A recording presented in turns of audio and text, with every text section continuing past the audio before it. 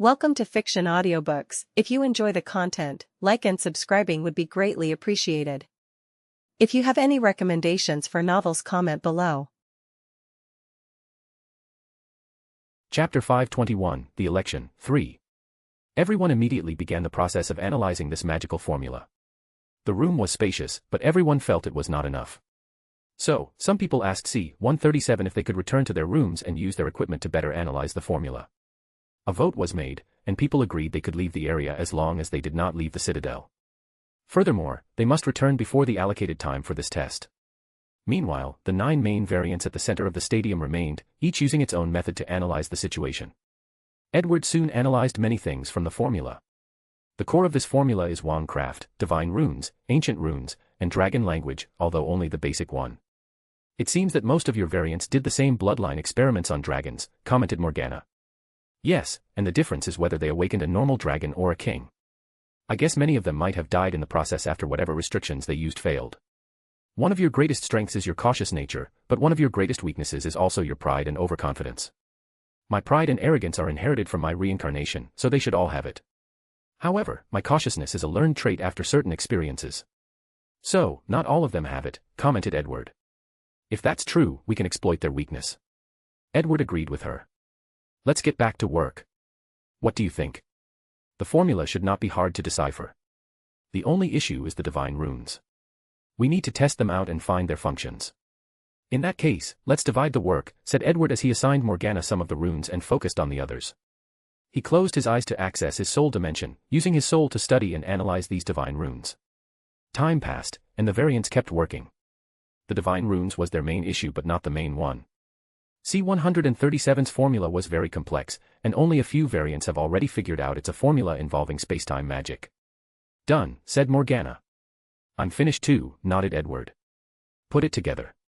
The little elf nodded, and in a few seconds, she had an answer. Got it. It's a formula to open the gate to the astral realm. However, it's incomplete. So, C-137 has discovered the astral realm and other planes, commented Edward. During his stay in the council to gather information, he discovered most of his variants did not spend much time in the universe because of God's control over the universe. Most of them spend their time navigating the multiverse, so their knowledge about certain things, like other planes, is lacking or non-existent. Do you think C-137 is the only one who discovered the other planes? Asked Morgana. Unlikely, but he might be the only one with the technology to do so, as of this meeting, besides that God over there. True, nodded Morgana as she remembered the Emperor faction should now be facing Guznad, and most have learned information about other planes. So, unless their timelines deviated too much and Guznad never appears, they should be knowledgeable about such a topic. What about that God? Will he be a problem? Gods have a natural ability to manipulate space, so he should have discovered the astral realm. However, if you ask him to teach others how to do it, the best he can do is give them a blessing and pass on his ability. He should not be a problem. He's still you, wouldn't he be different? Don't you see the incense corroding his soul? By now, he has already lost the essence that is me. You are enjoying yourself too much, said Morgana. By do you mean? Your entire demeanor is I am the one and only, prime, and such arrogance is exuding from your body, replied the purple elf with a sneer. That's because I am the prime, replied Edward smugly. Haven't you noticed that our technology outclasses everyone here? What do you think that is? Because you're the prime, asked Morgan, rolling her eyes. No, it's because I'm the only one who discovered that tear in the void, leading to developing omniversal travel. However, that's not what I'm referring to, replied Edward. The closest variants to me are the Empire factions who created an arcane empire. However, even though these people are similar to me, haven't you noticed none of these variants have knowledge from other universes? Morgana immediately caught the crux of what he was trying to say. Edward's first voyage in the Omniverse was when he was Tier 3. After his return, new timelines of different variants who made the same voyage should have appeared. However, none of these variants appeared. Are you saying our timeline is unique, and there are no variants of yourself who have traveled to other universes? Correct, replied Edward. I have tested it. Many of the other arcane emperors have created the arcane rune magic system, but it's not based on the runes from the Full Metal Alchemy universe but based on Lemurian civilization's magic. The Lemurian was the percussion to wizard civilization and even developed interstellar civilization. Unfortunately, Herpo's ascension to godhood wiped them out. So, our timeline is unique and even protected, summarized Morgana. That's probably the work of Merlin. Edward agreed with this conclusion. Someone of Merlin's level can observe all the variants of Edward from every timeline they exist in, then choose one of them as his apprentice. But, in the end, he chose G003. So, Edward concluded that even if he was not the original Prime Edward, the first one to be reincarnated from primordial Earth and make the first decision that led to a new timeline, after discovering that portal and creating the first universal ship, Merlin chose him and he became the Prime. So, you're just a lucky bastard, sneered Morgana. Luck is also a part of strength, countered Edward. An infinite amount of himself, yet he's the only one who discovered that tear in the void. Furthermore, that tear was the only remaining one in the multiverse, and it was rapidly closing. Yes, for a person like Merlin, innate luck might be more important than talent and ability, nodded Morgana. So, what is the plan? Do you want to take the stage now? Not yet, replied Edward. Something else is in my mind. What is it this time? According to our information, the cosmic faith plane is the only plane with a multiverse, hence why everybody wants to occupy it. So, what will happen when my variants enter other planes? Better yet, what about the variants of the other gods who have conquered multiple planes? Did they meet? Did they confront each other? Or is there something else going on? Morgana paused after hearing this. If other planes had a multiverse, then these variants would have just accessed one of the infinite timelines and not meet their other variants unless they met in the astral realm while traveling to these foreign planes. However, if the planes do not have a multiverse, the issue becomes a much bigger problem. Our theory could be wrong. Maybe these places have a multiverse, but something is different about them, preventing individuals from reaching Tier 11. Or, there might be a bigger secret behind this problem. After this meeting, we must investigate the truth, replied Edward with great seriousness. Morgana agreed, and then the two chatted until the allocated time. Chapter 522, The Election, 4. C-137 stood up with a slight smug look on the corner of his face. He chose this formula for myriad reasons. Firstly, it's one of his highest achievements, combining the knowledge of many civilizations. Secondly, space-time magic was something even his variants found difficult despite their outrageous talents. Additionally, not all of them specialize in space-time magic, so he made the Citadel tests to determine whether someone has developed multiverse travel. He needed to rout out his competition and detect their level of space-time magic. Finally, taking into account that knowledge about the astral realm was rare amongst his variants and his unique divine runes, he knew he had a high chance of succeeding. Time is up, declared C-137. Please comment and evaluate this formula. Murmured echoed in the room before M-616 said, it seems to be a space-time magic formula, opening a gate to somewhere. Probably a special dimension, said F-823. The application of time seemed quite unique. The core of this formula should be these unique runes, commented A-001, his voice slow and calming. However, the way they work seemed different from any magical runes I have seen. The discussions continued as many people gave their input. C-137 watched everything calmly with his confident look. However, that was on the outside. His eyes focused on two people who had not said anything much, G003 and L123. L123 is a god, so he should know about the astral realm. Even if he revealed the truth before I did, I can still impress the crown. However, G003's silence is raising eyebrows. While C-137 paid attention to Edward or G003, the latter was mostly paying attention to L123. Has this guy not discovered the astral plane? So far, L123 showed no signs he knew about other planes and the astral realm. It's possible the main source of his followers is the multiverse. If that's the case, he should have reached Tier 9 by now by conquering the Milky Way galaxy. Unless he encountered Guznad, countered Morgana. His plan might be to conquer the solar system across multiple timelines to avoid dealing with Guznad. This is a slow way to reach Tier 9 and a good way to avoid directly confronting Guznad. However, after we reveal the truth about this formula, doesn't that mean he will access the astral realm? He will have more planes and ways to reach higher tiers. Conquering planes is not simple, especially the Tier 10 ones.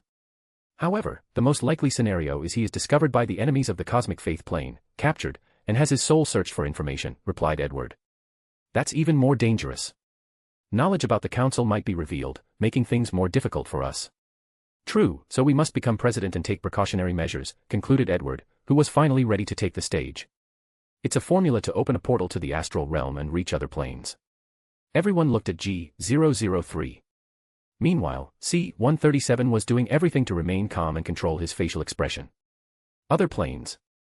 Are you saying what I think you're saying? Asked A-001. The Harry Potter universe is only one plane of a myriad, asked L-123. Are the other planes anime worlds, or things like the Wizard, Titan, or Abyss plane? Asked C-666 with an eerie voice. He did not specialize in spacetime magic, focusing more on dark magic. However, the information revealed in this meeting might change that. The latter, replied Edward. Have you been to other planes? Asked someone else. Yes, I've been to a night battle system plane, a beastmaster plane, and the abyss plane. I've also come into contact with people from the wizard plane, replied G003. Everyone's eyes twinkled. You guys should be careful in the future. From what I know, our plane, called the Cosmic Faith Plane, is the enemy of everybody. Anyone from there will be hunted down and captured. Oh, why? I don't know. Apparently, our plane used to have a glorious past, replied Edward, and no one asked any more. You said this was a formula to open a gate to the astral realm. Correct. It's incomplete, but the general idea is to condense time energy until becoming denser like a star before collapsing it, like a black hole, creating something similar to time black hole or time wormhole, added Edward. The idea is genius, but the application is too rough. He's only using an immense amount of time energy, condensing it until it explodes. The only real technical aspect should be to control the explosion and not let it get out of control. However, the formula did not show how to do it. So, as far as I'm concerned, he might not control the explosion and let it happen in some random isolated timeline before leaving and returning after the time wormhole is created. C-137's face was ugly to look at, but things were not finished. I'm guessing the core of your magical achievements is that you successfully absorbed the death god, Herpo the Foul, powers, soul, and memories. From him, you learned the prototype of the divine runes and finished them yourself. You also probably learned about the astral realm from him. C-137 did not say anything, while everybody else paid attention. Herpo is the greatest adversary all variants have to face. Voldemort is their first adversary, but he's only an opponent when the variants are young during the First Wizard War. After that, he became a clown for most of them. Meanwhile, a lot of people successfully defeat Herpo, some fail, some run away from him, and others cooperate with the latter. Your aura is weird, containing a well-hidden hint of divinity, continued Edward. Are you trying to fuse divine energy and mana? You should bring out that research, it's more interesting than this formula. I'm willing to complete this formula in exchange for your research on the fusion of divine energy and mana. C-137 had never wanted to kill someone more than G003. He felt bare naked before the latter, as if all his secrets were seen through. Furthermore, he hated the contempt in the latter's voice for one of his greatest magical achievements. Thank you for the offer, we can discuss it after the election, said C-137, successfully calming himself down after casting a spiritual spell on himself. Now, let the AI decide on my score. His final score was 220 points out of 300.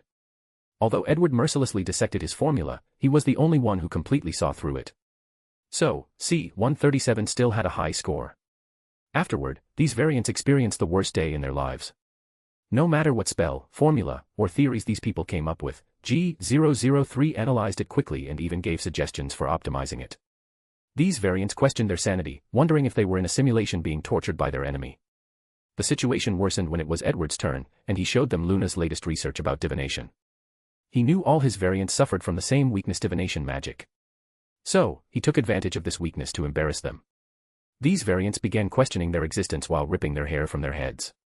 In the end, G003 had the highest score, while C-137 came in third, while A001 came in second with 225 points. His research on healing magic was something even G003 praised, so the old man was quite talented and successful in his field. After this event, people began to wonder whether there was a need for the combat aspect of this election. After all, G003 is among the top fighting powers in this room, so there was no way for C-137 and A001 scores to be so high above his and make up the gap in points. Alas, C-137 and a few others insisted on this test. Chapter 523, The Election, Finale. And someone made a great comment on the last chapter, reminding me that it was bad for Edward to show his variant research on void energy since it could accelerate the speed at which they enter the void and achieve omniversal travel. As such, I am retconning the chapter, and he showed them Luna's research on divination. I recommend reading the last paragraphs of the chapter. How do you want to fight? Asked Edward. Do you want to use virtual reality, or can I create a special dimension large enough for our confrontation? Better yet, I have mastered ways to enter the mirror dimension, we can fight there. This bastard is showing off, was the thought that came into all these variants' minds, making them grit their teeth. Unfortunately, they had to admit they were not as good as them. We will use virtual reality, said C-137.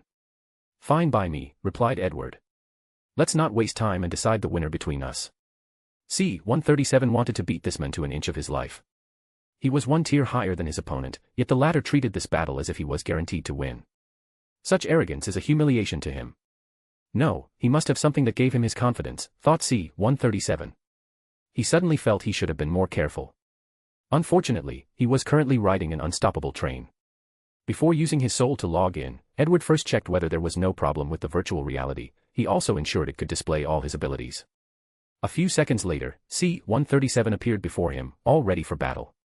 A countdown materialized before them, descending from 30. So, they waited until it reached 0. Not only do I need to win this battle, but I must use absolute force to deter these lawless versions of himself. So, he secretly activated his arcane spark, using his karma to boost his spells. He has recently won an intergalactic war and saved trillions of lives from the wrath of an undead legion. As such, his positive karma had drastically increased. In other words, he had plenty of karma to empower him. When the countdown reached 0, Edward immediately acted. He did not use his arcane rune magic for fear these variants would learn from it and replicate it. Although his magic system incorporates countless knowledge from other universes, making it impossible to replicate, he did not dare underestimate the capabilities of his variants. He knew how talented they were and how capable they were, especially if they decided to work together. For this battle, Edward decided to return to his roots and only use wandcraft and basic dragon language magic. As soon as the countdown reaches 0, he casts the Fiendfire Curse. A blue magical flame materialized under his command before turning an enormous eastern dragon. With his vast mana and karma empowerment, even the weakest spells become unfathomable. Meanwhile, C-137's face changed. He immediately could tell his opponent had used a Tier 9 spell. How is that possible? He would understand if the latter had used some weapons or magical artifacts, but he did not detect any of these things. In other words, G-003 used his own power to cast such a spell. C-137 reacted swiftly and used an anti-curse spell, allowing him to control the Fiendfire. However, the sheer power of the flame pushed him 100 meters away. Sectum Sempra. Edward waved his hand to cast another dark magic curse. A shield appeared around C-137's body. However, a few more injuries could be seen on his body as blood gushed out. Death Hand. C-137 used his divine runes to cast a spell. As such, a golden light flashed around his body before a dark hand rushed toward Edward. I've dealt with so many death gods now that it's become boring, said G-003 as he waved his hand, canceling C-137's spell. My death magic is useless, thought C-137, knowing the situation was dangerous for him. Enough playing around, said Edward before saying a strange and majestic word. Dragon language, destruction. C-137 immediately felt the space around him twisted, becoming a cage that imprisoned him. He instantly concluded he was not in a pocket dimension created by his opponent. Furthermore, that pocket dimension was extremely unstable. Then, as expected, it exploded. The chaotic spacetime energy was enough to annihilate his unique divine mana physique. The explosion annihilated the surrounding dozes galaxies. Luckily, this was only a virtual reality battle. Once everything calmed down, Edward saw that C-137 was still alive. His magic robe was in tatters, and golden blood dripped from different parts of his body. Furthermore, a broken golden shield was still protecting him. So, you have already completed the prototype of divine mana spell, said G-003. My invitation still stands. I'm willing to exchange for your study in the combination of divine energy and mana. Do you think this battle is over, said C-137 with gritted teeth. It is, replied G-003. I can tell your soul is on the verge of collapse because of the rampaging divine energy and mana. Now, you are only trying to buy enough time to seal the divine energy and control your mana. Alas, it's pointless. What do you mean? Don't you sense the chaotic spacetime energy mixed between the two energies? C-137's face changed. The battle is over. Admit defeat and save your last dignity. C-137 did not say a word, remaining quiet. In that case, die, said Edward, raising his hand to shoot a beam of purple light similar to a Dragon Ball character's ki blast. He used pure mana to annihilate his opponent, showing his contempt for not even using a spell. Edward and C-137 opened their eyes, each with different reactions. The AI appeared and gave Edward another perfect score. In this battle, he overwhelmed his opponent while also battling one tier lower. So, he deserved that grade. I guess I'm the president, he asked, and no one said anything. Not yet, said A-001. Although I know my chances of winning are small, I don't want to give up. Courage is admirable, said Edward before inviting him to virtual reality. While there was a countdown, he decided to ask the latter for his life story. What happened to you? If you don't mind me asking. My story is simple, said A-001, his eyes full of longing and reminiscing. I once built the magic empire. However, my hubris led to me losing everything at the hands of Herpo. The earth exploded, and everyone I loved and cared for died, and it was true death, with no hope of revival. A001 seemed lost in his memories. I tried everything to revive them, to make up for my errors. Alas, fate seemed to be against me. His appearance was not due to age, lack of vitality, or lifespan. He suffered so much mentally that he aged into an elderly in one day. Yes, arrogance and hubris are our greatest foes, nodded Edward. The countdown ended, and the battle began. Alas, it was even shorter than the one against C-137. A-01 was an excellent healer, but it did not change the fact he was still Tier 8. So, Edward ended this battle as quickly as possible. Finally, the AI gave A-001 a score of 30. According to its algorithm, it should improve after a few more battles. However, no variants care about this anymore. You guys are not going back on your word, right? Asked Edward, gazing at the silent crowd. Since we decided on using this method to decide a president, we won't go back on our word, said A001, followed by the others. Edward then looked at C-137. I also agree with the election. Excellent, said Edward with a smile. Then, from now on, I will be your president. Chapter 524, The President's First Order of Business. We will reconvene 3 days later for our first order of business, declared Edward. He made this decision for multiple reasons. Firstly, he wanted to give these prideful people some time to accept the result. Secondly, he wanted to see whether some people would cause trouble. If they did, he would not hesitate to annihilate them as a display of power and show his majesty. Lastly, Edward had some things to do and check before the assembly. Everyone dispersed, returning to their quarters and planning for the future. C-137's room. Lord, what should we do? Asked one of his 2 followers, a female elf with tattoos running down from her face to her body. Oddly, the tattoos did not ruin her beauty but gave her a wild and dangerous charm. The situation is not ideal, said a man dressed in all black armor. He was human but stood 3.5 meters tall. This is far from over, said C-137, gritting his teeth as his eyes were full of anger, shame, resentment, and humiliation. Any idea? Asked the elf. I know my variants, most of them will refuse to accept this result despite G003 displayed. C-137 had to admit that if someone were qualified to be the president, it would be G003. The man had a natural charm and knowledge beyond all of them, not to mention his strange ability to fight above his tier. Do you want to ally with the others to riot? Asked the armored man. Directly rioting will ruin my reputation and cause unnecessary trouble. So, the best option is to decentralize the power of the president, said C-137. The others will agree with me out of their jealousy and unwillingness. This idea might work, said the elf. However, G003 does not seem like someone that was easy to deal with. I'm aware, so I will need as many supporters as possible, replied C-137, his eyes full of cunningness. Unfortunately, you won't have that opportunity. Who is there? Roared C-137, standing up from his seat. G003. It's me. Why are you here? What do you think? You want to kill me, said C-137 with great confidence. You're smarter than this, replied Edward. Think deeper. You see me as a source of instability to your reign, so you want to eliminate me. Furthermore, you must be very interested in my knowledge. Good job.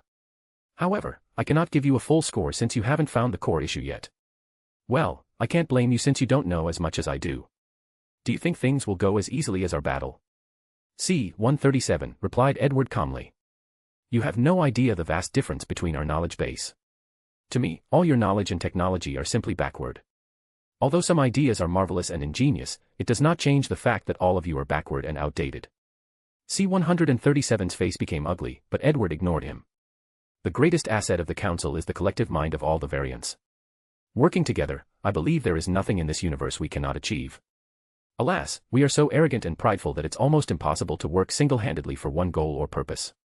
Edward sighed while shaking his head. If all his variants could get along, they could achieve wondrous things. Unfortunately, this was not possible.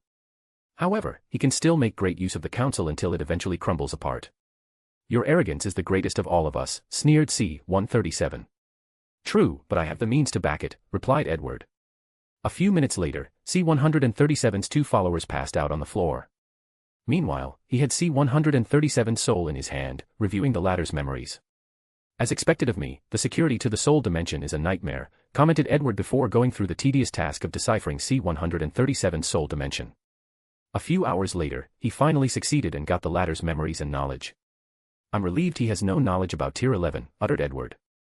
The greatest crisis to the Council is the knowledge that Tier 11 requires all variants to become becoming one self, while all the others become clones. Once the news is revealed, they will all turn on each other, and the Council will crumble apart. According to Edward's calculations, C-137 was the person most likely to know this news. He theorized the latter created the Council as a way to pave the way to Tier 11. Luckily, things were not as bad as he anticipated. What are you going to do to him? Asked Morgana.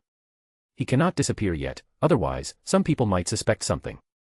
Edward placed his mark on the soul before putting it back on C-137's body. He modified his memories along with the other two. Finally, he disappeared as if he was never here. 3 days later, another meeting occurred at the previous stadium. The only difference was Edward, G-003, sat at the center where C-137 once occupied. However, as soon as he arrived, the crowd became hostile with many murmurs. What is the meaning of this? Asked Variant U-456. Why can't we leave the Citadel? Is this your doing? His voice was loud, echoing in the room. It is, replied Edward calmly, who placed a barrier around the Citadel to prevent anyone from entering or leaving. Explain yourself. The universe is a dangerous place, said Edward. Many people sought after knowledge to travel the multiverse, and it's even more so in other planes. He knew many of these variants would focus on developing the technology to travel to other planes. With their foundation as multiverse traverser, it won't take long before they develop the technology. So, asked someone else. So, we need to take precautions to protect the Council, replied Edward, who waved his hand to manifest a scroll. This is a contract of the highest order, guaranteed by our plane will. Everyone needs to sign it, and it will protect you. Protect us from what? Protect you from powerful entities directly searching your soul and learning about the existence of the Council, replied Edward. There will also be rules to prevent Council members from directly killing other variants. The crowds quieted down, leaving only a few murmurs. How do we know you did not tamper with the contract? You are more than happy to check it yourself. However, don't complain to me when you cannot understand how it works, replied Edward casually. Damn arrogant guy, murmured a few people. What if we don't sign it? Asked someone out loud. You must sign it. If I don't, 2 things will happen. I will either annihilate all of you or tamper with your memory, replied Edward calmly. Anyway, I will not let the risks of exposing that I mastered multiversal travel leave from the Citadel. The variants' faces changed as they felt G-003's arrogance had reached another level. Don't believe me, said Edward with a smile. Then, let me show you. He tapped on his desk, and the brightness of the stadium drastically changed. These variants were on guard, but they did not expect what happened. My mana, it's sealed, yelled someone. It's the same for me. Anti-magic. Has he developed anti-magic? L-123, there is no point in trying. I've taken special care of you and all the other gods' circumstances, said Edward with a smile. G-003, is it necessary to go this far, said A-001 with a sigh. None of you seem to understand how valuable the technology we hold is or the lengths these Tier 10 gods will go to get their hands on it. I must protect myself and my family, no matter the cost. A-001 sighed again but did not utter another word. He understood G-003's sentiment. Maybe, if I were as careful as him, I would not have suffered such a terrible fate. Sign the contract or be annihilated, said Edward coldly. The scroll before him was divided into thousands, floating before every variant. In the end, they resigned themselves and read the contract. The general gist is to protect the Council's existence and its secret. Then, it also involved a peace pact that prevented variants from killing each other or invading the timelines of the Council members. However, some intelligent people detected the loophole Edward left in the contract. They can invade timelines whose members have yet to join the Council. Finally, everyone signed the contract. As for the people who still refused, Edward raised his hand, and a black flame enveloped them, annihilating them from existence. He even used his curse rules and its power of cause and effect to prevent whatever backhands of revival these people had were rendered ineffective. From now on, all new members of the Council will sign the contract. That's non-negotiable, said Edward. Now, let's discuss our second order of business. Chapter 525, Self, Database. Edward tapped his finger on his desk, removing the anti-magic or sealing domain he released. The variants sighed in relief, but their eyes conveyed that they wanted nothing more than to kill him. He ignored them and continued. What is the most valuable aspect of the Council? Asked Edward, but he did not give anyone time to answer. Is it sharing our knowledge or information? Or the exchange of resources? No, it's our individual mind. His voice could reach everyone in the assembly despite speaking softly.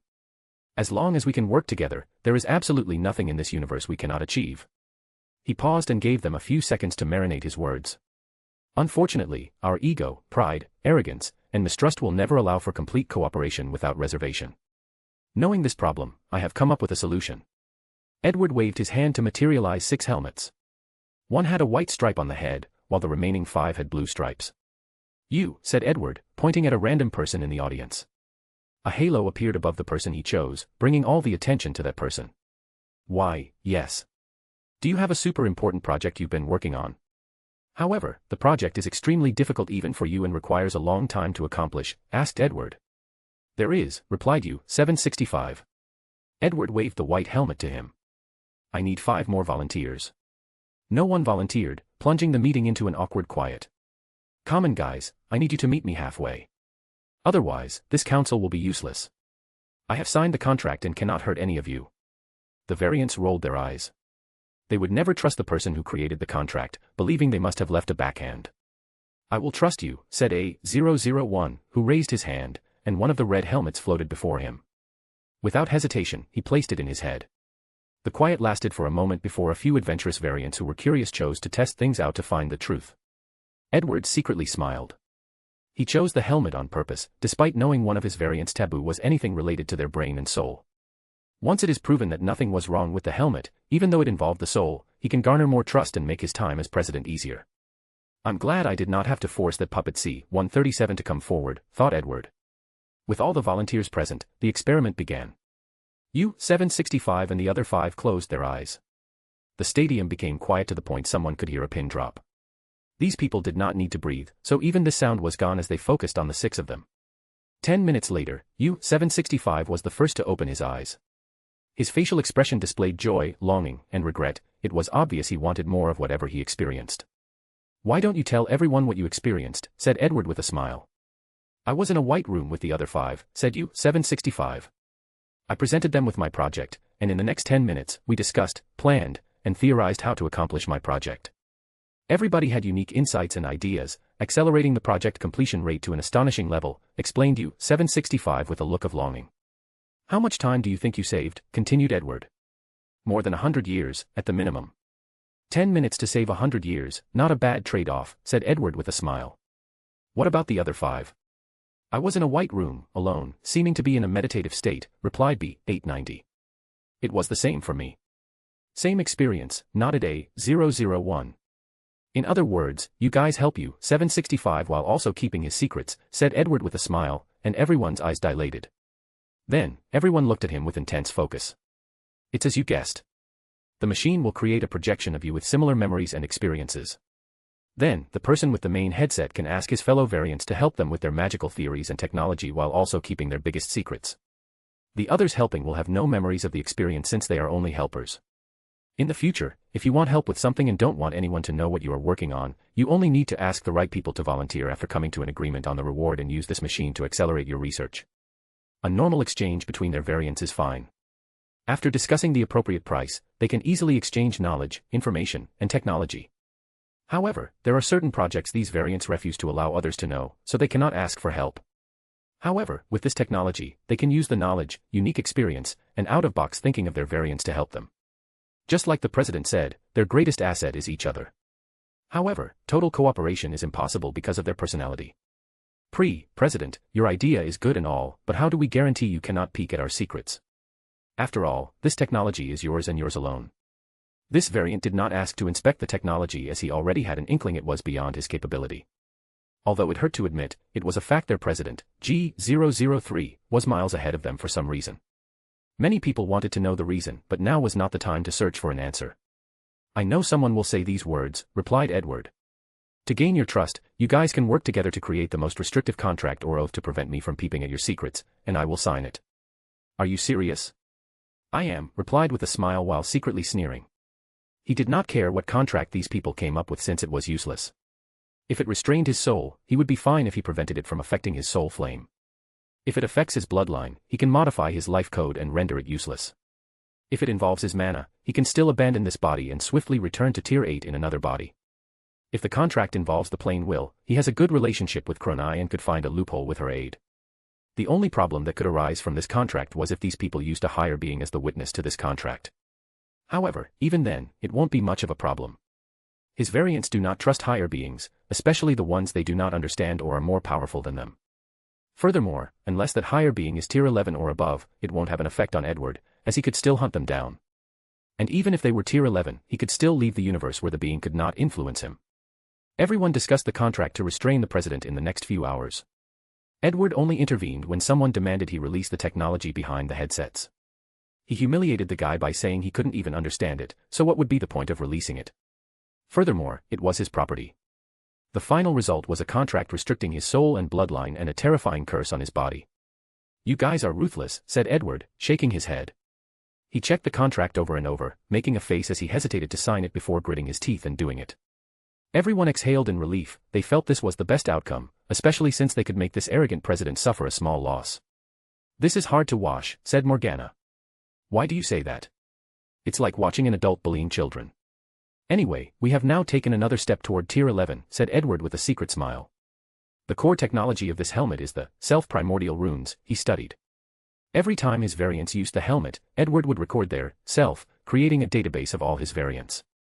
Then, when he is trying to become tier 11, he will use himself as the main self, and assimilate everybody else, self. The first step to this plan is to have enough data on his other selves, or variants. Chapter 526, The End of the Meeting. After signing the contract, the council's atmosphere drastically changed. The president showed his willingness to compromise and ensure things proceeded smoothly, so these arrogant people were more willing to cooperate and compromise. Our next course of action is to set up the departments that govern the council, starting with law enforcement. Edward did not believe these people would follow the rules if they did not have to. Furthermore, he also knew the contract did not completely restrain them, so there needed to be a department that reinforced the rules. The leader of the law enforcement department needs to have enough strength, so let's use the previous system to choose the leaders and other members. Using virtual reality, the interested variants started fighting to choose their department leader, along with other members of the department. In the end, C-137 was the final winner, becoming the department head, allowing Edward to have more control over the council. Now, let's deal with the basic rules and regulations of the council. The variants discussed for the next hours create basic rules and guides everybody needs to follow. There were few rules, the general idea was to be respectful, not create trouble or chaos, and a few others. Most of the rules were protocols for people who chose to keep a lab in the Citadel. Edward created these rules and was adamant that everyone followed them. He knew how crazy these variants were, so if something went wrong with their experiment, it wouldn't be long before the Citadel was destroyed. Luckily, there were many variants who shared his paranoia and cautious nature, so they supported his stringent rules regarding experiment protocols. Next on our list is establishing a fair exchange program, continued Edward. The main use of the council is to exchange knowledge, information, and research. However, it's possible to disagree on the value of certain objects or trades. So, we need an AI that will act as a tiebreaker in this kind of situation. Let's develop it together to ensure fairness. For the next 10 hours, the variants argued while creating and fine-tuning a new artificial intelligence that would facilitate fair trade between each other. In the end, after countless hours, efforts, and Edward having to forcefully intervene a few times, the final product was created. "What's the name of this AI?" asked variant I-312.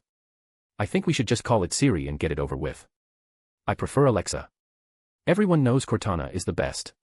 "What stupid name are you guys using when Jarvis is there?" "No, the Red Queen is the name to go, it's a classic." "I actually like Griot from Black Panther."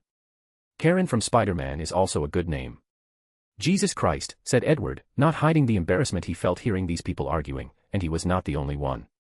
"Let's put it to a vote." In the end, Red Queen was the final winner, followed by Jarvis and Cortana, who tied for second place. The next step of setting up the council was the tedious work of ensuring other systems of the Citadel were functioning properly.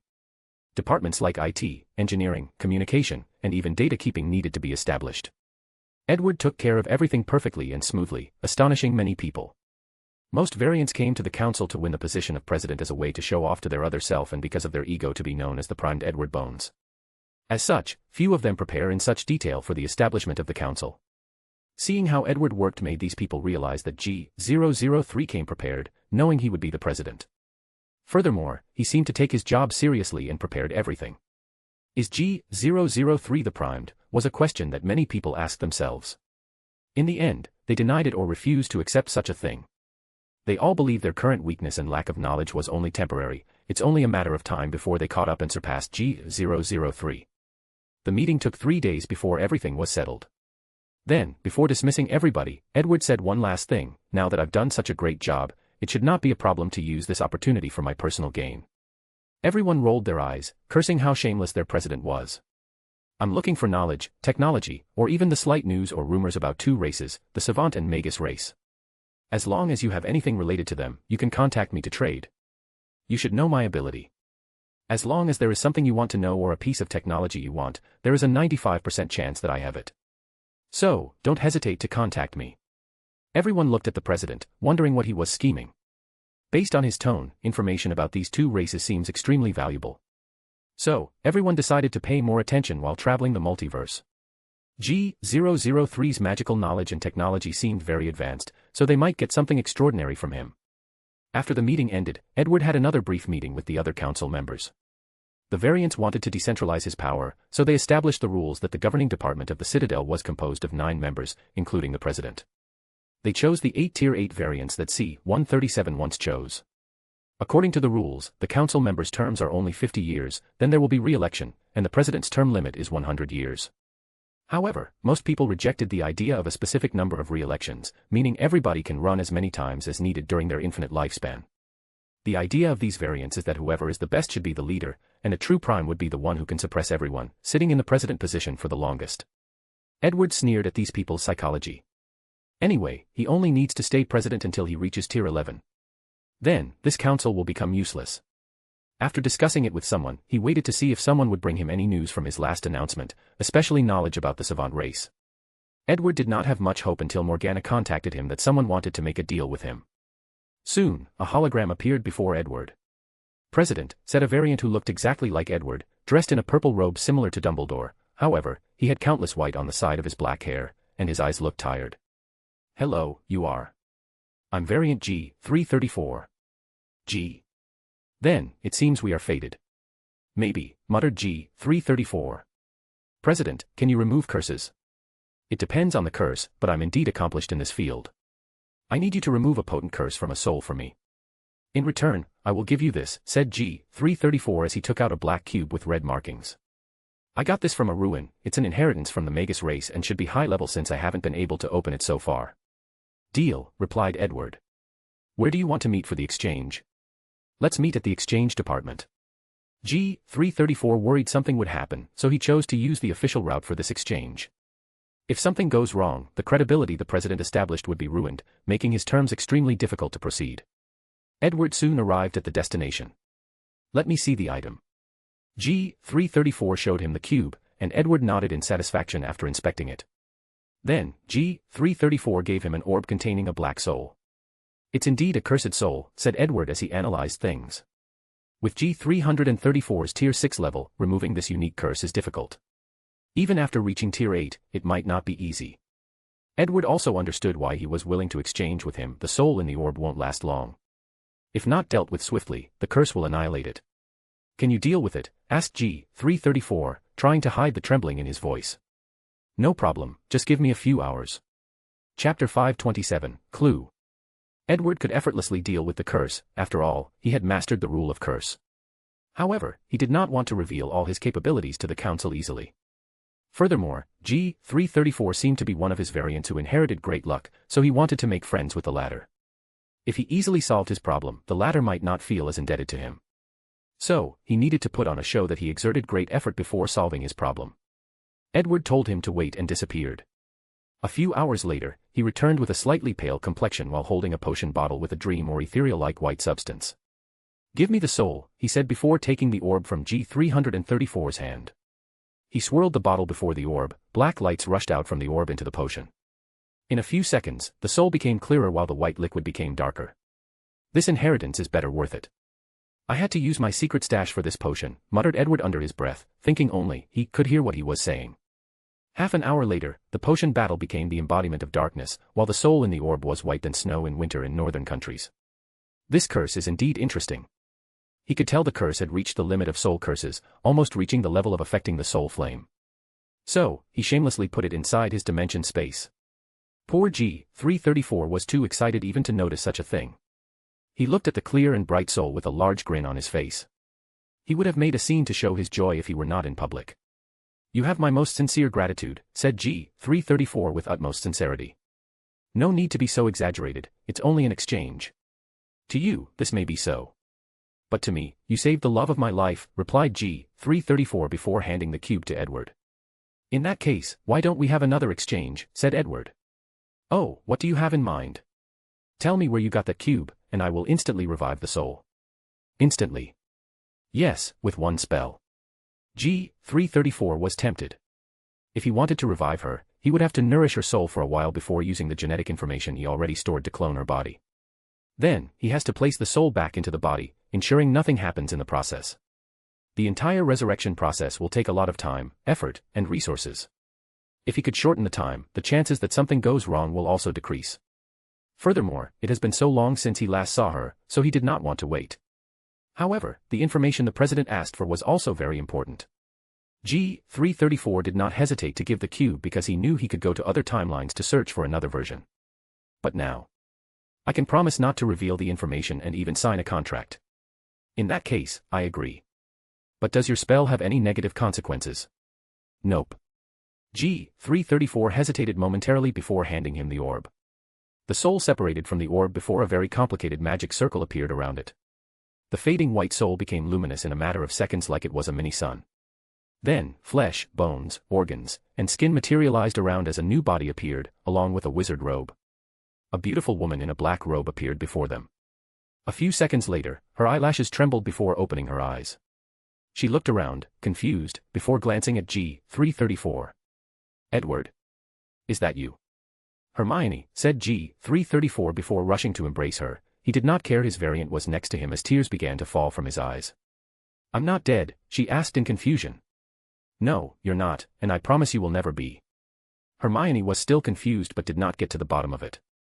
What truly matters now is that she reunited with him. Excuse me, coughed Edward slightly. Oh, sorry, President, said G334 before giving Edward a star chart. Another you. What's going on? Asked Hermione.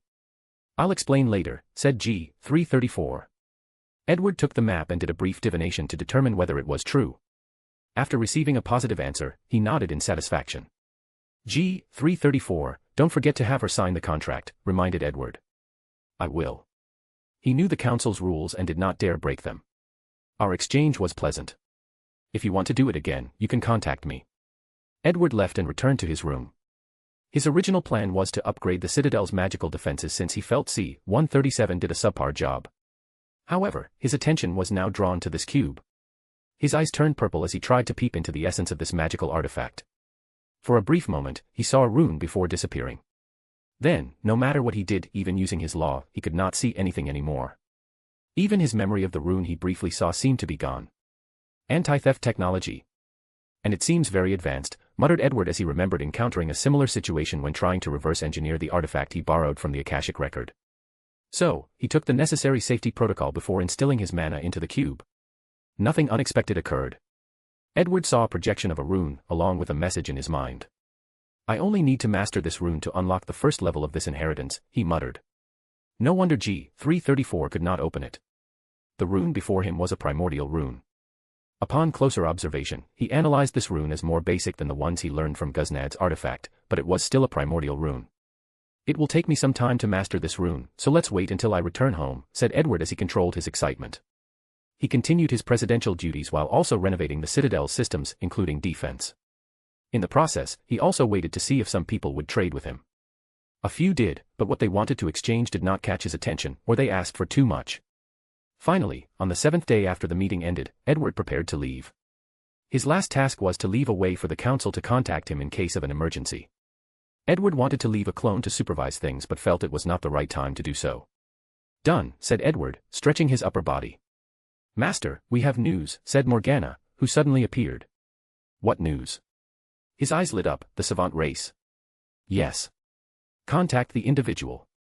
A screen appeared before him, and Edward frowned. The person who wanted to exchange was none other than L-123. You have something related to the savant race? Asked Edward directly. That's correct, replied L-123 as he took out a token. I went to check, but one of my followers once sacrificed this token to me. According to him, it involved something called the astral library and the savant race. After receiving the token, L-123 searched for this library since it could contain knowledge. However, his attempt failed, so he gave up, even forgetting he had this thing. What do you want to exchange? Your research on divinity. That's too much just for a token related to a rumor. L-123 frowned as he knew G-003 was correct. There is no guarantee that this token is valuable. If it's true, I'm sure you would benefit immensely. Edward ignored this bastard's poor attempt at bargaining. My offer is an enchantment that can purify faith. As long as you use it in accord with your divine flame, the problem of faith corruption should be alleviated. L-123 frowned. This was far from the result he wanted. Take it or leave it, said Edward, appearing extremely calm. Fine, relented L-123. He recently realized how much faith had influenced his soul. For example, none of his variants would so easily give up finding a library that was full of knowledge. Yet, he would have forgotten he had this token if not for the council's meeting. So, he wanted to deal with this problem as soon as possible. Glad to do business with you, said Edward before handing the communication. Which version do you want to give him? The prototype. Plus, convert it into wandcraft magic. He still did not want his arcane rune system to leak. As you wish. Morgana sent the information, and L-123 did not dare keep his promise. So, in a few minutes, Edward held a bronze token in his hand with a smile. Chapter 528, Check Up. He looked at the token, observing every detail. It was a simple token made of an unknown material with 2 characters engraved on the front. There was no sign of enchantment, however, the density of this material was extremely high. Edward used a divination spell to translate the unknown character, and the result was simple: Astral Library. Finally found a clue, muttered Edward as he used a multidimensional communication spell, contacting Luna back home. How is the council? Asked Luna as a hologram of her face appeared before Edward. As expected, but that's not why I contacted you. I found a clue to the savant race, and I need you to use Netheril and divine any information you can from this token. Really? Send it to me immediately. Edward opened a small portal and sent her the token. Then, he waited for the result. The process lasted over half an hour, and Edward waited silently. Then, Luna contacted him. How is it? Some positive news, she replied. I found a connection from the token to another plan. However, the connection is too weak and requires much time before I can find the final destination. I see. I contacted Hermione and asked her if she could find news about the Astral Library in the Abyss, so now, we can only wait. Can you find the token in our timeline? Asked Edward, and Luna immediately knew what he meant. Yes, if I can find multiple tokens across different timelines, I will have a better medium for divination, muttered Luna. Give me a moment. Edward nodded. He had this idea after seeing the Magus race inheritance from his variant. He wanted to know whether these inheritances were different across different timelines. A few minutes later, I found it. It's in a galaxy not far from us. It should be no problem to sneak in and get without the knowledge of these gods. Many gods were still outside the Milky Way, isolating the galaxy. As such, the Empire must always be on its guard if it wants to navigate the universe. Give me an hour or two, and I will make a radar for the token. You can go to other timelines, and it will point out the location. No, I have something else to do before returning. Pick a team from the Time Aura and send them, said Edward. Is something wrong? A few days ago, I received news from the Time Auras that the agent I sent to Charles's timeline is missing. Charles. Charles Wentworth. The guy that also reincarnated from primordial Earth. Yes, nodded Edward. Do you think he noticed the agent and did something to him? It's unlikely, considering he was a Tier 8 Arcanist, but I can't say for sure. Edward knew reincarnators like him could not be seen in the normal eye. As such, he decided to check it himself to ensure no problem arose. Well, be careful. Edward concluded his affairs in the council. He acquired a few more magical languages in the past few days, planning to fuse them with his arcane rune system. Although his main focus will soon be primordial runes, he will not abandon his own magical language. There were a few magical theories, potion formulas, and technologies that garnered his interest, so he exchanged them with people. Finally, he entered his ship and left with C-137, who would soon become one of his experimental subjects. Of course, he won't kill him since he is the link to control the law enforcement department of the council.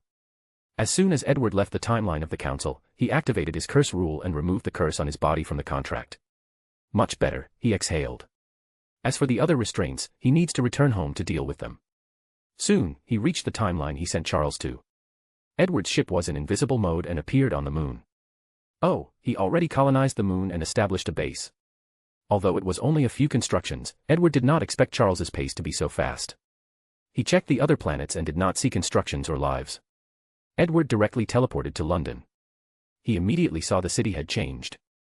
There were countless wizards flying using different apparatus and a few muggles looking at these people with awe and envy. On the street's corner, a distracted muggle accidentally hit a wizard. Then, a look of horror appeared on his face as he apologized profusely. Although it was dark, Edward could see the latter's body trembling uncontrollably. The wizard stared at him intensely before snorting coldly and spitting on the latter's shoes. Edward flew to a secret street where wizards gathered, similar to Diagon Alley. The first thing he saw was a shady transaction in a dark alley not far from him. Two wizards stood opposite a third one with a large chariot behind him. The two wizards together are composed of a middle-aged man and a young wizard. Edward heard someone call him Edison. "Have you counted the money?" said Edison. "Yes, the cargo is yours," said a wizard with crooked teeth and a few puces on his face.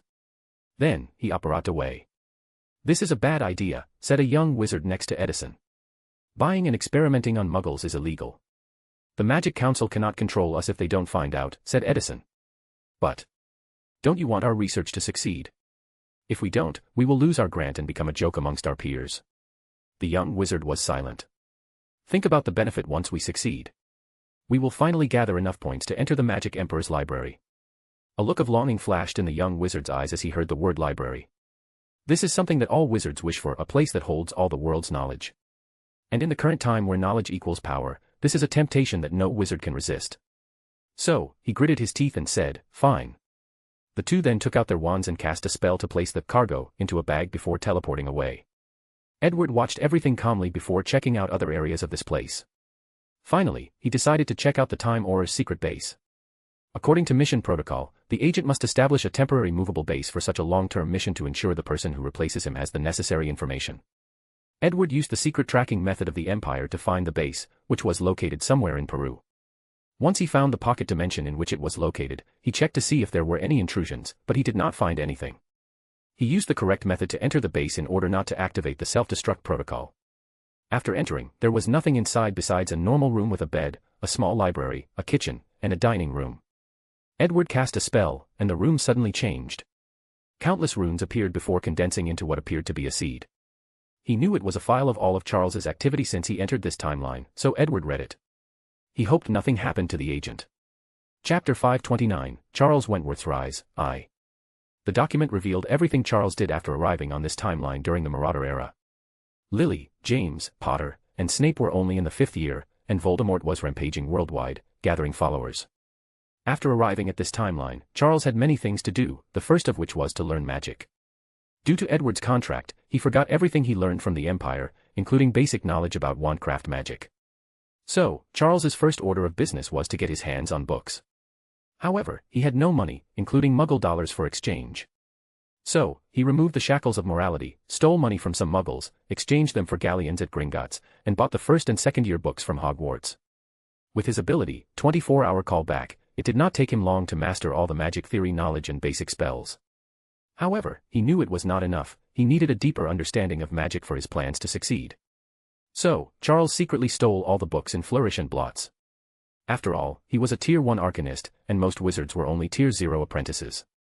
Furthermore, Charles was a mage, not a wizard, making using wandless magic easier. After getting the knowledge he desired, Charles had a basic plan for his future. The first problem he needed to solve was that he was not a wizard, and his body could not produce mana. He tried to recreate the meditation method of the Empire, however, that is something Hermione spent years creating while having access to countless knowledge and resources, so he failed miserably. Charles realized the best way to fix his problem was to inject a bloodline into his body, turning into a wizard. He at first rejected the idea of injecting a magical bloodline into his body, knowing there would be danger. So, Charles began to study magic, focusing more on bloodline theory. He sneaked into Hogwarts and copied their library. The task was easier since Dumbledore was busy fighting Voldemort with his Order of Phoenix. Charles also raided the library of other magical schools across the world and the library of many ancient families. "This guy unknowingly walked the same path as me," commented Edward after reading to this part. He never revealed this news to the public, so it's impossible for Charles to know what he did and copy it. However, I still did it better. Charles did not think magical knowledge would be in the Muggle world, so he ignored places like the Vatican. Edward did not. Moreover, many of the wild theories Muggles had about magic, witchcraft, and rituals inspired him, so he wanted these books. After acquiring all these books, Charles had a basic foundation to change his bloodline. But magic research takes time unless you're a unique genius like Edward. However, his talent only allowed him to learn knowledge faster.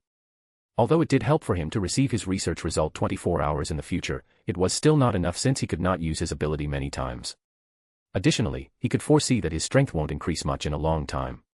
So, Charles used the greatest lesson he learned from the Empire, used the power of many to help him ascend to a higher level. He used the Imperius Curse and other black magic to control people and countless Muggle scientists across the world. He then revealed the existence of magic to them, along with giving them access to his library. He had only one objective, to use these people's help to advance his magical research. His approach was successful, and Charles's bloodline injection research made progress after experimenting on plenty of dark wizards and even Muggles' death rows.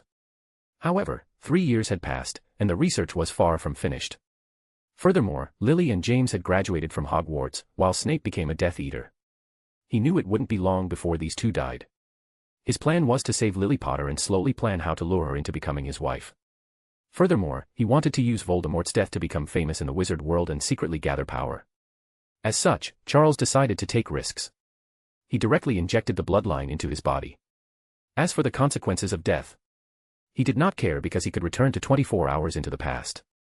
In the end, after hundreds of attempts, failures, and deaths, he successfully injected the blood of the basilisk inside his body, becoming a wizard. Charles's first step had succeeded, his body could now produce mana. However, he had to face another challenge, the bloodline limit or the 3 limiters. Since his mana had already reached Tier 1, it could be considered he had broken the first limiter. However, he still needed ways to break the second and third limiter, reaching Tier 3.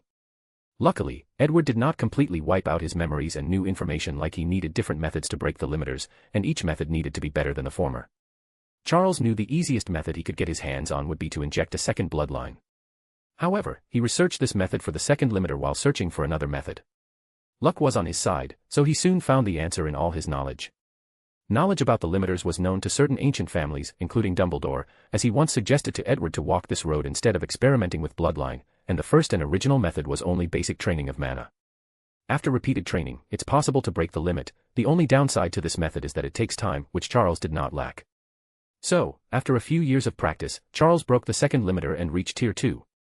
In this world, he was now on par with Dumbledore and Grindelwald, and only Voldemort was stronger than him, but only by a small margin. And, remember, Voldemort was also Tier 2, but his mana was 60 times that of an ordinary wizard instead of the normal 50 of normal Tier 2.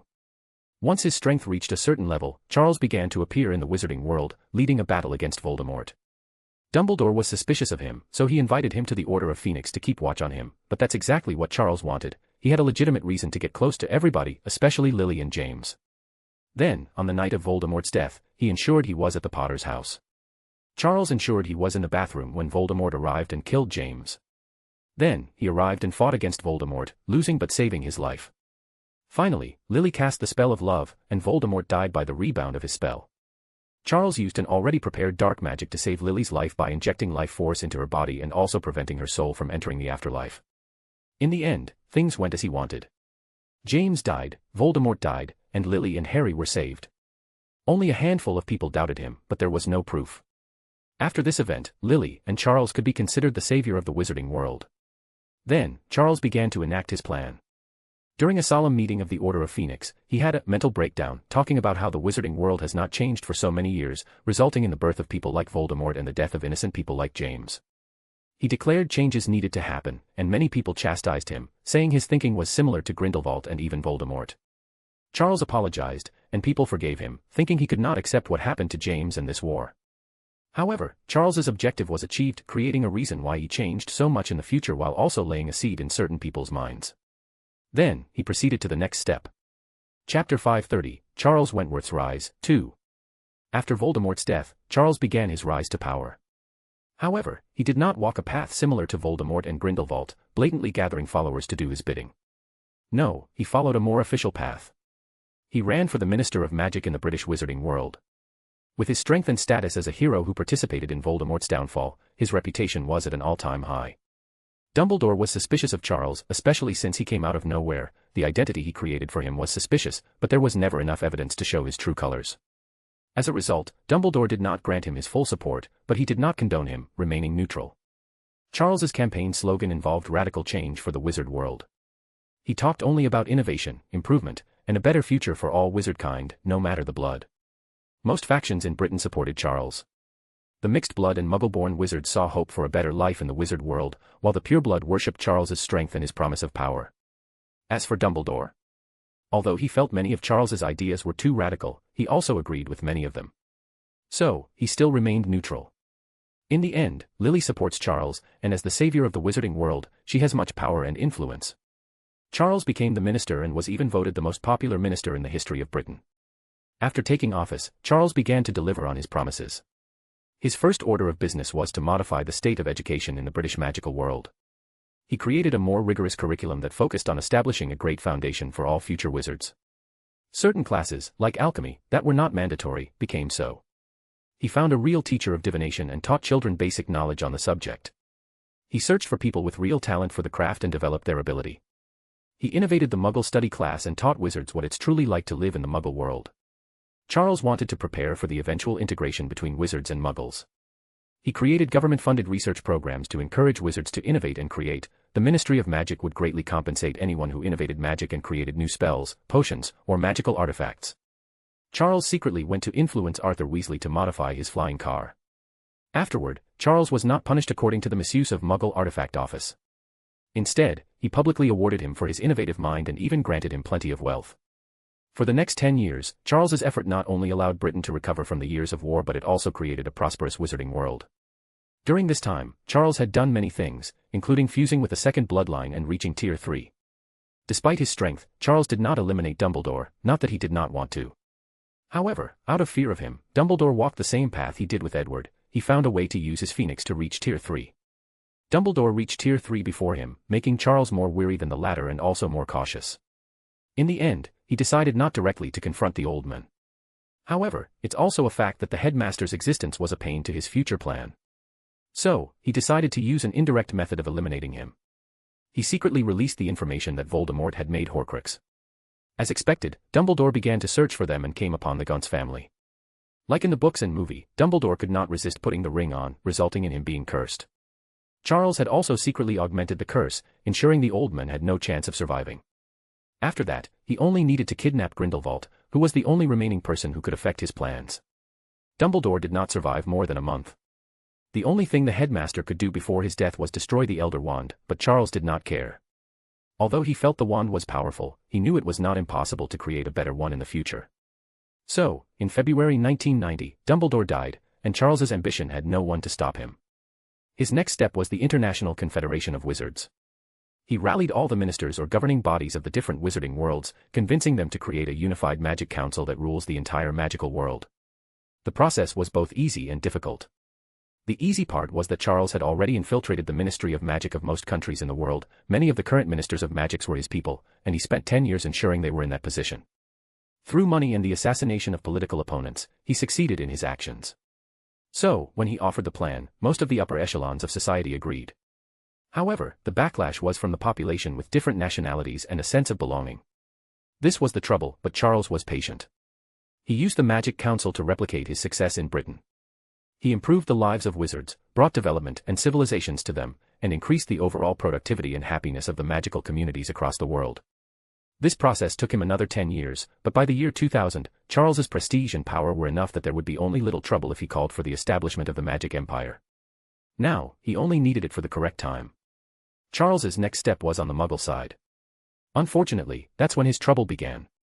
He did not focus much on the Muggle world but still used its power. Over the years, he has been secretly controlling scientists, politicians, and the rich and wealthy. However, Charles did not know his existence was already known by certain people, including his ambitions. There is a special group of Muggles who have been aware of wizards and guarding against them. Edward had to deal with them, but Charles's situation was worse since these people spent more than 20 years waiting and preparing. So, when Charles focused his fangs on the Muggle world, a war broke out between the two sides. The war lasted for 5 years. The Muggles had secretly cultivated many Muggle-born wizards to be on their side, and with the use of magitech similar to Arthur Weasley's flying car, the war was devastating. Countless Muggles and wizards died. Unfortunately, the wizard population paled in comparison to wizards, so the final result was more devastating to them. The only good thing about this war was Charles had a good enough reason to establish the Magic Empire. With a common enemy, such a process was easy. Unfortunately, Charles did not want the wizard to become the enemy of Muggles. He knew their population was too small, and in the future, wizards would also be the main source of wizards. In the end, Charles won the war after successfully reaching Tier 4 and ruling the entire planet. More than 15 years have passed since the war, and the hatred between wizards and muggles has not abated. On the contrary, wizards have become the highest class of society, creating a strict social hierarchy. If Charles doesn't fix this problem, it's only a matter of time before there is another war, commented Edward. According to the file, Charles has been trying to fix this issue. The mage path created by Hermione showed no signs of appearing in this world, so he focused on bloodline. He created ways to infuse muggles with magical animal bloodlines. Sadly, the success rate is abysmal. Edward shook his head and focused on something else. The last note from the agent was that Charles, the Magic Emperor, was about to conduct a dangerous experiment using the time room from the Ministry of Magic. The agent wanted to check it out, but it seems he never returned. It seems that I have to see Charles, muttered Edward with a dangerous light in his eyes. Chapter 531, Uninvited Guest. Edward left the secret base, heading directly to the palace located in France. He wondered why Charles chose that location. Maybe he was French back on Earth before his reincarnation. On his way, he took a deeper look at this magic empire. The magic system they used was vastly different from his empire. To reach Tier 1, the practice method is used by all wizards to break the first limiter. Afterward, they will use a mana potion created by Charles after studying the Philosopher's Stone. With the vast quantity of mana rushing through the wizard's veins, they can break the second limiter and reach Tier 2. As for Tier 3, the only solution currently available was to infuse a new bloodline. After many years of study and effort, the Magic Empire has successfully created a potion with a 70% success rate. The path to Tier 4 is extremely arduous in this place. Charles has no way to compress magic into liquid. After all, Edward had to use knowledge from other universes before creating that system. As such, Charles did what he was good at, infusing bloodline. After a bloodline infusion, a wizard will experience an instant rapid mana growth. Furthermore, the rate at which their bodies produce mana will also increase, allowing them to reach a higher tier. Sadly, the second bloodline mana has a survival rate of 30%, limiting the Magic Empire's Tier 4 wizards. Currently, only Charles has reached Tier 5, and most of the Tier 4 individuals are from the royal family. Edward could guess how they were trained. Whenever someone fails to fuse a bloodline, Charles will take their experience and travel 24 hours to the past and try again. Magic Empire, Palace. Charles sat on a desk with countless papers before him, reviewing them individually. Although the Magic Empire had a computer, he loved the feel of paper, so he often used it instead. Someone knocked on the door, but he did not answer, lost in the work before him. "Honey, honey, honey." "Huh," muttered Charles as he saw the beautiful woman beside him. "Lily, what is it? Is there an emergency?" "No, it's dinner time," she replied with a smile. "Already?" Charles finally noticed the passage of time. He looked at all the work he still had and wanted to refuse. However, he remembered he promised his family to spend more time with them. Good. He waved his hand, and all the papers disappeared as if they never existed. Then, he followed her to the dining area. As he opened the door, he was welcomed with a cacophony of sounds, most of which were laughter, chatting, and yelling. He watched the people sitting at the rectangular table: Hermione, Fleur, Luna, Ginny, Cho Chang, Bellatrix, Narcissa, and Tonks. Among them, a few had children with them. Charles smiled after seeing his accomplishment. He sat at the main seat, and his youngest daughter immediately came to sit on his lap. She was only 5 years old and could be described as extremely cute. "Phoebe, what did I tell you about royal etiquette?" reprimanded Ginny, unhappy by her daughter's actions. The little girl made a sad face but was quickly reassured as her father caressed her head. "Don't worry about such a thing," said Charles, who did not mind. "You can't spoil her. She's my daughter. If I don't spoil her, who will I spoil? Who is Daddy's little girl?" "I am," replied Phoebe, yelling out loud. "Yes, and don't forget, even after you get married." "Don't worry, Daddy, I won't ever get married. I will still be with you forever." "That would be even better," said Charles with a smile. Then, he frowned after noticing something. "Where is Harry?" "He's in his lab," said Lily with a deep sigh, deepening Charles's frown. "I knew I should have killed that bastard Sirius. He practically raised Harry, being his lovable and supporting uncle until he became the latter's stepdad. However, someone in his late teens, Sirius Black, spews some nonsense to the kid, giving him a deep and uncharacteristic attachment to his father. Afterward, he even became obsessed with reviving his father, so he's been diving into that kind of magic. Charles cannot do anything to Harry since his family might crumble apart if even whispers of this got out. So, he had to resort to his backup plan: give Lily all his love and attention, so in the unlikely case James is revived, she won't return to him. Of course, he will do everything possible to prevent him from returning. He had already prepared. He will summon the latter's soul from the afterlife using the Deathly Hallows and destroy it. In the future, even if Harry's research is successful, he can use the excuse that Voldemort's killing curse might have destroyed James' soul. Make sure he is okay, said Charles before beginning the dinner, not minding the kids' rude behavior. Everyone ate while chatting, and Charles took time to feed his youngest. Dear, are you okay? Asked Hermione. You seem more stressed than usual. Things are not going well, he replied. How come? As I told you, we have reached a plateau. If we want fast development, we need access to the knowledge of another magical civilization, explained Charles. However, all my attempts have not been successful. I haven't found any relics of ancient magical civilizations. My experiment to open a space-time gate to another dimension was a catastrophic failure, and the spaceship I have been trying to build to navigate the galaxy can barely be counted as a prototype. I think we are developing very fast, we only need some time, commented Narcissa. No, compared to the Arcane Empire, our speed is slower than a snail, counted Charles. Love, you don't have to compare to whatever Arcane Empire, reminded Fleur. No, since he can do it, I can also do it, and even better. No one said anything besides secretly sighing, they no longer mentioned the subject. Charles saw their reaction and smiled wryly, he opened his mouth to apologize. I didn't expect you to hold me in such high value. Who is so audacious? Yelled Bellatrix with craziness in her eyes. Everyone became alert as they watched the young man suddenly enter the palace. It's you, said Charles with an ugly expression. Yes, it's me. Charles looked at Edward with complicated eyes, he cast a spell to calm down his rampaging mind, but his beating heart betrayed his displayed calmness. I have had countless nightmares of this day. I thought I was prepared, but it seems not, said Charles. Edward did not answer him but looked at this family dinner. It was a weird sensation to see his wives, but they did not recognize him, they even looked at him with wariness, disgust, and a desire to kill.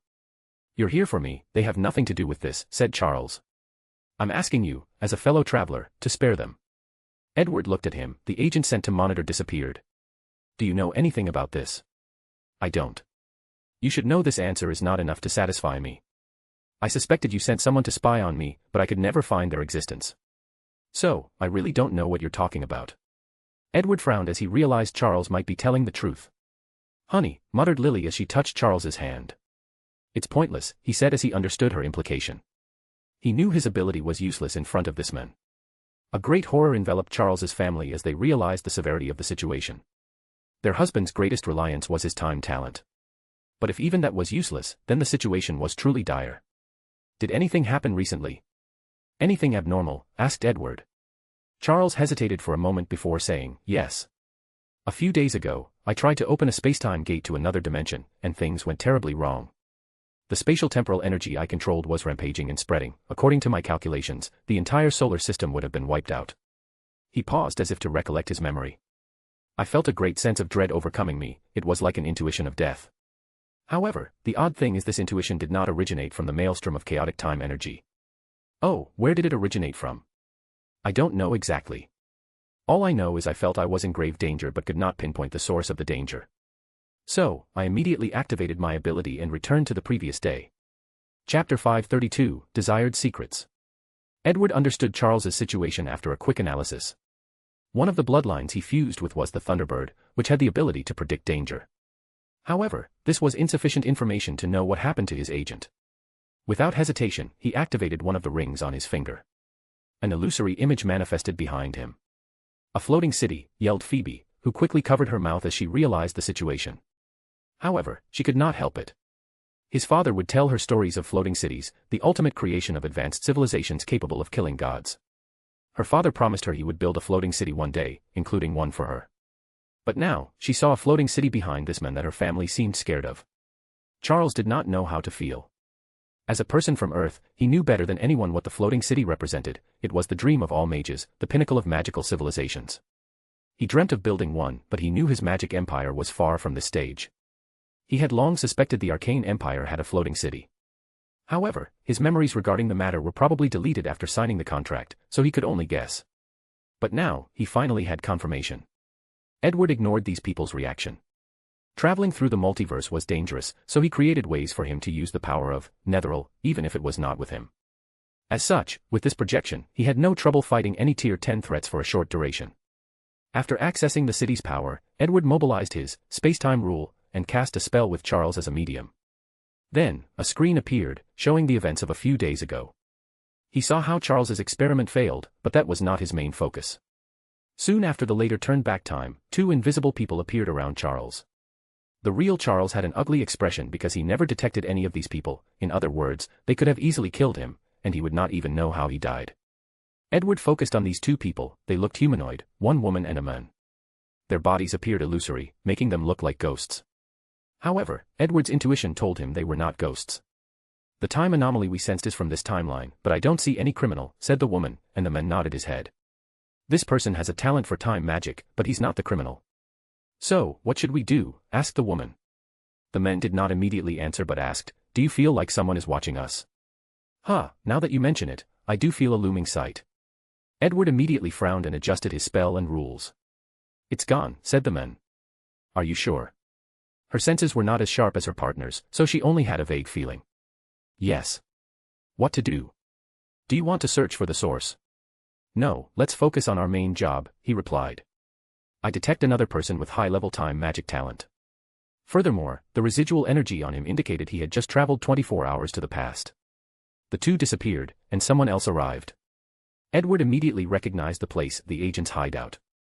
It seems it's not him, said the woman. He has no marking of a criminal. It doesn't matter, said the woman. The residual energy on him is enough to convict him of a crime. Is this okay? She knew this man probably was accidentally involved in an accident related to time, but it did not mean he was a criminal. We cannot return without any success, so it's fine for him to take the blame. The two appeared before the agent. Who are you? We are the timekeepers. According to the rules established by the Time Guardians, you have broken the rules of time by participating in dangerous experiments that negatively affect the space-time continuum. Please do not resist. The agent frowned before immediately mobilizing his mana, trying to resist. Alas, it was futile.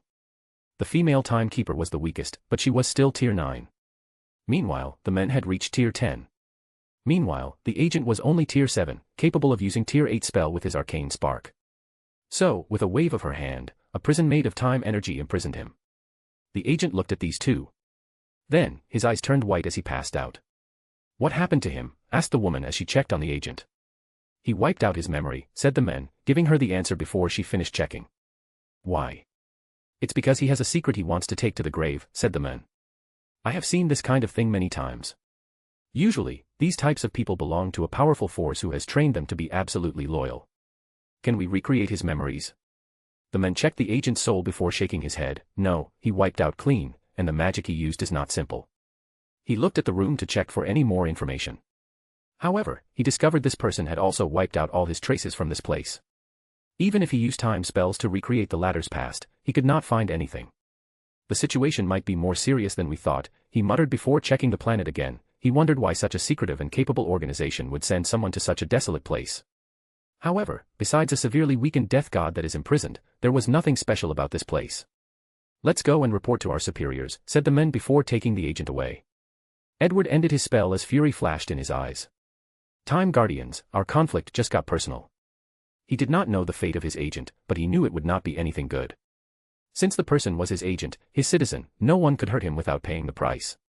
So, whoever or whatever these Time Guardians were, he would make them pay the price. Edward exhaled to calm down, analyzing the situation. He had a major doubt. Why did these timekeepers not take the Elder Gods' divine spark? Charles was experimenting with the time divine spark, so they should be aware of its existence and be interested. But based on their actions, they seemed not to detect their presence. The only explanation I can think of is they do not care for the divine spark, or someone protected these things as they did not want the Guardians to get their hands on them, most likely Chronai. Edward felt the first theory was more likely. If these guys were in charge of safekeeping the multiverse, they should have gotten their hands on a few divine sparks by now, so these things might not be of great value to them. Forget this for now, thought Edward as he focused on Charles. You need to come with me. Why? Asked Charles, his body trembling. Although he expected this, he still had a faint hope in his heart. I have offended the Time Guardians and become one of their criminals, said Edward, telling him the truth. I'm trying to find a way to deal with them, and you might be the answer. What does it have to do with our husband? Asked Bellatrix angrily. His experiment also broke the rules, and he should have been a criminal. Yet, the timekeepers did not detect him. You should understand why. Because I'm a Time Lord, replied Charles, one of the few things he still remembered from the Empire. He remembered the old man who told him of his status while being imprisoned at an experimental table. That's right. The Empire should have other Time Lords, you can use them. As a fellow traveler, you should understand we are all unique. So, you must come with me, said Edward, making Charles clench his hand. Swish. Phoebe got out of her father's lap and rushed toward Edward. Charles was too late to react, and no one expected this to happen, so she soon reached him, held onto his robe, and said, "Uncle, don't take my daddy away." Everyone's face in the room was pale, but Edward ignored him. He lowered himself to her level and caressed her head. "Don't worry, your daddy will only help me with something. Once he finishes, he will come back." "Really? Really? You promise?" "I promise." Edward looked at Charles. "I'll give you time to leave a clone to tend to your empire." "Are you really not going to kill me?" "Since I gave her my words, I won't go back. But don't expect to come out of the experience intact." Charles felt relieved. Although he expects to lose many memories once the experience ends, it might be better not to remember what happens. Chapter 533, Farewell. "I will give you my last act of kindness," said Edward, looking directly into Charles's eyes. "Do you know who the most threatened being on this planet is?" Charles immediately frowned after hearing the question. The obvious answer was Voldemort or someone like Dumbledore or Grindelwald. However, based on the latter's tone, he knew they could not be the answer, so he shook his head. "It's Herpo the Foul. The Greek wizard who invented the Horcrux." "Yes. He successfully became a death god and created the Deathly Hallows," said Edward. "He is stuck in the underworld, trying to get out. However, your little war with the Muggles generated enough death energy for him to regain his freedom. Soon, he will come for you. By then, your only fate would be to die, run away, or become his follower and dedicate your soul to him." Charles's face became ugly. Was he the mastermind behind the war? He had suspected something was wrong with the war. His attempts at finishing as soon as possible always ended in failure. He suspected someone was manipulating things behind the scenes, allowing the Muggles to last longer than they should have. "Most likely," nodded Edward. "How strong is he?" "Tier 8, replied Edward. "In my timeline, he did not have followers and was still stuck, so he was weakened. But, it should be different for you." Charles suddenly remembered a new terrorist group that had appeared in the Empire. They seemed to worship the very concept of death, and their mission was to spread it as far as possible. He did not pay much attention to them as cults often appear occasionally. They are usually the result of some wizard or muggle who became lost after acquiring some lost dark magic knowledge. Or, some noble wizards will create a cult for their own benefit. But based on this information, he knew more sinister things were going on. "Thank you," said Charles with great difficulty. Edward nodded but did not say more. He did not tell the latter about the Atlanteans, a Tier 6 civilization, or the Martians, who were experiencing an intense civil war, or the future where Guznad shows up. Anyway, his warning was only because of his softness for the little girl, Phoebe. However, his kindness only goes so far. Charles excused himself with his family. They placed the children to sleep before heading to a special room in the palace. The room was full of large tubes with bodies floating in green water. "Are you really going to go with him?" asked Bellatrix. "What choice do I have? We can use our Nexus weapons. I don't believe the sissy-looking men can resist the bloodline curse." Charles sighed. The bloodline curse was indeed powerful. He created it by combining the resentments and hidden wills of all bloodlines, turning it into a weapon that can ignore Tyr. You don't understand how developed his empire is, and it's in all fields. He knew the empire had dragons, which were true dragons, not the wyvern that the Harry Potter world had. There is only one way for such a fact: they could purify bloodline, which he is still working on. "Then, let's explode the death chamber," argued Bellatrix. "Let's say we succeed in your plan, what's next?" asked Charles as he waved his hand to cast a floating charm on the tube labeled number 1. After the death of their emperors, the Empire will want revenge. To do so, they only need to send a couple of Tier 6 arcanists and have them destroy the planet. How can we survive then? The room quieted down, with only the sound of heavy breathing. That's on the best-case scenario. In their anger, they might destroy the entire galaxy to bury their ruler. Even if we successfully run to other dimensions, they have the technology to chase us. For the first time, this royal family felt powerless and despair. Besides the war, most things have been going well for them. But today, they understand the cruelty of the universe and the fate of weaker civilizations when facing powerful ones. They had no dignity, pride, or even the will to resist the fate of billions of people decided by one individual's desire. Is there really no other way? Hermione asked, her voice full of unwillingness and anger. Charlie's body trembled. Although he looked calm, how could he not be full of anger and grievances? He has always shown his invincible and invulnerable side to his family, showing them he could protect them no matter the circumstance. However, as soon as that man showed, his pride and accomplishments became worthless, the image or facade he created for his family crumbled. At least he has given us a way to survive. Charles's only goal now is to survive. As long as he accomplishes this, everything else does not matter. He will have a chance to rise to the pinnacle of this universe and beyond. After sighing, he carried the large tube to another room in the castle. To be exact, it was the room of time from the Ministry of Magic. Without hesitation, he began to write numerous runes on the floor with his wand after placing the tube in the middle. Finally, he closed his eyes and accessed his ability before activating the runes. Clink. A naked body walked out of the tube, and his face and body were the same as Charles's. The clone was momentarily confused, taking some time to synchronize his memory with the main body. "What's the success rate this time?" asked Charles. 12 hours. "That's enough," he said. The clone now had his ability but was limited to 12 hours, only half of his. Regardless, it was better than nothing. "You have to prepare for the eventual possibility that I won't return while also dealing with Herpo," said Charles. "There might also be other threats he did not tell us, so be prepared for the worst."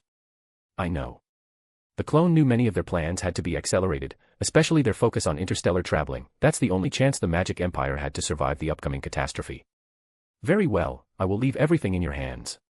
Charles exhaled deeply before walking out. He looked at his family and chose not to say goodbye. He knew he might be unable to resist and break down. "Ready?" asked Edward calmly. "Yes. Let's go." Edward led him to his ship, and as soon as Charles walked, he passed out and was taken away by a golem. The ship opened a gate back to outside his timeline before going through the proper procedure for entering.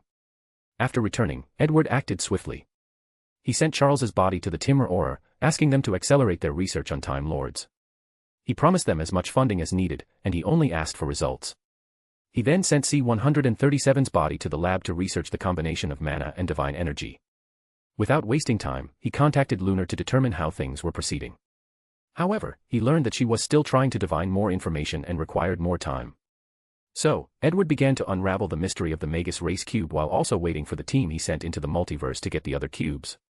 Chapter 534, Follow-up. Edward first examined the cube. He did not have the proper equipment with him at the council, but it was different now. He used all the pieces of equipment available in the Empire to unravel the mystery of this cube. Unfortunately, the final result was less than satisfactory. In the final analysis, he reverse-engineered the material for the cube, and he could not bypass the core technology. The anti-theft technology of the cube contained primordial runes that cannot be remembered or recorded no matter the method he used. "This ability reminds me of the creatures we recorded in the void," commented Edward, feeling the mimic power of this cube. "This cube should be the highest technology of the Magus race," said Morgana. "Your words are a little arrogant," argued Edward, and the little elf rolled her eyes. They did not know the highest achievement of the Magus race, so it was truly arrogant to determine this thing as their highest technology just because they could not understand it.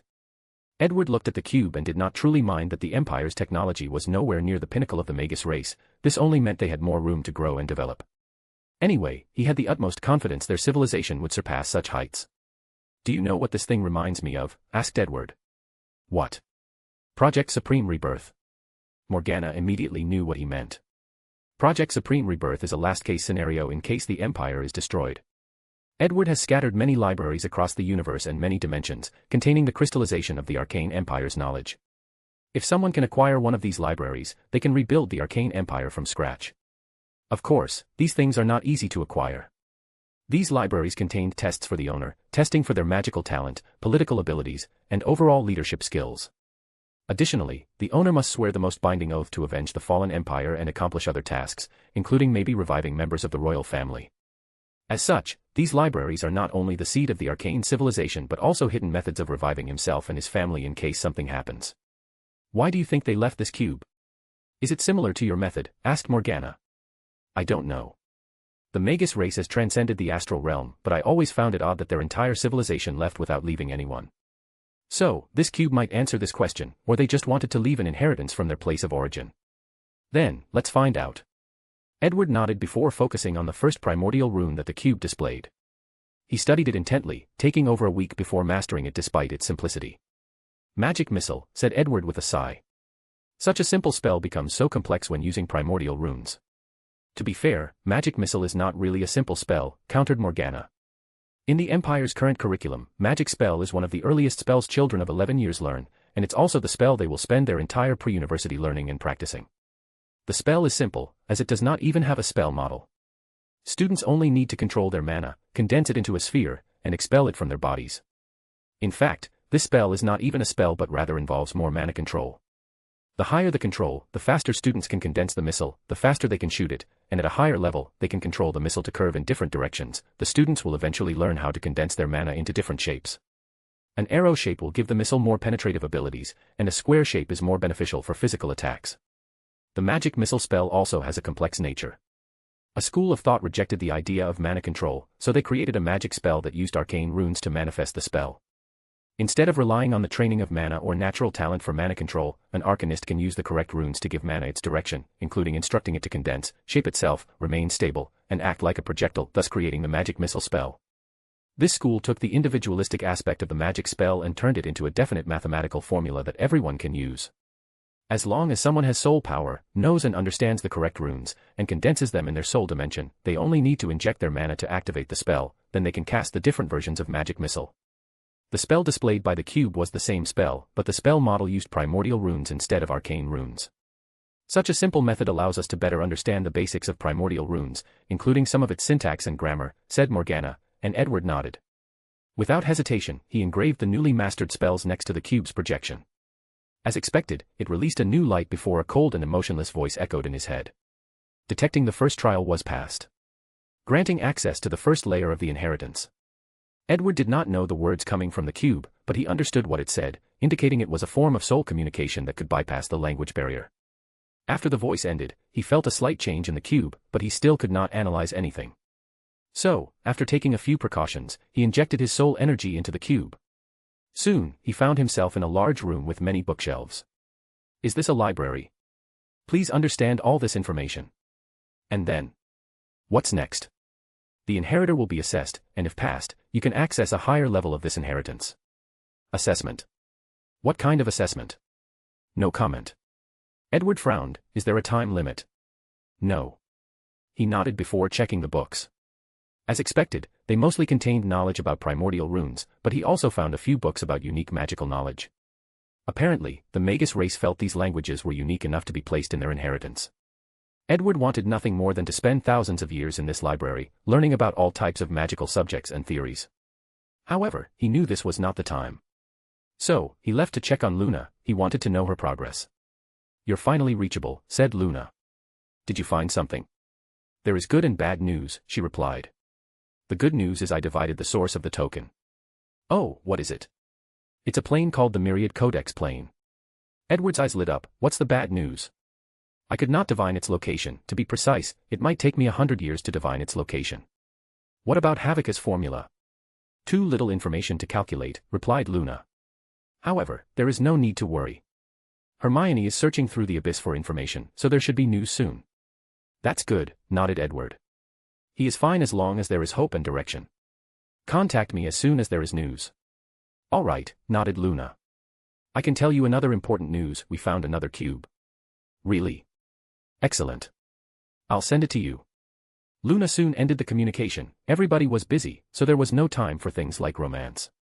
Less than 5 minutes later, Edward had a second cube in his hand. However, as soon as these two things were near each other, they began to glow before only one remained. Then, the cold voice once again echoed in his mind. It is detected that the inheritor has mastered multiversal travel. The first level test is removed, and the inheritance level is raised to 2. Interesting, thought Edward with squinting eyes. How many levels does the inheritance have? He asked. No comment. Edward no longer dwelled on the topic and entered the space inside the cube again, looking around for any changes. He soon discovered a door that was not there before, so he walked through it. The second level was still a library, but the size was smaller in scale. After a quick scan, Edward knew they should have more advanced knowledge. Sadly, since he had just begun learning primordial runes, he could not tell how advanced these things were. However, he did not dwell on the subject for long as his eyes soon caught a table at the library center. On top was a small metal container that shone with brilliant silver lights. Edward slowly walked to it and opened it. The thing was not protected by any enchantments or magic spells. Peacefully lying at the center was a token, and Edward immediately realized what it was. The Akashic Record token, he muttered. Chapter 535, Coordinate. Short chapter. Edward was not surprised by this information. After learning the Savant race was part of the Akashic Record, making it impossible to get information about them, he also theorized the Magus race was the same. His theory is they came into contact with the Akashic record even before leaving the astral realm. Edward's theory went as far as the Akashic record was one of the main reasons the Magus race transcended their universe. This race who pursued knowledge probably learned about the existence of the void from the record, then, they made it their mission to break through the limitations of their universe and reach Tier 12. Edward took the token and observed it. It's a local access token. He felt it was a shame since this only allowed individuals to exchange knowledge in the astral realm and not from everywhere else in the Omniverse. I guess it's better than nothing. He placed the token away before exiting the cube. Edward's next destination was the Time Aura to check on Charles. It's been 2 weeks, so the researcher should have a basic analysis of Charles's circumstances. He soon teleported to his destination, where a female arcanist dressed in a white magical robe awaited his arrival. "What did you find?" asked Edward. Marisol was slightly surprised. Usually, when the Emperor comes by, he will chat and even flirt a little with her before they begin business. But today, he seems distracted and even distant. However, she did not ask since their relationship was not close to such an extent, and he was still her boss. "Based on previous data, we have found an anomaly amongst all Time Lords' soul flame," said Marisol, showing him the data with a holographic projection. Time Lords have a tinge of gray in their soul flame, which should be the source of the mutation that allowed them to forcefully alter reality after changing time. However, we have not analyzed what this gray matter is. Edward nodded as he reviewed the data. "What about Charles? He should be unique even amongst Time Lords." "Yes. The gray matter takes the form of a ring surrounding his soul flame," explained Marisol. "So far, our theory is that this ring is why he did not have the mark of a criminal despite breaking the so-called time laws." Edward did not say anything as he continued scrolling through the floating screen. He stopped a few minutes later before closing his eyes and accessing the 4th layer of his soul dimension. He observed his soul flame very carefully, to no avail. Edward mobilized his time rule without hesitation to generate waves or frequency in this layer. Found it, he thought as he soon discovered a very well-hidden mark or aura in his soul flame. "Is this how the Time Guardians discovered my actions and labeled me a criminal?" Edward did not waste time as he began to analyze the weird aura in his soul flame. He tried to remove it, but his attempt was futile. He tried isolating it and sealing it, maybe trying to buy him enough time. Sadly, his current understanding of the soul flame was extremely limited. Ultimately, he opened his eyes while sighing. "Give me an honest estimate on how long you think we should be able to replicate this ring or even the gray matter." His current idea is that he might be able to deal with the situation by replicating the gray ring on Charles's soul flame. Even if that did not work, the ring may suppress the tracking mark and buy him more time. Marisol paused. "I'm afraid it won't be possible in the allotted time. 50 years is a long time, but not for research on that level. We have just discovered the soul flame and know very little about it or the 4th layer, not to mention the technology involved, which requires a combination of soul and time magic. 50 years is simply not enough even with time acceleration." Edward groaned softly. People were unlike him, who could spend thousands of years in time acceleration enchantments without any issue. Unfortunately, he cannot expect any of these arcanists to master time rules and have the same ability as him. "Do your best and tell me if you need something," said Edward to Marisol before leaving. The war had just ended, so he should be busy with his imperial affairs. However, he ignored most of these things because of the looming threat of the Time Guardians. However, now that he had to wait for news from Hermione, he decided to show his presence to his people. After all, one of the reasons he is fighting so hard to deal with the Time Guardians is to protect his empire and its people. So, in the next few days, Edward appeared before the public and the media. He attended a few public lectures or events and addressed the nation about war recuperation efforts. He also took this time to spend with his available family members. After this event, he had a new idea he wanted to try, contacting the magic goddess, Delilah. If there was someone he knew who could be knowledgeable about the Myriad Codex plane, it should be her. However, after thinking about it and analyzing everything, he decided otherwise. Delilah was involved in his future plan to fight against the gods, and contacting her so early was not a good move. He never underestimates his opponent. As such, after realizing Delilah has a high chance of deducing many important things after asking him about the Myriad Codex plane, he chooses not to see her. Luckily, a month later, while studying the Magus race's inheritance, Hermione contacted him with the plane's coordinates and some basic information. Edward used his willpower to resist the urge to run to that plane. Instead, he waited for the second floating city to reach Tier 10 more than 6 months later. Then, he entered the floating city with the name, Ravenclaw, and headed to his destination, full of hope. Chapter 536, Myriad Codex Plane. Edward soon arrived at his destination. He looked into the screen before him, which showed him what the outside of this plane looked like. There were countless ships of different sizes and shapes parking outside. A platform floated in the void served as the entrance. "It really is a public library," muttered Edward.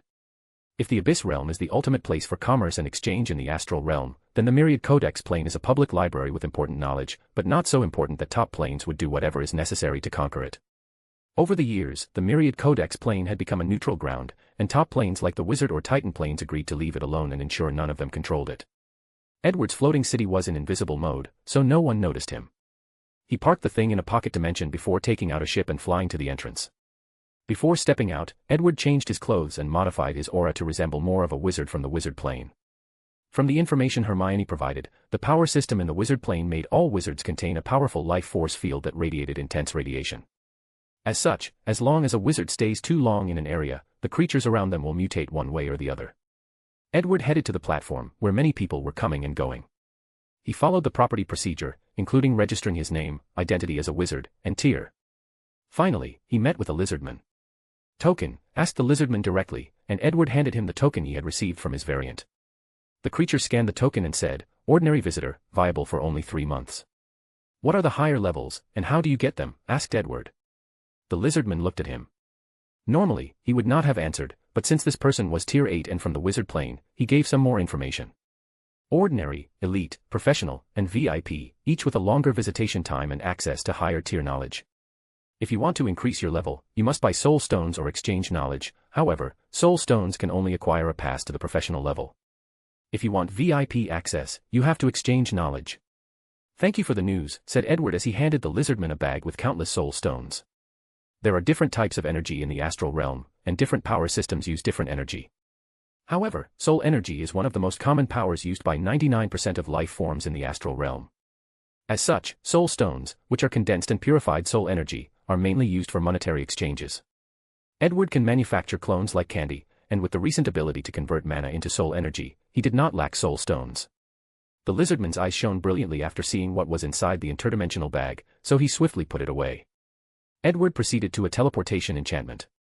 A bright light enveloped him, and when he opened his eyes, he found himself in another room with people around. He immediately looked around and analyzed the situation. "I don't feel stuffy or restricted, so the level of this plane should be tier 9. There seems to be no energy in the environment, which is odd." However, after thinking about it momentarily, Edward realized it was probably done on purpose. Without energy in the environment, the destructive ability of most spells or attacks is drastically reduced. Furthermore, people will have a slow recovery in such an environment. Someone manufactured such an environment to minimize fighting and conflict. Edward followed the attendant out of the teleportation area. As soon as he exited, he saw a magnificent tower that rose from the ground all the way to the clouds. At the center of this tower were the words, "Astral Library," written in the universal language of the astral realm. Edward did not observe long before he headed to the nearest library branch. Based on the information he gathered, he needed to be a VIP if he wanted to reach the central library at the center of this plane. As he flew to his destination, he did not stop observing around while also remaining on guard. His mind was already connected to the floating city, ready to take action at a moment's notice. This world was vibrant despite the lack of energy. Races from different planes, countless power systems, and knowledge all concentrated in one area. If not for the fact he did not want any uncontrollable variables, Edward would have read everyone's mind and stole knowledge. After entering the library, he searched for books about the savant race. As expected, there were none. So, without hesitation, he talked to the main librarian about acquiring a professional level token. He paid the needed soul stones before heading closer to the main library. The place he headed to was called the secondary library, and Edward once again searched for news about the savant race. Ultimately, he had to acquire a VIP pass by exchanging knowledge. The level required for a pass should be on par with something a tier 8 powerhouse would create or some lost secrets of the astral realm. Edward exchanged knowledge about aura, and used the bare minimum knowledge to get the pass.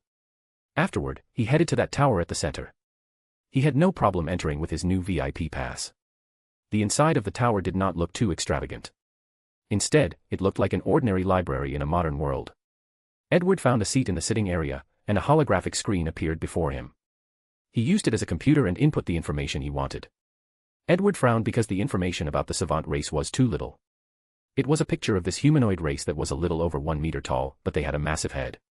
The savant race was one of the oldest races in the entire astral realm. The mission of their civilization was to gather knowledge from all planes and create the ultimate library. However, the Magus race wanted their knowledge and attacked the race. Ultimately, the savant race survived the attack, but they disappeared from the world. It was not until a long time after the Magus race disappeared that they resurfaced. However, their contact with the astral realm has been minuscule since then. Edward focused on a small passage on the screen. The savant race continued their mission of gathering knowledge. However, they use more secretive means.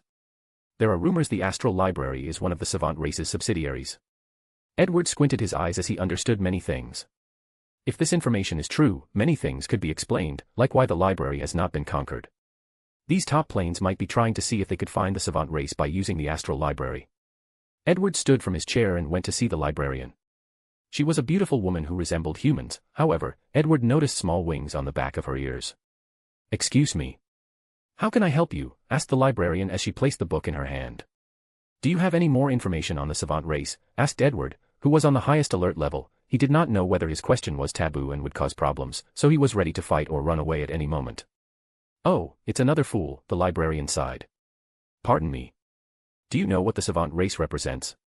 "Power," replied Edward directly, making the librarian surprised. "Yes. Anyone who can gain access to their library will gain unimaginable power. So, everyone wants to find them, but no one has succeeded. At least, not publicly." "I see," replied Edward, slightly dejected. "Is there anything you can tell me?" "There is a prophecy on the savant race's whereabouts," continued the librarian. "The invisible world, hidden right underneath the smallest things." Edward frowned after hearing this divination. "Can you tell me the original language this divination originated from?" "Hee, you're quite intelligent," commented the librarians. Translated languages often cannot express certain meanings, so many people began to study the original language of this divination to see if they could find something. Sadly, there has been no news of someone discovering the savant race. Edward got the information he wanted and returned to his reading area. Chapter 537, Hidden World. The original diviner who made this prophecy was a unique race apparently born from the concept of fate itself. After seeing the description, Edward could not help but think of the concept of innate creatures from the Xianxia stories he used to read. If I remember correctly, the elder gods from my plane are also innate creatures that Chronai created at the beginning of the universe to help her stabilize the world. So, is this diviner an elder god from some unknown plane? There was not much information on the diviner. Luckily, there were records of the language of his homeworld. So, Edward downloaded the information he wanted for later use. He did not dare learn and interpret this divination in a place like this. His senses warned him that someone had been secretly observing him ever since he had asked the librarian for the prophecy's original language. Edward calmed down while keeping the highest level of alert. He did not immediately leave but spent the next few days searching for knowledge about different things in the library. To the outside world, he was not someone who came directly for the savant race but was interested in many other things. Once he finished, Edward calmly left this plane and returned to his ship. "Someone is following us," said Morgana. "I'm aware. Do you want to kidnap them and see where they come from?" "No, let's return home as soon as possible." After his command, the ship disappeared, losing the followers. Without hesitation, the floating city secretly returned to the Empire. Edward did not leave but focused on learning the language even better than the natives. The learning process was easy since the knowledge he downloaded from the astral library gave him everything he needed to learn this language. "I think I know where the savant race is," muttered Edward. "Yes, the quantum realm," nodded Morgana. "The invisible world, hidden right underneath the smallest things." Edward immediately has his suspicions after hearing this prophecy, but the proof he needs is the last word, things. In this language, the word used can also be translated as particle. In other words, this prophecy can be translated as a world hidden under the smallest particles. "So, how will we enter the quantum realm?" asked Morgana. "I doubt space magic will take us there, so will you invent Pym particles? No need to go through all that trouble. Shrinking magic should be more than enough. One of the highest security prisons of the Empire is shrunk to a size smaller than atoms, so shrinking magic is well developed. If he takes time to modify things, he should be able to enter the quantum realm using it." "True, so our only trouble is finding the savant race in the quantum realm," nodded Morgana. "Luna should go with us. Hopefully, her divination will not have any problems after reaching there." Edward frowned as he sent her a message to prepare for this endeavor. "You should feel relieved now," said Morgana. "Finding them is the first step. The real test is whether they will have the information we need, and if they do, can we execute it? Since Chronai warned you to see them, they should have the information we wanted," Morgana reassured. "As for executing the information they gave, you should remember who you are." "Yes, there is no need to spook myself out before finding them," nodded Edward before starting his work. His plan was not only to shrink himself but the entire floating city. He did not know the danger of the quantum realm, so it would be best if he had ways to protect himself. Edward accessed all the Empire's knowledge about shrinking magic and analyzed it to create an enchantment that would take him to the quantum realm. The entire process took more than a week. Are you ready? Asked Edward. Yes, I've created an anchor to this place so we can return in case of an accident. Very well, nodded Edward. Let's do a few tests first. He first used a few clones and sent them to and back from the quantum realm. The process had no problems except for one: he could not record what these clones saw in the process. That's odd, commented Edward. Could it be some form of natural protective mechanism of the quantum realm? Or is it because they are clones and their souls are fundamentally flawed? This is not the time to be thinking too deeply about this. He first took certain precautions to ensure his memories of the experience wouldn't be affected. Finally, Luna and Edward shrink themselves until they enter the quantum realm. The voyage was turbulent, and once they reached their destination, the floating city actually crashed as the anti-gravity system failed, along with all other flying systems. What's going on? Asked Luna. Morgana, give me a diagnostic check. Underway, replied the little elf. A few seconds later, a holographic screen floated before Edward. Our energy core and all our enchantments are malfunctioning. Malfunctioning is the wrong word, they are working at the lowest capacity. Edward nodded, and Morgana continued, the situation is similar to how we must adapt to the laws of other universes after our travels. This would explain why I'm having trouble controlling my mana, said Luna. Anything more? Asked Edward. I have discovered that our body is adapting to the quantum realm, but it's not the same for the floating city or any other magical artifacts we brought, continued the elf. In this situation, we might have to continue our journey without the city's aid. Oh, haven't you found a solution? I have been trying to change the frequency of the energy core to adapt to the environment. However, we have little to no information, so unless we are lucky, this process could take decades, if not hundreds of years. This was not the news Edward wanted to hear.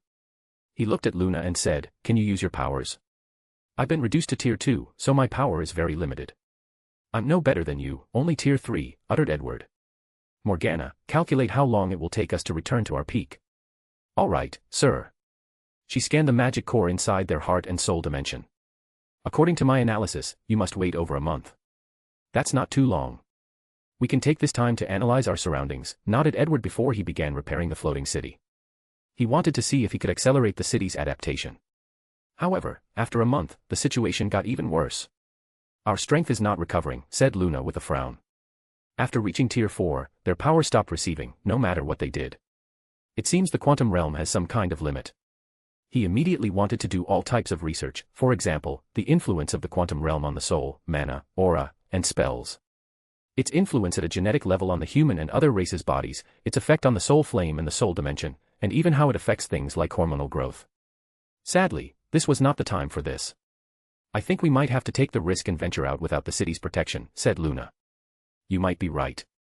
Edward was naturally cautious, but he also knew when not to be overcautious or let his paranoia get the best of him. So, after the two prepared some things, they left the floating city. They had a basic understanding of the surroundings, but now, it was time to travel outside of the small map they drew. Chapter 538, The Savant Race. Edward and Luna walked out of the floating city, observing their surroundings. This place was obviously a strange world. There were 9 suns in the sky, and upon closer observation, Edward was pretty sure they were living creatures. The two took a moment to take samples of the floral and fauna, marveling at the wonder of this strange realm. So, do you have any clue? Asked Edward. Sadly, Luna shook her head. This place contained too much information. What do you mean? Every time I try to divine something, it's like swimming in an ocean, and each drop is a vast quantity of information. So, it's impossible to find a single target. Yes. Would it help with Morgana's help? It's useless. Luna has her own tower spirit or artificial intelligence. Although it was not on par with Morgana, it was still of the highest caliber. However, even with its help, she could not process all the information in the environment. This place is both hell and heaven for diviners. Divination magic will enter a new era if we can find a way to navigate all this information. Edward nodded before deciding to walk in one direction to see if they could encounter life and civilization. As they continued forward, they soon encountered an enormous creature. Is that a yeti? Asked Luna. The creature resembled a yeti with its monkey-like appearance. But there were still many differences. It was at least 3 times the size of a normal yeti, standing at about 15 meters tall. It had extremely long legs, taking about 12 meters of its entire body. Lastly, its skin seemed to be made of rock, looking more like the combination of a yeti and an earth elemental creature. Edward noticed the creature was tier 3, but he did not attack or contact it. Instead, he read the latter's memories. What did you find? Asked Luna. His intelligence is similar to an animal. All his memories are of hunting, sleeping, reproducing, and defecating, replied Edward. Oh, his poop seems valuable. Why did you say that? In his memories, he always sees humanoid creatures fighting for it, replied Edward as he organized the information he gathered. He condensed everything into a basic but usable area map based on the creature's hunting habitats. He raised his hand to condense a holographic map. According to deduction, we have a higher chance of fighting intelligent life if we travel here, pointed in the northeast direction. Luna looked at the map and said, I suddenly had a thought, is it safe to teleport in this place? That's a good question, uttered Edward, who controlled a small purple rock a few meters from to fly in his hand. He cast a teleportation spell on the rock, which appeared in the distance. It does not appear to be any problem, but the rock is an inanimate object, so we don't know what will happen to us for sure, commented Edward. In that case, let's fly. The two flew to their destination, but they soon discovered another anomaly. Their flying speed was drastically reduced for their tier. Furthermore, the speed at which their mana was draining was also abnormal. This place seemed to have many rules and restrictions, commented Edward. Indeed, along with many mysteries, nodded Luna. They continued their journey, and they soon found a group that was resting. They looked like a caravan transporting something as they had a strange creature that acted as a vehicle. The group saw many humanoid creatures with different color skins, scales, and horns, but there were also a few humans. What's wrong? Asked Luna after seeing the frown on his face. I can't read these people's minds. Really? I can understand what they're saying through soul communication, but after entering their mind, I cannot find any memories. Even worse, I cannot enter past the first layer of their soul dimension. Is that so? You had no problem reading that strange beast's memories. Could it be the rules of this place to protect intelligent life forms? Analyzed Luna. Let's test your conjecture, said Edward as he used legilimency to read the transportation creature of this caravan. As expected, he had no problem reading its mind and memories. Your conjecture might be correct. The sampling size was too small to finalize things. After all, there is the possibility this group is special, and not all people in the quantum realm have this ability. What should we do next? Do you think we should secretly follow them? Asked Edward. No, follow my lead, said Luna. She cast a spell to change her appearance, making her hair disheveled and leaving a few burning marks on her clothes and body. Then, the invisible spell on them disappeared, and she fell from the sky before the group. The team immediately became on guard, taking out their weapons, including guns and swords. Where is this place? Did I succeed? Said Luna as she looked around. After seeing people around her, she also stood up while guarding against them. Who are you people? And where is this? And T $dollar and T. Unknown language. Let's try another form of communication. Wait, why is my power weakening? She frowned, showing confusion, worry, and a slight fear. However, all these emotions quickly turned into calmness. She then used her soul to communicate directly through the mind. Who are you people? And where is this place? The group was surprised. They could now understand this weird human woman who had fallen out of the sky. However, no one answered her as they looked at a man who was almost 3 meters tall with red skin and a large sword in his hand. Are you their leader? Asked Luna. You can say that. Do you know where this place is? The leader did not immediately answer. Why did you fall from the air? I was in my lab doing an experiment, trying to prove the existence of the quantum realm. But things went out of control, and before I knew it, I was here. The leader momentarily paused. Good news for you, you've succeeded. Are you saying this is the quantum realm? That's one of its most common names, but yes. Really? Is this why my power is reducing? Are the rules of this place different from the material world? What's the explanation for such a phenomenon? You must be a mage, said the leader. Oh, sorry, I got carried away. Does this place have mages? Yes, although rare, they do exist. Scientists from the upper world are more common than mages, but many still exist. I see, nodded Luna. By the way, I forgot to introduce myself. My name is Jessica Kana, and I am a spiritual mage. The name's Krovik. Sir Krovik, if you don't mind, could you tell me about this place, said Luna. I can pay for your knowledge. Krovik's eyes lit up after hearing this. He nodded to her before looking at his men and giving them a signal. Everyone dispersed, but Luna could see they were still on guard. Regardless, Krovik began to introduce this place to her. That was easier than I anticipated, thought Edward a few minutes later. According to Krovik's narration, this place is controlled by 3 major factions, the sun god religion/cult, the Tartarian Empire, and the Enlightened City. His focus was on the last one, the Enlightened City. According to the leader, that place is controlled by a race known as the Savant.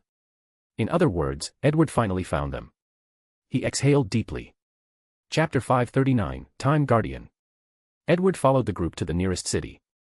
He was in a daze throughout the journey, feeling a heavy weight lifted from his shoulder. Although finding the savant race did not guarantee he could deal with the Time Guardians, he felt much better just by knowing about his enemy. After arriving at their destination, Luna separated from the group after compensating them and reuniting with Edward. The two began to visit this city, fact-checking much of the information Krovik provided them. For example, the power limit of this world is Tier 4 for all creatures but Tier 6 for technology, and no one can break that limit. This place reminded me of Hermione's system creation research, said Luna, and Edward nodded. The Konosuba world is the perfect embodiment of system creation power. The way the world is established is there are certain rules. For example, after killing creatures, you receive points to use to increase magical abilities. The quantum realm seems to be a very strict system, but the purpose of this system is still unknown. What's the plan? Do you want to head to the Enlightenment City immediately? No, let's fix the floating city first, replied Edward. His first step was to buy a few Tier 6 ships or magical artifacts.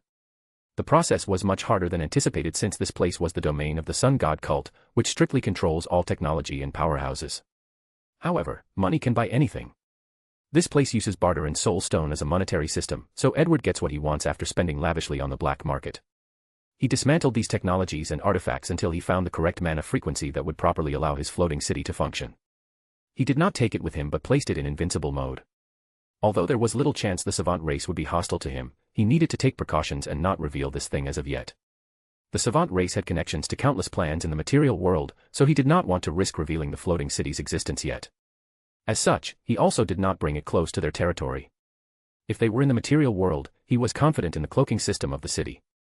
Still, in this place, with a limit of Tier 6, his technological advantage was drastically reduced, especially before a race known for gathering knowledge of the entire astral realm. So, Edward embarked on their territory after creating an artifact that allowed him to use the city's power from a long distance. As the name implies, the Enlightenment City was an enormous city, but it was built on top of this giant mechanical spider-like construct with legs. There was an entrance, so Edward's ship headed in that direction. They soon discovered that the entrance required a test. They had to solve a puzzle, formula, or question before being granted access. There were many questions from every category, from science to magic, to understanding of soul, and to countless other power systems.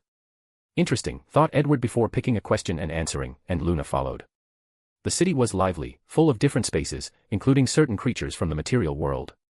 He also saw many members of the savant race, who wore loose black robes on their short bodies. They had massive heads and floated in the air instead of walking. They reminded Edward of the Watchers from Marvel, except they were much shorter. After a short tour, they discovered this place was similar to the Myriad Codex plane, with countless libraries scattered all over the city and the main one at the center. Edward had to solve countless questions to reach the central library, which required solving an unsolvable question before he could meet the higher-ups of the savant race. Edward and Luna waited inside a room. According to the receptionist, he would meet the Grand Elder tomorrow morning. So, Edward waited until the next day when someone escorted him to a room with a large table. Opposite them was a savant race dressed in gold and white, with wisdom shining on the latter's eyes. The name is Corey. How may I address you? Edward Bones. I have to thank you for solving the bloodline sequence, said Great Elder Corey. We have been studying the curse the witch plane placed on the Magus race, and so far, our research has made little to no progress until you came. I'm glad I could help, nodded Edward. So, how are you finding this layer of the quantum realm? A very magical place, isn't it? This layer. There are other layers, asked Edward. Yes, this is only the first and most normal layer, the Great Elder nodded. Once you go to the deeper levels, the things you can see are truly beyond any normal mind to comprehend. Are the other layers less restrictive? That's correct. However, each of them has strange and sometimes baffling rules. If you have a chance to visit, you should be more careful. I see, nodded Edward as he figured out some things. For example, the savant race purposely chose to stay in this layer as a form of confrontation. In this place, even a Tier 11 powerhouse appeared. They cannot use power greater than Tier 4, and their technology cannot go higher than Tier 6. Such a place is excellent for the savant race to base their kind and protect themselves from the greedy hands of all the other planes in the astral realm. So, what brings you here so far away? Asked Corey. His eyes seemed to contain all the truths of the universe. I need to know how to deal with the Time Guardians, said Edward directly. You've become a time criminal. Yes. Well, you could stay here. I doubt they could do anything to you. Edward shook his head. This solution was like running away to another plane. Do you know how the Time Guardians originated? I don't know. In the beginning of the universe, Kronai created the Elder Gods, granting each of them certain authority at birth. Her purpose was to allow them to help her manage the universe as she stabilized the process of going from chaos to order. However, something unimaginable occurred. The Space Elder God created the first act of killing in the universe, eliminating the Time Elder God and taking its power. Corey paused, giving Edward time to process this information. Cronai wanted to punish him, even kill him. However, the latter was a smart individual and a great talker. He convinced her that time needed to be preserved to prevent other lives from messing with the space-time continuum. He made an oath to guard the sanctity of the multiverse and all its timeline. At first, Cronai accepted his plea because she saw his position as guardian as a form of prison. However, as time passes and the universe is full of life, time criminals begin to appear, thus showing Cronai the need for the guardians. After that, the Space Elder became more and more powerful until he encountered the Magus race, who almost annihilated him. Is this why the Time Divine Spark was on Earth? From the time the Magus race dealt with the Time Guardian, thought Edward. As you can guess, he survived and waited until the Magus race disappeared. Now, he's currently the strongest being in this plane. How strong is he? Well, he's the only Tier 11 existence in this plane. Better yet, he's more powerful than ordinary Tier 11 since he has the authority to borrow Cronai's power. Edward frowned as this news was the same as Cronai told him, even more detailed. So, how do I escape my fate as a time criminal? You must survive the time game. Chapter 540, Time Game. Time Game. Yes, nodded Corey. The Space Elder God is ambitious yet capable. He knew that anyone who successfully broke the laws of the space-time continuum was talented or lucky in some way. So, he devised a method to use their knowledge for his own. The Great Elder paused as he swirled the drink on his glass. It was probably wine, but the dark purple color was somewhat eerie. He created the time game to give these time criminals a way to escape imprisonment. Well, that's the official reason. To survive the game, any criminal only needs to defeat him by showing him an unknown or unique understanding of time. You should be able to understand the implications behind such a method. Edward nodded. This approach was similar to how he created the Empire to use other individuals to help him gather magical knowledge. I have to say, you're unlucky. To be precise, all time criminals in this day and age are unlucky, continued the Great Elder. In ancient times, it was much easier to survive the time game. But now, after billions of years of gathering the knowledge of time criminals, nothing can truly impress him anymore. Edward frowned as he realized the problem's core. The Time Guardian has lived too long and has access to the multiverse, allowing him to communicate with his variants. After so long, this man should have mastered all the secrets and knowledge about time authority, making it almost impossible to impress. Even knowledge from other planes might be useless to him. My first instinct is to use void energy and its spacetime characteristics. However, there is a high chance that the Time Guardian also had access to void energy. The reason he concluded such a thing was due to how he first encountered void energy, the tear in spacetime discovered in Rowena's timeline. After the Magus race departed this universe, Edward did not doubt some void energy entered this world. As someone who can navigate the multiverse and has lived for so long, he should have experienced that era and gotten his paws in void energy. In that case, we need to change strategy, thought Edward. He wants a unique understanding of time. I can think of a few: the Time Stone in Marvel, Doctor Who's TARDIS, the Speed Force from The Flash, and many others. Edward internally sneered. The time game is a perfect opportunity for me to get close to him. If I play my cards correctly, I can make him pay and use him for an experiment.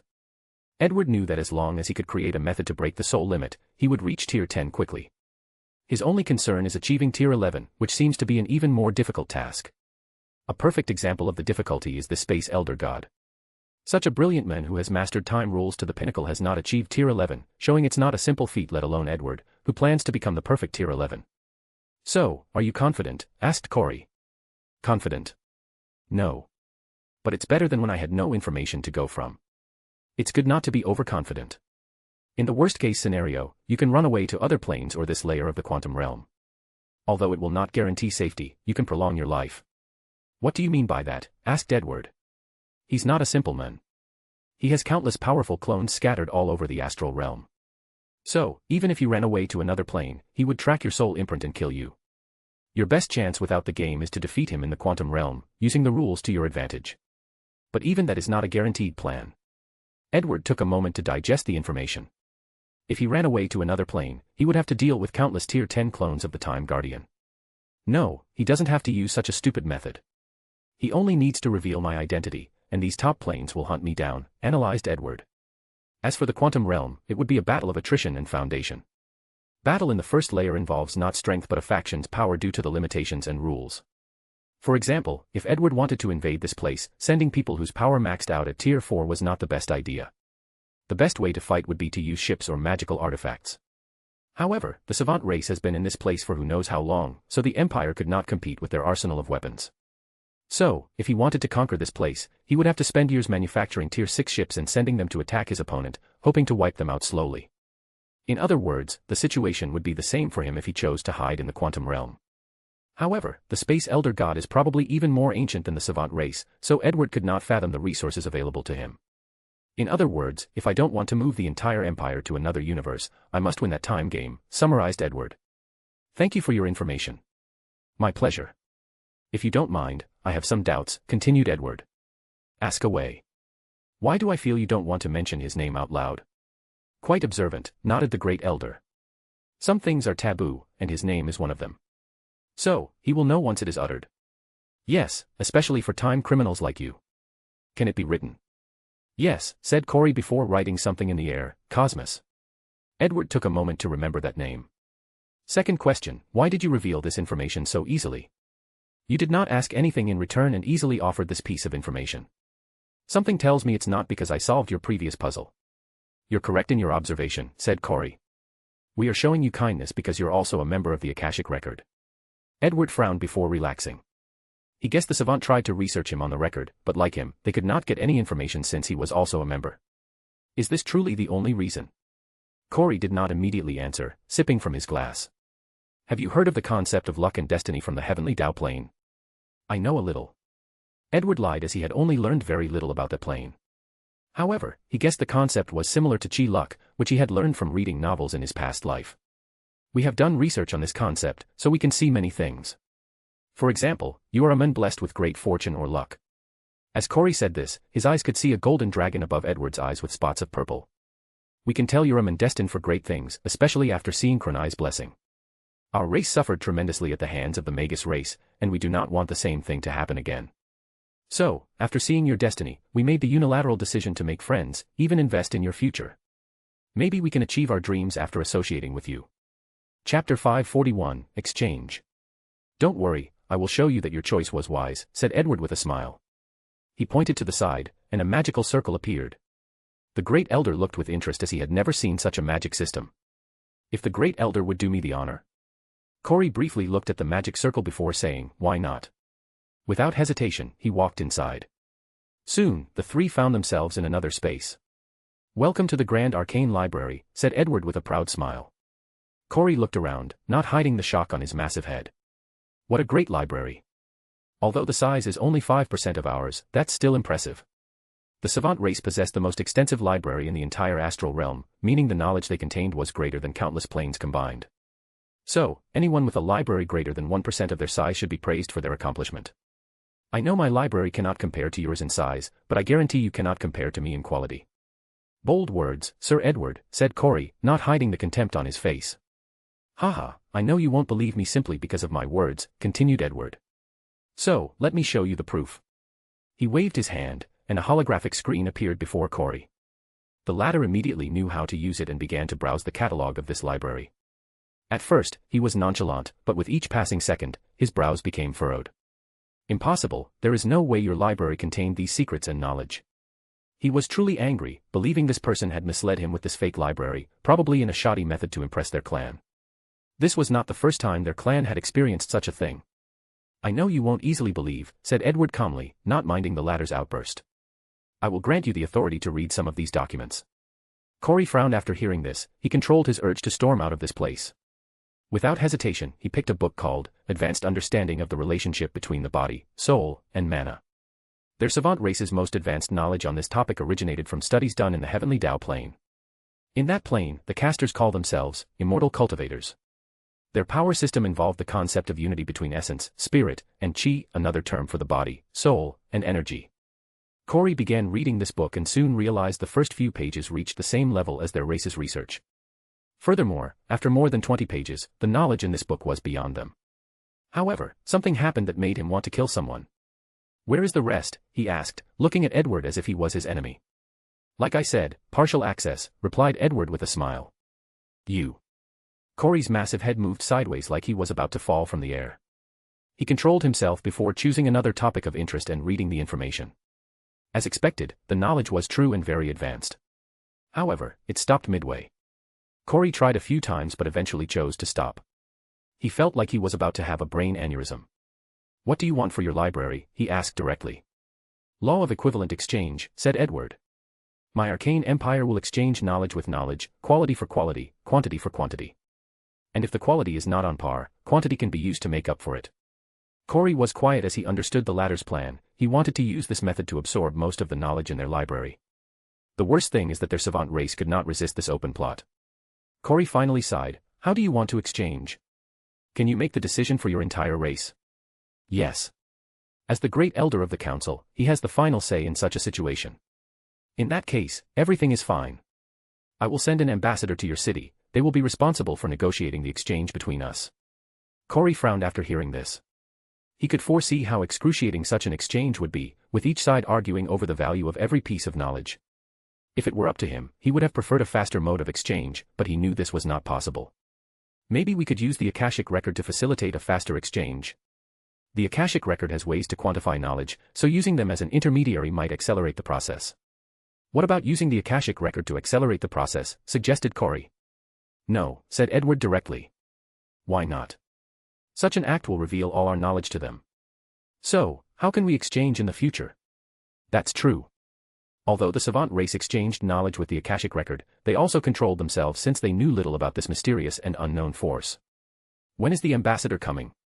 "As soon as I return home," replied Edward, and the great elder nodded. He took one last look at this library before unwillingly leaving. Edward and Luna did not spend too much time afterward, directly returning to the floating city. "I haven't seen so happy and relaxed in a while," said Luna.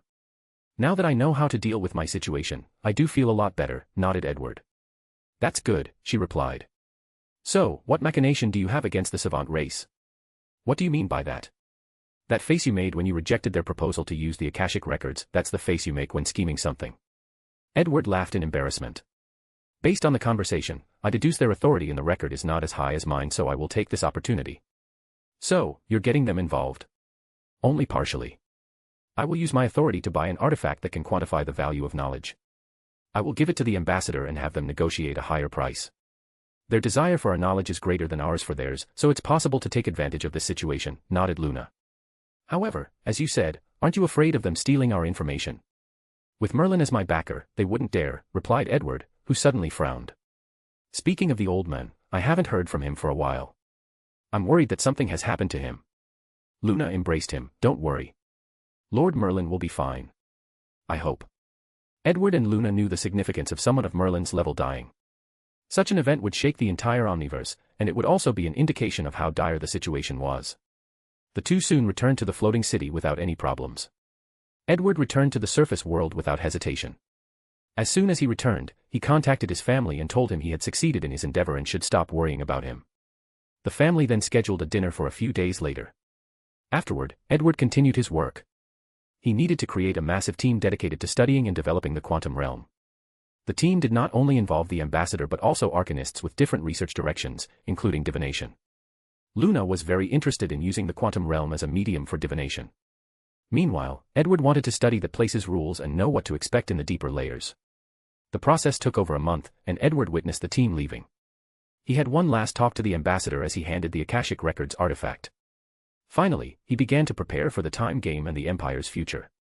Chapter 542, 100-Year Anniversary, I. Edward held a document containing all the savant race's knowledge about previous time games. He had to pay a hefty price for this document, to the point he no longer felt bad for what his ambassador was about to say to him. He exhaled once he finished. It's really just a game for him to learn more. His eyes twinkled as he summarized many things about the elder god named Cosmos. For example, in recent games, the latter was more ruthless in his approach while also more laissez-faire. His knowledge has reached the point where he cares little about the game, treating them as an afterthought. Simultaneously, he also has no patience for the criminals, immediately executing them if they cannot get his interest. Edward created a basic character model for Cosmos for when he meets the latter. With more information, the chances of succeeding in his confrontation will drastically increase. Morgana, send the information to the think tank to see if they can deduce more information. All right. Do you want to tell them of your situation? Edward's status as a time criminal was of the highest level, so the number of people who knew could be counted on two hands. Tell them. These people should be able to deduce something if I tried to be sneaky. The Empire's think tank was composed of the brightest strategic minds, so Edward never underestimated these people's abilities. As you wish.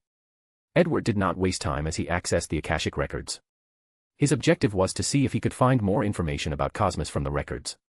As expected, he muttered, he was also a local branch member, just the savant and the magus race. At least we now know for sure that no knowledge about time magic in this universe would be of help in the time game, said Morgana.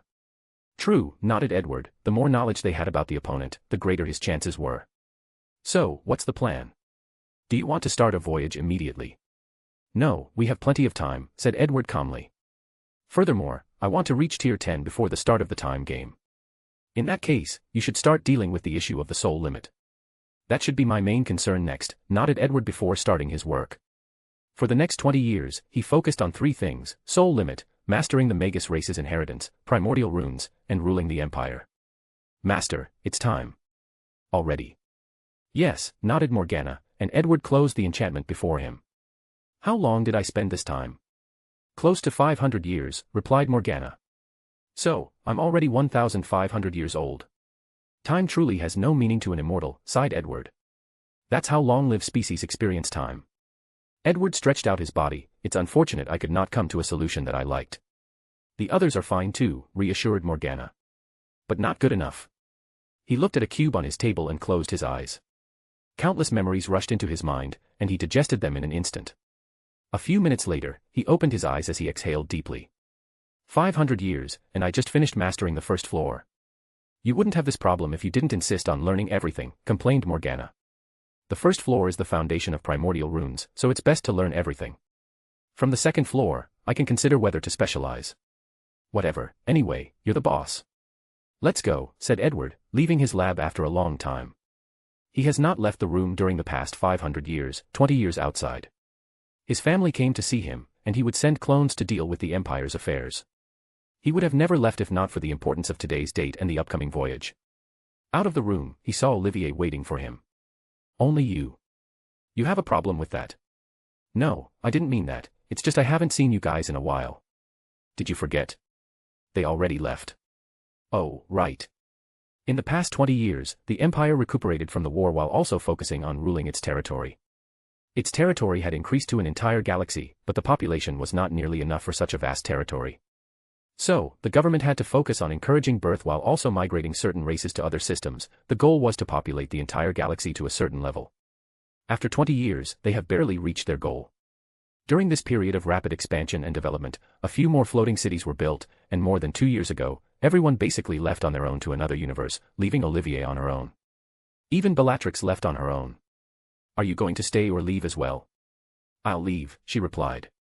After the last war, I felt my ability as a commander was subpar. So, I will travel to other worlds and learn more about intergalactic battles. If even your ability is subpar, wouldn't the other commanders die in shame, said Edward with a smile. They should, said Olivier with her general military look. One of my objectives for this trip is to create a better training method for our empire. Our current military academy is not on par for our upcoming war with the gods or other planes. In that case, do you want me to delay opening our borders? No, replied Olivier. If you don't do it, the issue of resources will soon become more apparent. That's true. In the past 20 years, the Empire's population has skyrocketed, reaching an unimaginable level. With the Konosuba dimension, every citizen of the Empire is an Arcanist and can reach Tier 3 at a bare minimum. However, how could the resources of one galaxy be enough for such a large population of magic users and with the Empire's rapid growth? Edward did not dare send people to other galaxies even though he was confident he would bypass the gods' blockage outside the Milky Way. Luckily, he had access to the dark multiverse to help the situation, but it was not enough. So, the next step of development is to open the Empire to the astral realm. However, such an act also has its downside with how much other planes are hostile to the cosmic faith plane. Have you prepared your speech? Asked Olivier. I have. Don't waste time, you'll be on in less than 2 hours. Edward went to change his dress to a more elegant, regal, and excessive robe. Today was the Empire's 100-year celebration, and he had a lot of things to do. After dressing up, a shadow manifested behind Edward. What is it? There is a situation that needs to be reported, said Itachi. Oh. One of the competitors reached Tier 9. Interesting. How did this happen? Asked Edward. Over the years, although he did not find the perfect solution to break the soul limit, he did create countless other lesser methods. However, under his control, the power ceiling of the Empire did not surpass Tier 8, the same as him. "We believe something outside has interfered," reported Itachi. "Someone broke our defense." "That would explain why you're reporting to me instead of Grindelwald. Have you found the source of the breach?" "Yes, and it has been dealt with." "How much information did we lose?" "It hasn't been detected yet, but it should not be too much." Edward did not say anything as he looked at the sky. Since the end of the war, these outside gods have not stopped trying to infiltrate the Milky Way galaxy. Take him into custody and find out why he betrayed us. Yes. Itachi disappeared from the room as if he was never here. Meanwhile, Edward waited until it was time for his nationally publicized speech. His wives' clones followed him to the podium. After all, it would be weird for the Empire's queens to not show up for such an occasion. Chapter 543, 100-Year Anniversary, 2. Edward stood before a large stadium full of more than 1 million people. At every corner of the stadium were numerous enchantments in charge of broadcasting today's event to every corner of the Empire's territory. The people attending the ceremony included the most powerful and accomplished arcanists, scientists, engineers, wealthy individuals, and politicians. There was no podium before Edward as he only held a cane with his family member behind him. Without being nervous, he began to talk. More than 100 years ago, wizards removed the status of secrecy, beginning the journey of integration with the non-magical. Afterward, we faced our greatest challenge, the invasion of the Dementors. During the time of great duress and confrontation, the magical and non-magical united for a common cause. In that time of war, we learned of the grandeur and cruelty of the universe. We grew and developed, banding together for our mother planet and the advancement of magic. Edward paused to create tension. The Arcane Empire has existed for only 100 years. In that short period, we have set foot in every corner of the galaxy, pushed the limit of science and technology, explored the mysteries of the soul, played with space and time, conquered death, and even dabbled in the power of fate and creation. In 100 years, we have created a civilization that the lesser mind would label as divine. Edward once again paused, allowing all the viewers to truly fathom how much they've accomplished in such a short period. This moment is not just his celebration but the celebration of all the Empire's citizens. This anniversary is a time for everybody to be proud of being a member of the Empire. Our journey was not easy, continued Edward. We have lost many comrades and suffered numerous setbacks and catastrophes. However, none could stop us. On the contrary, we have forged or tempered our collective will for progress, development, and the pursuit of knowledge and truth with every adversity. Edward's body exuded an unparalleled confidence and might. Our journey has just begun. The universe is vast, full of unknown mysteries, secrets, and knowledge. Our footsteps have only graced a small portion of it, not even 1%. My fellow citizens, now is not the time to be complacent or satisfied with what we have. Our destiny is to one day write the history of this universe, to one day create the one and only eternal civilization. May the arcane truth guide and protect us. The stadium's attendees stood up and said in unison. May the arcane truth guide and protect us. The majority of citizens scattered across the Milky Way galaxy stood up and said the exact phrase. May the arcane truth guide and protect us. After the speech, the ceremony continued with a parade of the royal family visiting many places throughout the Empire's territory. One of the first destinations was the shrine for what Ghuznad did during the war. Once that finished, there was a prepared show by the Empire's most popular and talented artists, including the legendary star, Kapoor. Her voice was the definition of soulful, as she perfectly used her understanding of sound and soul magic in her performance. After this event, everyone tuned in for the finale, the Emperor selection.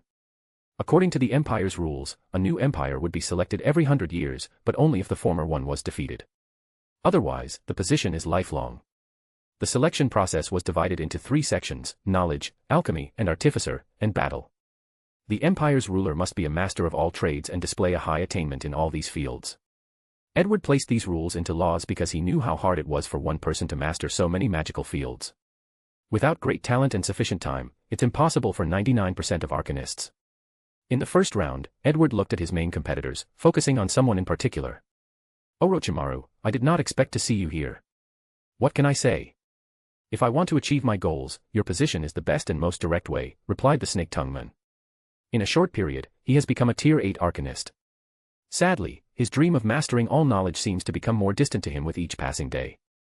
The Empire had too much knowledge created daily, and he could not pay the arcane merit needed to buy even 5% of them. However, if he could become emperor, he would immediately gain access to more than 80% of it. True, so let's begin, nodded Edward as he received challenges from many talented arcanists, many of whom were individuals he brought from other universes. The entire process was similar to the Bones Council election, with Edward showing up his knowledge and ability. The entire experience was a feast for the Empire as they saw the Emperor and some of the best minds arguing and debating. Of course, the result was not unexpected. Edward was accomplished in most fields. Although many of these arcanists' accomplishments in certain fields were much greater than his, except for spacetime, curse, elements, curse, and soul magic, they were not all-encompassing like him. So, in the end, he was still the winner. The situation was the same in the next section. Many potion masters outclassed him. However, most of these people only studied potions and not artificer. However, in the field of magic artifact creations, no one dared say they were better than Edward. After all, the floating cities were the proof they needed to know how much they were outclassed. The third and final part of this election was the truly exciting aspect. The citizens witnessed their emperor battling some of the most gifted individuals in the empire. Edward had to fight people like Naruto, who still wanted to become Hokage, which, in this case, was his position. Naruto and Sasuke seemed to be connected by fate, so they formed a team for the battle. It was the same for Asta and Yuno from the Black Clover world. Edward agreed to fight them together and still won. Even Kazuma and his previous team of rogues participated in this battle. In the end, Edward was the final winner, but not without pushing himself to the limit. In some of his most powerful battles, he faced talented individuals from the Empire. Amongst the people from other universes who gave him the most trouble, it would be, without a doubt, Marileona. That woman had an iron will and refused to stop, no matter how severe her injuries were. Furthermore, she was like a goddess of war. The longer she fought, the more injuries she received, and the more powerful she became. Once the event ended, Edward was re-elected for another 100-year term. Many people realized it might be impossible to sit on the throne this normal way. But most of these people enjoyed a challenge, so they would not give up so easily. Furthermore, the election was a time for people to achieve fame, glory, and wealth. So, it would be fine if it became more of an event in the future instead of an actual election. Lastly, the throne was not hereditary. If the emperor's future descendants wanted to sit in that position, they had to show to the world they were as scary as their father. People did not believe a second emperor would appear in the world. After the event, Edward still had a few things to deal with before beginning his long voyage, the first of which was to meet with Itachi regarding the anomaly that appeared before the ceremony. Chapter 544, Government Affairs. The entire election lasted more than a month, so Edward was relieved when the ordeal ended. He wanted to celebrate with his family, but even his mother and father had left, traveling to another universe for a vacation despite how much he protested against it. Ultimately, he had to accept his family had a life of their own, and he could not control them. So, he turned into an obsessive protective freak and created countless measures for his mother and father in case something happened to them. He walked into a room where his aunt waited for him. That was a great speech and a great display of might, said Amelia with a smile. With this election, the royal family's power will reach a new height, not to mention their popularity in the eyes of the people. You think so too, replied Edward before sitting opposite her, serving a drink for him and her. How are things? He asked. Generally speaking, everything is proceeding smoothly, replied Amelia as she showed him a bunch of data regarding the current state of the empire. There should be a but, right? Yes, she nodded. 2 proposals have repeatedly appeared in the council despite how many times I voted against them. The first one is the merit crime bill, which would allow the use of arcane merit to offset their crimes. That's understandable. Now that these people have godlike powers, they also want to be above the law, replied Edward with a sneer. Do you want me to send the ghost squad to pay them a visit? Not necessary, chuckled Amelia. We already have a plan to deal with them. Edward looked at the data and nodded. The plan was a galaxy-wide media smear campaign against the people who supported the deal or the powerful arcanists trying to lobby it to pass in the council.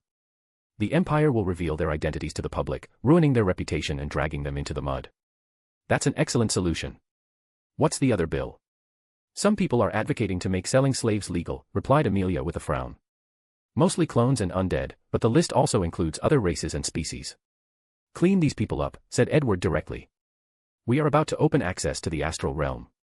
If we do not regulate such a thing, the underground slave-selling business will boom once these people can control entire planes. That's my plan, and I only wanted you to sign on it. Edward nodded and signed his order. The last thing is we need to clean up planet Darkstar. Already. The Empire was not a utopia, and despite all its advancements in ending world war, world hunger, and curing all regular diseases, the human heart is unfathomable. As such, things like crime and evil nature still exist and can be said to be rampant because of how powerful arcanists are. So, the members of the think tank had the brilliant idea of controlling crime since it could not be completely stopped. The Empire then secretly created the dark market, a place that gathered all the evil arcanists, the people who sell slaves, drugs, banned substances, mercenaries, assassins, rogues, outlaws, or anyone who doesn't like to follow strict rules and laws. No one knows that the underground, which is the darkest place of the Empire, was established by the government to control crime.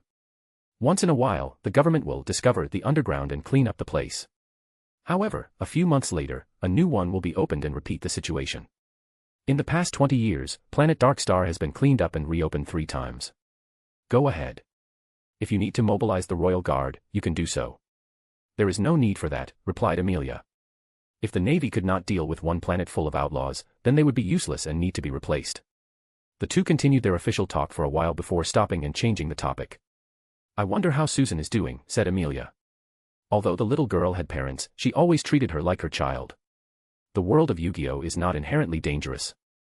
So, as long as nothing happens to her in the void, she will be fine. If something had happened to her, they would have long sensed something. So, Susan should have already reached her destination and studied these creatures for the creation and completion of card summoning magic. What about you? Any interest in visiting other worlds?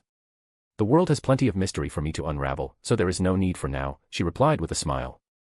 Plus, someone has to remain to keep things in check. It's fine if you feel this way. However, don't let power control you. You know me better than this. She is now one of the people with the most power in the Empire. However, despite this fact, she kept up with her magical studies to ensure she is as powerful as possible while also keeping a sense of wonder and desire for pursuing knowledge. She keeps her position because the Empire is her baby, watching it grow from the ground up. Edward and most of the royal family are not too keen on governing, so someone needs to keep an eye on things to prevent any issues. That's good, nodded Edward as he led his aunt away. Soon afterward, Itachi appeared in the room. What's the result? The gods have summoned a divine armament to the material plane from the outer realm. They pierced a hole through our defense with its power and contacted an arcanist called Chu. Edward had a screen before him showing him a new race with crystal eyes. He exchanged information for a divine blessing, allowing him to rise very quickly from Tier 5 to Tier 9. According to our analysis, their plan was probably to have him take the throne and cause chaos. How much information was revealed? Asked Edward with a frown. We were lucky Chu did not reveal everything, trying to bargain for more benefit, replied Itachi. Edward felt relieved when he saw that news about the floating city and a few other important things had not been revealed. Are you sure he was the only one they contacted? Chu does not know about this, so we are still investigating. Use as many people as you need to find things out. I will. How is the expansion going? Everything is proceeding smoothly, but we still need more time to create a universe-wide spy network. Any concrete plan? My objective is to control an already existing order. Unfortunately, the best spy faction of this plane is directly connected to some powerful Tier 10 gods, so we cannot control their souls or use any other forms of control. Believers are scary to deal with because they have no fear of death. Even if you threaten them with their loved ones, they will not hesitate to kill themselves, so they ascend to their god's divine kingdom and achieve eternal peace. Take your time. Once we have cracked the secrets of the soul flame, we might be able to deal with the control these gods have on their believers' souls, reassured Edward. My lord, may I ask how much progress has been made? I have made great progress in the past 20 years. However, it's far from enough. That's unfortunate, said Itachi before taking his leave. Morgana, continued Edward. If the gods used a divine armament to pierce through the fog, shouldn't a department detect such a change? Yes. The energy used to power the fog should have increased drastically and alerted us. Edward created 3 Tier 10 supersolid ether cores to power the fog that is protecting the Milky Way galaxy. He also established departments to keep watch at all times, so it was abnormal that he did not detect this breach in advance. Find what happened. Give me a moment. A few minutes later, the spike in energy was detected, but someone did not do their job properly and reported the problem too late.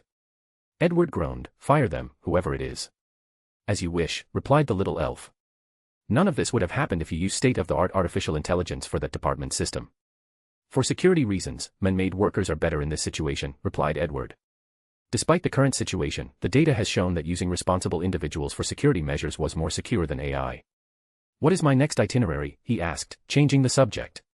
Chris has made some progress in his research. You can go see him. All right. Chapter 545, Wool Tempering Method. Edward soon arrived at Chris's lab, which had been waiting for him since he sent prior notification of his arrival. Chris, how are things? Very well, Your Majesty. It seems married life suits you well. How about? Consider having more than one wife, joked Edward. I don't want to turn into a mental patient that has gone crazy, swiftly replied Chris. Who was his wife? The chief of the National Bureau of Mental Health, one of the best Tier 8 spiritual arcanists in the world, Shennis King. If he dared step out of line, he was sure the government would soon find him with a shattered psychic with no proof that his wife was involved. Haha, it's good she's keeping you in check and not letting the fame and glory get to your head, nodded Edward, who also knew how scary a spiritual arcanist like Shennis King was. True to that. Although he was a man of exceptional will, it did not mean he could not change and be corrupt by power, wealth, and fame. Enough of the chit-chat, and let's get to business. As we should, nodded Chris as he led Edward to his office. Without wasting time, he began to show his research results. As you already knew, my research direction was to create a perfect method that would allow arcanists to temper their willpower. My first attempt was the normal stuff, using illusions to create a vivid world that would torment the arcanists and temper their will. Sadly, this method had a variety of results and many side effects, including permanent damage to my subjects. Some people responded to experiencing hardship, while others completely shut down. Chris showed the data while explaining. My second attempt was to use battles to temper the will. I tried this method after learning about the hockey system, but the results also varied. Some people responded positively, but most failed to achieve anything. My third attempt was a simple meditation method. By analyzing the correlation between willpower and the soul, spirit, mind, and memories, I created a meditation technique to nurture a person's willpower slowly. Sadly, this method was too slow. It could take thousands of years to increase the willpower by a factor of 1, and the higher the number, the longer the time required. Screen after screen flashed before Edward as he swiftly analyzed these experimental data from the early stages to their conclusion. After all these failures, I returned to the board and summarized what I have learned. I wanted to know the source of willpower. What made someone so determined was that they were willing to suffer unimaginable pain to accomplish them. They were willing to discipline themselves to a level that most people could not fathom.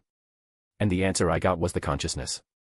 To be specific, subconsciousness, the part most people do not know, is responsible for most of their beings or even existence.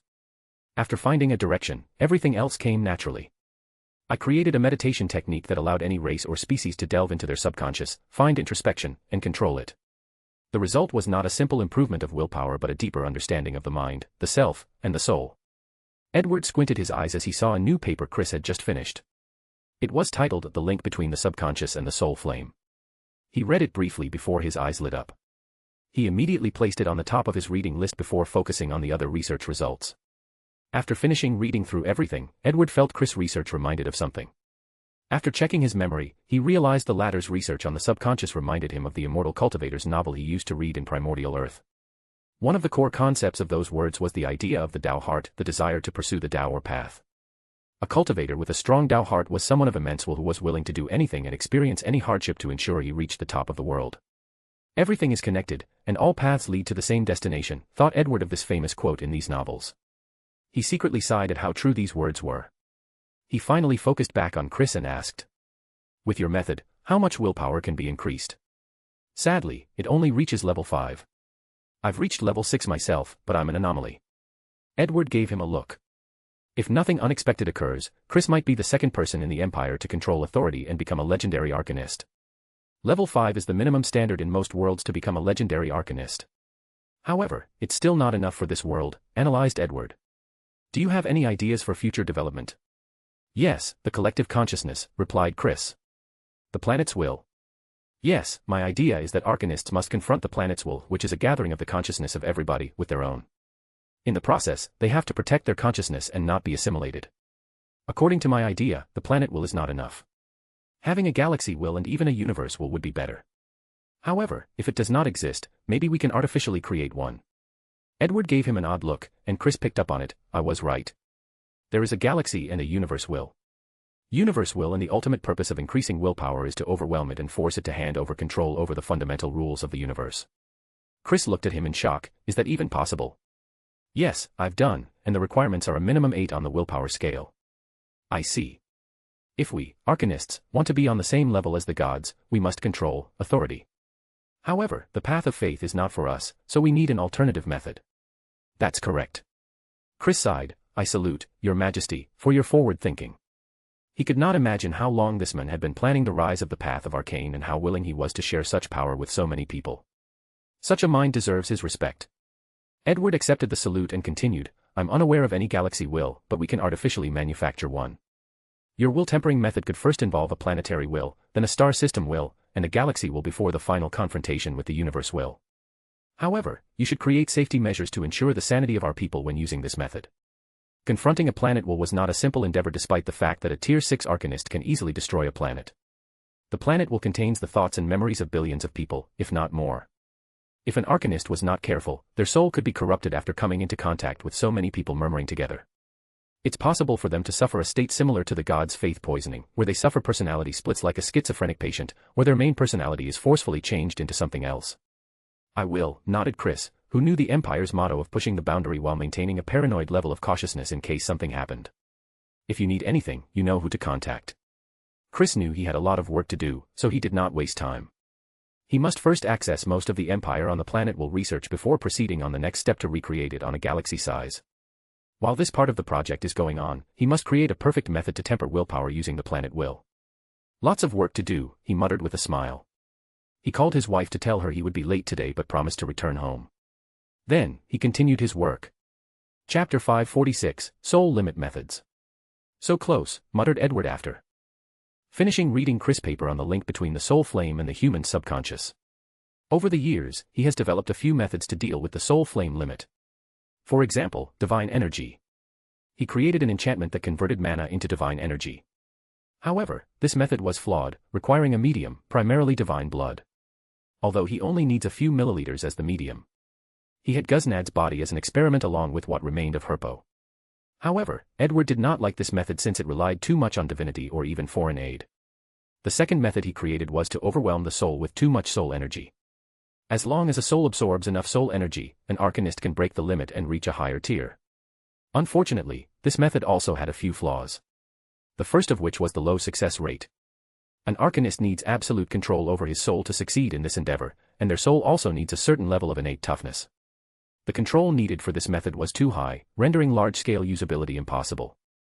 As for the innate toughness, many people have special soul talents, and Edward created a potion to help in the endeavor. Regardless, he eliminated this method. The other method used was a rare material discovered after the war called Soul Essence Orb. The thing allowed any race or species to break the limitations of their souls. Sadly, this resource was scarce and not enough for the entire Empire. Edward and the Empire tried to artificially create it and 3D print it, but they failed. The fourth method he found was the result of his student Chloe's research. She found a special energy in the dream plane that could help with the limit. Unfortunately, the final result was the same. This energy was rare and could not be excavated in large numbers. Edward tried energy conversion to convert mana and other forms of energy into dream nether energy, and the result was unsatisfactory. The soul limit of 99% of humans was Tier 6. However, to create the dream nether energy required for a single Arcanist to break the limit and reach Tier 7, Edward had to convert the equivalent of an entire galaxy, Tier 9, worth of mana. The Empire was already dealing with an energy shortage, relying mostly on the dark multiverse for their needs.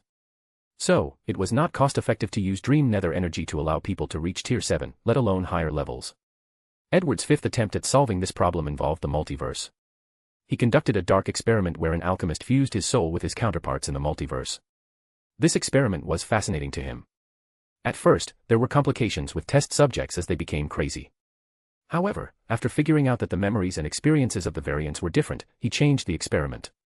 The souls of the variants will be purified, removing their memories, will, and consciousness before fusing with the prime variant. At first, this experiment showed positive signs that he would succeed. Unfortunately, the soul flame will turn dark purple at the last moment, giving out a feeling of corruption. To this day, he does not know the cause of this change, but he also understands this might be the main issue he will face after trying to reach Tier 11. Edward's sixth experiment was on forcing the soul to become divine. He was not referring to godhood or faith but more to ascending or evolution of the soul to a higher state. In the Scientia novels he read, the nascent soul would turn into the divine soul before eventually turning into the immortal soul. Mana can evolve and turn into ether. With this idea as a foundation, he tried to do the same for his soul, which would, in turn, affect the soul flame. Sadly, his method failed. He could not purify the soul like he did with mana, so his ascension method failed. He tried to nourish a soul with the power of specific rules or authority. There were some changes, but nothing he could detect or observe. According to the conclusion he came up with, the rules did not belong to him, so he could not properly use them to elevate his soul to a higher state. Ultimately, he had to stop Project Soul Divinity to return to it later. Edward's seventh attempt was both successful and a failure. After observing Charles's soul flame and its unique time ring, he had an idea to create something similar, but not with time energy but with the power of knowledge. It's a commonly known fact that knowledge nourishes the soul and allows arcanists to reach a higher tier. So, he thought of a method to condense everybody's knowledge into a ring that served as burning fuel for the soul flame, allowing it to sublimate and break the limitations. The research in that direction was not easy, but luckily, Edward discovered the wisdom authority he once stole from Truth in the Full Metal Alchemist universe was very helpful. So, after countless trials and errors, he succeeded in creating the knowledge ring and even made a universal method that any alchemist could use after reaching Tier 6. However, he was soon disappointed. The knowledge ring did nourish the soul flame and allowed it to evolve to a higher level. In other words, it did break the soul limitation. Unfortunately, the process was excruciatingly slow. After this failure, Edward was not discouraged as he saw another path to success, the relationship between the soul and the flame. They are connected, but the flame is the main source of life. Edward tried to use the connection between them, forming a deep enough connection that would allow an arcanist to use soul energy from the soul to nourish the knowledge ring and accelerate the speed at which the soul flame evolves. Sadly, he always felt he was missing one last link for this project to succeed. Chris' research gave him another hint, but he still felt he was missing a few things. Morgana, what do you think? I have nothing to say, shrugged the little elf. She has been running millions of calculations every day with no success. All right. Send Chris' research to the History Council to see if they can do something. What's next on my schedule? You have to oversee the process of opening our borders and quickly check the Bone Council. Then, we can depart on our journey. That's good. Edward did not immediately leave as he had one last thing to check, whether Chris's will tempering method would work for him. He entered a secluded room in his lab before entering a state of meditation. The process of controlling the subconscious was not a pleasant experience. Edward was forced to control the deepest part of himself, his deepest desires, the good, the bad, and the extremely evil and disgusting. He had to accept who he was as a person and decide whether to change, whether he could even change. His subconscious also revealed many things to him. For example, some mild experiences that do not seem important have formed his personality's core aspects. I definitely had some psychotic tendencies when I was in primordial Earth. And after coming to this world and acquiring power, they were magnified, he summarized as he opened his eyes and exhaled. How is it? Asked Morgana. It should allow my willpower to finally reach 9. That's good news. Chapter 547, Planar Expansion. After the intense events that was the election, the people thought they would enter a time of great peace, with nothing as grandiose as that event. They thought the most exciting news coming to the Empire was things like cleaning up planet Dark Star and getting rid of crime or news about corruption and degradation in the Empire's council. However, more than a month later, another major news spread like wildfire, the discovery of the astral realm. The existence of other planes opened a new door to the Empire. They now had access to countless civilizations, including their history, knowledge, and resources. How they understood the universe and how it operates drastically changed, and many people felt they took one step closer, as a collective, in pursuing the arcane truth. In just a few days of this news, countless arcanists bought information regarding the astral realm and began writing papers. However, these people did not have much time when Edward came on TV and announced the Empire's next step of expansion. Arcanists as low as Tier 6 can buy or rent astral towers, traveling ships to explore the astral realm. Everyone knew that the Empire was entering its next step of major expansion and development, so the mood of the entire galaxy was extremely jovial, with countless people signing up. In a short period, the Empire returned to the age of exploration, the short time after Edward's first voyage, where they first expanded outside the solar system. In that period, the universe was a vast unknown full of mystery. Many arcanists signed up to travel the Milky Way as explorers. Many people knew that the age of exploration was dangerous, especially in the early stages. But they also knew it was the best opportunity to get rich, acquire more resources, and climb the social and political ladder. The discovery of universal planes was an even greater opportunity than back then. As such, countless people decided to buy an astral tower, even if they had to take a massive loan from the government or borrow one after signing a restrictive contract. Not everyone was qualified, despite how many people signed up and wished to acquire a tower. The guideline for traveling the astral realm was extremely strict, and these arcanists, who first complained, soon understood why. They learned that those powerful planes have an extreme hatred or desire for people in our cosmic faith plane because of what their predecessors, the Magus, did. As such, they must be extremely cautious in their voyage and not reveal their information. Luckily, these people had a great leader and a competent government. In the past 20 years, the Empire conquered a Tier 8 plane and secretly influenced or changed its history. The plane, which once contained mages but was ruled by a god, experienced a renaissance as one man renovated the mage path and created the arcane path. Under that man's leadership, the mages turned into arcanists and successfully rebelled against the gods. They took control of the plane and renamed it Arcane Plane from Glory Light Plane. The arcane plane became the place of origin for all arcanists in the Empire as Edward created a clean and new background for everybody to prevent their identity from leaking. Regardless, they also must be careful not to reveal the truth. This measure was also variable to the gods of their own universe, who also wished to disassemble the Empire into delicate parts. The second issue to consider for this new era was that their timeline was still isolated, making traveling to other planes a little more complicated. However, this problem was more of a logistic than anything else. The third problem to deal with was the proper behavior to contact civilization. The Empire acknowledges that war, invasion, and plundering are the theme of all civilization in the astral realm. However, they wish to attempt something different. For example, an arcanist can use the laws of equivalent exchange instead of direct invasion and plunder when dealing with weaker or less developed civilizations. The same approach is encouraged when dealing with more powerful civilizations up to Tier 8. Tier 8 civilization is the highest astral towers sold and the highest permitted civilization that an arcanist can interact with. There were also rules to follow, especially regarding the enslavement of the natives of any world. In the Empire, population equals more arcanists, which equals more strength. Slavery was outlawed, but there is also nuance to this issue. Some races, like abyss demons, are the manifestation of evil and everything chaotic. Such a race is impossible to domesticate or integrate into the Empire. The rules for dealing with such species are to exterminate them. Arcanists can enslave them, but there is a limit based on the person's tier and achievements. Edward and the Empire did not want these people to become one man's nation and destabilize the Empire's strength and power. The Empire does not restrict how arcanists interacted with other planes, they can choose peaceful or brutal means. However, there are benefits, like tax breaks, to following protocols and peaceful methods.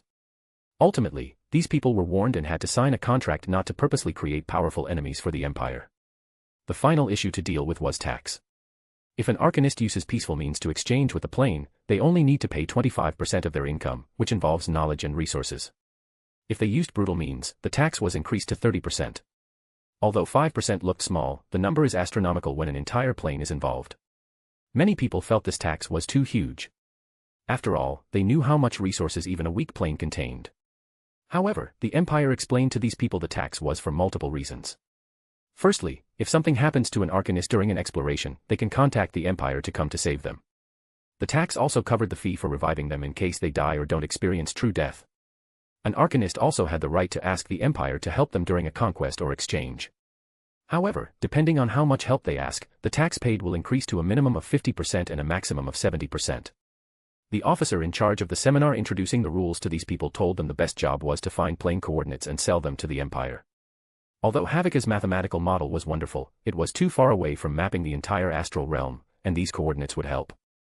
Furthermore, if an arcanist discovered Tier 9 or above planes, they cannot do anything about it except wait for the future when the restrictions are removed. So, it's the best choice to sell the information. The people attending the seminar felt relieved after hearing the information about taxes and their benefits, especially when they learned the Empire could save them from a Tier 10 threat if they gave sufficient reason.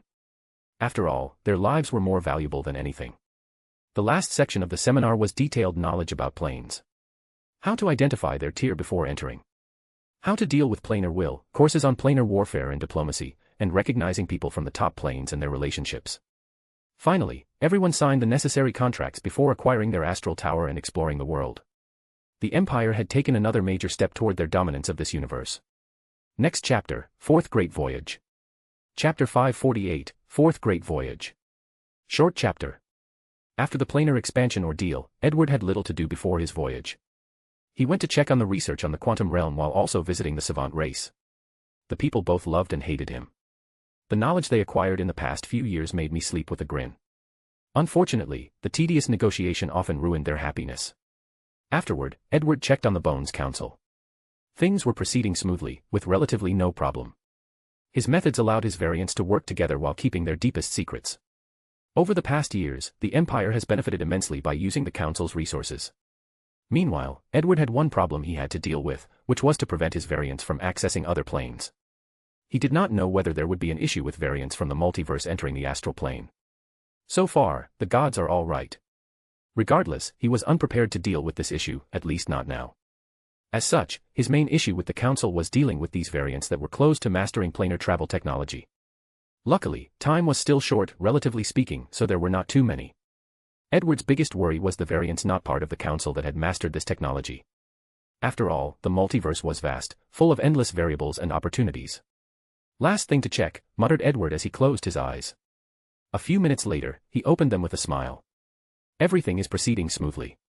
Not long ago, he finally received news from the spy he sent to infiltrate Taoist Purple Robe's home world. Now, everyone is fine and was not detected, so the first step in the infiltration is completed. The next step is to create a believable identity and get Purple Robe's attention. Then, he can infiltrate the latter's samsara hall and take it down from the inside. I can't believe they've contacted us after so long, commented Morgana. The time difference between universes is fascinating. Indeed, it's something we should study one day. Anyway, all that matters is everything is going smoothly. Now, all I have to worry about is how fast he will take to completely control the artifact. Worrying about this won't help, so let's focus on the task at hand. Yes, so, are you ready? Asked Edward. Yes, I've prepared everything we need, including updating my database to contain all the Empire's progress in the last 20 years. In that case, let's not waste time. He first saw Olivier and had a passionate night before she left. She would travel to many worlds like him, but her purpose was to become a better commander. Afterward, Edward met with his aunt before entering Netheril and left. He promised Albion he would bring him on the next voyage, so he kept his promise. However, he still locked the dragon in his room and did not let him see anything to prevent problems. Is everything ready? Asked Edward. Yes, we have the coordinate. Then, let's go. Edward heard a sound before everything began to shake like it was an earthquake of 10 magnitude. Luckily, the process lasted only a few seconds before stopping. What happened? He asked, and Morgana did not immediately respond as she gazed at a small screen before her. We hit something in the midst of our travel. How can we be so unlucky? Or, is the void not what it used to be? I don't know, but luckily, everything is fine. We did not meet any creatures, nor were there any damages. That's good. Are we at our location? Yes. Then, let's go. The floating city entered this world while still in invisible mode. In an instant, Edward was outside a blue planet, Earth. Morgana immediately sent the sorcerer eyes to scan the planet, which appeared only to be an ordinary modern-day Earth. Unless you look at its history. Edward had a screen before showing the history of this planet. He read all the alien invasions this small planet experienced and the weird history of the past. It's hard to determine which one we are dealing with, said Morgana. The worst part is he's not here, and we do not know where in time he is. It will be a pain to track him down unless you blatantly used your time rule. It's unwise to use such a method on a being of that caliber. Edward shook his head. How is the city adapting to the rules of this universe? Barely, replied Morgana. There is a powerful force that is rejecting all mana or magic. I have isolated its effect with the Void Shield and turned our system to a pure technology base. Will that be a problem? Our technology is not on par with our magic, so it can only function at 80% capacity. That's better than I anticipated.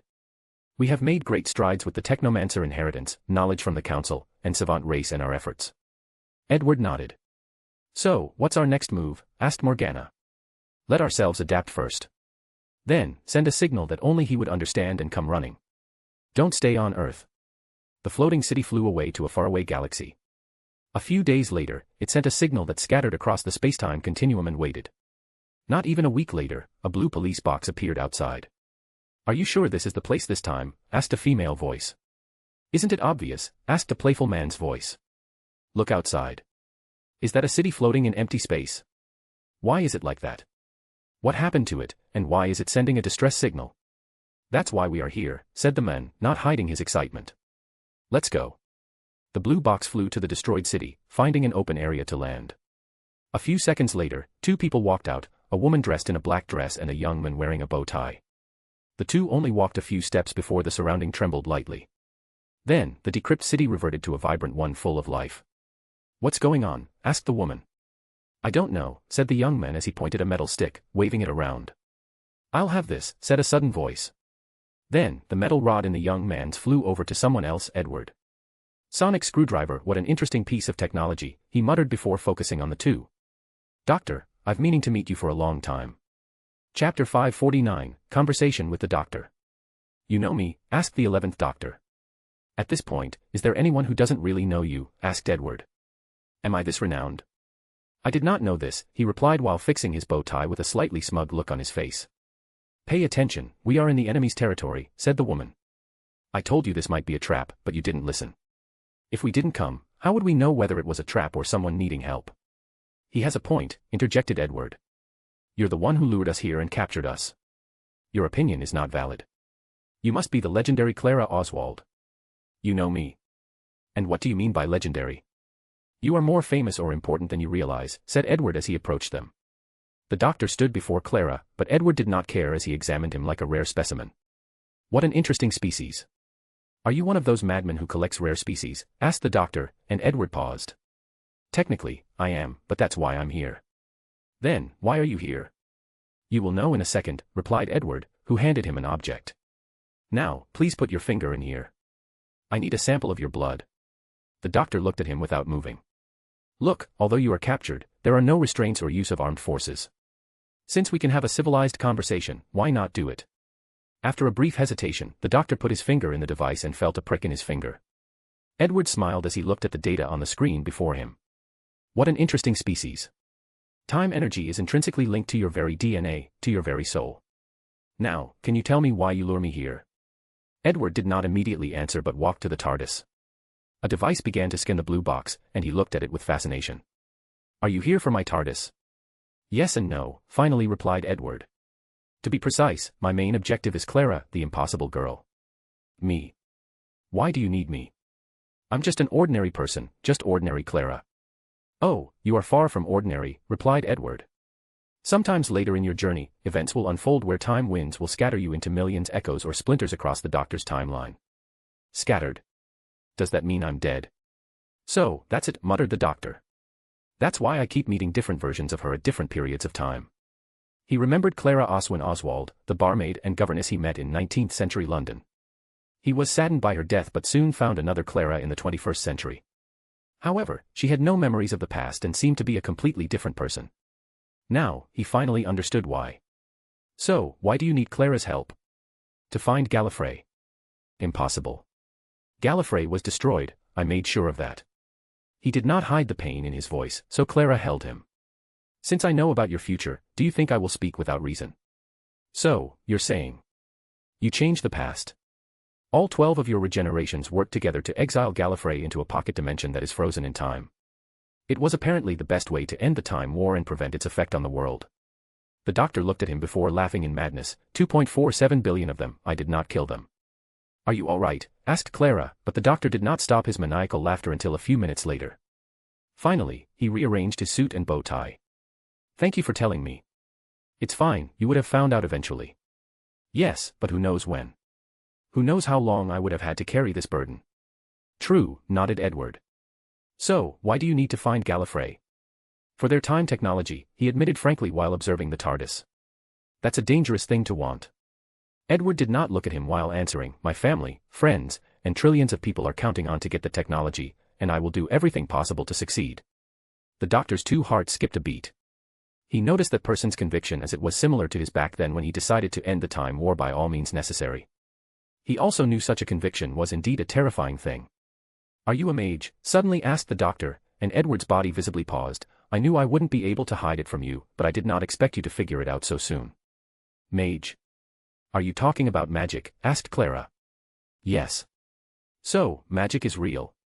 It used to be, replied the doctor. What does that mean? Magic was initially a strong force in the universe in ancient times. However, the Time Lord rose to shape the universe, replacing its principles to that of science to underpin reality. You guys can do that. Yes, nodded the doctor. Are you and your people survivors of ancient magical civilization? You don't need to know about my background, replied Edward. All I ask for is that you cooperate and don't get in my way. Once I'm done, I'll leave, and we'll never see each other again. Fine, I won't pry any further, but I still have some concerns. What's going to happen to Clara? She'll be fine, she's only acting as a medium or conduit to lead me to my destination. Once her role is done, there won't be any issue. I will take your word for it, commented the doctor. What about Gallifrey? What's going to happen to it? I only need their database. Once I'm done, you can decide whether to leave them in the same state or allow them to return to the universe. The doctor didn't know how to respond to these words. He knew the corruptions of the Time Lords as a result of their absolute power. It might not be the best idea for such a civilization to return to the universe. Okay, so what should we do? We start with the TARDIS, and here's your thing back. Edward handed him back the sonic screwdriver, an act that surprised him. After a moment, he entered the TARDIS, and Edward followed. He knew he was taking a significant risk by entering the TARDIS as he knew some of the scary things the doctor had in there. However, he considered the latter's peace-loving nature before taking such calculated risks. Of course, he also had preventive measures after all, they were still in Netheril, his home ground. Morgana, how is it? I've installed a spying software in the screwdriver. Will he find it? Yes, but the crux of the issue is how long before he does. According to my calculations, it should take some time, but I don't know if it's enough before our plan succeeds. Edward secretly nodded. He knew the importance of the thing to the doctor, so he had to monitor it at all times. Of course, he also understood that his unparalleled intelligence was the latter's greatest reliance. That's fine, he nodded. It's a shame we could not directly go to the pocket dimension where Gallifrey is, complained Morgana. The rule of this universe restricted them too much. Hence, their technology was no longer the best and outshined everybody. As such, they cannot be direct and forceful in many things and must plan carefully. Why are you complaining? Didn't we already expect this? Chapter 550, Time Vortex. So, what is the plan? Asked the doctor after entering the TARDIS. Now that he was in his home court, he felt more relieved. First, you have to show us how you travel through time. Our technology cannot adapt to this place, and we cannot use forceful means. All right, anywhere specific. Ancient Greece, said Edward casually. The doctor immediately began to press buttons and move things around. However, the TARDIS immediately began to shake uncontrollably. What's going on? Asked the doctor as he locked a screen before him. Are we dragging your city? Yes, it's my ship, so it must tag along. The doctor was speechless before continuing with his work. He pressed more buttons to input to the TARDIS their newly added weight. Soon, the group found themselves in a tunnel, and Edward's eyes lit up. A screen materialized before him as data collected from Netheril was sent directly. Is this the time vortex? How fascinating, said Edward, immediately engrossed in the data. A dimensional plane where time and space met, intersecting at an angle determined by non-Euclidean geometry. Its essence should be an infinite amount of time energy. The dimension exists outside of time, hence not bound by its rules and restrictions. Edward seemed not to pay attention to his surroundings. No, it's not just time and space. Light, darkness, matter, and energy constantly change, bind, and divide. This place is like a corridor that runs through all of creation. If you find the right pathway, you can traverse anywhere and any time in the universe. Edward was genuinely intrigued by this time vortex and its intricacies. In his homeworld, time is more like a river that requires subtle manipulation to go upward or downward against powerful currents. However, in this world, time is like a web full of pathways that are hard to navigate. Additionally, time and space are two interconnected concepts in this world, but they are more divided in the Harry Potter world. The time vortex reminded Edward of the warp from Warhammer 40k. However, unlike the warp, which is a dimension made of psychic power, the time vortex is made of time energy. With this method, it should not be a problem to pass the time game, Morgana suddenly said in his mind. Maybe. She was correct since this was a new, innovative method of using time. However, he did know whether some science and technology civilizations did not invent a method that was very similar. Plus, Edward wanted to survive and deal a blow to his opponent. Edward heard a cough and saw the doctor and Clara looking at him oddly. Sorry about that. I understand since there are a few things more interesting than unraveling the truth of the universe. But don't forget our objective. He wanted to finish this chapter of his life and move on and no longer be influenced by the events of the Time War. Give me a few days before we can proceed with the plan, said Edward. Is there a room I can stay in? Yes. The doctor led him to a room in the TARDIS before returning to the deck. Is this person trustworthy? Asked Clara. To an extent. So far, he has not shown us any great malice. By the looks of things, this person seemed to be a scientist at heart but was forced into a terrible situation due to the actions of the Time Lords in ancient times. That's true. But I have a feeling he's very dangerous. Of course, he's dangerous. Do you think I'm not dangerous? Calmly retorted the doctor as he placed his sonic screwdriver in a holder in the main room. After running a diagnostic, he frowned before rerunning it. Inside Edward's room. Do you think he's believing the persona I built? There should be no problem since there is some truth to the lie, replied Morgana. Anyway, we only need to continue until we get what we want. He never planned to conflict with the doctor, which would delay his voyage and complicate things. The next day, Edward walked to the control room. This is the schematic for our plan, said Edward as he showed the doctor a holographic screen with moving parts. The doctor took a look for a few minutes before finally feeling relieved. The device did what Edward said, used Clara as a medium to access his timeline and found Gallifrey. There is room for improvement, suggested the doctor. Please, indicated Edward. Then, he watched how the last Time Lord drastically improved in his device. He took this opportunity to learn and improve the Empire's science and technology. Great work, praised Edward. Oh, this. This is nothing, replied the doctor coyly. You can print the device yourself, said Edward. Before we start, we have to take precautionary measures. For what? There is no problem with the device. In my experience, things like this often go awry. So, we must take preventive measures. Like what? You should be fine, added Edward. But Ms. Oswald is human and prone to accidents. Firstly, we must find a way to protect her mind or psyche. She will have access to countless versions of herself scattered across time. If something goes wrong, her mind might be broken, turning her into a schizophrenic patient. That's true, but the chances of that happening are very low. Do you want to take the risk? Yes, don't take the risk, added Clara. I can link her mind to the TARDIS core, it should protect her from any complications. Good. Do you have nanobots? Do you want to protect her body from injuries in case of an emergency? That's correct. I don't have it on board now, but I can manufacture some, replied the doctor. How long will it take?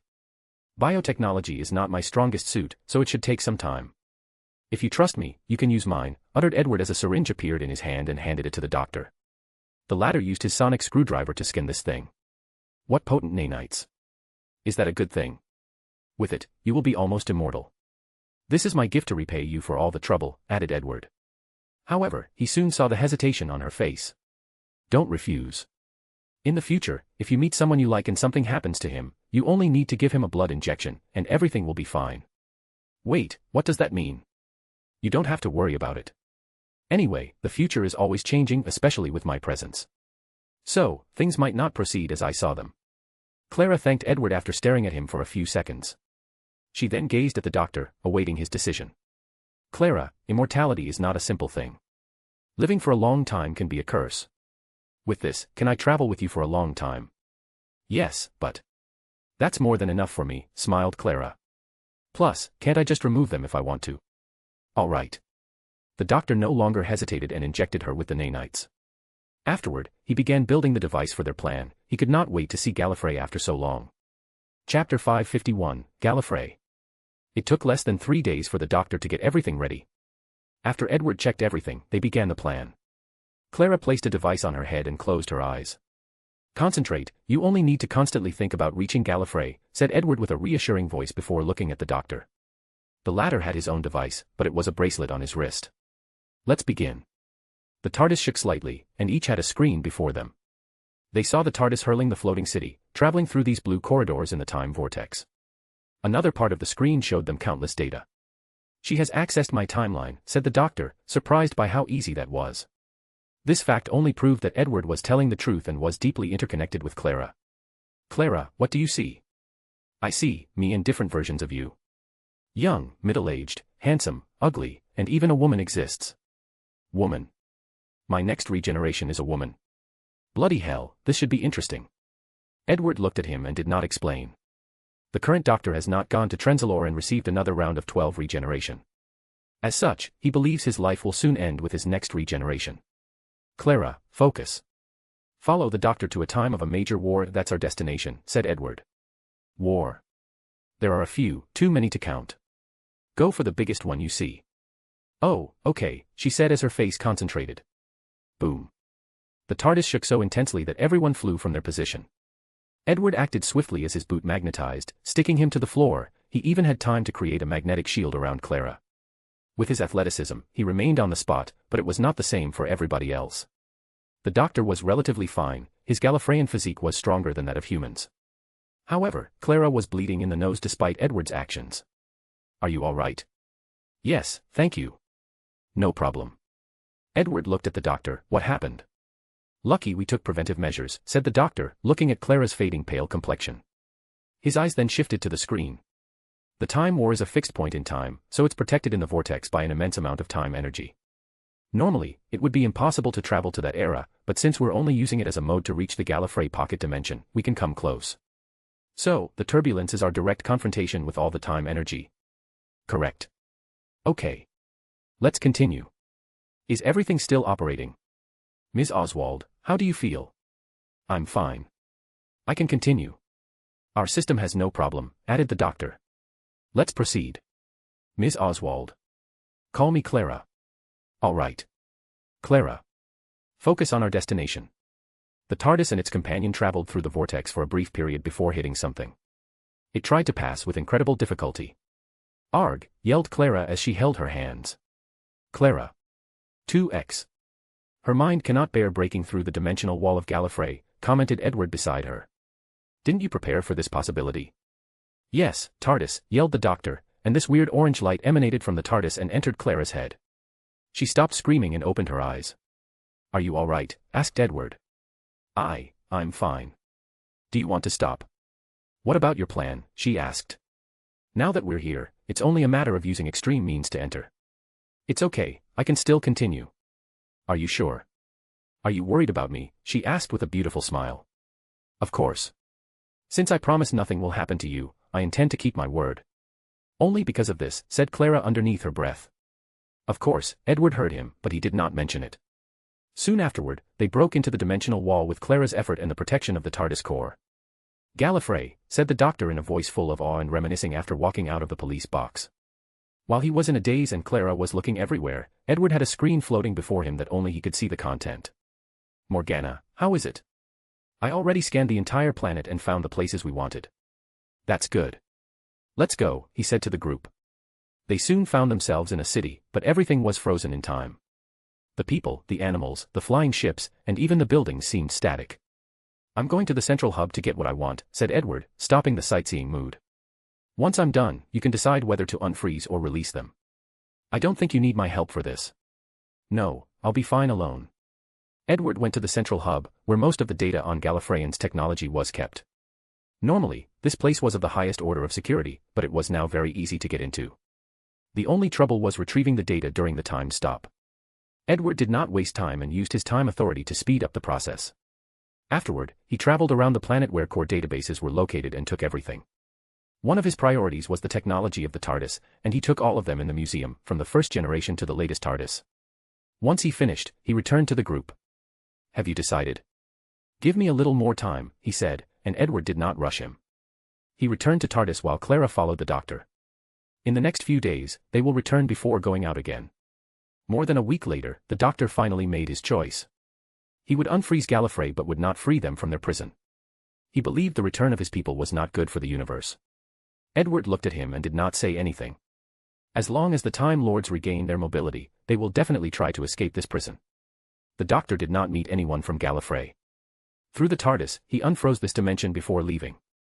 "Are you sure you cannot stay?" "You could travel with us for a while," asked the doctor. "That's a terrible idea." Edward shook his head. "Although we have many things in common, we have even more differences. A short voyage is fine, but not a long one. Plus, like I said, I have people counting on me. I can't say long." "Will we see you again?" asked Clara. "I'm afraid the chances are low. Once he has processed and analyzed the acquired data, he will leave for his next world immediately." "That's a shame." Edward smiled as he looked at her. "I hope you found your purpose in life, and I wish you fulfillment in all your endeavors." "Thank you, and I hope you can save your people." She gave him a hug before Edward focused on the doctor. They shook hands firmly. "Any words for me?" "Yes," nodded Edward. "Now that you've dealt with Gallifrey, I hope you can stop running from your past and find peace. River Song is a great woman who deserves more than you gave her." "You're maybe right." They hugged tightly before Edward entered Netheril, rushing into the sky and disappearing. "Are you sure you want to leave?" asked Morgana. "This world has a lot of potential." "I know, but it's best not to have too much interaction with someone like the doctor." Edward would not be surprised if the doctor one day developed universal travel and one day reached his home world. In this stage of his development, it's best not to deal with these kinds of people. "Let's analyze our loot on this trip," said Edward with a smirk. "I love how your thieving days are far from over, even after so long." Edward blushed as he remembered his youth, traveling the world and infiltrating places like the Vatican to steal books. "What do you know? It's all for the pursuit of knowledge and truth. Whatever helps you sleep at night, but I know you enjoy the thrill of it all. Shut up and show me what we got." Chapter 552, Time Lord Technology. Edward did not leave the universe and hid somewhere to analyze the data he had just acquired. With Morgana's help, he swiftly categorized things and focused on the more important information they had. Edward began with the course Cosmic Science and Higher Dimensional Physique, one of the main cores that all Gallifrey who wish to become Time Lords must pass. With this course, Edward was able to see the evolution of the Time Lords' understanding of the universe and time from their infancy until the peak of their powers. That was a lot," muttered Edward as he finished. "Hee hee," chuckled Morgana. "What is it?" Although you never admitted it, a part of you always believed magic was superior to science and technology. Now, can you say the same? Edward smiled in embarrassment as he knew she was right. The Time Lords have truly pushed the boundaries of science and technology. A perfect example of their accomplishment is the dematerialization gun, a weapon that can erase people from time, making them feel as if they had never existed in the first place. He could only do such a feat after controlling time rules. Furthermore, the dematerialization gun was not the only method the Time Lords created to manipulate reality and erase a person from time. Once we finished analyzing this universe's data, science and technology in the Empire will almost catch up to magic, commented Edward. That is true, nodded the little elf before continuing their work. Their next focus was on the TARDIS and its engineering marvels of using time energy. Edward learned many things in the process, even making great strides in understanding and applying time rules. As soon as he finished, he began to work on Project OMN Gate, or his attempt to create a gate or portal that connected two universes scattered in the void. Edward's path will not follow the Magus and leave the astral universe for the void. Instead, he will open portals to other universes while keeping his original one as the main base. As such, he needs high-level technology that can bypass the danger of the void. This project was nothing but words on paper for many years with little to no development. That changed after Edward got his hands on Rick Sanchez's portal gun, and he made great strides. His idea is to create a portal liquid that combines Rick's technology with void energy, allowing him to navigate the infinite void like it was his back garden. After studying the development of TARDIS's technology from the earliest prototype to the nearest novel, he had new ideas to try. The void portal liquid he will create might function similarly to the time vortex by creating a unique time tunnel or void tunnel between two universes. This could work, said Morgana as she looked at the new development of this project. But it's not enough. Yes, but it's good as long as we make improvements. Edward was confident he might succeed after this time tour he was going on. What's next? The Time Lord's biology, explained Morgana before showing him a blueprint, and Edward's eyes soon focused on them. They are truly the definition of a time race, said Edward excitedly. The Time Lords can look into the past, present, and future through the time energy weaved into their DNA and every cell in their bodies. They have a terrifying immunity to time stop and any temporal-related anomalies. More importantly, they can change fixed points in time, making them a causality. Not to mention their ability to regenerate as a way to heal, granting each Time Lord 12 lives. These Time Lords are true Time Lords, commented Morgana, and Edward understood what she meant. Time Lords can alter a timeline instead of creating a new one in their universe. All the Time Lords in this universe have this ability. If my guess is correct, these Time Lords are immune to the rules of the Time Guardian, commented Edward with envy. There is no need for envy, we have their life code so that we can copy. True. Add them to the ultimate magic body, nodded Edward with excitement. Once he creates a perfect way to break the soul limit, he can condense his ultimate magic body, thus acquiring one of the best magical talents in the Omniverse. Okay, but we have to deal with the issue of regeneration. The flaw in the Time Lords' regeneration is that they will acquire a new face and new personality. The regeneration process changed their DNA slightly while also altering the chemicals in their brain, hence the change in appearance and personality. We should have absolute control over our bodies so the problem won't be an issue. However, there is the possibility that the process affects the soul. Edward did not think the Gallifreyan could not deal with such a simple issue. This universe's law of physics does not deal with the soul but the brain. However, he was different and needed to prepare for this eventuality. Let's run some tests, said Edward, and they immediately experimented. The result was similar to the Time Lords in the universe. The clones did not change appearance because of the mana and aura inside their bodies. Their soul changed, which led to a change in personality, commented Edward. Even their mana imprint changed. What's the reason? He had experimented on the relationship between time and the soul, and such an anomaly should not appear. Time is living, suddenly said Morgana. Are you saying time in this universe is a living creature? Not exactly, but more along the line, it has a slight consciousness. So, during the regeneration, the consciousness will affect organic matters, including the soul. Do we have time energy from our universe? Yes, but they should have been corrupted by the laws of this place. Try it and see. The experiment proceeded, and the result was the same. However, Morgana was proven to be true. Edward grunted as this experience was a lesson to learn. In the future, they would not allow everything they brought to a new world to adapt so that they could do experiments like this. Let's wait until we leave to continue this experiment. Okay. So, what's next? There are still a few things to do, Edward commented before proceeding to the next step. They stole Dalek's technology, which was on par with Time Lords. If the Gallifreyan's technology was based on space and time, the Dalek's tech was based purely on destruction, including the eradication of space and time. He stole from the Cybermen, who were the pinnacle of robotics and cybernetic technology. He took a sample of the creature known as the Silence, who had a natural talent for memory wiping and hypnosis. Finally, Edward made a great effort to capture weeping angels, one of the scariest races in this universe. One touch by these statues-looking creatures will send you back in time while feeding on the time energy of the life you could have lived. He was interested in their ability called quantum locking, which turned them into statues as long as someone looked at them. He believed if he could harness this ability, it would be perfect for his assassin squad. Imagine a group of assassins that were invisible as long as you looked at them. Although it sounded like a normal invisible spell, it was more. In the magical world, there were many ways to look at someone, including through fate. This ability would work on all of them. Once that was done, Edward hopped in his city and proceeded to his next destination. Chapter 553, Anomaly. Edward and his team soon arrived at their destiny with no issue, or so they thought. As soon as they entered the new world, everything spun even worse than the first time. "What's going on?" asked Edward. "I don't know," replied Morgana before running more diagnostics. The process lasted longer than expected, and it wasn't until everything stopped spinning that Edward received an answer. Well, what was it? This universe seemed to be shaking and moving. Moving. How is that possible? He knew his destination, and this place should be very safe, especially for someone of his power level. Did the universe suddenly acquire consciousness and become a living creature? He asked after thinking about their previous experience. It appears it's not the case. Edward grunted. Small accidents kept occurring, and he did not like this. All right. How are our systems? It appeared some of them were destroyed or malfunctioning. Are you serious? Even the previous chaos in the void did not damage any of the city systems, so how could entry into a universe do such damage? What's going on? Edward asked before receiving an answer. Morgana continued, "Boss, we are surrounded."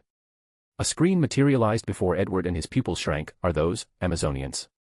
Many women dressed in armor, holding cold weapons, and some on horses surrounded the city. His gaze focused on one woman with long black hair. She was beautiful, regal, and full of power and charm. Wonder Woman. He was sure it was her as his memory of a particular animated movie popped into his mind. Before his reincarnation, Marvel dominated the box office while DC was supreme in the animated movie department. They had a new rebooted Justice League animated movie, and this Wonder Woman resembled that version. Can someone tell me what is going on? His destination was the Flash TV universe, which was only the CW universe.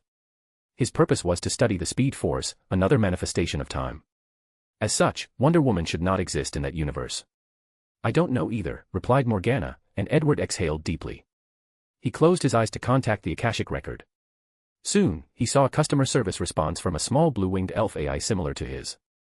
Sir, Edward, how can I help you? You people sold me the wrong coordinate. That's not possible. We would never make such an error.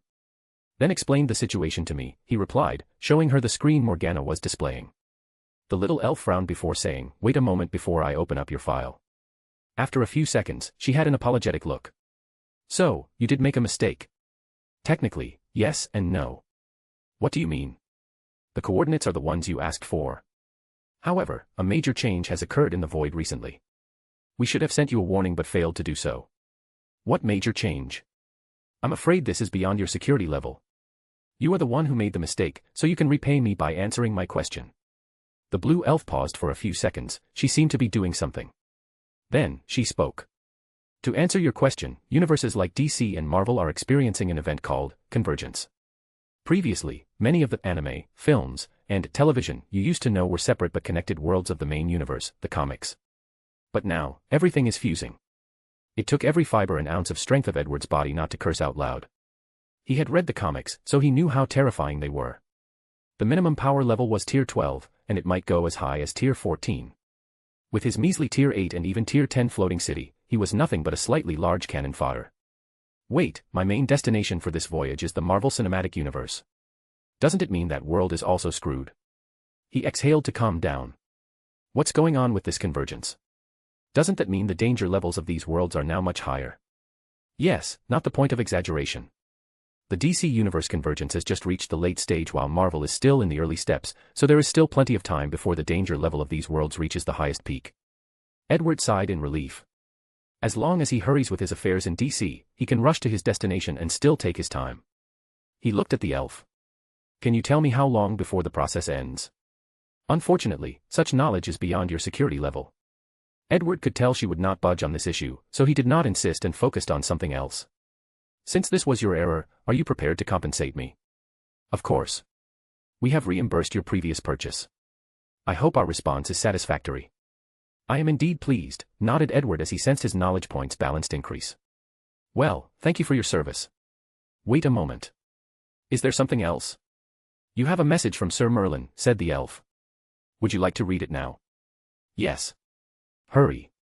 Don't worry. I'm fine, I'm just busy. And grow faster, time is running out. Edward was first relieved the old man was okay. After not hearing about him for so long, he started worrying. Luckily, nothing has happened to him. Then, he sensed the ominous shadows behind these words. The previous sensation that he had all the time in the world was gone, replaced by a sense of urgency. Is this all, or is there something else? That's all. Thank you. Edward opened his eyes to a flurry of questions. Well, what did they say?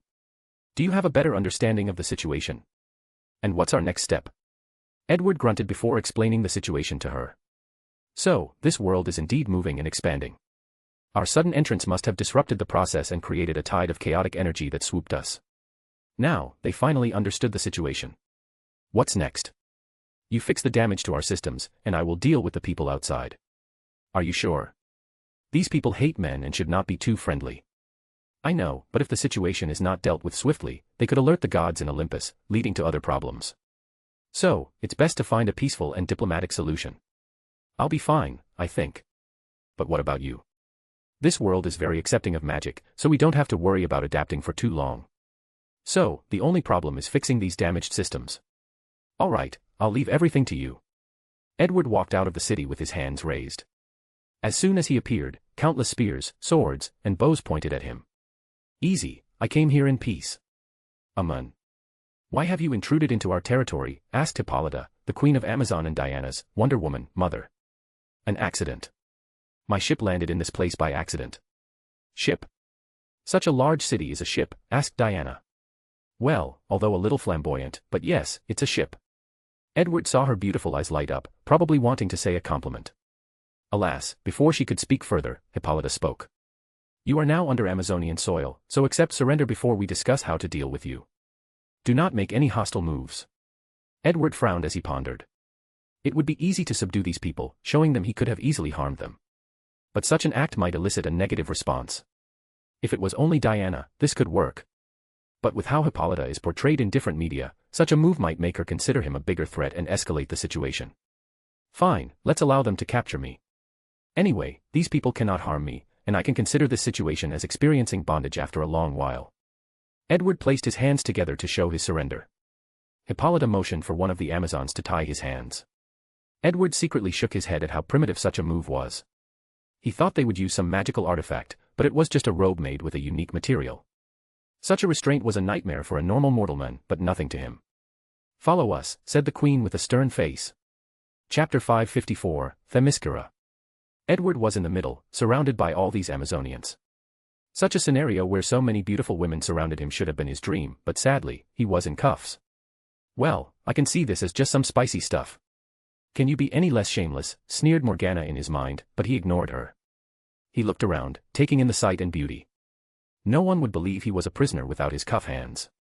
What a beautiful place, he uttered. The air is fresh, everything is natural, and I feel closer to nature. I haven't felt this way in a while. Quiet, you are still a prisoner, said one Amazonian as she used the butt of her spear to hit Edward on the back. Bang. His body generated a shockwave, destroying the spear and sending her flying more than 5 meters before crashing. Everyone pointed their weapons at her. My apologies. That's just my natural defense, it was not intentional. He was not lying as he did not expect the woman to attack him suddenly. If he did not respond swiftly enough, she would have been obliterated. Are you a god? Asked Hippolyta with a stern face. Oh, no. On the contrary, I have quite the disdain for that term. Edward immediately stopped himself from talking about his views about godhood as he remembered the Amazonians in this world worshipped the gods of the Olympics. So, what are you? Asked the queen. I'm an arcanist or a mage if you prefer. You can use magic. That would explain why your ship is a flying city, Diana commented. Exactly, replied Edward before looking at the person who attacked him. Do you want me to heal her? No need, replied the attacker as she stood up, only a few bruises showed she was attacked. She looked at him before returning to the line. Edward then remembered the Amazonians all had enhanced physical abilities. Queen Hippolyta looked at Edward, glancing at his tied hands before ordering everyone to continue his journey. Soon, they arrived at their destination, and Edward was still looking around like he was on vacation. The architecture of Themyscira was mostly Greek, with primarily white pillars. They added a touch of gold that symbolized the divine. Very beautiful, he commented, but no one attacked him this time. Hippolyta dismounted her horse before taking out her sword. With a swing, she cut off the rope binding Edward, who remained calm and composed throughout the situation. This will be your dwelling. Please do not leave without any instructions. After saying these words, she walked away, leaving a small group to watch the house. Well, things are better than I anticipated, thought Edward as he entered. He had things to do while he and the floating city adapted to this world. Besides repaying his knowledge point, the Akashic records gave him the coordinates to the timeline where the CW Flash TV was located. His original object was him, and he did not want to deal with the other Flash versions. He knew how terrifying Flash was from the comics and did not want to deal with them. However, despite having the coordination, he also needed to calibrate his landing so he would land in the early stages of that Flash's development. He had to be cautious for many reasons. Firstly, he knew the latter would become more powerful the older and wiser he was. Secondly, he only saw the first 4 seasons of that show and did not want to pay the exorbitant price that the record asked for him to learn about everything, and the knowledge Salomon gave him did not include the CW Flash. Themyscira, Council Room. Hippolyta sat on the main seat, surrounded by her most trusted advisors. How do you think we should deal with our intruder? She asked. Isn't it obvious? He's an intruder and a man, so we should eliminate him, said an Amazonian with golden hair and a voluptuous body. That's too radical, argued another one with a darker complexion and braids. We are not barbarians. This is not an argument of morality. The intruder's presence endangers the existence of Themyscira. We have isolated ourselves from the world of men for so long. Do you want us to be discovered? Now, you're just using fear-mongering tactics. One person will not affect our isolation. You might be willing to take the risk, but I am not. Our default solution should never be violence. The two began to argue, but the queen never said a word. A little while longer, someone else spoke. A woman who was of Hispanic descent said. You two are always arguing and, as usual, failed to see the crux of the issue. And what would that be? Can we kill that intruder? You saw his strength and his magical city. Are you sure we can take him down? The blonde woman paused momentarily before continuing, he's only a man. I do not believe he can defeat all our sisters' might combined and the protection of the gods. True, but what price will be paid for fighting with him? How many of our sisters will not walk out of such a meaningless confrontation? What will happen on the unlikely chance that he escapes and we have made a formidable enemy? All sacrifices necessary for the protection of our home. The room quieted down, with all eyes now focused on the queen. Hippolyta did not say anything but asked another Amazonian. What do you think? You know what I will say. We. Forget it, she knew she had asked the wrong person and stopped her from spewing nonsense like forcefully breeding with the intruder to create more powerful sisters. And, in some comics, the Amazonians used sunken ships to forcefully have their way with marooned individuals before killing them. If the baby is a girl, they keep it. If it's a boy, they either killed it or returned it to the world. The queen's eyes finally landed on a petite Amazonian dressed not in armor but in loose white robes. Saren, what do you think? Saren calmly looked at everyone. We have lost contact with the gods. Everyone's heart secretly beeped. As this was true. A while ago, they lost all contact with Olympus, not knowing what had occurred. As a result, the magical barrier protecting the island is rapidly fading. We will be revealed to the world of men in a few hundred years if the gods do not respond to us. No, the time might be shorter with the intruder's forceful entry. What are you trying to say? Isn't he a mage? We can ask him if he can repair the barrier and ensure its continuation, in exchange for his freedom. This is a good idea. Not really. We will have to give the men access to our barrier. What if he breaks or controls it? We cannot take the risks. Another argument was about to happen, so Saren quickly said, My queen, what say you? Our main issue is trust toward that man. So, let's test him to see if he's trustworthy. While Edward was doing calculations, he received an uninvited guest in the middle of the night.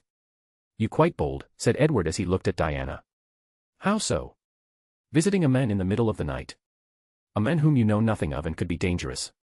As Themyscira's greatest warrior, I think I can care for myself. True, nodded Edward. So, to what do I owe this pleasure? Chapter 555, Demigod. Why are you staring at me like this? Asked Diana with a slight frown. This seems rude.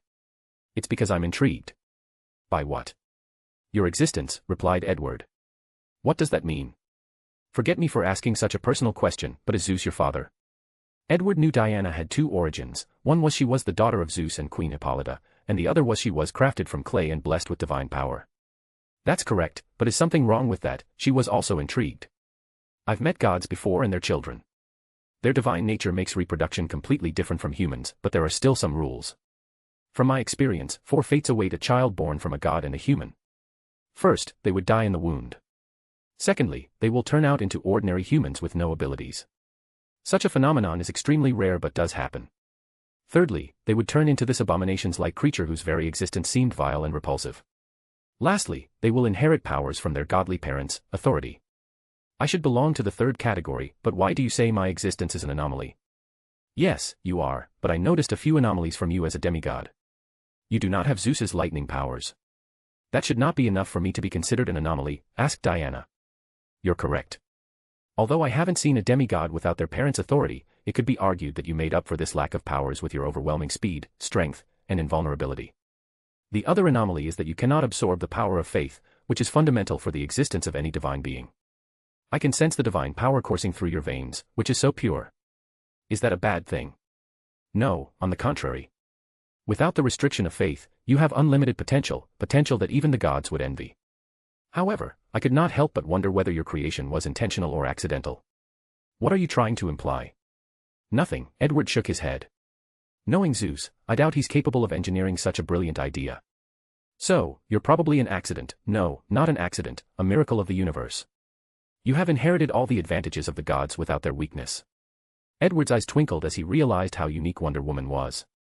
If he ever had to walk the path of godhood, he would imitate her situation and combine it with his knowledge of the elder gods in his world, who also do not rely too much on faith.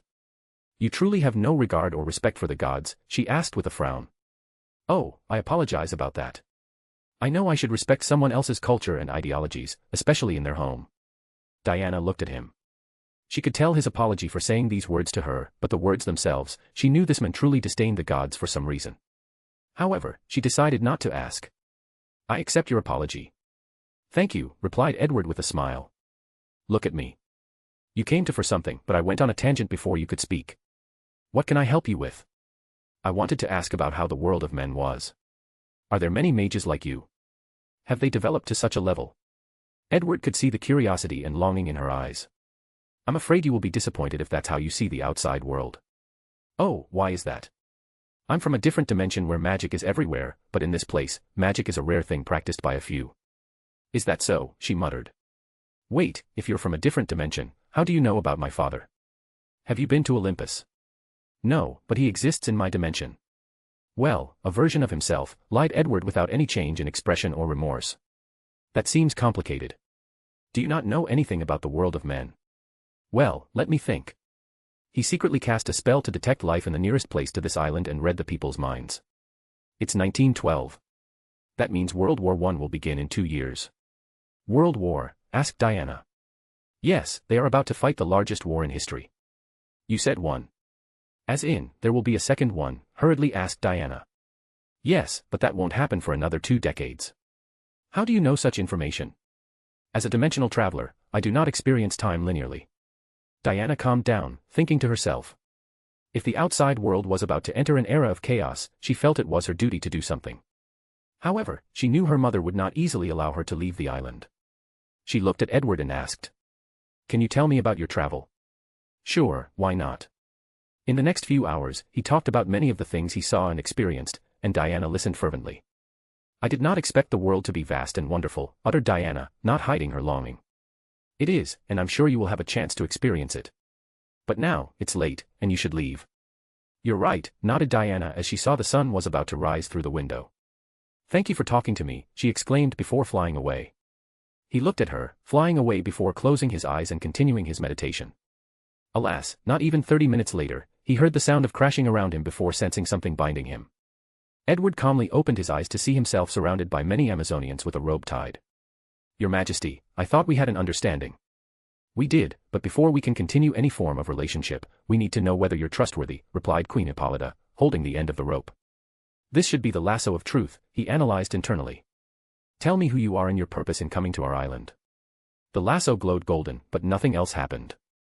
Edward calmly looked at it. Want an interesting divine artifact, he commented calmly. I could easily replicate its ability to force people to tell the truth, but its indestructible nature is worth studying. It's not working, yelped an Amazonian. How is that possible, muttered Hippolyta before activating the lasso again. Tell me your origin. Don't waste your time, said Edward. In the hands of a truly powerful creature, this weapon might work on me, but not in your hands. He looked at the queen. I see.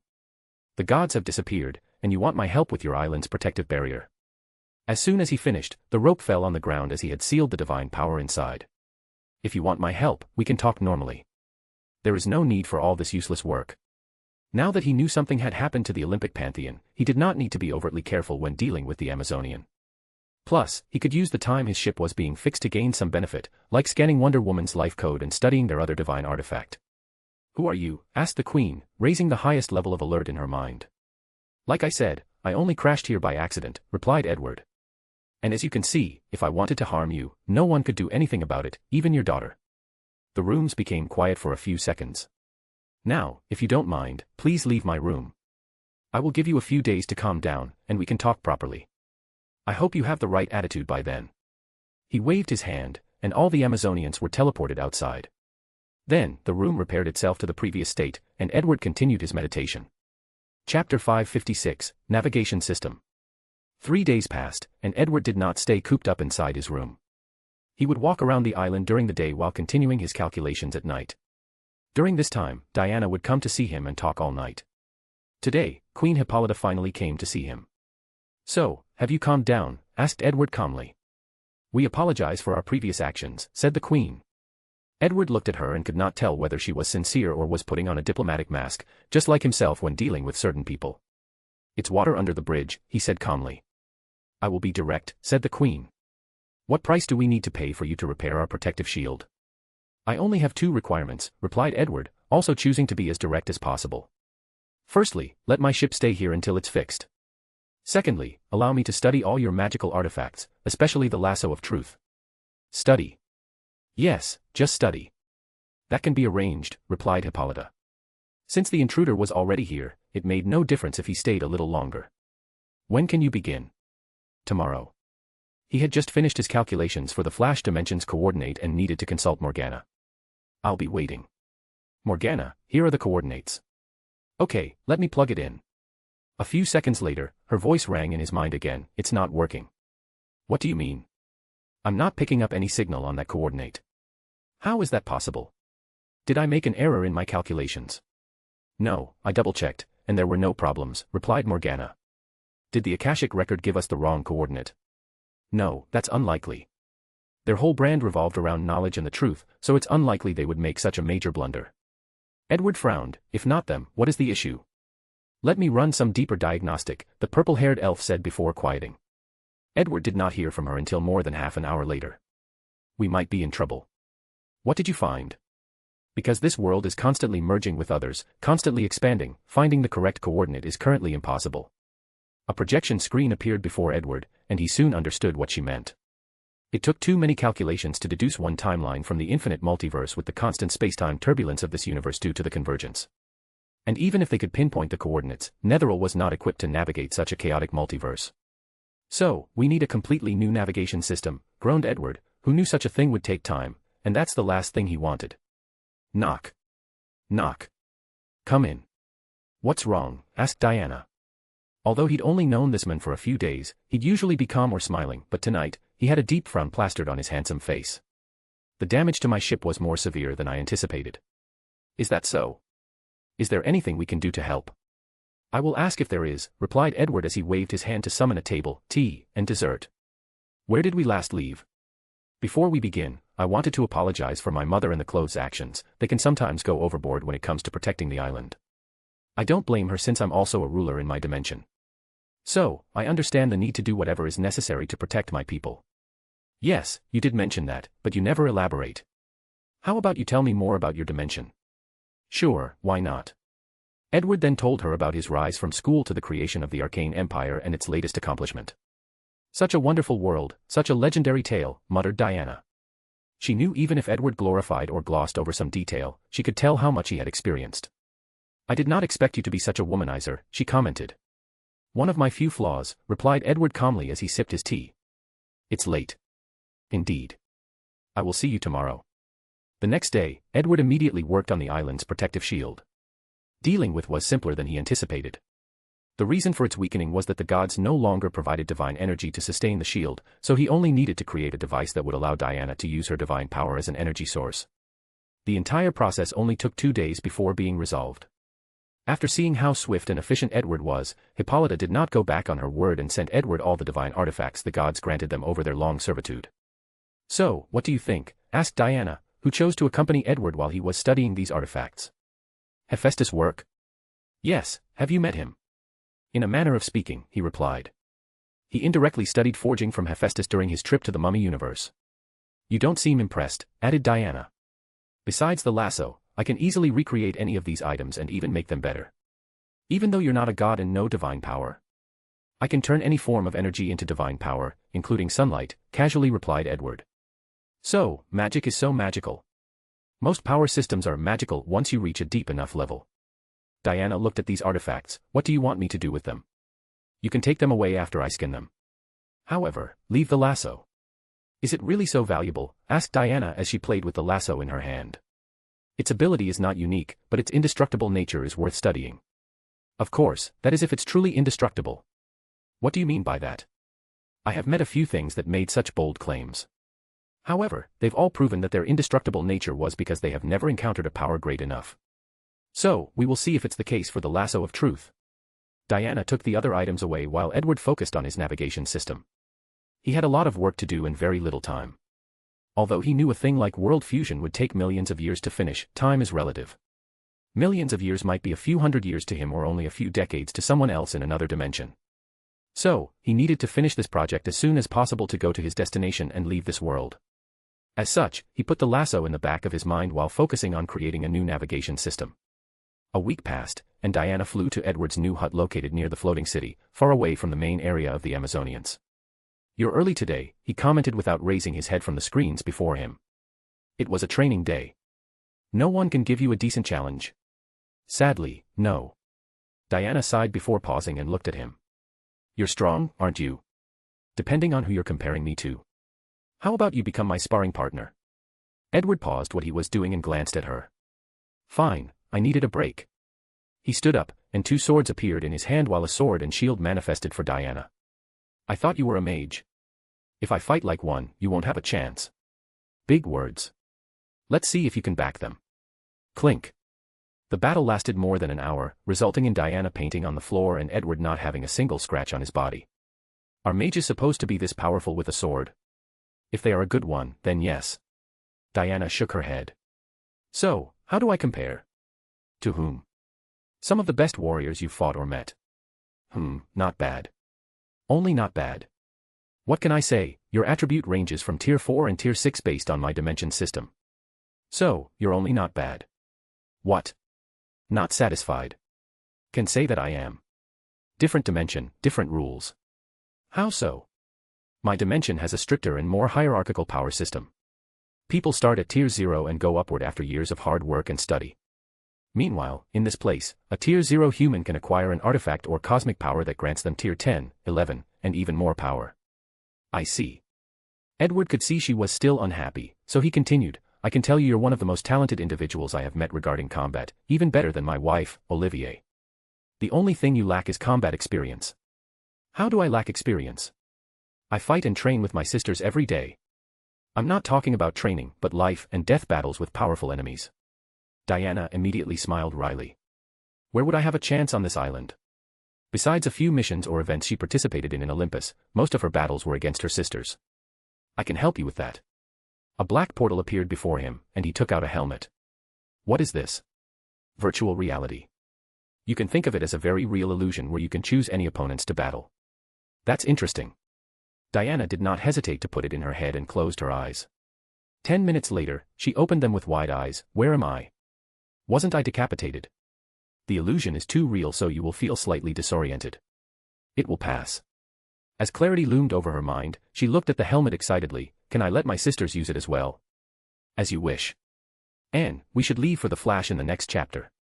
Chapter 557, Leaving. Edward had dozens of screens before him and countless papers and scrolls around him. Sometimes, he finds his mind more at peace or refreshing when writing on paper using a pen or pencil. Morgana suddenly appeared next to him.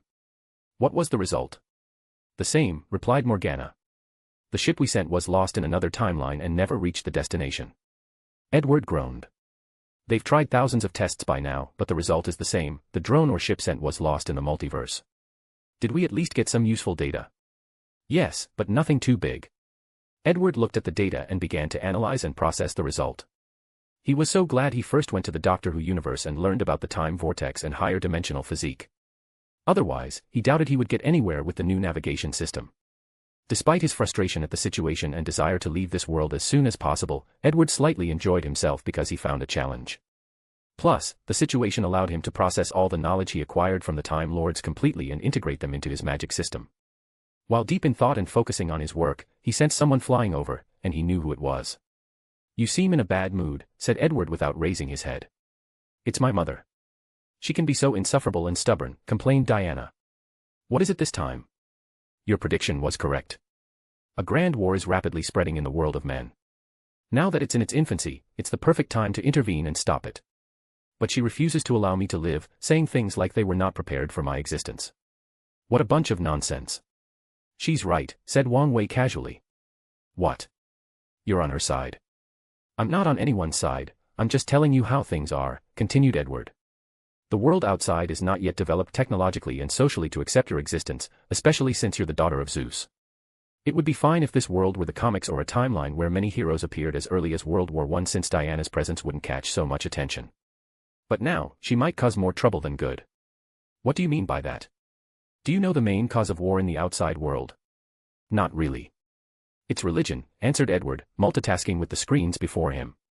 Despite the current level of technology, humans' desire for the divine has never stopped. So, what do you think will happen when Zeus's literal daughter shows up, displaying unimaginable powers? Diana did not answer, so Edward answered for her. First, people will be happy and celebrate, they've finally found concrete proof of the existence of God.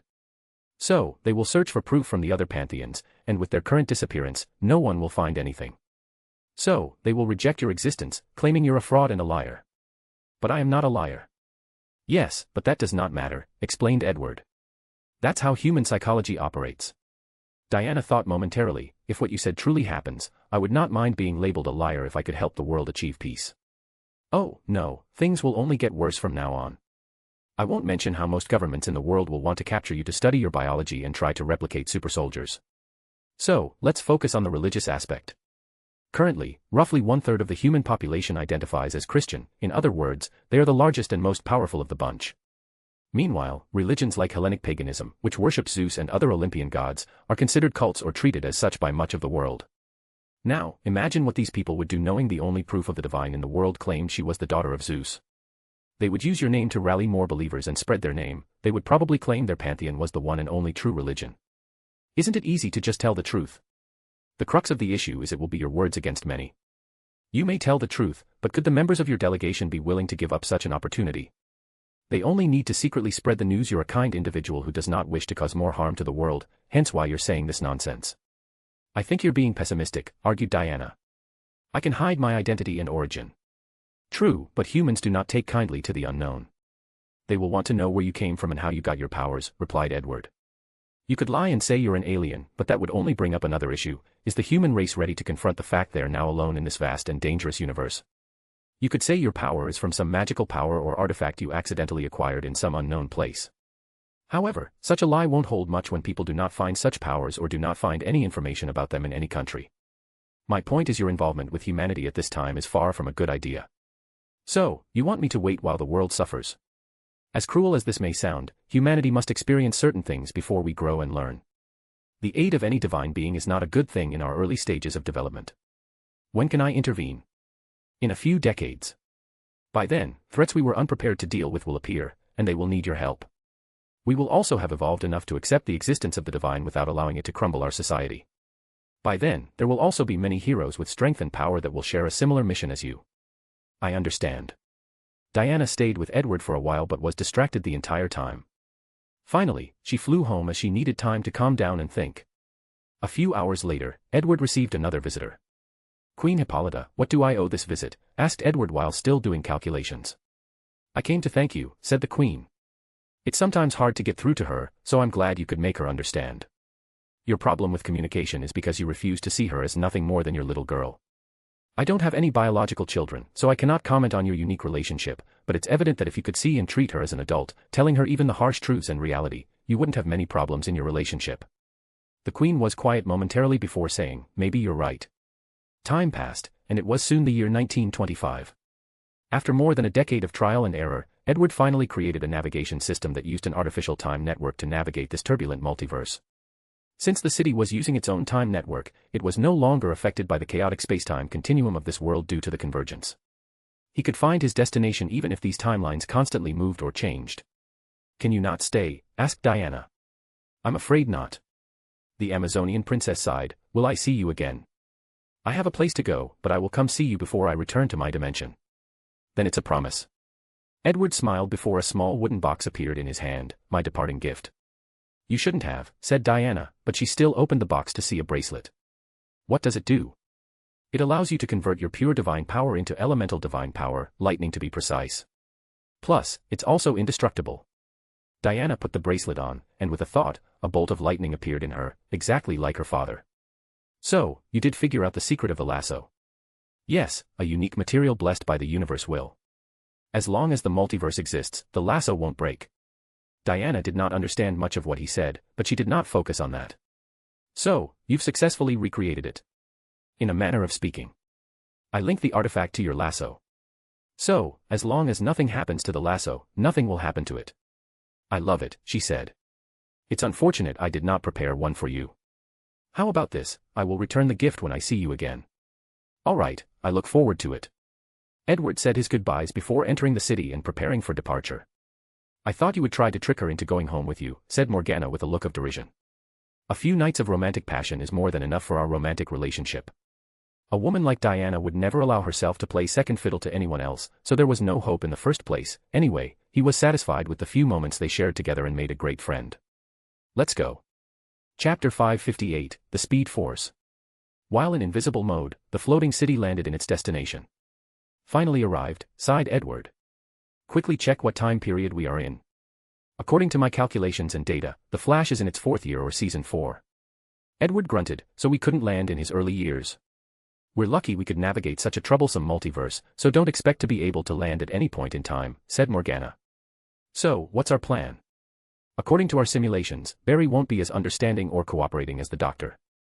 That's why I wanted to land early. We could have easily infiltrated Team Flash by working at Star Lab and get what we wanted. We have to adapt, so what's the plan?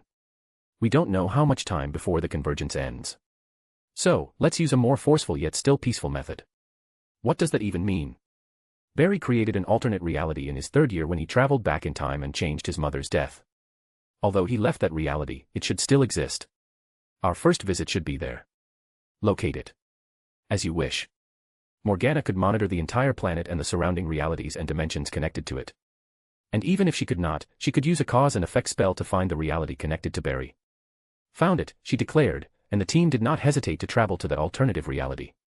The process was not smooth despite the fact they were not navigating the multiverse. What did the skin find? Asked Edward.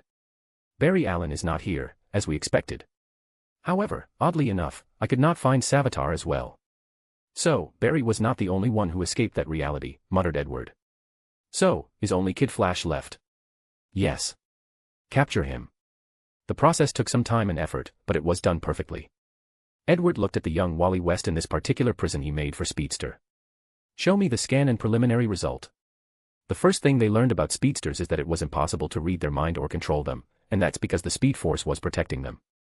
Edward frowned at this result because he knew this was not an innate ability of any of the Flashes. Gorilla Grodd has controlled Barry's mind on many occasions. After this preliminary result, he looked at Wally's life code, which was as the show revealed. Dark matter altered his cells and DNA, allowing him to tap into a special force in the universe, the Speed Force. He did not care much for the life code alteration, as his focus was more on the Speed Force. For his experiment, Edward used dark matter to alter a clone's life code to copy Kid Flash, creating his own speedster. Then, he ran multiple tests on the subject. This can be considered a failure, commented Morgana. Indeed. Although they created a speedster, the latter's connection to the Speed Force was subpar, thus preventing them from learning its essence. What's more, it's the same for this subject, we cannot read or control their minds. Such an anomaly was worrying. So, what's next? Asked the purple-haired clone. Let's clone Wally West and see if there is a difference. The result of the experiment's second round was different, even by leagues. The clone had a deeper connection to the Speed Force, thus not only making him faster but also could use different abilities. However, when compared to the original, they were still not in the same league. Wally did not want to cooperate with this experiment despite the promise of his release. He did not even accept the threat to his family, which was out of character for Wally. So, Edward had to make it look like the dungeon holding him had a faulty system and allow him to escape. While running, he gathered all the data he needed before recapturing. We can now conclude the connection to the Speed Force is not just related to the body but also the mind and maybe the soul, said Edward. However, Wally's soul dimension and flame were normal. So, where is the source of their gift? Do you think the reason for our anomalies is because this is an alternative reality? Asked Morgana. This could explain some of the anomalies but not all of them. Do you have a better theory? I do, replied Edward. The Speed Force is also a living entity or has a consciousness, and it does not want foreigners like us to find its secrets. He should have thought of that since the Speed Force appeared to Barry in the form of his mother in the show. That could explain it. But what's with all these time-related concepts suddenly acquiring consciousness, complained Morgana. Suddenly. For all we know, it's always been like, but we accidentally uncovered two worlds with similar concepts. True, but let's watch out if the same thing happens in the next world. The two continued their research and gathered more data. Edward traveled to Earth 3 after a great effort to observe Jay Garrick, another speedster. In the comics, Jay Garrick was the original speedster, but his power came from a mutation of his genes. It was later retconned that his power connected to the Speed Force. Edward did not interact with Jay in any form and only secretly observed and recorded. The final result is that Jay's connection to the Force was greater than any of his experiments but still to a lesser degree than Wally's, let alone Barry's. Side note, in the comics, Wally West is the speedster with the deepest connection to the Force, not Barry. Even in the show, it's hinted at as such, but since Barry was the main character, such a plot did not go far. We have enough data to work with for now, commented Edward before making a device that would grant him access to the Speed Force. In the process, he was able to prove some of his theories. A normal universe has four fundamental forces: gravity, electromagnetic force, and weak and strong nuclear force. However, there are other forces in this universe, including the Speed Force. You were right, said Morgana. The Speed Force can affect the space-time continuum using speed and movement. Such an application should be unique enough for the time game. Indeed, replied Edward as he tested out the final product. However, this is not enough. The Speed Force he could tap into was not enough to break the restraint of the space-time continuum, so they needed more data. It seems Barry is the key to our success, commented Morgana. Yes. In some ways, he's the child of the Speed Force. The group's next destination was not Barry and his group but the major villain of that year, the Thinker. He was a man of unparalleled intelligence who had his brain mutated after exposure to dark matter. The Thinker was shocked after seeing Edward suddenly appear and stuttered incomprehensible that he was an anomaly and should not have appeared. Do you think we should have delved deeper into the effect of dark matter on the life code? Asked Edward after analyzing the Thinker's brain composition. Maybe, but you should consider how this world is different. The laws allow for people's life codes to be more malleable and changeable. In other places, dark matter will not have such a positive effect. True, nodded Edward. Alright, let's go see our protagonist. An apology if there are some inconsistencies or errors with this arc. It's been years since I watched The Flash, and I only saw the first 4 seasons. So, I'm doing my best through research, but it's not the same. Chapter 559, Government Interference. Edward, dressed in a well-fitted black suit, shoes, and a long blazer, walked toward a room where he heard chatters. From a distance, he could hear Team Flash talking about recent events. Last year, Barry had to enter the Speed Force to save the city and the world, forcing him to be stuck there. However, the team did not give up on him and tried to get him back. After a few failures, Barry opened a breach from the Speed Force and returned to the world. However, the breach released a large quantity of dark matter. Unfortunately, a bus full of passengers was in that area, and they were successfully mutated as a result. These metahumans have been the main source of their trouble for the past few weeks. Who are you? Asked Joe, Barry's adopted father and Iris's real father. He was the first to notice Edward walking in. Oh, you're all here, that saves me a lot of trouble, replied Edward with a smile. I'm Agent Edward Bones from the SDMV, the Supervising Department of Metahumans and Vigilantes. It's a pleasure to meet all of you. He handed Joe his badge before walking to Barry. You must be the famous Flash, it's an honor to meet you. Same, replied Barry casually, but anyone could tell he was saying it for the sake of politeness. What exactly is this SP? SDMV, explained Edward. Over the years, the world has experienced a rise in metahuman and vigilant activities. Previously, the US government ignored all of you because the good you did outweigh the bad. But recent events have made many people concerned. So, my department was established to facilitate a better relationship between vigilantes and the government. That's a nice way of saying you want to monitor us. You must be Iris West, love your writing, commented Edward. But you're correct. However, it's best if you don't see it in such a negative light. The program has just started, and you guys are the first test run. You wouldn't believe it, but some of my superiors suggested starting with Oliver and his team in Star City. Edward shook his head, showing how absurd such an idea was. We do not need supervision, refuted Barry directly. I agree with Barry on this, added Cisco Ramon. The government having control over how superheroes do their job. I cannot fathom a better recipe for disaster, stated Harrison Wolfgang Wells. Harrison Wells. Shouldn't you be dead? Asked Edward. Let me guess, from a parallel Earth. Earth 19, and you're deflecting the issue. Edward smiled before looking at Cisco. Do you mind if I use your computer to show you something? Cisco hesitated for a moment before agreeing. Edward pulled out a report with a number highlighted in bold red, 22, 345, 976,898. That's the amount of money your team has caused the government since you started, $22 billion in over 4 years. All that money comes from taxpayers. How is that possible? Chimed in Caitlin, the team's doctor. Every time you run so fast that you destroy cars, windows, or the insurance paid for people's cars and properties destroyed, or even generate earthquakes or even tsunamis during some of your battles, all of these require money, and the government has been paying the bill. You cannot blame Barry for all of this, argued Iris. True, but it does not change the fact he's responsible for most of it, explained Edward. What exactly are you trying to get at? Asked Cisco. I will be direct. According to my orders. Your team has 3 choices: disband and become regular citizens, pay the money owed, and you can continue your vigilante activities, or, I suggest you choose that one, accept the supervision. Edward looked at Harrison Wells, personally. I suggest you pay the money. Many people are interested in the technology to navigate parallel dimensions, the benefits are simply endless. Impossible, denied Cisco, and Edward shrugged. And what if we don't comply? Asked Barry, staring him directly in the eyes. You guys don't seem to grasp the severity of the situation, sighed Edward. Many people fear that Barry or one of his speedster little friends will one day travel to the past and eliminate the founding founders, thus erasing the birth of this great nation. Now, can you imagine what the US government, which has the greatest military in the world, will do to prevent such an event from occurring? Edward looked at him back. In such a worst-case scenario, you might be fine, but that cannot be said for the others. Are you threatening me? No, I'm trying to make you see the reality. What reality? Barry would never do such a thing, added Joe. One thing I've learned in my life is that fear is never logical. And when people with the power of a nation behind them began to act out of fear, that's a recipe for disaster. The room became gloomily quiet for a few seconds before Edward continued, I understand this is a lot to process. I will give you a day to mull it over. I will be back tomorrow at 1,500 hours. Edward took his badge from Joe's hand before walking out, and the team immediately began to discuss countermeasures. What should we do? Asked Caitlin. Let's check that weirdly named department first, said Iris as she used the computer. Dad, do you remember his ID number? Yes, I memorized it.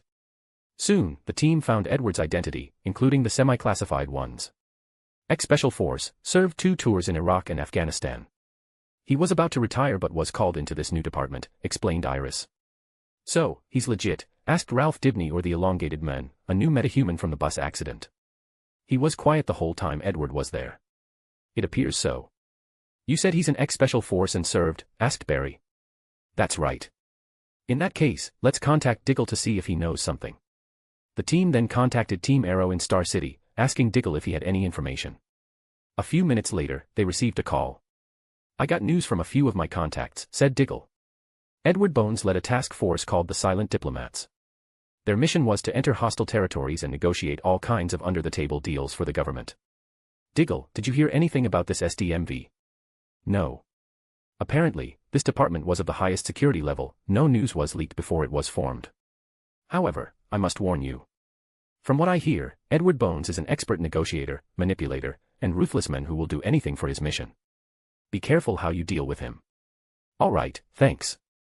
No problem. I must go and deal with Olivier, he's not in the best mood after knowing the government knows his real identity. The call ended, and the room once again became somber.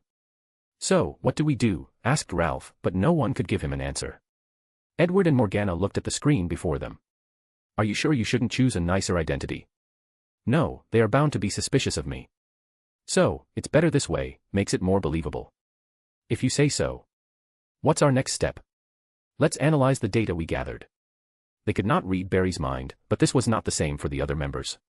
People like Caitlin and Cisco have been with Barry for a long time, and as scientifically minded individuals, they have a great understanding of the speed force. In their mind, Edward was able to gather a lot of data. From Caitlin, he learned a great deal about how Barry's cells and DNA reacted or connected to the speed force. Meanwhile, he learned about the force itself from Cisco's mind.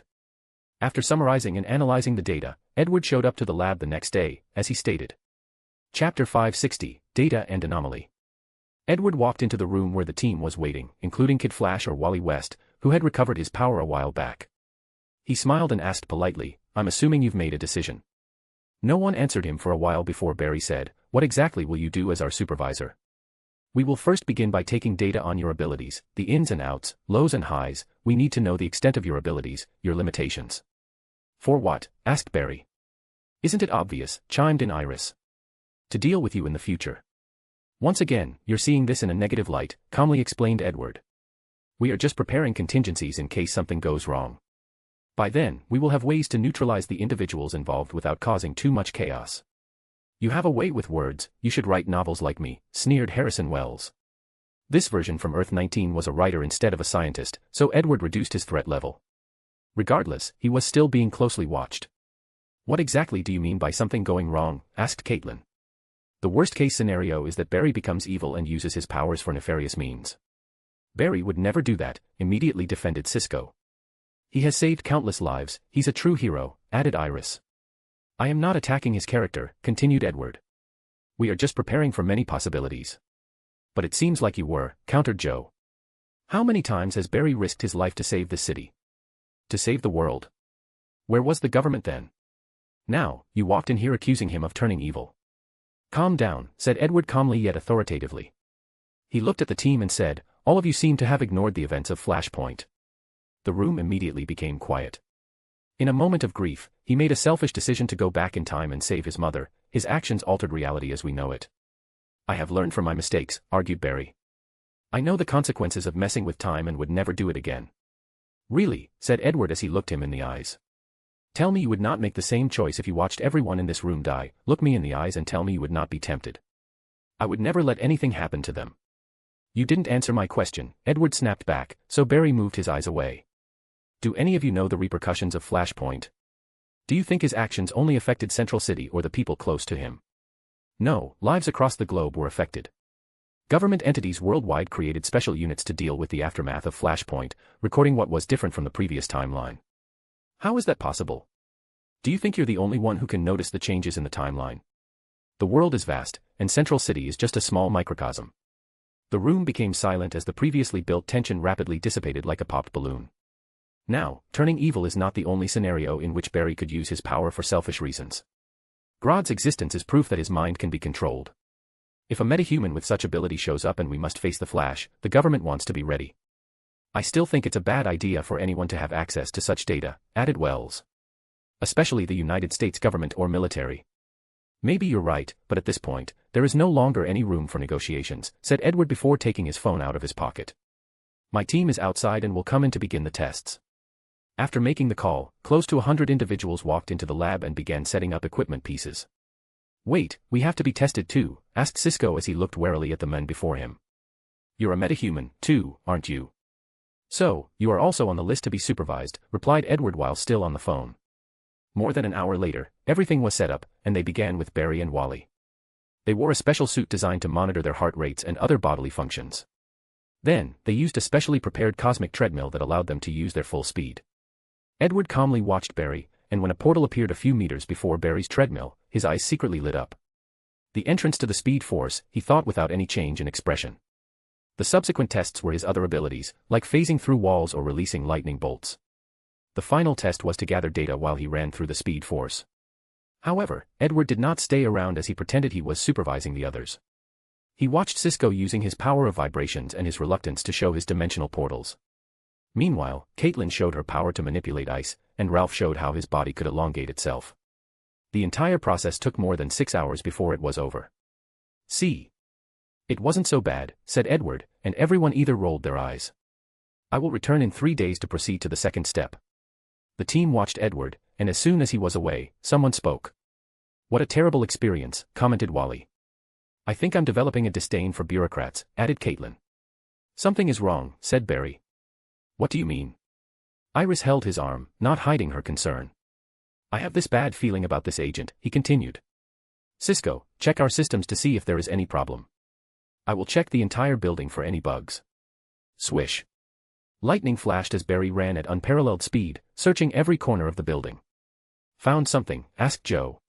No, nothing. Cisco, what about you? I found something, but what? It didn't seem like they wanted to hide that they were going to monitor us, he replied. Finding the hidden code in their system was too easy, and he did not believe these people were so incompetent. Let's talk in a more secure place, said Barry, and Cisco immediately opened a portal to Earth 19. What are they doing? Asked Edward, not moving his eyes an inch from the screens before him. As expected, they don't trust us, replied Morgana. That's to be expected, he replied casually. Today, he gathered significant data on Barry's connection to the Force and the Speed Force itself. Now, he was confident in creating a clone capable of running fast enough to enter the Speed Force itself. We have a problem, suddenly said Morgana. What is it? He finally moved his head away from the screen. The tracking spell we placed on Barry is gone after he entered the Speed Force. Edward frowned. Tell me exactly what happened. I was receiving data but only briefly before something wiped it out. Edward grunted. What about the others? We still have eyes on them. Did Wally also enter the Speed Force? No, he's just waiting. Keep an eye on him and tell me if something changes. Time was running out, so he immediately began his work. He created a new clone and sent it to the Speed Force to help him gather data. However, a few seconds later, something happened, and the clone died. He summoned the recording from the latter's soul without hesitation right before its death. Chapter 561, Confrontation. From the clone's memory, Edward saw what had happened. A black, undead-looking creature immediately attacked the clone after entering the Speed Force. The creature was extremely fast, and as soon as it touched the experimental subject, the latter disintegrated. Time wraiths, muttered Edward as he knew of these creatures. These creatures are similar to the Time Guardians in his universe, tasked to prosecute any speedster who time travels and messes up with the space-time continuum. Now we know for sure the Speed Force has a consciousness and is trying to prevent our works, commented Morgana. Do you want to use drastic measures and attack it? Are you crazy? Edward rolled his eyes. The Speed Force runs through the multiverse. In other words, it's a Tier 11 entity, which might be the bare minimum.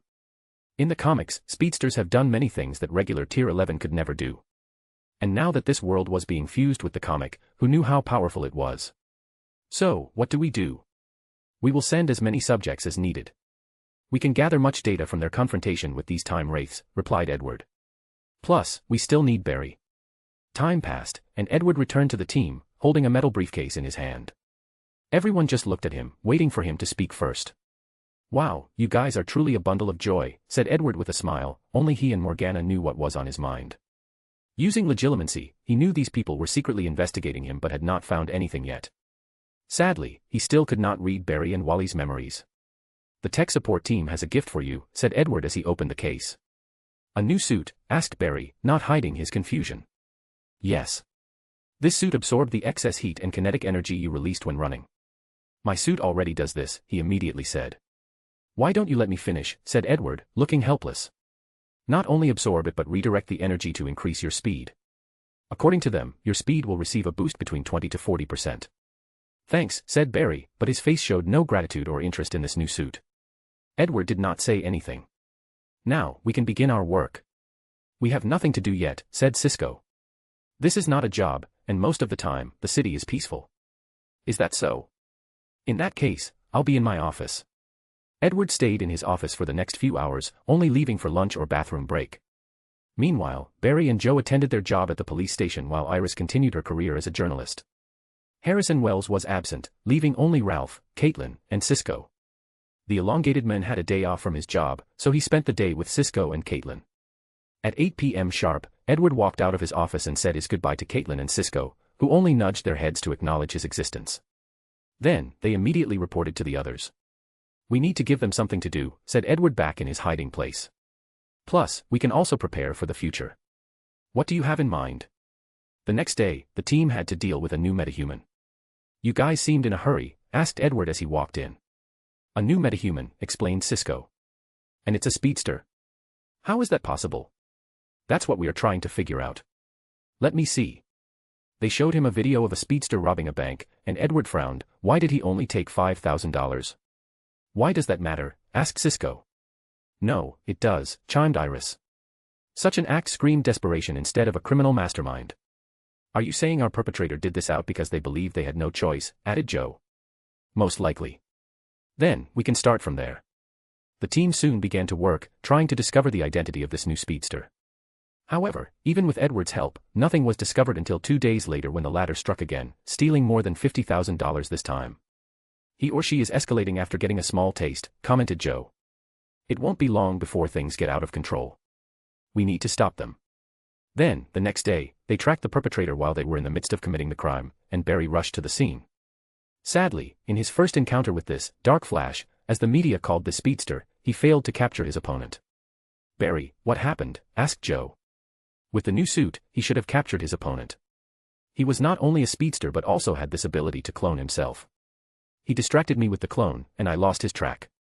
Time passed, and it has been 2 weeks since this new speedster showed up. Unfortunately, Barry has never succeeded in capturing his opponent. He did stop a few of the latter's crime attempts, but that's all. This speedster would display a new power in every confrontation, rendering the team's plans useless. Meanwhile, Edward was over the moon as he gathered almost all the data he wanted from his experiments and mainly from Barry's confrontation with the opponent he chose for him. Today was a Tuesday morning, and he walked inside the lab as usual. However, he immediately noticed something was wrong. From these people's memories, he knew Barry told them he discovered something about me but refused to say anything until I was present. He saw everybody staring at him, including Harrison Wells, who returned to this earth. "Do I have something on my face? Or maybe on my shirt?" asked Edward as he checked his appearance. "Enough with the charades," said Barry. "Tell us who you are and what your true purpose is." "Excuse me. I saw what you did to Wally in the alternative reality I left behind and all the other cruel experiments," said Barry with gritted teeth. "Interesting," uttered Edward. "So, the Speed Force directly contacted you.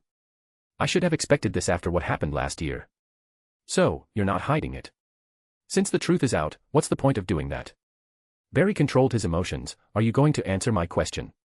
Who are you, and what's your purpose?" "You can think of me as a scientist whose latest research topic is the Speed Force." "The new speedster, that's your doing?" asked Iris. "Correct." "Since you can already create speedster, why must you infiltrate our team?" asked Harrison Wells. "I don't merely want to create speedster, I want to create the Speed Force itself," replied Edward before gazing at Barry. "Of all the speedsters in the multiverse, you have the deepest connection. Only through you can I truly understand the Speed Force to be the point of recreating it." "That's simply impossible," persuaded Cisco. "Maybe for you." "I won't let you," said Barry. "You can't stop me." Time suddenly slowed down as lightning encased Barry and Wally. He rushed forward with maximum velocity toward Edward. "Do you think this was enough to stop me?" "I expected you to be a speedster, but this won't change anything," said Barry. "I've got your back," added Wally. Edward only smiled before the two realized they were also moving in slow motion. The world suddenly felt very difficult to move in, like they were underwater. Then, Edward calmly walked to each of them and placed a bracelet on their wrist. Crash! Barry and Wally fell on the floor, and time began to move normally. Barry. Wally. Iris and Joe rushed to the two of them. "What did you do to us?" "It's a simple seal that blocks your access to the Speed Force," calmly explained Edward before looking at Caitlin and Cisco, who were prepared to use their powers. With a single look, they discovered their powers were also blocked and became useless. "Here is what's going to happen," continued Edward. Chapter 562, Soft and Hard Threat. In the next few days, Joe and Barry will be suspended from their job at the station. Joe will be for a pending investigation on an old case, and Barry for the mistreatment of evidence. Iris will be demotivated to a non-writing job for whatever reason. Your credit cards and bank accounts will be either closed or limited. The media will focus on this new speedster that is bent on committing robberies and other crimes, said Edward in a calm tone, ignoring the scared and confused look of the team. He tapped his hands, and a flash of lightning rushed into the room, showing the new speedster that Barry had been having trouble catching. Then, to the team's horror, the speedster removed his mask, and his face was the same as Barry's. They would have thought it was him if the original had not been lying on the floor. Edward looked at him in the eyes. "If you cooperate with my research, I guarantee you will never see me again afterward, and you can return to your previous life as if nothing had ever happened." However, if you make things difficult, even the slightest. Edward paused. The story in the media is you became disgruntled after being fired and began drinking and gambling. Then, one night after a stay in the hospital, you acquire your powers. In need of money to live and pay your debt, you used your powers for crime. Believable story, isn't it? Asked Edward with a creepy smile. You should thank me for preserving your legacy as the Flash. He glanced at Iris. I know what you're thinking. The Dark Flash appeared a while ago, so it's easy to prove Barry's innocence. Unfortunately, you will discover that all records of his firing are from a few days before the appearance of the Dark Flash. Every individual involved in the situation will have vivid memories of that day and be able to testify that Barry was fired on that specific day. After saying these words, Edward calmly walked out of the room. To the team's sadness, things proceeded as he said. First was Joe, followed by Barry, then Iris. I have checked the Central City main hospital, said Iris, her eyes red from tiredness and worry. There are records of Barry staying in for an alcohol overdose. Apparently, one of the interns made a mistake and injected him with an experimental drug. So, that's how his powers will be explained. Yes, sighed Iris. It's truly scary. I talked to the nurses, the doctor, the receptionist, and even the hospital administrators. They all have memories of talking or treating Barry. And it's not him. Many people have heard of it since the hospital tried to avoid a lawsuit. The room quieted briefly before Cisco spoke. It's the same for the casino. Barry has a paper trail of his debt, and guess how much it used to be? $5,000, replied Joe. The same amount the dark speedster stole in his first crime. Bingo, said Cisco in a dejected voice. How are things going on your side? I tried talking to the captain, but it was useless, replied Joe. So, what do we do? Asked Ralph. He did not know how to feel about being ignored by Edward. Happy. He was since his life was not affected. Dejected. Also, he felt the latter did not value him at all and treated him as if he did not exist. Yes, what should you do? Everyone turned their head to the voice and immediately expressed anger and hatred. What do you want? Asked Barry. I never hid my desire, replied Edward. You helped me with my experiment, and everything will return to how it used to be. How can I help you with that damn bracelet? You just need to be willing. Barry looked at his team before sighing. I'm willing. That's the spirit. Edward did not hesitate to link him and Wally to countless machines and collect data. Still missing something. You're right. Even if we only created a Tier 10 speed force, we are still missing the key point, nodded Morgana through psychic communication. Let's run a test into the speed force. Are you sure? That could cause problems. As long as his family's financial and social life is in my hands, he should know what to and not to do. Edward ran his test, and as expected, there were complications. The bracelet and all the other tracking marks he secretly left on Barry stopped working. What should we do? Asked Morgana. Since that thing loved its speedster, we will blackmail it with the life of one. What do you have in mind? We will put a powerful curse around Barry that is linked to Wally. If the consciousness tries to remove our marks or the curse, it will activate and kill the Kid Flash. This might work. However, for a curse to work on a Tier 11 entity, it must be unstable or volatile, highly complex, or versatile. But even then, it will only buy us a short amount of time. Not necessarily, replied Edward. Although the Speed Force is a multiversal entity, it cannot use much of its power in one timeline.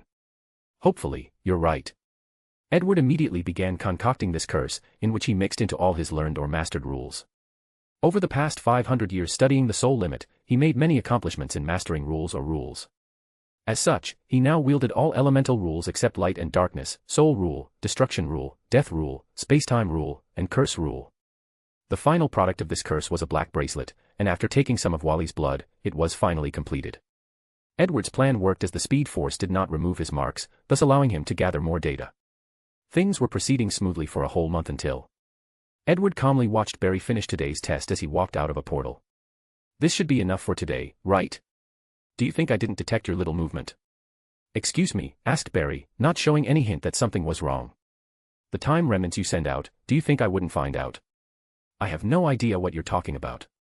In fact, Edward did not see or detect when Barry created a time remnant since the Speed Force blocked his view or senses.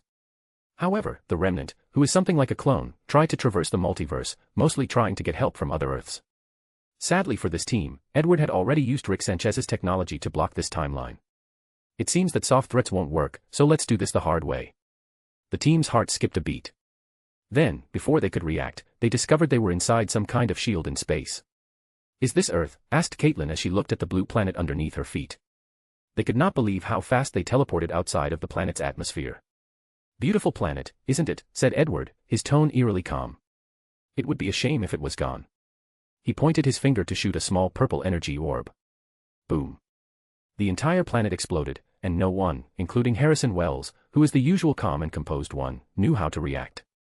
A beautiful yet cruel sight, uttered Edward calmly. 7.9 billion people died just like that. Impossible, stuttered Barry. You're a monster. Calm down, there is no need to be so dramatic, he said, still eerily calm. He snapped his finger, and a large clock appeared. Its handle moved backward, and the team watched as the destroyed planet returned to its former state. Before the team could process what had happened, they were already back in the lab. Next time you pull another stunt like this, it will be permanent, said Edward as he gazed directly into Barry's eyes. He then slowly walked out, leaving them alone to process everything. Chapter 563, True Hero. Tell me it's not true. Tell what we saw. And experienced was a lie, it was some kind of illusion, said Barry, walking back and forth. I'm afraid, it was true, uttered Cisco. No. My equipment is detecting high levels of residual energy, explained Cisco. Plus, I just checked the International Bureau of Weights and Measures, BIPM, and all the atomic clocks have detected anomalies. Which would occur due to reverting time, finished Barry, who immediately became pale.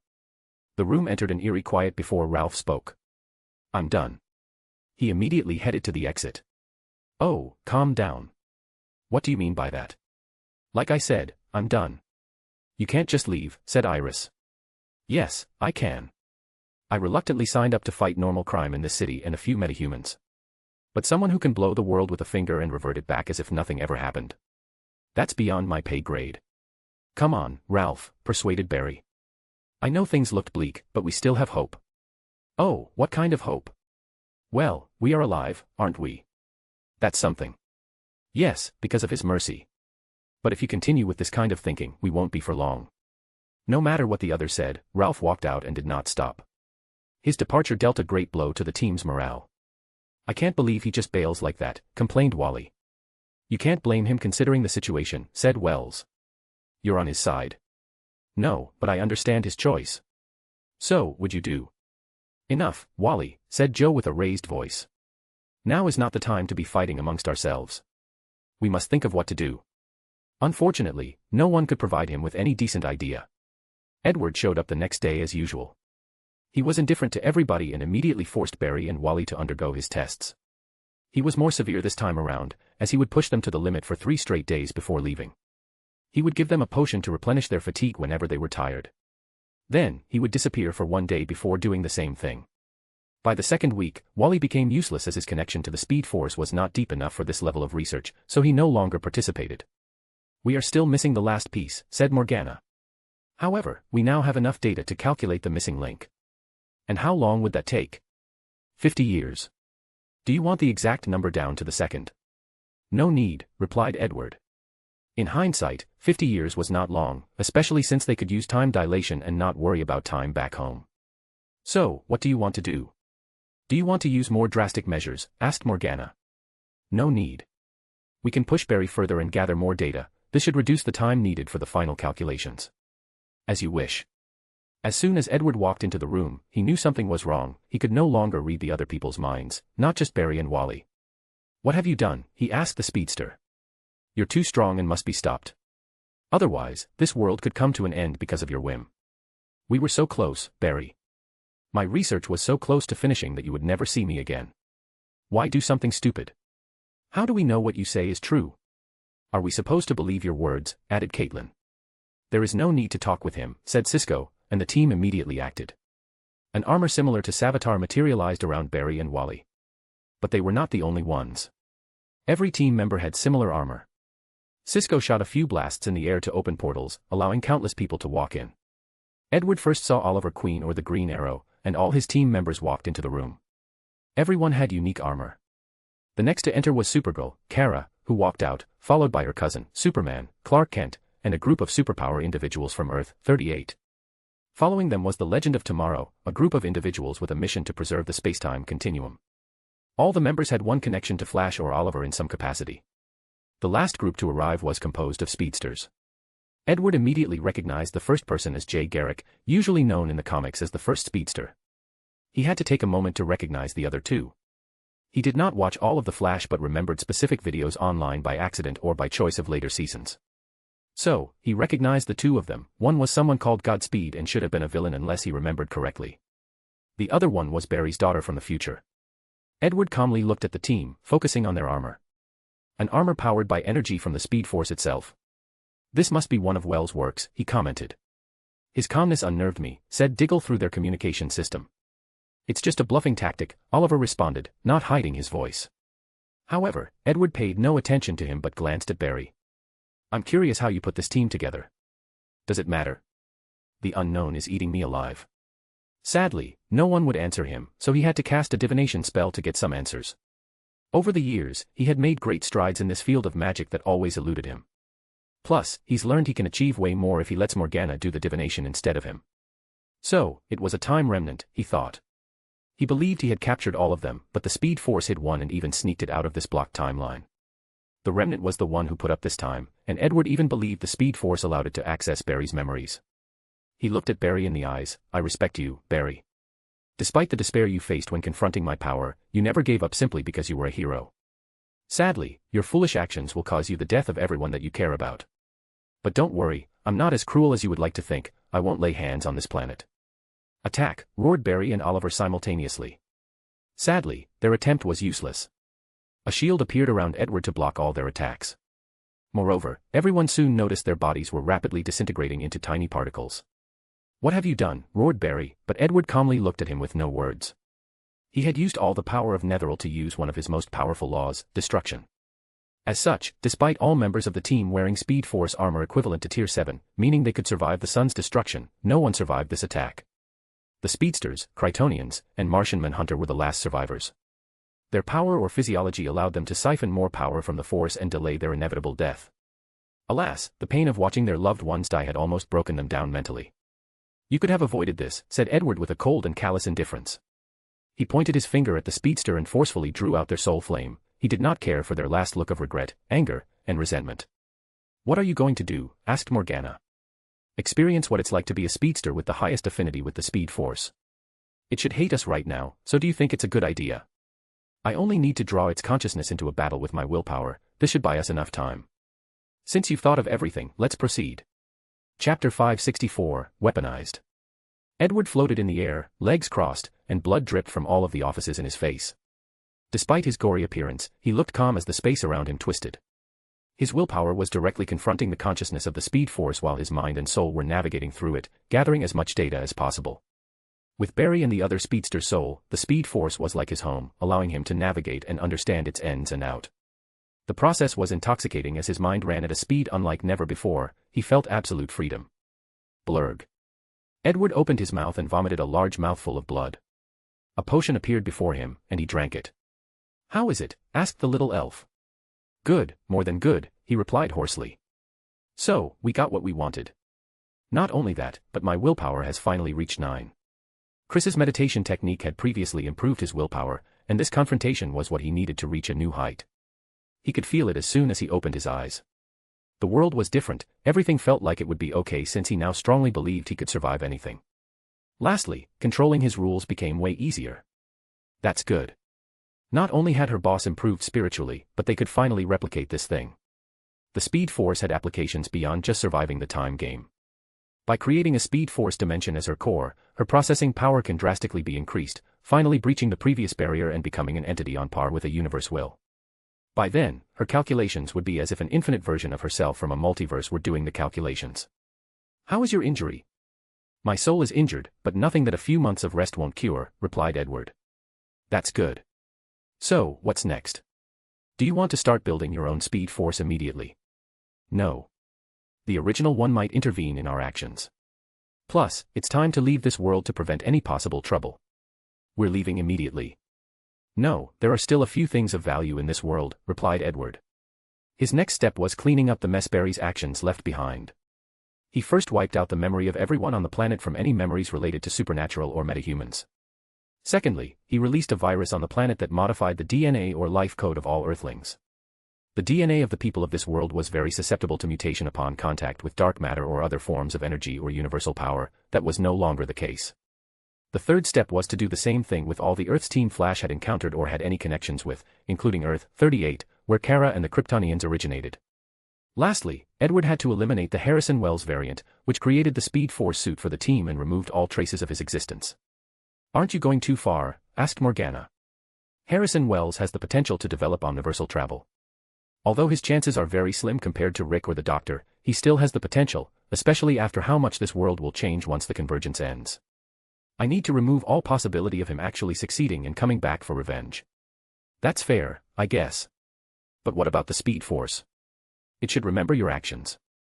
I doubt the Speed Force would go to such an extreme length for one berry out of an infinite version. However, your words reminded me we should come back here after Tier 11 to check on it." Paranoid as always. "So, where to next?" "First, we need to get a few magics." His first destination was to acquire the Helmet of Fate that belongs to the DC Universe's version of Doctor Strange, Dr. Fate.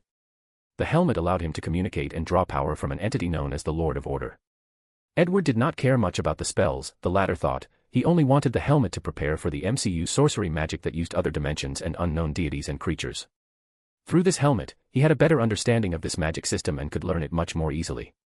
His target, Shazam, was the same. He deepened his understanding of this kind of sorcerer type of magic. For his next destination, Edward and Morgan took some time, navigation, and divination before landing on the correct timeline and planet. While Nethery was in invisible mode, they watched an intense battle between a Green Lantern and an army. The Green Lantern won the battle but lost his life in the process. As the last light of his life passed away, the ring flew away to find its next owner. Of course, Edward would not let it escape since it was his target. He did not even let the Green Lantern's soul pass peacefully as he stole the latter's memory before he died. "Fascinating, isn't it?" commented Edward as he looked at the ring surrounded by a powerful shield. "Yes, a type of magical weapon that weaponizes willpower. This thing is perfect for you. If you were not such a terrible person, the thing would have probably directly chosen you." Was that last part necessary? Edward rolled his eyes, but Morgana ignored him. "The good news is this thing is a form of magic, so it should be easier to study and replicate." Morgan was partially correct. They quickly recreated the magic behind the rings, but it would fall apart after one use. In the end, they concluded they needed to travel to OA, the habitats of the Guardians, creators of the rings and Green Lantern Corps. After knowing the ring's potential, Edward did not want to confront the Lantern Corps. It was not worth it. So, he used the memories he stole from the dead lantern he stole the ring from. He released a weaponized Obscurious in some part of the galaxy, creating an artificial crisis. As expected, the Lantern Corps sent 90% of their members to contain the devastating power of the Obscurial. Edward took advantage of this opportunity to infiltrate their main headquarters and found the core secret of the rings. After this escapade, it was only a matter of time before he recreated his version of the ring. Green light enveloped Edward as he felt a rushed power. His willpower experienced a transformation, allowing him to use it effortlessly and to greater heights. "I can now destroy this universe with this ring," he commented. The ring granted him Tier 10 power. Although his finding method was limited to creating weapons and energy blasts, it was still Tier 10 and one achieved without the floating city. Of course, another downside is that he needed to charge it occasionally, but he was more than satisfied with a Tier 10 weapon that was easily carried as he only needed to add one more ring to his fingers. It took him a while to study and create the ring, and by the time he finished, his soul injury had headed. He had to acquire 2 more things, say goodbye to Diana before leaving this world. Announcement: according to my previous outline, the MCU arc should have been right after this world, and midway through, he would have gone to the Fate/Moon universe. I've rearranged things so that this arc would be immediately after the DC/Flash universe so that the MCU arc can flow smoothly. There might still be other worlds during the MCU arc, but I will reserve such a move if the arc becomes dull and needs excitement. Disclaimer: I have only watched Fate 0 and half of Fate/Stay Night Unlimited Blade Works. This arc will take place in Fate/Stay Night, and I will take some liberty with the plot. I do not know anything about Fate's other timelines and do not intend to get into that mess.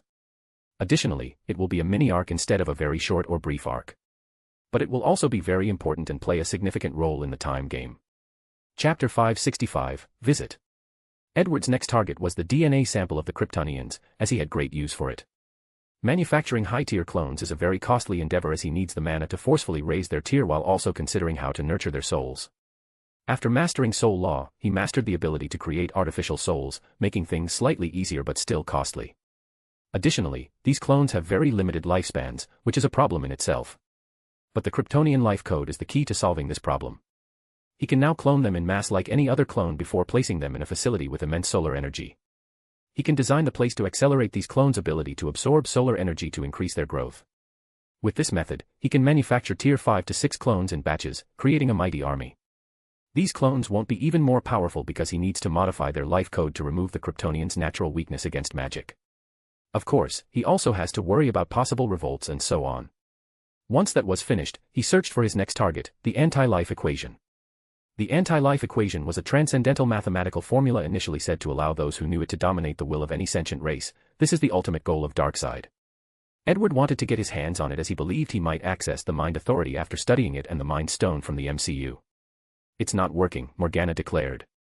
Whatever form of divination I try, I cannot find the location. We might have to buy the information from the Akashic record. I tried, but even news on where this thing is too expensive, replied Edward. Let's try a little cause and effect trick to see if we can find it. He cursed whoever held the anti-life equation. His purpose was to find this person through the karmic link formed between them after cursing the individual. Normally, this tactic would not have worked since curses require a medium or more information to go on, but since he controlled curse rule, he had fewer limitations. It's not working, sighed Edward. That's to be expected, we're searching a single thread from an infinite multiverse, replied Morgana. What now? We can try hunting down variants of Darkseid. No, we have a better way, said Edward. You mean luck? Yes. This might work, nodded Morgana as she summoned a Felix Felicis. Luck, or the control of probability, was a powerful thing. Over the years, the luck potion has been thoroughly studied, understood, and updated. Edward does not like to overuse this thing as it has long been revealed that overusing the potion will have severe consequences, primarily a curse of misfortune, where someone will have terrible bad luck. Edward wiped the corner of her mouth. So, what's on your mind? I have this urge to see Diana again. Could her timeline contain the equation? Asked the little elf. Very likely. In that case, let's go. We can get the equation and say our goodbyes. The Netheril opened a breach in spacetime before navigating to its destination. So, we couldn't land not long after I left, asked Edward, looking at the modern metropolis before him. You know how strange this world is. I'm not complaining, he said calmly. He scanned the entire planet, scrutinizing all 7 billion people. Found it. Where? Edward showed her a projection of a man in his 60s with brown hair, smoking a cigar and a gold ring in his pinky. $1 billion Bates. From his knowledge of the comics, this man was the only person who had the equation in his mind. Can you get it from his mind? No problem. Although the formula granted him the power of mind control, he is still technically a normal human, replied Edward, swiftly taking the formula from the latter's mind. The formula was, loneliness plus alienation plus fear plus despair plus self-worth divided by mockery divided by condemnation divided by misunderstanding guilt shame failure judgment n equals y where y equals hope and n equals folly, love equals lies, life equals death, self equals dark side. Edward knew it from the comics, but it had to be pronounced in specific ways. Upon success, alien symbols or glyphs would materialize in the air. He tried it, and it was a success. What an interesting equation, commented Morgana. It will release a frequency that affects a person's deep subconscious and instill upon them the mathematical certainty that life, hope, and freedom are pointless and break their will in the process. Even someone with a high willpower like yourself can be affected if not careful. This equation will do wonders for the development of mind magic, commented Edward. Do you plan to make it public? Mind magic is inherently dangerous. So, even without this formula, its development is a cause for concern, replied Edward. So, we only need to continue with the strict preventive measures as we have done. His main focus was never mind magic, so it is best to let others study the formula while he reaps the benefits. True. However, you should develop a life equation to counter this one before making it public. That was my plan, nodded Edward. Let's go see Diana. He disappeared from his spot. Who's there? Asked Batman, who was the first to notice an uninvited guest had appeared in the room. Everyone became on guard before finding Edward casually looking at them. Edward, asked Diana. Sorry for the intrusion. It's really you. She flew from her seat and landed before him. She hugged him. I haven't seen you in decades. For you, it's been decades. But for me, it has been a little over a year. Are these the wonders of interdimensional travel? Regardless, it's good to see you again. Likewise. Diana, are you going to introduce us to your friend? Asked Superman. Wonder Woman, get away from this man, yelled Flash. Flash, what's with this reaction? She asked. The moment I laid eyes on him, I received a great warning from the Speed Force. This man is extremely dangerous. Everyone once again raised their guards, which they'd previously lowered. Diana frowned before looking at Edward. What did you do? Edward calmly smiled. Remember the research I told you about? Yes. Well, I was studying how to replicate the speed force, and it did not like that. Let's just say I used some extreme means to succeed, and we are not on good terms. Diana wanted to shake her head. She had long known he was not law-abiding. Luckily, he usually resorts to peaceful methods instead of force when dealing with things. And what kind of extreme measures? Asked Batman. Nothing that concerns you, replied Edward. Okay, Edward is my friend, and I vouch for him, said Diana before looking at him. We're in an important meeting. If you don't mind, wait until we finish. Are you guys discussing Darkseid? Darkseid. You know who is trying to invade Earth? Asked Cyborg. I saw the parademons on Earth, and that's his army, replied Edward. Who is this Darkseid? Asked Hal Jordan, a Green Lantern. Unlike Flash, he felt a connection toward this stranger and wondered about its origin.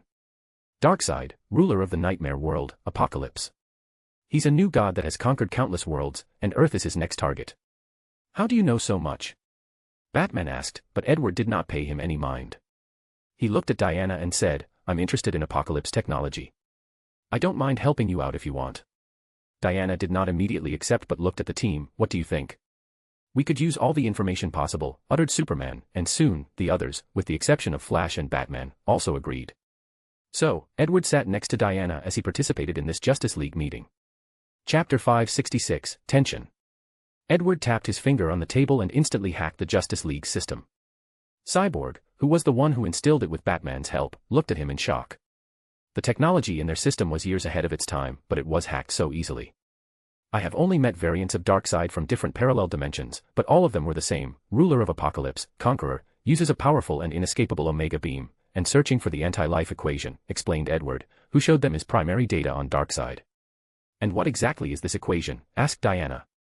An equation capable of breaking any sentient life's will and controlling them, replied Edward casually. With it, he should have no issue ruling the multiverse. Mind controlling. How powerful are we talking about? Asked Superman, who had experienced this issue before. And, previously, I mentioned I was using the Justice League, or Trilogy as my main source of inspiration for Wonder Woman and the eventual Justice League. Now, I have changed my mind and decided to take from many different sources, including Justice League, Unlimited and the comics. How do I explain this? Uttered Edward. The bat furry over there is the person with the highest willpower amongst you, but even he could not resist it if a 10-year-old child used the formula. Hal Jordan almost laughed out loud. He had to use his famous willpower to stop himself. Batman was as stoic as ever, while Diana kicked Edward slightly to reprimand him, but he only shrugged. Superman, who felt the tension and awkwardness of the room, spoke, if it's so powerful, we must prevent Darkseid from getting his hand on it. So, what is the plan? Do we preemptively attack Apocalypse or wait until he comes to us? It says the beam is as fast as any speedster. That could be a major issue, added Cyborg. That is yet to be corroborated, countered Flash. The man has literally studied the speed force. Don't you think that's something he would know of? Cyborg argued. All I'm saying is we must watch out and prepare for all eventual possibilities. You have a point. The discussion about the next course of action continued, and everyone chimed in with their opinion, except Edward, who was looking in the distance, still thinking about that formula. Something is not right, suddenly said Diana, looking at Edward.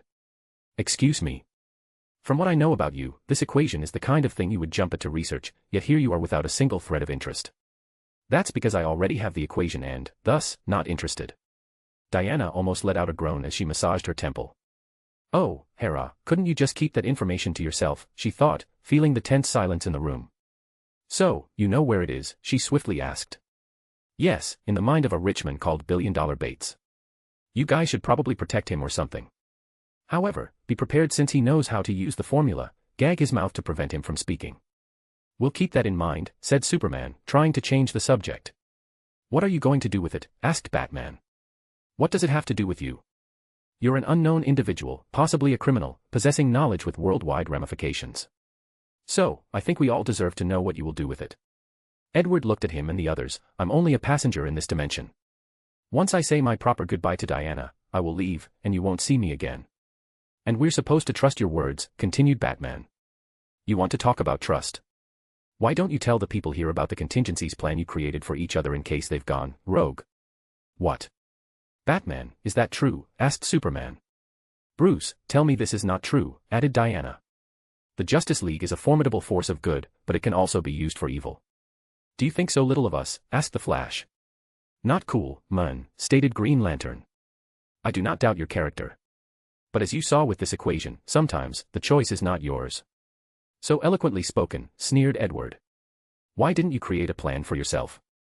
I know what you've convinced yourself, the Justice League is my contingency plan. But you and I know you're simply too arrogant and believe you're incorruptible. You don't know me. On the contrary, I do.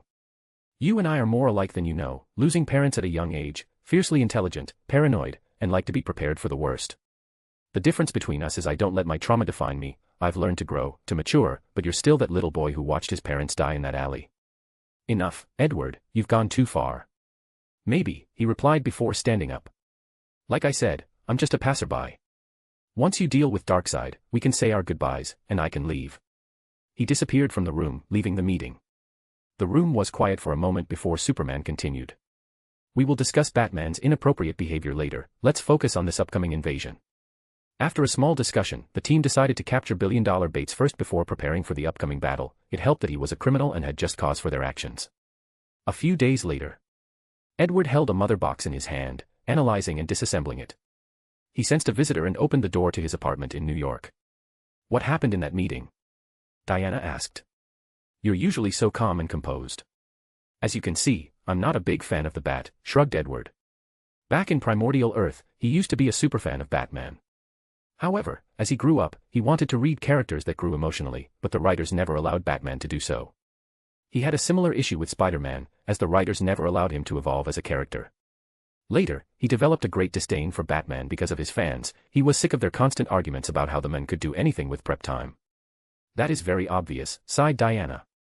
Don't mention him. You looked lovely, commented Edward. Although she was dressed casually in jeans, heels, and a shirt, the clothes could not hide her divine beauty. Thanks for the compliment, but I'm here on official league business. What now? They wanted me to ask if you knew when the invasion was. In 3 days, he replied. And how do you know? I've already reverse-engineered some of their technology. The parademons who escaped have already set up a portal to Apocalypse, and it will open in 3 days. If that's true, we must stop them beforehand. That should buy you a few more hours. Diana frowned. Has Darkseid prepared to open the portal from his side?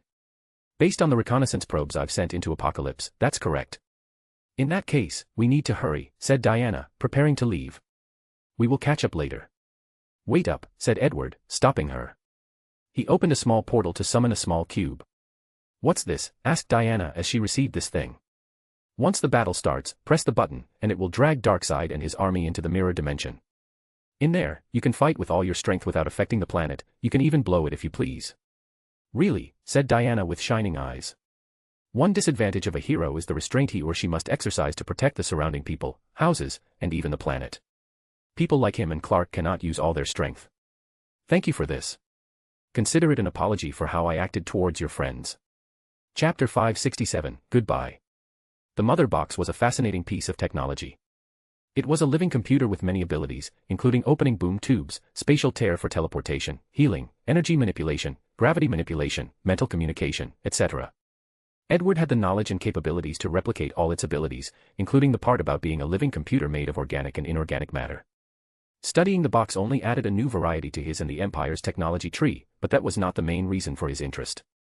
According to the comic, the Mother Box drew power from the Source, which is one aspect of the Presence, or God in the DC universe. In simpler terms, the Source is an enormous source of power that he lusts after. After reverse engineering the Mother Box, he discovered that the comics were correct. This thing did draw power from a powerful dimension or entity, but he did not dare search for it. The Presence is the creator of the DC universe and thus has transcended Tier 11, in other words, he's an entity that is at least Tier 12.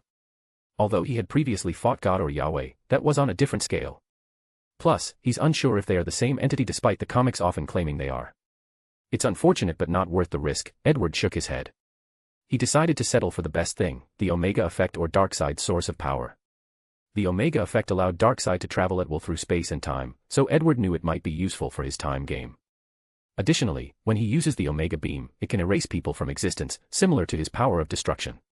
If I remember correctly, Darkseid is a Tier 11 god but is stuck in a higher dimension and cannot interfere in the lower dimensions without using an avatar. While he's distracted with this invasion, I might be able to sneak into this dimension and steal a little bit of the Omega Effect. After analyzing the situation, he decided to use one of his trump cards to ensure success, the false multiverse failsafe plan. The idea is to use his time rule to summon time remnants of his floating city. He would summon the city from a second, 2 seconds, 3 seconds, and so on from the past until he has more than 1,000,000 of them. Then, he would link these time remnants to the main floating city, thus achieving a temporary or false tier 11. According to past trials and errors, he will only have a very short window with that boosted power, and he needs to use it to steal some of the Omega effect. As long as he prepares early on, this plan could succeed. Edward did not waste time as he set up everything for his heist. Diana and the Justice League were busy preparing, he was also doing the same thing. So, 3 days later, things started. Edward watched the battle in the mirror dimension, and every member brought their best. Superman did not have to hold back his strength and speed, and nor did the Flash. Batman used his best exoskeleton suit, Green Lantern showed why the ring is known as one of the most powerful weapons in the universe, Aquaman could flood any area without any care, and Cyborg showed his technomancy capabilities while working in tandem with Batman. Lastly, Diana was a force of nature. She had access to Edward's virtual reality headset for decades, allowing her to learn most of the Empire's martial arts and battle techniques. She also had his bracelet, which allowed her to wield Zeus' divine thunder, and she learned a great deal about thunder spells from the headset.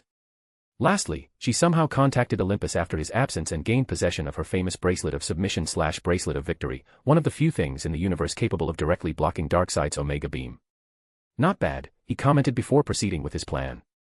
He calculated the best time before sprinting to action. Arg. Disgusting mortal. Those words reverberated in his mind as he escaped Darkseid's dimension with his prize. He wiped the blood dripping from his nose, that went better than expected. Say that to yourself, complained Morgana. See this. She showed him a screen. That screen echoed in countless timelines, possibly the entire multiverse. Did it break or affect anything? No, but now, we definitely cannot say for long. Well, that was already the plan, said Edward, who immediately began to analyze the purple orb in his hand. The result was somewhat disappointing. The Omega effect was a unique power that combined a little bit of the power of creation with mostly destruction.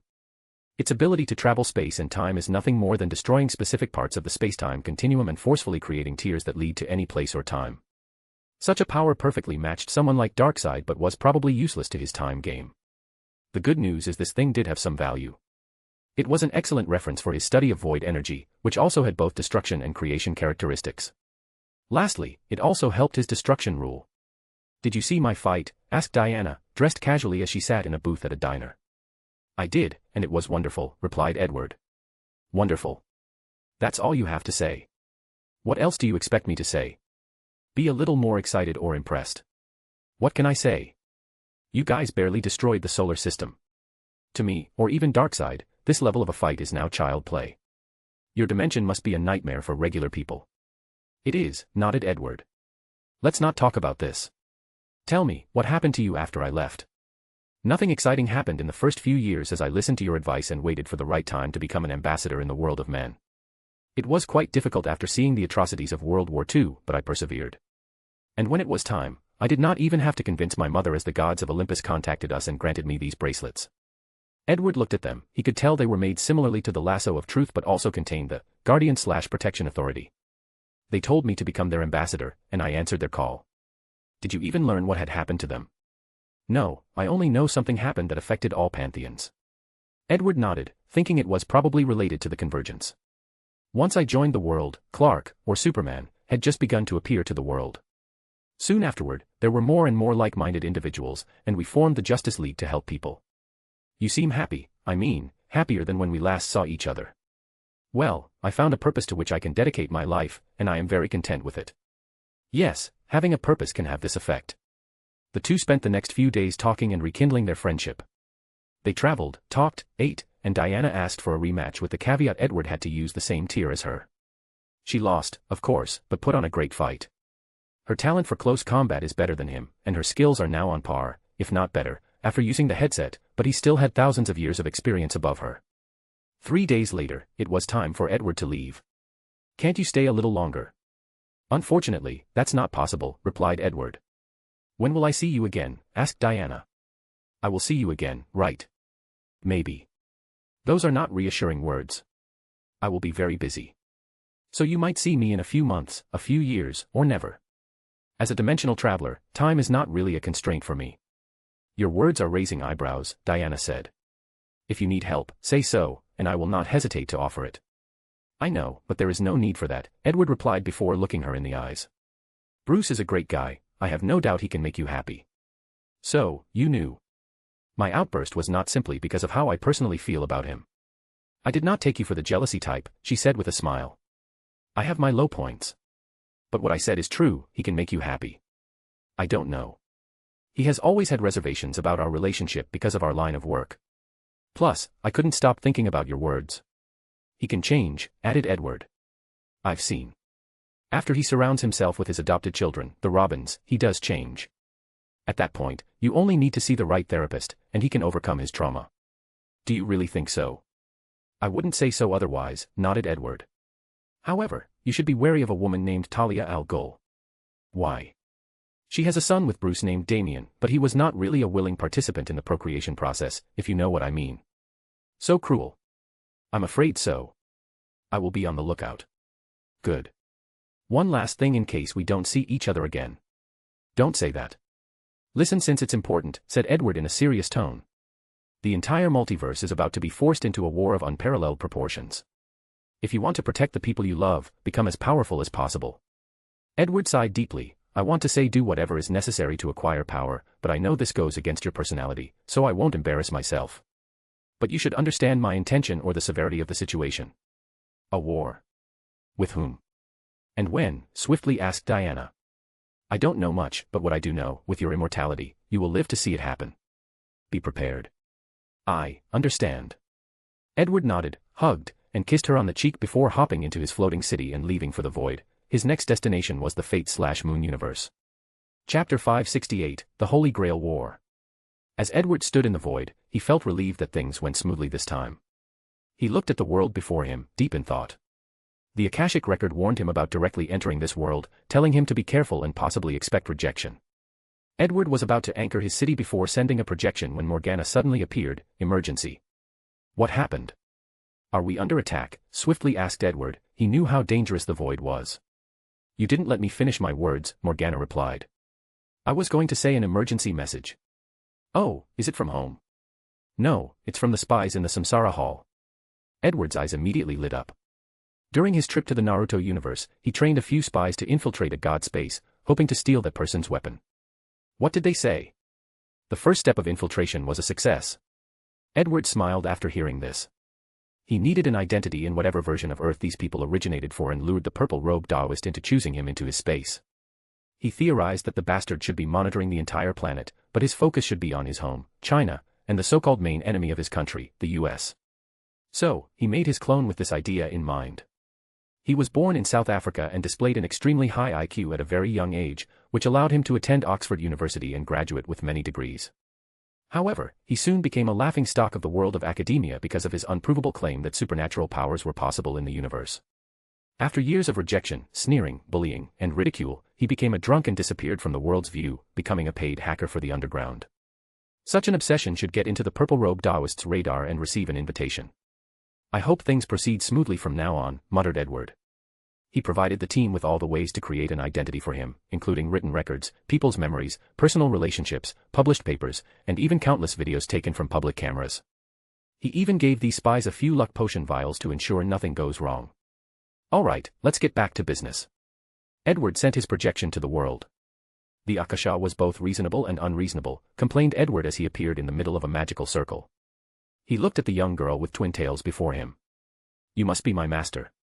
Yes, that's me, replied Tosaka. Are you a caster? Unfortunately, an archer. Then, why do you have a wand? I am a mage, but my class is archer. I see. So, may I ask who you were? Is it someone I would know? Probably not, replied Edward. Give me a moment to get acclimated with this body. Although an odd request, Tosaka nodded. Through the projection, Edward convinced the Akasha, a metaphysical space that contains the sum total of all events, possibilities, and knowledge in all the multiverse. However, the latter agreed with the condition that he would become a servant and participate in the Holy Grail War. His real body could not descend to this world, so he needed to create an avatar.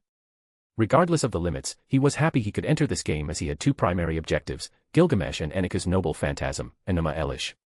Gilgamesh's ability takes the form of a weird-looking sword, but the main thing is its ability to revert things to a state of genesis or creation. The weapon is a pure manifestation of destruction, bending the world to a level that is considered manipulating the truth. If he could get his hands on it, Edward was confident he could build a powerful Tier 11 weapon to deal with the Time Guardian. Meanwhile, Iniki's Inuman Elish manifested in the forms of chains called Chains of Heaven, and its main ability is to bind all things in the universe. The thing had the ability to hold the heavens, multiverse, from falling apart.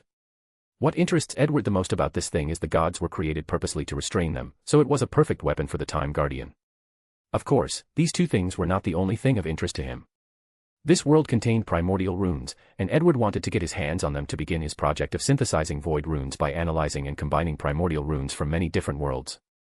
Your stats, said Tosaka, not hiding her shock. She was initially disappointed after seeing the C, average, rating for things like attacks, defense, luck, and even agility, considering the latter's class was an archer. Then, she saw the EX, exceptional and beyond human limits, rate for mana. But that was not the end. She saw his skills, combat expert, A+ or excellent, extreme senses, A, magic mastery, EX, rune magic, EX, and noble phantasm, EX. Are you a mage from the Age of Gods? Asked Tosaka. Something like that, replied Edward. In this world, it is irrefutable that the older and more ancient the magic, the more powerful it is. Most modern mages pursued the power of the ancient, but sadly, magic is slowly deteriorating. So, can you use true magic? Yes and no. My class is still archer, so I'm limited by many things. Is that why your magic immunity is only B- above average? Exactly, nodded Edward, finishing reorganizing his thoughts. We have a lot of work to do. While creating this heroic spirit, he successfully learned about this world's magic or magecraft. The mages in this world use mana to change the world around them, but they are limited to magic circuit, similar to magic veins back in the Empire. However, magic circuit does not run through the physical body but the soul. Ancient mages were much more powerful because they did not have to use a magic circuit to interact with the world. Magical energy was abundant and easier to wield back then. Work. What work? Asked Tosaka. We don't have much time for me to train you in the old ways of magic, so I will need to modify your magic circuit, improve it, if you will. What? Are you crazy? If something happens to her circuit, she will never be able to use magic ever again. She would rather die than accept such a fact. Little girl, despite my high mana capacity, I'm still limited by your mana reserve. You must improve if you want me to use all my abilities. But, I've never heard of increasing mana circuit besides marrying the right person and hoping the descendants inherit higher circuit numbers. Of course, you haven't heard of it since it involves soul manipulation. Manipulating the soul. This kind of magic should be very close to true magic and may even be one. You're correct. And you can use this kind of magic? Asked Tosaka. It will take some effort in my current form, but there should be no problem. Why are you willing to go to such extreme lengths to help me? Tosaka asked, not hiding her skepticism. Do you have a wish to ask for the Grail? I'm not interested in this thing since it's a fraud. But if used correctly, I can have a real body and return to the world. What do you mean by fraud? Don't worry about that for now. No, tell me now, or I will use one of my commands, replied Tosaka, showing the stigmata on top of her right hand. Edward's lips twitched. All masters have 3 absolute commands to use against their servant, and his heroic spirit avatar is not immune to this rule. Calm down, girl. He did not want to experience what it's like to be controlled. Then, tell me the truth. All right. Since the Fourth Grail War, the Holy Grail has been tainted by negative emotions. Anyone who uses it will have their wish twisted into a malevolent one. Chapter 569, The Arcane Emperor. Impossible, denied Tosaka. Think about what happened at the end of the war. The Fuyuki City fire, replied Tosaka. The previous winner, Kiritsugu, realized the truth about the Grail and ordered Saber to destroy it. However, his actions released negative emotions, causing the fire. Tosaka could not immediately accept this fact. She walked back and forth, thinking about this news. Who would corrupt the Grail? If you think about it carefully, you should be able to figure it out. After thinking for a moment, Tosaka asked, one of the 3 founding families. 3 families were responsible for setting up the Holy Grail War, so they were the most likely to corrupt it secretly. The Einsburns family, to be exact, added Edward. They made a pact with Ngramenu. Of course, they were not the only cause. Ngramenu. The person called as the embodiment of all the world's evil. Why would they do that? They've been obsessed with the 3rd true magic and believe such a choice would help. These stupid bastards, cursed Tosaka. Language, young lady. Sorry. Wait, why am I apologizing? You're not my father. You should still show me some respect. Whatever. She decided not to swear in front of him again, but she won't admit it. You said they were not the only ones contributing to the corruption. Who else? Now is not the time to know such a thing. You. Do you want me to use the seal? Listen to me, Edward said calmly and authoritatively while looking at her directly. Some truths must be learned at the correct time. Don't act like a child throwing tantrums whenever you don't get what you want. The corruption of the Grail involved a father figure in Tosaka's life, and once she learned the truth, she wouldn't be able to accept such a fact easily. Her mental instability is not ideal for when he modifies her magic circuit. I understand, replied Tosaka, who walked out of the summoning room and sat down. Edward followed her and let her think for a moment. Wait, she suddenly said. How do you know all of this? Were you a part of the previous Grail? No. I use divination, explained Edward. Divination? That's not one of your skills. Rune magic is an umbrella term to explain that I can do many things with magic. I see. That's a great ability since we can know much about our enemies and even predict their movement. Of course. With me here, you're guaranteed to win this war. Winning the war, she muttered. She did not have any specific wish for the Grail, but she wanted to win the war for one reason, to preserve the rights and honor of the Tosaka family. Yes, we must win, nodded Tosaka. By the way, you never told who you were. I doubt you'll know me, but my name is Edward Bones. Edward Bones. The Arcane Emperor. You know me. Of course. All magicians know your legend. You're almost as famous as the King of Heroes, Gilgamesh. Edward had a terrible sense of foreboding, but he remained calm as he asked, Oh, I wonder what the modern world knows of my life. According to records, you gathered magicians and magic from all over the world and created the Arcane Empire, a magical kingdom designated to study and develop magic. Tosaka's eyes lit up. The books say the time of the Arcane Empire was when magic reached its pinnacle during the Age of the Gods. Although the Arcane Empire only existed for 100 years, you pushed the development of magic by thousands of years. I could not imagine how wonderful such a period would be. Knowledge was shared and not safeguarded. Every day, countless cutting-edge inventions and magical theories that pushed the boundaries were developed. Such an era is the dream of all magicians. The corner of Edward's lips twitched. Akasha had given him a myth and legend, but what scared him was that he did not even know when he had learned these things from him. You could have at least told me, complained Edward. He also realized he might have underestimated the power of Akasha. This was not a simple Tier 11 entity but went beyond it. Do you know what happened to my empire? Asked Edward, trying to get more information. Shouldn't you know about this? I just want to know how the world remembers. One of my fears was that all records of my existence and the empire would be wiped out from history. Tosaka nodded as that response made sense. It was destroyed, she replied with pity in her eyes. The gods did not like how powerful mortals were becoming under your rule, so they banded together to destroy it. The record said you personally slayed dozens of gods in the final battle, and the day was also called Gilded Blood Sky, because so much divine blood was spilled that the sky turned golden red for 7 days. Tosaka's voice was slightly raised as she told the story due to excitement. Meanwhile, Edward was not feeling good. The idea that he lost to the gods irked him to his very soul. Furthermore, he felt Akasha could have given him a skill with the title of God Slayer. Some historians believe the destruction of the Arcane Empire is the main reason for the end of the Age of Gods. That's an exaggeration, commented Edward. No, they might be right. After that war, the gods' influence further weakened, and all the knowledge scattered from the Arcane Empire contributed to the rise of human civilization. Edward nodded, albeit slightly distracted. The fact that he had a legend or myth in this world was good and bad news. He could not easily reveal his name to others, as they might recognize his myth and use it against him. In other words, his identity became his weakness, like all servants. After the war, I also need to research this so-called legend to say whether they were just written words or actual events that occurred. So, you're the legendary Arcane Emperor, uttered Tosaka, looking at him up and down. Can I ask you a few questions? Sure, but don't expect answers for certain things. That's fine, she nodded. There are rumors you would summon past and future mages to contribute to the Empire. Is that true? Well, I can manipulate spacetime and even access parallel worlds, so it's probably true. Then, where is my invitation? She asked directly. What can I say? You simply did not meet our requirements. You. Don't ask things you know the answer will hurt you. Humph, I won't argue with a dead man. Oh, that's harsh. Second question, is the legendary floating city, Netheril, real? Asked Tosaka. The thing was labeled as the pinnacle of human alchemy, a creation praised even by the best gods of forgery, but there are debates on its existence.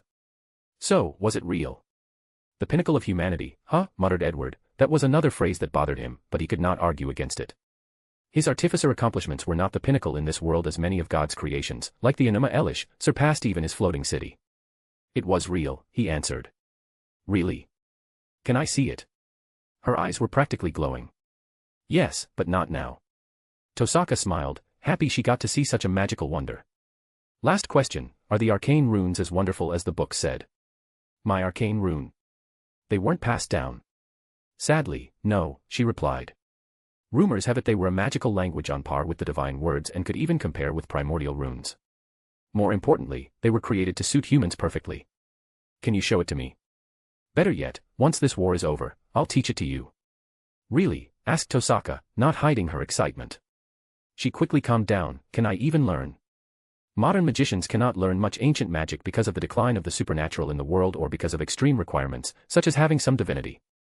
The only requirements are to be a mage and have a soul, so there is no need to worry about learning. Great. She could not help but be excited at the prospect of learning such powerful magic. With it, she will be able to improve the Tosaka's jewel magecraft and elevate it to a higher level. Now that you know who I am, can you trust me to modify your magic circuit? Since you're the Arcane Emperor, it's understandable you could do something like that. Tosaka gritted her teeth, fine, I'll trust you. What should I do? Anne, it's very difficult for me to rewatch Fate/Unlimited Blade Works because it reminded me of why I never finished the series in the first place, the protagonist, Shiro Amiya. I hate, disdain, and despise this man. His extreme hero complex just gets me mad for no reason. Chapter 570, New Circuits. You don't need to do anything specifically, Edward responded. But I must tell you, the process will be excruciatingly painful.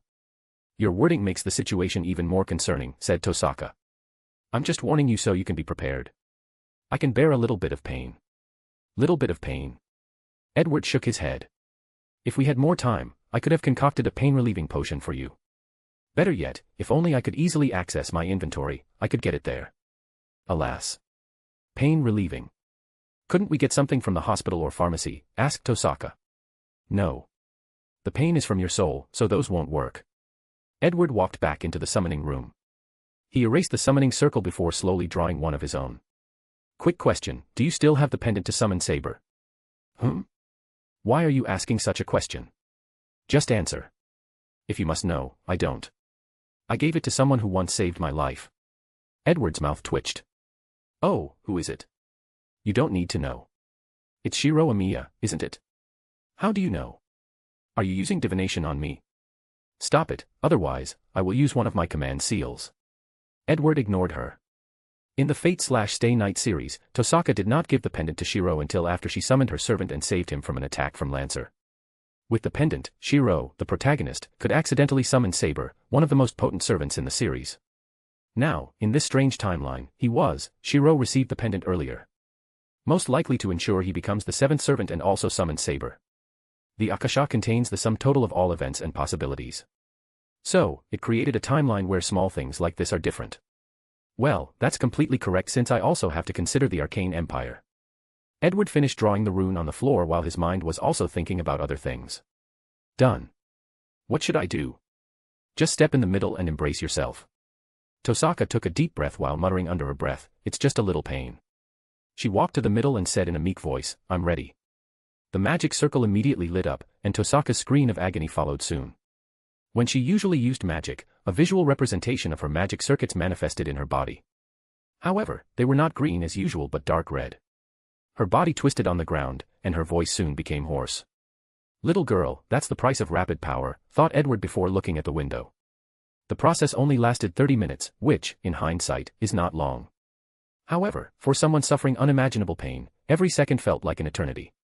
Edward knew the process ended when the soft moaning and groans stopped. He conjured a large cup of water for her, and Tosaka drowned herself in it. Slow down and pace yourself. You. I thought I was going to die, she complained. I told you it would be painful. It's you who claims it was only a little pain. Tosaka was too tired to argue with him. She could only drink water to feel anything in her body.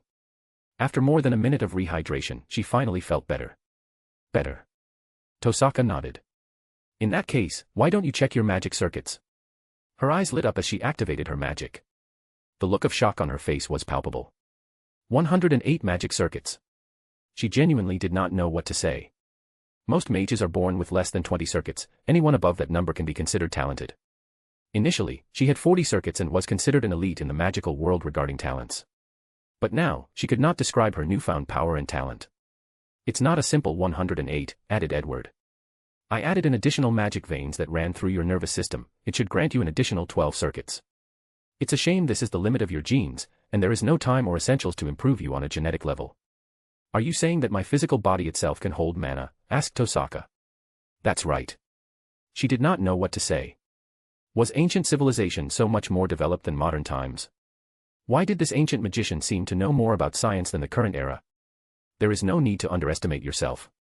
The weakening of modern mages results from changes in the environment, not the lack of ability, persuaded Edward, as he did not want the little girl to lose confidence in herself. Now, ready to try your new power?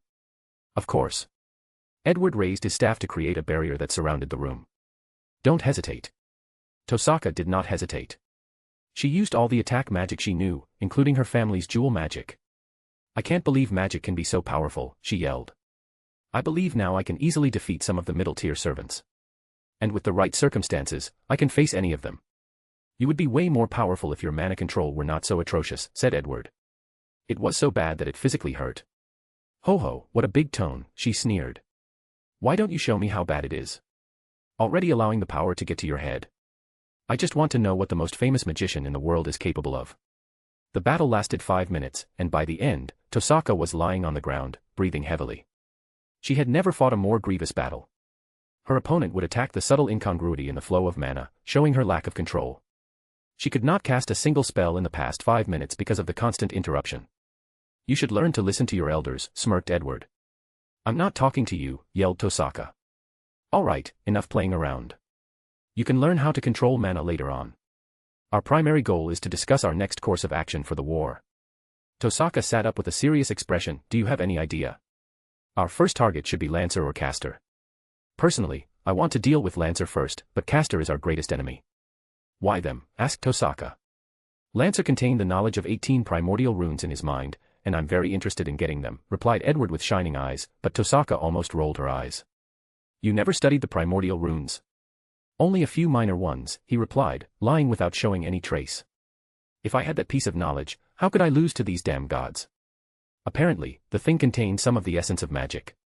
Plus, if we could find his master through him, we might find the rest of the runes. I guess I understand why you would be interested, nodded Tosaka. By the way, what is Lancelot's identity? C.U. Chillin. The Irish hero and demigod. The one and only. So, his teacher is Scathatch. That's right, nodded Edward. I've always wanted to meet her. Why? Interested, asked Tosaka with a weird smile. Rumor has it she is one of the most beautiful women ever. Albeit tempted by her beauty, but it's not the main reason, he explained. I just think we are alike in many ways, both rulers, powerful enough to kill monsters and gods, and having a passion for teaching the youth. It seems you have a lot in common. But wait, how would you meet her? Is she one of the servants in this war? No, she never died. Are you serious? Yes, she became immortal and has lived for over 2,000 years. Immortality is possible. It's not as impressive as you think. Keep the body from decaying and nourish the soul appropriately, and you can live long enough to be considered immortal. I'm beginning to feel it will be frustrating to talk to you, complained Tosaka, and Edward shrugged. What about Caster? Why is she such a threat? Chapter 571. Primordial runes or not? Her magic is the nemesis of all pure mages like myself, replied Edward. And she's attacking the students in your school. What? What do you mean by that? Asked Tosaka as she stood up from her sitting position. She plans to feed off the life energy of the students in the school to strengthen herself. One of your teachers, Suchira Kazuki, is helping her. Mr. Suchira. No, we have to stop them, she said as she remembered something and rushed out of the room. Edward's lips twitched as he glanced at her, departing back strangely. On top of a roof, Tosaka stopped as she sensed a powerful mana fluctuation. Such a clash was definitely the result of two servants battling it out. Wait, that direction, that's near Shiro's house. Her magic circuit appeared in her legs, and she rushed forward. Little girl, you need to raise your standard of men, suddenly said Edward, causing Tosaka to fall midway through her jump. What are you saying? I'm saying you could do way better than someone like Shiro Amiya, replied Edward. Especially now that you will probably be one of the greatest modern mages that has ever lived. Don't talk nonsense, yelled Tosaka before continuing rushing forward, and Edward followed. A few seconds later, the Tsundere girl asked, what do you have against Shiro? I have immense disdain for him, replied Edward casually. Why? You don't even know him. I saw enough of his future and past to form an opinion. And what did he do that was so egregious? Asked Tosaka. He didn't do anything, it's his personality, explained Edward. The child failed to save one person and developed an extreme version of being a hero. There is nothing with wanting to be a hero. A little defensive, aren't we? Tosaka's face almost burned with embarrassment, but she decided to ignore that comment. Heroism is fine at its core, but not his version. His desire to save everyone comes at all costs to his life, whether it is his safety, sanity, bodily harm, or even the people he loves or cares for. It's to the point you wonder whether this man is into masochism because of the length he is willing to save people. And the worst part is he refuses to change even if he knows the consequences of this path he is walking toward. Tosaka thought briefly before replying, "You're over-exaggerating thing." "Am I? I'm sure you've already noticed it in school. People will ask him for a favor but just use this as an excuse to get him to do their work for them for free. And even if Shiro knows, even if he heard them admit it, he would help them no matter the task or how long it must take, because that's what a hero should do." Edward sneered in disdain. He's the kind of hero who, if confronted with an absolute choice between the world and the love of his life, will try to save both just to lose everything in the process. But even such a thing won't deter him in his heroic journey.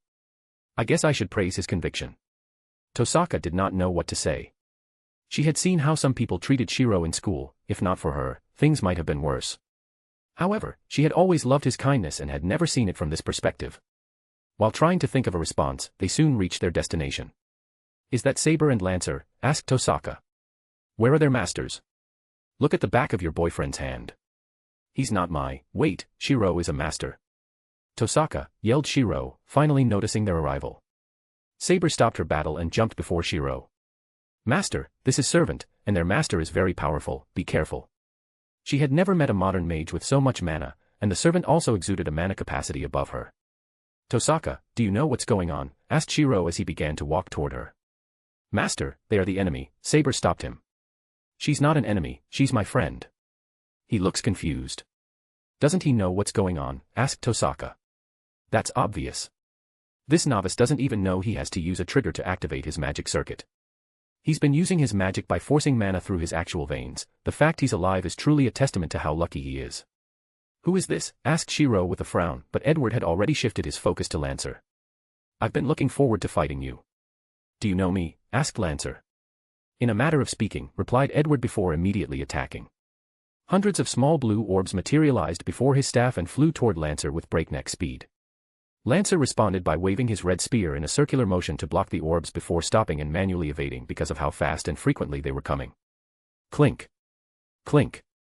Clink. Lancer blocked every orb while simultaneously evading.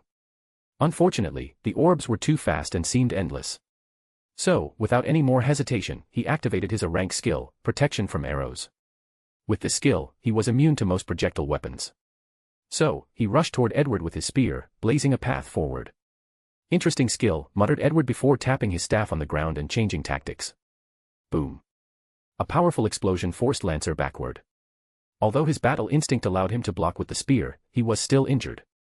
He looked around and saw nothing, but his danger senses were on overdrive. With caution, he moved forward, and as expected, another explosion. "What a quick and brilliant tactic," he praised. His enemy knew projectiles were useless to him, so they placed immobile but invisible versions all around him, forming a net.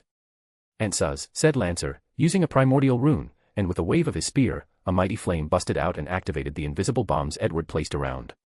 Lancer then took this opportunity to rush forward, but he underestimated the speed at which these things were generated. "Damn it," he cursed as he was further pushed back. It was. With this primordial rune, he boosted his defense and magic resistance. Berkanen. This tracking rune allowed him to see the invincible bombs. "Now, let's see how you can hide," commented Lancer as he moved toward his destination. "Not bad, but you're underestimating me," commented Edward. Under this command, the thousands of orbs began to bounce off each other, making their movement so irregular that the tracking spell became almost useless. So Lancer found himself in a minefield with invisible exploding orbs that moved fast and were as erratic as a drunkard. Oddly, though, he had a smile on the corner of his mouth as he navigated this spell, which used a basic mana missile spell. "Haha, I haven't had this much fun in a fight in a while," he said. "In that case, let me show you what I'm truly capable of." As he prepared to use another tactic, he suddenly stopped, which caused him a terrible explosion that almost got him. Luckily, he activated a shield and protected him. "It's a shame our battle must come to an end, but I cannot disobey my master," he said toward Edward before disappearing. Edward did not stop him as he had already got what he wanted, the 18 primordial runes inside the latter's mind. He only failed to find his master's whereabouts, but he doubted Lancer actually knew. However, despite his success, he was not happy. Firstly, the primordial runes in this world are the same as the ancient runes in Harry Potter, but he already knew this. He thought the runes manifested in another form in this universe. If I remember correctly, Odin created primordial runes in some lore versions of this universe instead of discovering them. Maybe the true primordial runes are even ancient and more powerful than his version. Edward decided to check this out as what he learned paled compared to the primordial runes in his universe. And considering the level of this universe is not in any way lower than his, they should not be like this. Chapter 572, Terrible First Impression. Edward returned to Tosaka, standing close to Shiro and Saber. What a brilliant battle, commented Tosaka. She saw everything and saw how this battle was a pure demonstration of basic skills. Edward only used a basic mana energy attack and invisible spell but displayed superb control over them. That's why I say you need better mana control. Okay, Grandpa, Tosaka rolled her eyes. Rin, can you tell what's going on, asked Shiro, and Tosaka was about to answer. But she noticed her servant and Saber eyeing each other. Do you two know each other? No, but he looked familiar, replied Saber. We do know each other, in a manner of speaking, nodded Edward. But as soon as he finished his words, everything around him stopped moving. Then, Saber's facial expression and temperament changed, she became nobler, more righteous, and her gaze more piercing. Edward immediately realized what had happened since this was not the first time. Hello, senior brother. So, you're the new disciple that the master has been talking about, said Arthur Pendragon, looking up and down at Edward. His face turned into disgust. You reek of immeasurable sins. Interesting, muttered Edward as the smile on his face faded. The old man warned me of you. I guess he was underestimating how much of a jackass you were. I don't understand why he would choose someone like you, continued Arthur. People like you are the easiest to be tempted and fall into the darkness. He could have chosen anyone, so why this kind of personality? Edward put his pinky in his nose and acted like he was picking for something. Are you done? He flicked the non-existent booger in her/his direction. If you came to say this nonsense, you can leave now. Your presence already ruined my day. Arthur shook his head in disappointment. I don't know why I expected so much from you. Do you know me? Asked Edward. Not personally, but I've met your type, replied Arthur. People whose sanity is on the narrow line are usually held together by a few individuals they love. People like you are extreme as they can do whatever is necessary to achieve their goal, and yours happens to be the pursuit of magic. Did I miss something? You did not, admitted Edward calmly. But two can play at this game. Let me think about what kind of person you are. Extreme righteous who believed the world was simple, either white or black. The existence of anything that does not fall into these two categories disgusts you, and you naturally label them as black. Normally, such a normal point of view or ideals would be fine, especially with someone like Merlin protecting or shielding you from the world, until the war begins. Edward saw the slight flinch of Arthur/Saber's body. In this terrible war, your views crumbled faster than you could respond. You were forced to make decisions with terrible consequences. Now, you spent countless nights awake thinking about the righteousness you held dear. You keep asking yourself whether you are still a good man. You don't know me, said Arthur through gritted teeth. But I do, replied Edward. War is cruel, and no good man who has experienced it can truthfully say they remain good. And such a thought is simply destroying you. Have you said enough? Actually, no, continued Edward. You've obviously been building a lot of stress, and somehow, you thought you could take it out on me. I don't care about your psychological problem. Go be a little bitch somewhere else. Edward did not care whether his senior disciple did not like him, but he could be civil, at the very least, for the sake of Merlin. But no, he had to be rude on their first encounter. You, grunted Arthur as he took a step forward. Enough. A powerful voice echoed in this frozen universe, and Edward immediately recognized it. Old man. How are you? Yelled Edward. I'm fine, replied Merlin. Just a little busy. It's good to hear from you, continued Edward. Same, but you need to hurry up.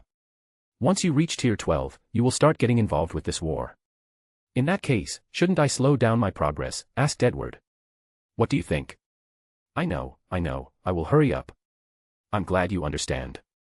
Arthur, haven't you embarrassed yourself enough? Leave now. I'm sorry, master. He quickly disappeared to prevent his master from forcing him to apologize to this bastard. I'm sorry about him, the voice echoed. It's okay. We don't have to be friends, just civil, replied Edward. Merlin sighed. I truly regretted raising him so sheltered.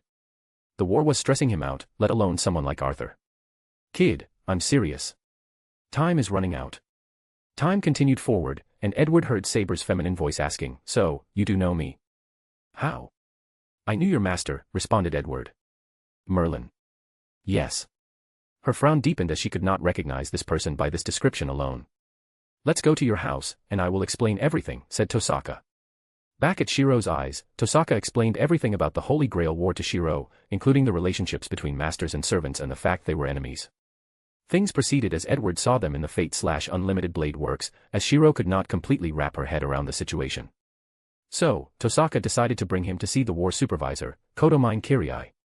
"Before we leave, could you help him?" asked Tosaka. "Pardon me. He doesn't know the basics of basic. Could you give him some help so that he can at least help Saber dematerialize? Servants can return to their spirit form or materialize, but it's all based on the master's ability and mana. Unfortunately, since Shiro is a shoddy mage, Saber could only remain in physical form while losing a lot of mana." "You do know they're the enemy, right?" asked Edward. "I know, but he saved my life, and I don't want to be indebted to him. So, I will help him this time, then, we will be enemies." Edward looked her in the eyes. A similar thing happened in the anime, and Tosaka did not hesitate to attack Shiro, but Edward was skeptical. A mage like Shiro should not have survived for so long in even the Tosaka in the anime. Of course, the latter is the protagonist, so, understandably, the plot saved him as events soon unfolded where they had to work together. "Fine, I will do it, but no, I'm doing so unwillingly." "That's fine. So, what's the plan?" "I will directly implant basic knowledge in his mind," replied Edward. "We should probably do so after the church." "Why?" "Because he will have a terrible headache for the next 12 hours after the process." Tosaka looked at him. She felt this side effect was suspicious. At the very least, the long duration was probably international. However, she could not see anything from Edward's facial expression. Very well. The team then headed to the church to meet Kisei. Void. Edward sensed the communication with his avatar, stopped what he was doing, and looked at a projection of this universe on the screen before him. He shook his head before continuing his research. He wanted to create the speed force to update Morgana's core processor as quickly as possible. Her help was indispensable if he wanted to create a Tier 11 weapon. Chapter 573, Berserker. Edward entered a spiritual form as he accompanied Tosaka, Shiro, and Saber to the church to meet Kirai. The discussion proceeded with how he remembered it in the anime. Saber stayed outside while Shiro learned about the Holy Grail War and stated his displeasure at this game, specifically that masters must kill one another to be the final winner. He did not want to participate in such a cruel competition, but Kirai played on his desire to save people to convince him that he was the best choice to be the final winner and prevent the Grail from falling into the wrong hands. Once the conversation ended, the group returned home. The church. "Why don't you say anything?" asked Kirai, talking to himself in the empty church. "What do you expect me to say?" asked a shadow that seemed to have always been here, but no one noticed. "The legendary Arcane Emperor is participating in this war, and you want me to believe you have nothing to say. It has yet been determined whether he is worthy of his legend," said Gilgamesh, who did not like how this Arcane Emperor is often compared to him, the King of Heroes. Kirai turned to face him. "Is it me, or does it seem like you have a deeper reason for not liking the Arcane Emperor?" "I have nothing to hide," replied Gilgamesh. "It's because of Nethery, the legendary floating city. My Gate of Babylon contained all powerful mystic codes ever created or wielded by any hero, but I don't have this city or any of the Arcane Emperor's works besides a few of his early works," explained Gilgamesh. "I don't know how he did it, but I want what is rightfully mine. The Arcane Emperor is famous for many things, one of which is his accomplishment in alchemy, specifically the field of mystic codes, magic artifacts. You should be careful when dealing with him," warned Kirai. From what Lancer said, he might have detected something. Lancer's report showed that the Arcane Emperor only used basic spells, a sign that he was weary of prying eyes, so he decided not to reveal his real ability. "Do you think I will lose?" asked Gilgamesh with a hideous expression. "I'm telling you to be careful when dealing with an opponent of this caliber." After saying these words, he walked to his office without any more words. As Tosaka's group walked home, they were forced to stop as a little girl with all white hair appeared before them with a towering figure. "Hello, big brother," said Ilias Viel von Einsburn. "Excellent, you're here with everybody. I can kill all of you and eliminate the weaklings. Berserker, get rid of them." The close to 3 meters tall Berserker followed his master's orders as it slowly walked toward the group. Edward suddenly appeared and said, "Saber, I will assist, but you must stop it." Saber did not immediately respond to him but looked at Shiro. "Master, what's your order? Do you have a plan?" "Let's follow his plan." "As you wish." "What about me?" "What should I do?" asked Tosaka. "You're in charge of dealing with the master. Go easy, and don't kill her if you can." "Why?"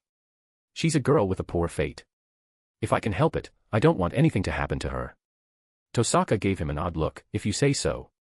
Edward raised his staff, and countless magic circles surrounded Saber, who immediately raised her guard.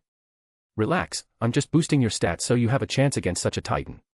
He was not lying as Saber felt a rushed power coursing through her veins. Her defense, strength, agility, stamina, magic defense, and even mana capacity had drastically increased. She glanced at him before rushing toward Berserker, directly clashing against him. Your turn, said Edward, looking at Shiro. Me. What can I do? You need to learn the basics to provide better help/mana to Saber, Edward replied before casting a spell. As I said before, it will hurt. Shiro immediately began to groan in pain as he held his head. Edward secretly praised him for not screaming in agony on the floor. He directed his focus to the battle. Despite his buffs, Saber was still disadvantaged in his fight against Berserker, whose real identity was the Greek demigod Hercules. He raised his staff to fire mana missiles, targeting Berserker's weak points and forcing him to stop many of his offenses. Saber would take this opportunity to strike, but the demigod was extremely agile for his size. Furthermore, despite losing his mind due to his Berserker class, he still retains the battle experience and instinct from when he was sound of mind. Suddenly, an energy-based weapon materialized in Berserker's empty hand as he began to dual-wield. Saber's pressure immediately intensified. Ilya's familiar, thought Edward as he recognized this type of magic that turned familiars into weapons. He checked on Tosaka's battle. In the anime, she was slightly overwhelmed by Ilya's magic, but now, it was the reverse. However, the little white-haired girl was smart and noticed Tosaka's lack of control of her mana due to the sudden increase and used it to her advantage to hold on in this fight. I cannot continue to fight so passively, thought Edward. He could sense Gilgamesh's hidden presence and knew that if he did not reveal some information, it might force the latter to act in unpredictable ways. After pondering briefly, he knew what to do. Saber continued to attack Berserker, but she was losing. The latter's stats were higher than hers, and his combat ability was much better. Her only advantage was Edward's support and intelligence, as Berserker only acted on instinct. Saber lured her opponent into a false move, and after sacrificing a sword attack on her shoulder, she created an opening. She immediately activated a part of her noble phantasm, Excalibur. She generated a massive slash that cut Berserker's upper body in half. Get out of the way, screamed Edward, and Saber turned around to see what looked like a cannon appearing from a void crack above his head. She rushed forward to pick up her master, who was still in pain and rushed out of the way. The cannon flashed with thunder before firing. A booming sound echoed in the neighborhood, followed by an explosion where Berserker stood. Many of the surrounding houses were destroyed as a result of this attack. Is it over? Asked Tosaka, who was blown away by the wind generated by this attack. No, replied Edward, and as expected, Berserker and Ilya appeared perfectly intact at the explosion's epicenter. It seems I was wrong, said Ilya in a cute but intimidating voice. You guys are not as weak as I believed, especially you, Saber. I look forward to fighting with you again. She disappeared without a trace, making some members of the team feel relieved. You seem to be hiding a lot from me, said Tosaka to Edward. That's obvious, he replied. You can ask once we're alone, but know some things should be known at the right time. She glanced at him but said nothing more. Shiro was still in terrible shape, so they brought him home and helped him recuperate. Why are you staring at me? Asked Edward, perplexed by what Saber had been doing since they returned. Chapter 574, Saber's Wish. Disclaimer, I cannot finish watching Fate/Stay Night Unlimited Blade Works. As a result, I'm writing the story based on extensive research using Wiki and ChatGPT. However, I'm getting confused with all the timelines and different outcomes, some with the same name. So, the plot will be different in a combination of many timelines. Thank you for your understanding. I know you, said Saber. Did she regain her memories? It makes sense since Shiro is not a true mage, thought Edward. I doubt that. The runes that appeared during your attack against Berserker. I recognized them since my master used to talk incessantly about that, continued Saber. You're the Arcane Emperor. Edward's lips twitched. I'm guessing your master was one of the mages I summoned. You know me? Asked Saber. Yes, the legendary King Arthur, ruler of Camelot, the disciple of Merlin. Wait, you're King Arthur? Asked Tosaka. But. I'm a woman, asked Saber, also known as Artoria Pendragon. I changed my name and gender because I believe the people would much more readily accept a man as their ruler than a woman. I guess that's understandable, nodded Tosaka. Saber looked at Edward. My master used to talk a lot about you, your ideals, creativity, love for your people, and especially about your arcane rune. I'm sure it was also very pleasant speaking to him. You don't remember? Asked Saber. Unfortunately, no. Well, given who you were, it's understandable why the Grail would not let you appear with intact memory, commented Saber. If there were a servant who could remove the Grail's influence without winning the war, it would be the Arcane Emperor. Why didn't you tell me you lost your memory? Asked Tosaka, who realized why he was asking so many questions after being summoned. You needed to trust me quickly, so it would complicate things if you knew I don't remember a substantial part of my life. You lied to me. And for that, I sincerely apologize, replied Edward, and Tosaka rolled her eyes. She decided to give him the cold shoulder from now on. Edward ignored the little girl's temper tantrum and focused on Saber. What exactly do you want to say? I'm curious if you have the same wish as me, she asked. I'm afraid not. Why not? Don't you want to see the revival of your empire? Have a chance at a redo and correct your previous mistakes, maybe even make those gods pay for what they did to you, Saber asked. I haven't decided on that yet, replied Edward, and he was not lying. After hearing about his legend, he also wanted to create another branch of the Arcane Empire in this world. His intuition told him doing so might have other advantages, and he even considered returning to all the worlds he previously traveled to and leaving the same empire. However, he was still skeptical about Akasha and how dangerous this world was. You may not be the man I thought you were, said Saber, looking at him. I know what you're thinking, that we are similar, added Edward. However, I know more than you do. For example, I know the Holy Grail cannot grant your wish, and your attempt is futile. Is this an attempt at persuading me to give up the war? Don't waste your effort. Let me ask you something, do you remember what happened near the end of the previous war? Saber frowned, I do. You've spent a lot of time with Kiritsugu Amiya. Do you think he was the kind of man who would abandon his goal? No, he was an iron-willed mage with no bottom line or morality, willing to do anything to achieve his goals and ambitions, replied Saber. So, why did a man like this make such a bold decision? Why did he abandon the Grail and force you to destroy it? Asked Edward. Because, the Grail could not give him what he wanted. Saber's face pale as she reached this conclusion. Assuming the Grail is omnipotent, why couldn't it grant Kiritsugu his wish? The answer is simple, either the Grail's power is limited, or something is wrong with it. No, it's impossible, said Saber, who stood up. You're lying, trying to play mind games. Edward shrugged, I don't care if you believe. If something is wrong with the Grail, why are you still going after it? Because I know what's wrong with it and how to utilize it. But you're not me, are you? In that case, I just need to force you to help me, said Saber, summoning Excalibur. Saber, what are you doing? Please, stop that. Everyone looked at the pale-looking Shiro, who had awakened. Master. Saber rushed to his side to help sit down. How are you feeling? Much better, replied Shiro. After calming down, he looked at Edward, is what you said true? Edward looked at him in the eyes but turned his head away and ignored him. Don't be rude, said Tosaka. I told you I would not hide my disdain for him. What did I do to you? Asked Shiro, but Edward pretended he was there. He summoned a book and began reading.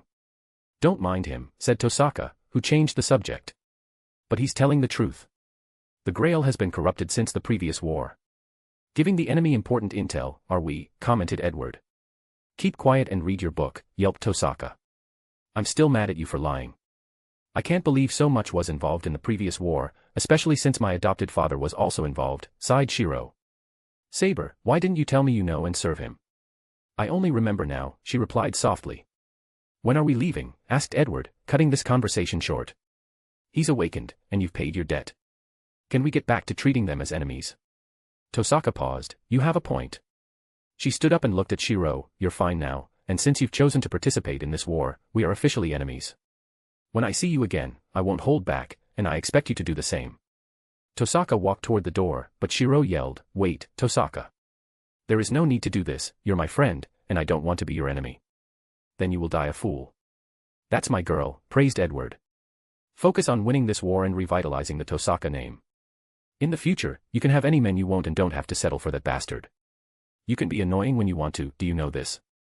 Later in your life, when you've become the most powerful modern mage of this century, you will thank me for my wisdom, replied Edward, and Tosaka decided to ignore him. Edward took this opportunity to remember his conversation with Saber, focusing on Merlin of this universe. The idea that they had a peer relationship instead of master and disciple filled him with glee. They walked home, and it was quiet. Once they reached home, Tosaka claimed she was tired and wanted to sleep. Edward wanted to discuss their next strategy but did not insist, as it had been a tiring day for a 14 or 15-year-old teenager. So, he took his time to review some of the benefits he already received for coming into this world. Chapter 575, Reality Marble. Reality marble, a magical domain that some people in this world, primarily some servants, can create by replacing reality with a mental construct of their inner self. And in this domain, they can change the laws of physics and the rules of the world. Each mage's reality marble reflects their inner self, desires, goals, ambitions, or who they were. In other words, this reality marble is the same as the second type domain I created, which projects the soul dimension into reality, said Edward excitedly. The noble phantasm that Akasha allowed him to create was a reality marble, so he was studying it to see if he could help his arcane path, and it did. One of the major flaws of this type of domain was that the soul dimension projection had no power on its own and needed the arcanist to build a pocket dimension and fuse with it. Sadly, not many arcanists can instantly create pocket dimensions. The solution Edward came up with for this solution was the creation of void marbles. Yes, he copied the name from reality marbles even before coming to this world, an artifact capable of creating the pocket dimension for the arcanists. With this thing, most arcanists can have their domain after learning how to project their soul dimension. However, he was not happy with this solution, and it was not simply because of the costly price of void marbles. He wanted magical domains to be a natural ability of arcanists, something they could achieve after years of training and learning.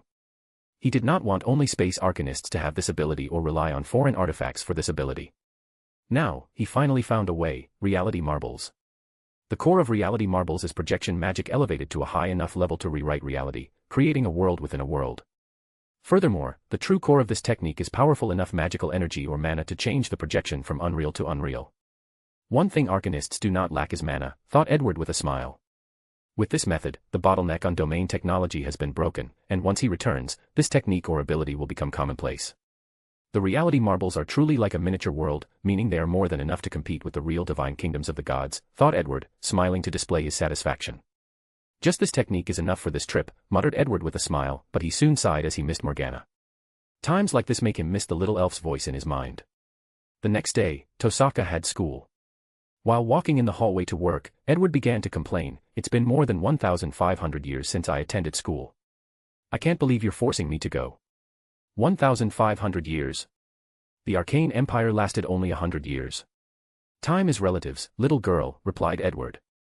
The Empire might have only lasted that long, but most people were older than that. Otherwise, do you think we could achieve all this in only 100 years? That makes sense, nodded Tosaka. It must have been a wonderful time if you guys could play with time as you see fit. Of course, said Edward with pride, even though he had absolutely no knowledge of this world's version of the Arcane Empire. So, are we skipping school? No, and you must stay by my side in case I'm suddenly attacked by another master. Fair point, but you should be productive here. Do you want me to spy on Mr. Tsuchiro? Asked Tosaka. Edward said the latter was a master doing shady things with the caster servant. No, you need to beat up Shinji Mato for maltreating his sister, explained Edward. Tosaka frowned, although I despise that guy, I cannot intervene in their family affairs, especially since she would deny his action. It seems you truly do not know. What are you talking about? His sister, Sakura Mato, is adopted. Her previous surname was Tosaka. In other words, your sister. Tosaka froze as her body trembled. You're not lying to me. She raised her voice, garnering the attention of the people around since it appeared she was talking to herself. I would not lie about such a thing, continued Edward. This girl has suffered terribly at Shinji and the Mato family's hands. Tosaka seemed to think of something horrible, and her eyes turned red. Without hesitation, she rushed toward Shinji's class. Do you want to calm down and not do anything rash? Asked Edward. Can't you erase people's memories of what I do? Yes, I can, replied Edward, chuckling. Shinji. Tosaka, asked a blue-haired young man. Why are you screaming so early in the morning? Unfortunately for him, Tosaka did not answer. She activated her magic circuit and rushed toward him. With the first punch, she broke his jaw and most of his teeth. Then, she proceeded to pummel him with tremendous prejudice. After the third punch, Shinji's face was disfigured beyond recognition, and after the fifth one, he should have died due to the sheer force of Tosaka's punches. Sadly for him, Edward was secretly providing him with healing spells, preventing his death and prolonging his suffering. Screams echoed in the classroom as the students were scared and did not know what to do, even the teacher was baffled and frozen out of shock and fear. Tosaka, stop, yelled Shiro, who finally reacted. He rushed forward, but Edward materialized before him. Don't interfere with things that don't concern you. She's going to kill him. Because he deserves it, said Edward plainly. Nothing is worth such brutality, rebutted Shiro, who took a step forward toward Tosaka. However, with one look, he felt his body bearing a tremendous weight, immobilizing him. Saber. Saber materialized in the classroom with her sword in hand. If she makes one move, I will use a large area spell to kill everyone present, threatening Edward. His voice was so calm and composed that it sent chills down Shiro's spine. You. The look in his eyes told Shiro that this man was capable of such a brutal act. So, he stood up, frozen as the beating continued for close to a minute. Then, a voice finally spoke. Rin, stop. Tosaka finally stopped as she recognized that voice.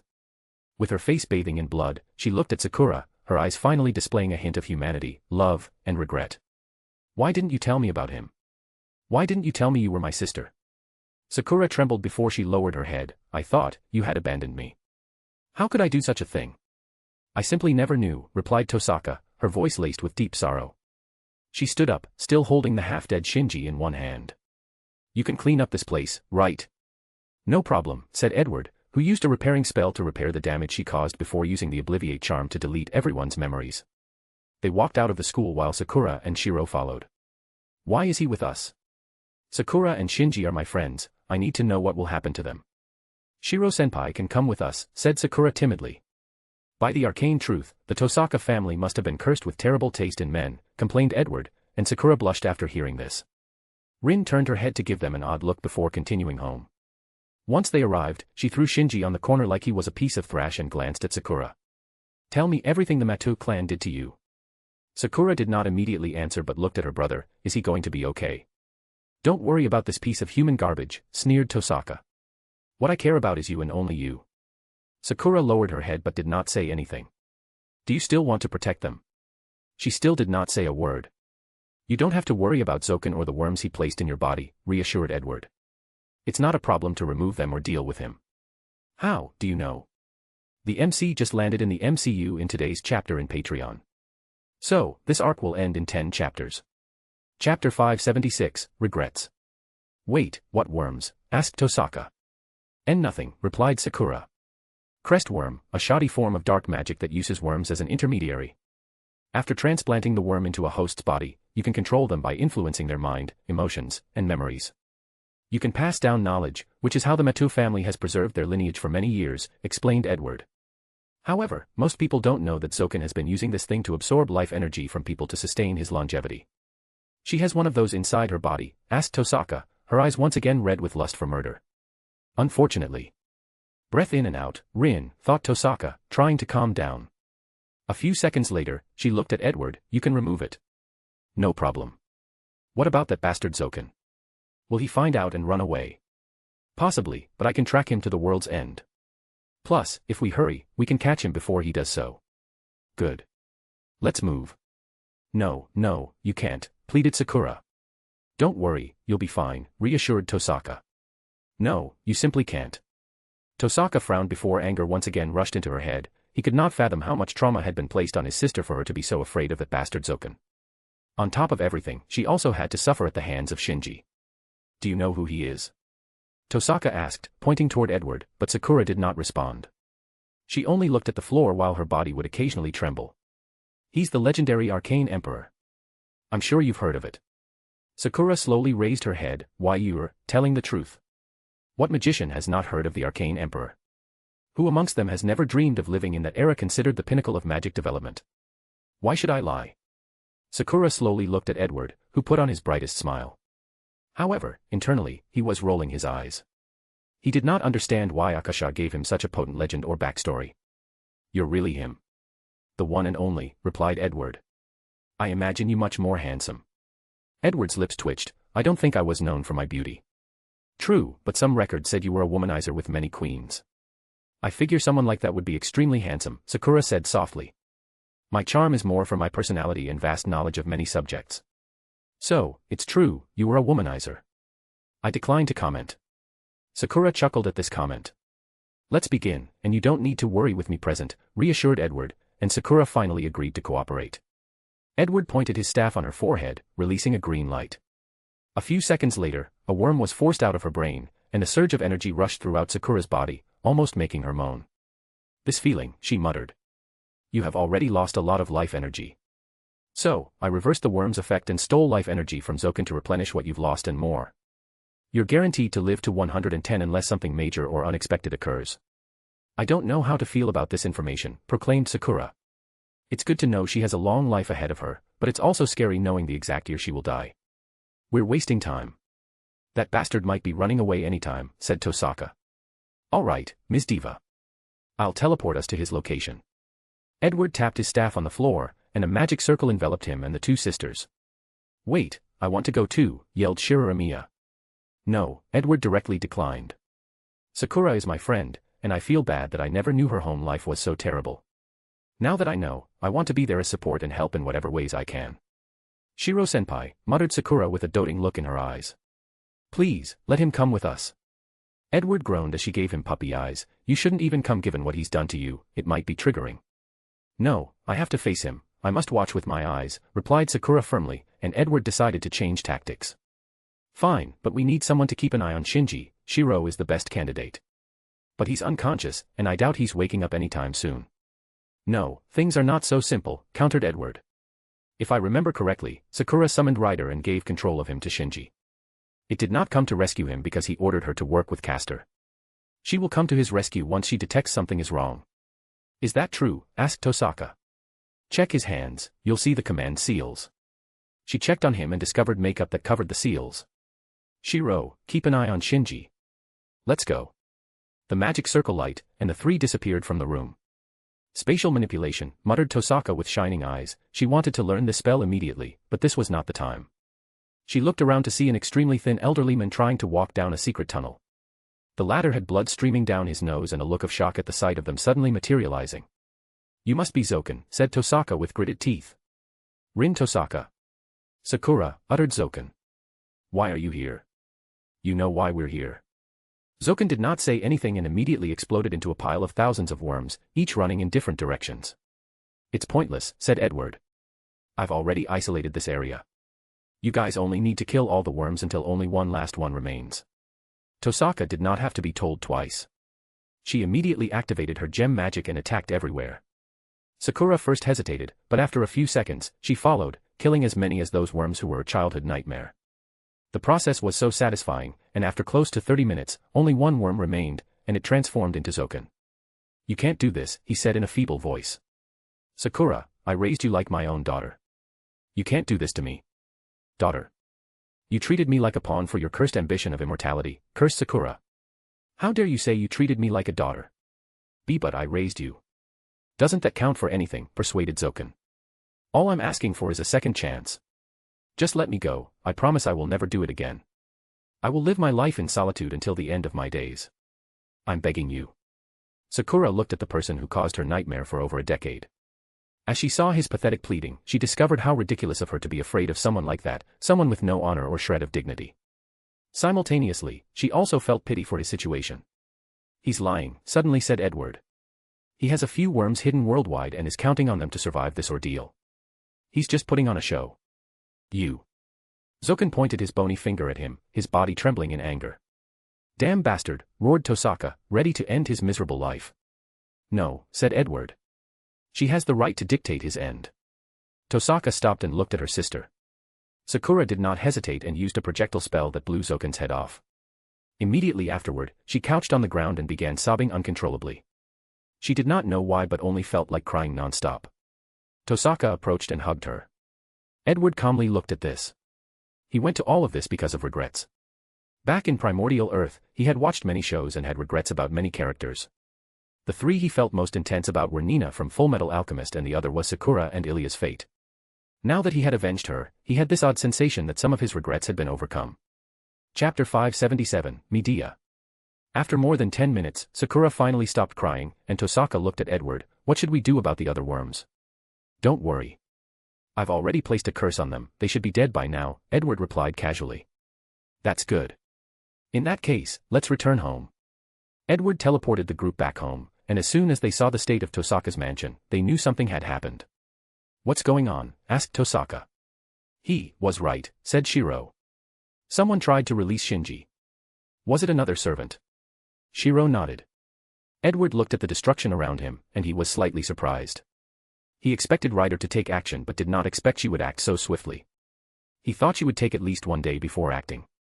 His original intention for preventing Shiro from accompanying them was not due to his disdain for him, he did not want his morality to influence Sakura and Tosaka, preventing them from killing the garbage of a human called Zoken.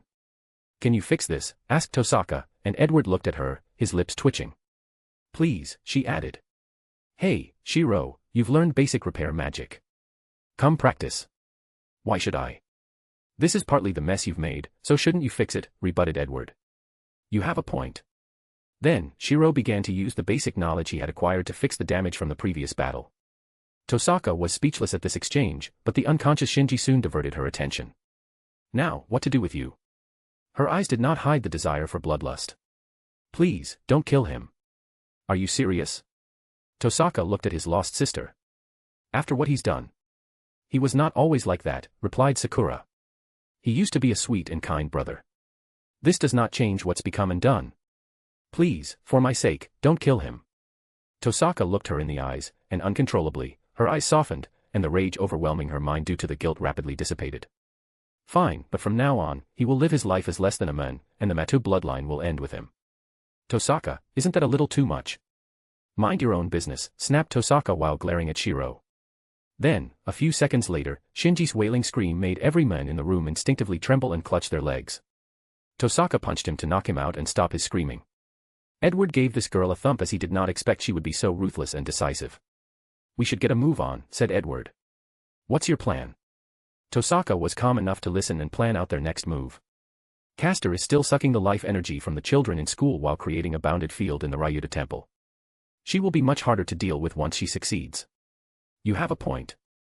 "I remember you said Ryder was now their ally," asked Tosaka. "That's right." "Then, our best move is to force Shinji to forfeit his identity as a master." "I was going to suggest this," nodded Edward, and Tosaka walked to the still unconscious Shinji. She suddenly stopped. "Where's his command seals?" "What are you talking about?" asked Edward, who walked beside her. "You're right, it's gone." "Shiro, did something happen when you were protecting him?" No. Saber held up their servant while I closely watched him.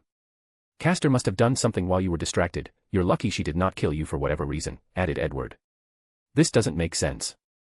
Shinji had to be conscious to hand over his seals, and Shiro would have noticed if he had.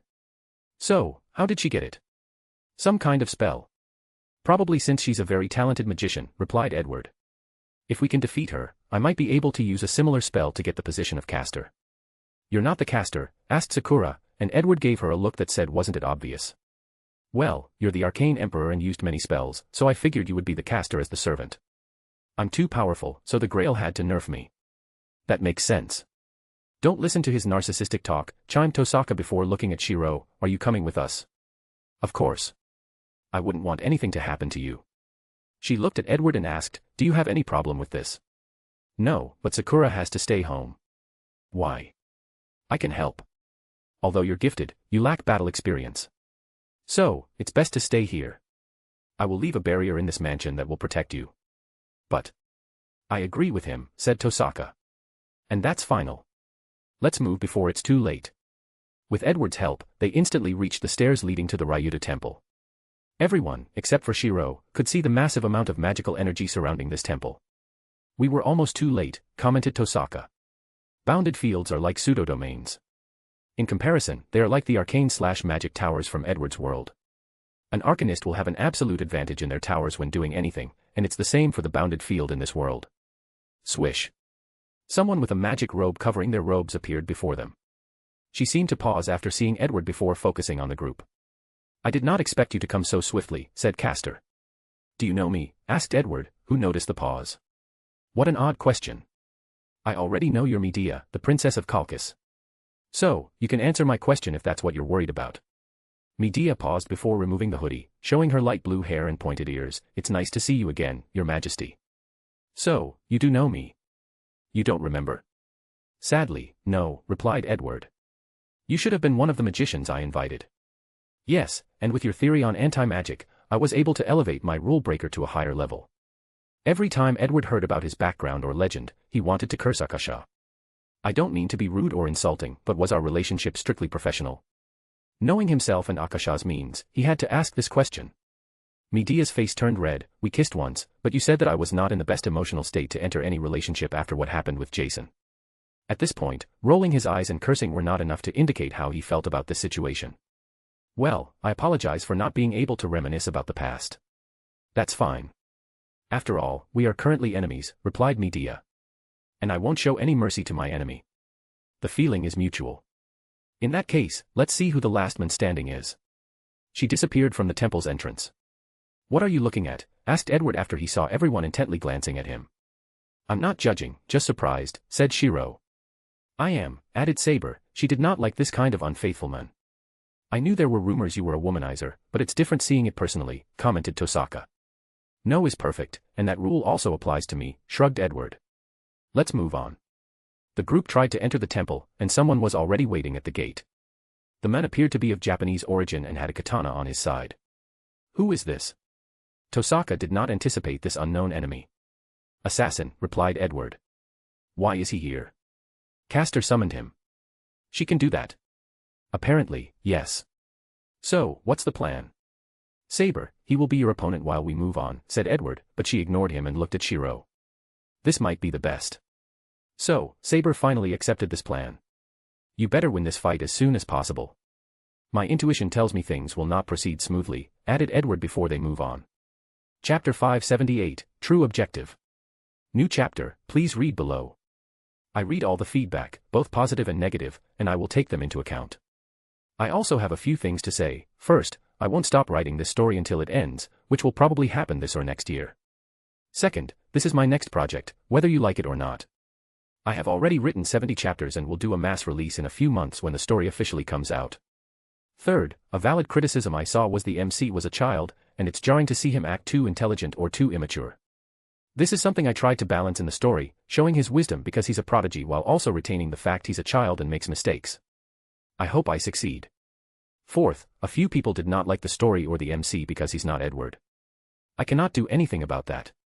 This story is not for you since I'm actively trying not to write characters like him. I hope you find another story to read. Finally, my Naruto fanfic is done. I won't update it, so don't get your hopes up. I wrote the story because I was so angry at a Naruto fanfic, but once I calmed down, my motivation and the story were instantly destroyed. I tried to continue once, but I soon realized it was pointless. Thank you for your time and patience. As the group entered the temple, the next person to stop them was Tosaka and Shiro's teacher, Sutra Kazuki. Mr. Kazuki. Shiro did not expect to meet his teacher there. Shiro, Tosaka, said Kazuki in a calm tone. I did not expect the situation to reach this stage so quickly. Why are you involving the school children in this fight? Asked Tosaka. You don't understand. I will do whatever is necessary to ensure her victory and safety. Ah, love, what a beautiful yet destructive force, sighed Edward. Really? Asked Tosaka, looking at him with fiery eyes. What? I may disagree with his actions, but I can respect them. Tosaka snorted before looking at her teacher. I will deal with him.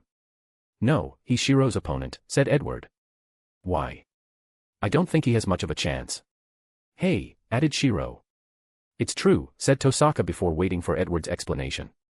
Haven't you realized who is coming next? Ryder, she replied after a short ponder. Do you think he has a remote chance against a servant? You're right, but you should do something to help him. Edward did not argue with her and patted Shiro on the shoulder, his body shone with golden light. This should help you hold him long enough until Saber comes to rescue you. Let's go. He took one step and appeared behind Kazuki with Tosaka next to him. You could have given him the strength to defeat his enemy, she complained. You give me too much credit, he replied as they flew toward the inner part of the temple. As expected, Ryder appeared before them. Remember, her identity is Medusa, so look out for her eyes, reminded Edward before disappearing. At the center of the temple, he saw Medea on a black throne, holding a long staff. You know, I'm looking forward to this fight more than I care to admit, said Medea. This might be my only opportunity to defeat you.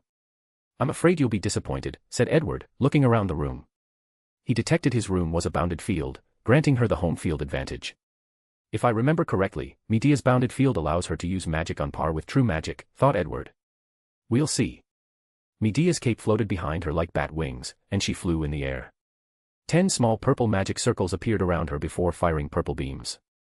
Edward felt the surrounding spacetime had been influenced, making his actions slow down and the space restricting him. Using spacetime magic on me.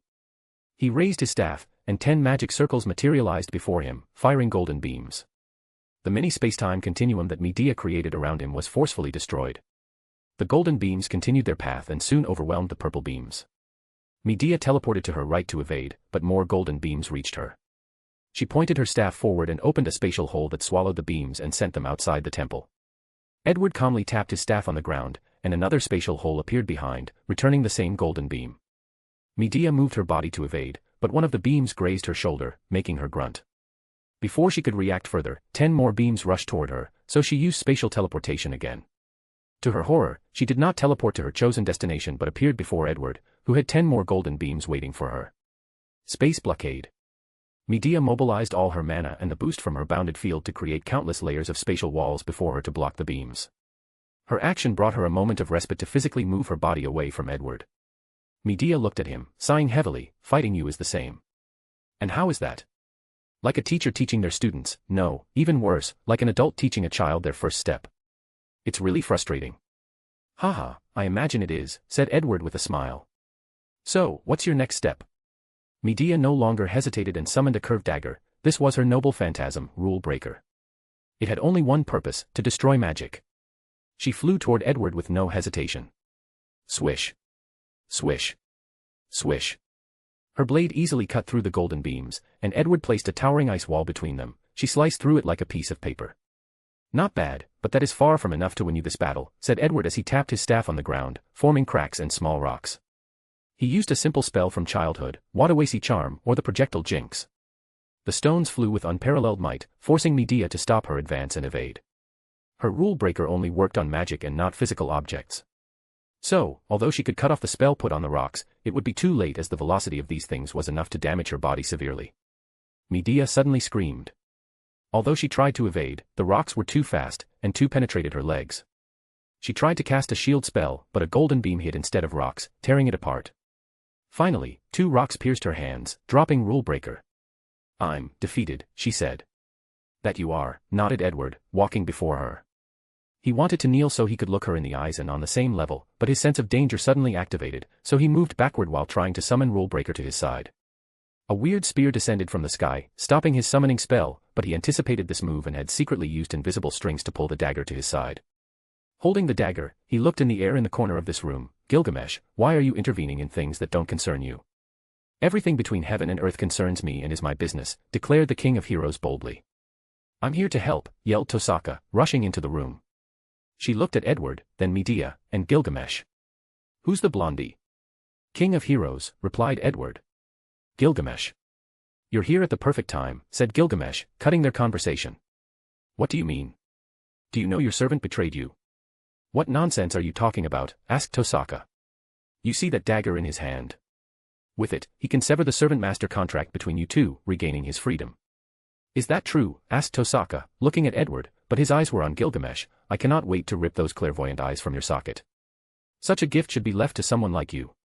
Haha, if not for your current situation amusing me, I would have ripped you apart for your insolence.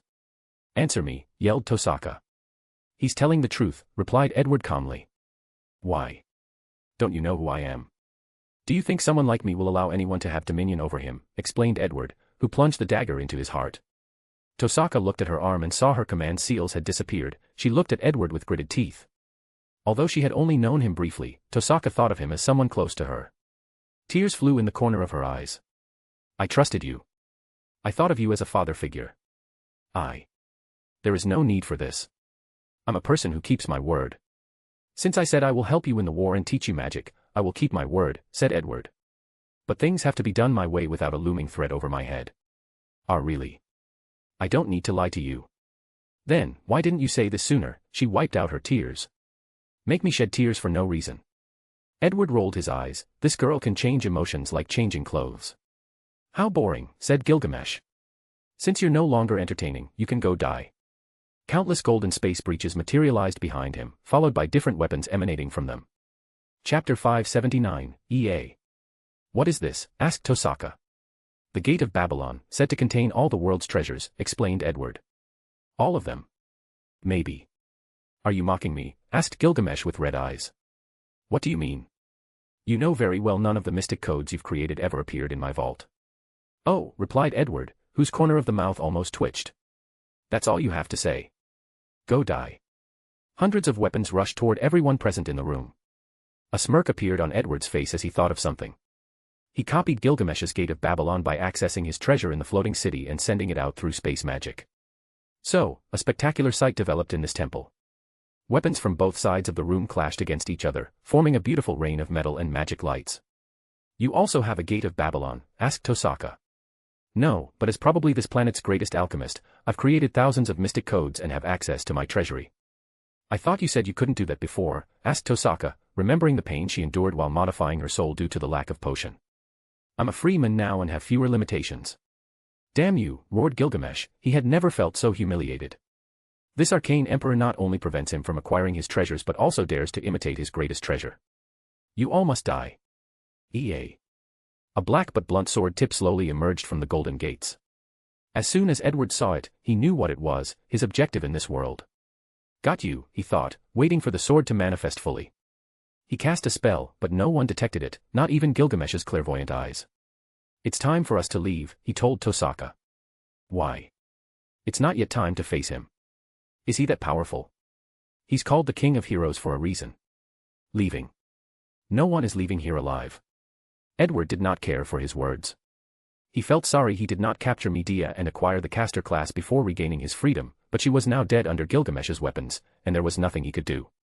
However, he had long taken over her bounded field, so nothing could stop him from leaving this place. A blue light enveloped Edward and Tosaka, disappearing from the temple.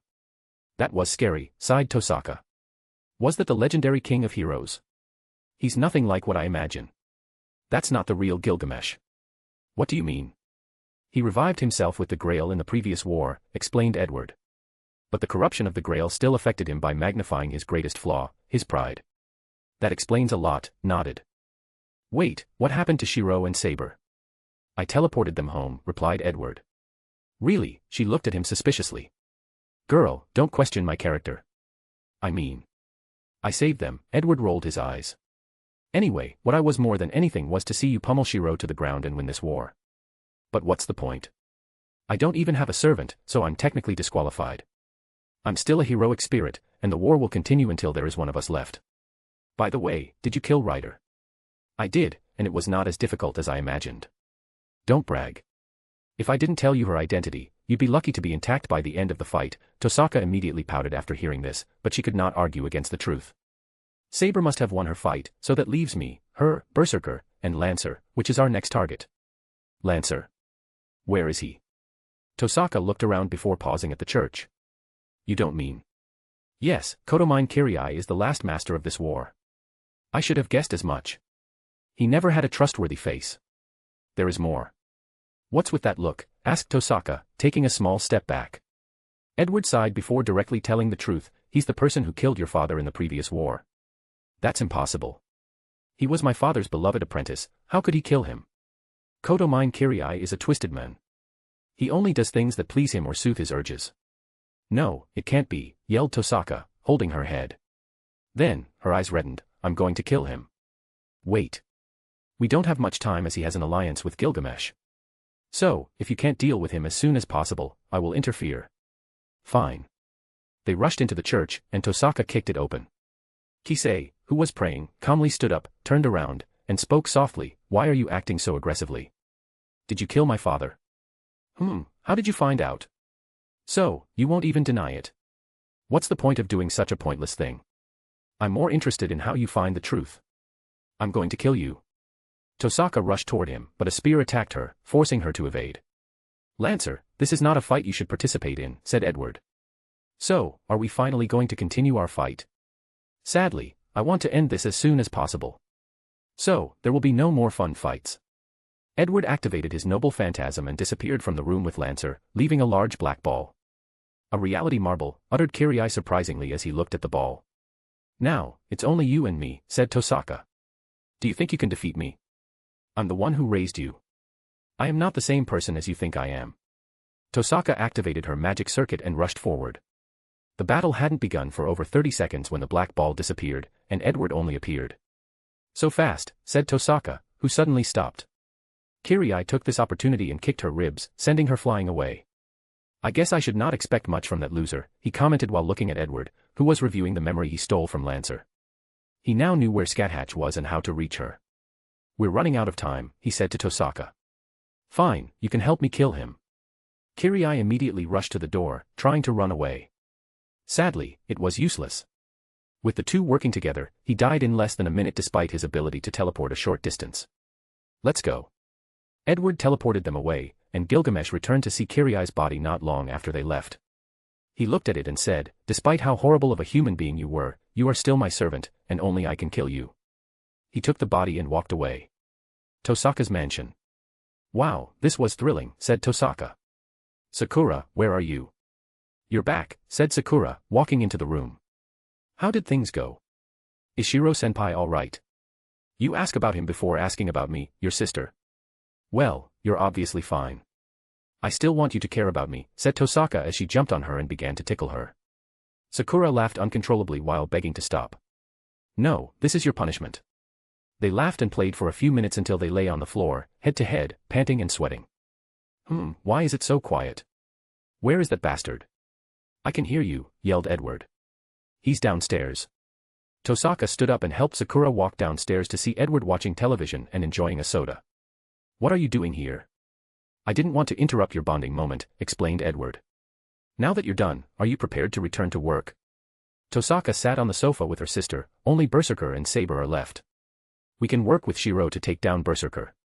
"No, Berserker is the bait for my final fight with Gilgamesh. So, Saber must be eliminated next." "But Shiro-senpai." "We can eliminate Saber while keeping him alive. The important thing is to eliminate the servants." "That's fair. We can start tomorrow." "I'm tired." Tosaka dragged Sakura upstairs, and Edward glanced at her.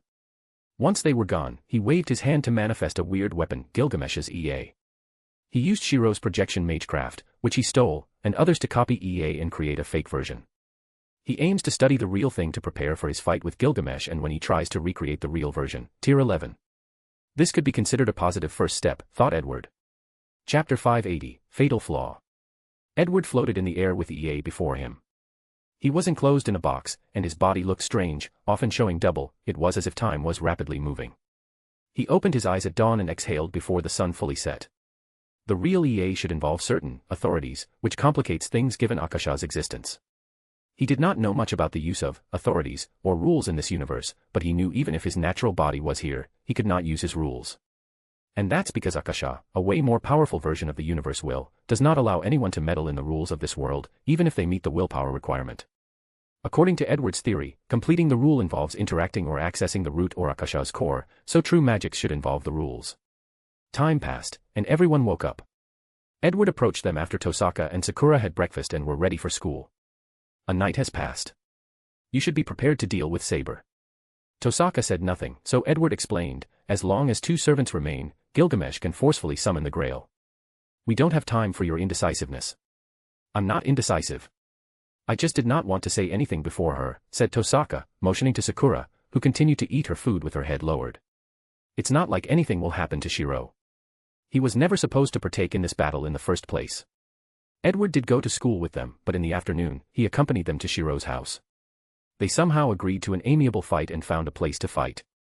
Boom. Boom. Boom. Saber rushed in a zigzag pattern, trying to evade these energy blasts, but it was useless. They were fast and moved irregularly. Furthermore, Archer had surrounded the place with invisible magic traps. Saber suddenly felt something and moved to the right. The place where she was suddenly released a fire inferno. It was like a volcano erupting. Saber thought she had evaded this trap, but there was another. When she landed, vines came out of nowhere to bind her legs. She swiftly cut them with her swords, but Archer had already fired 2 golden energy beams. Her battle instinct activated, and she blacked one, but the other penetrated her armor. "Why don't you forfeit and end this pointless fight?" said Edward. "Never," replied Saber, half kneeling on the floor and supporting herself with Excalibur. "Archer, you don't need the Grail, so why are you continuing to fight?" "I need it to build me a real body." "I know you can create a body on your own. It's not that simple." Winning the Grail is important to Edward because that's the only way he can become a full citizen of this world and not be restricted by Akasha. "I thought you, of all people, should understand my desire." "Your approach is wrong from the beginning," replied Edward. "Your pursuit should have been the second true magic, which would have allowed travel between parallel dimensions.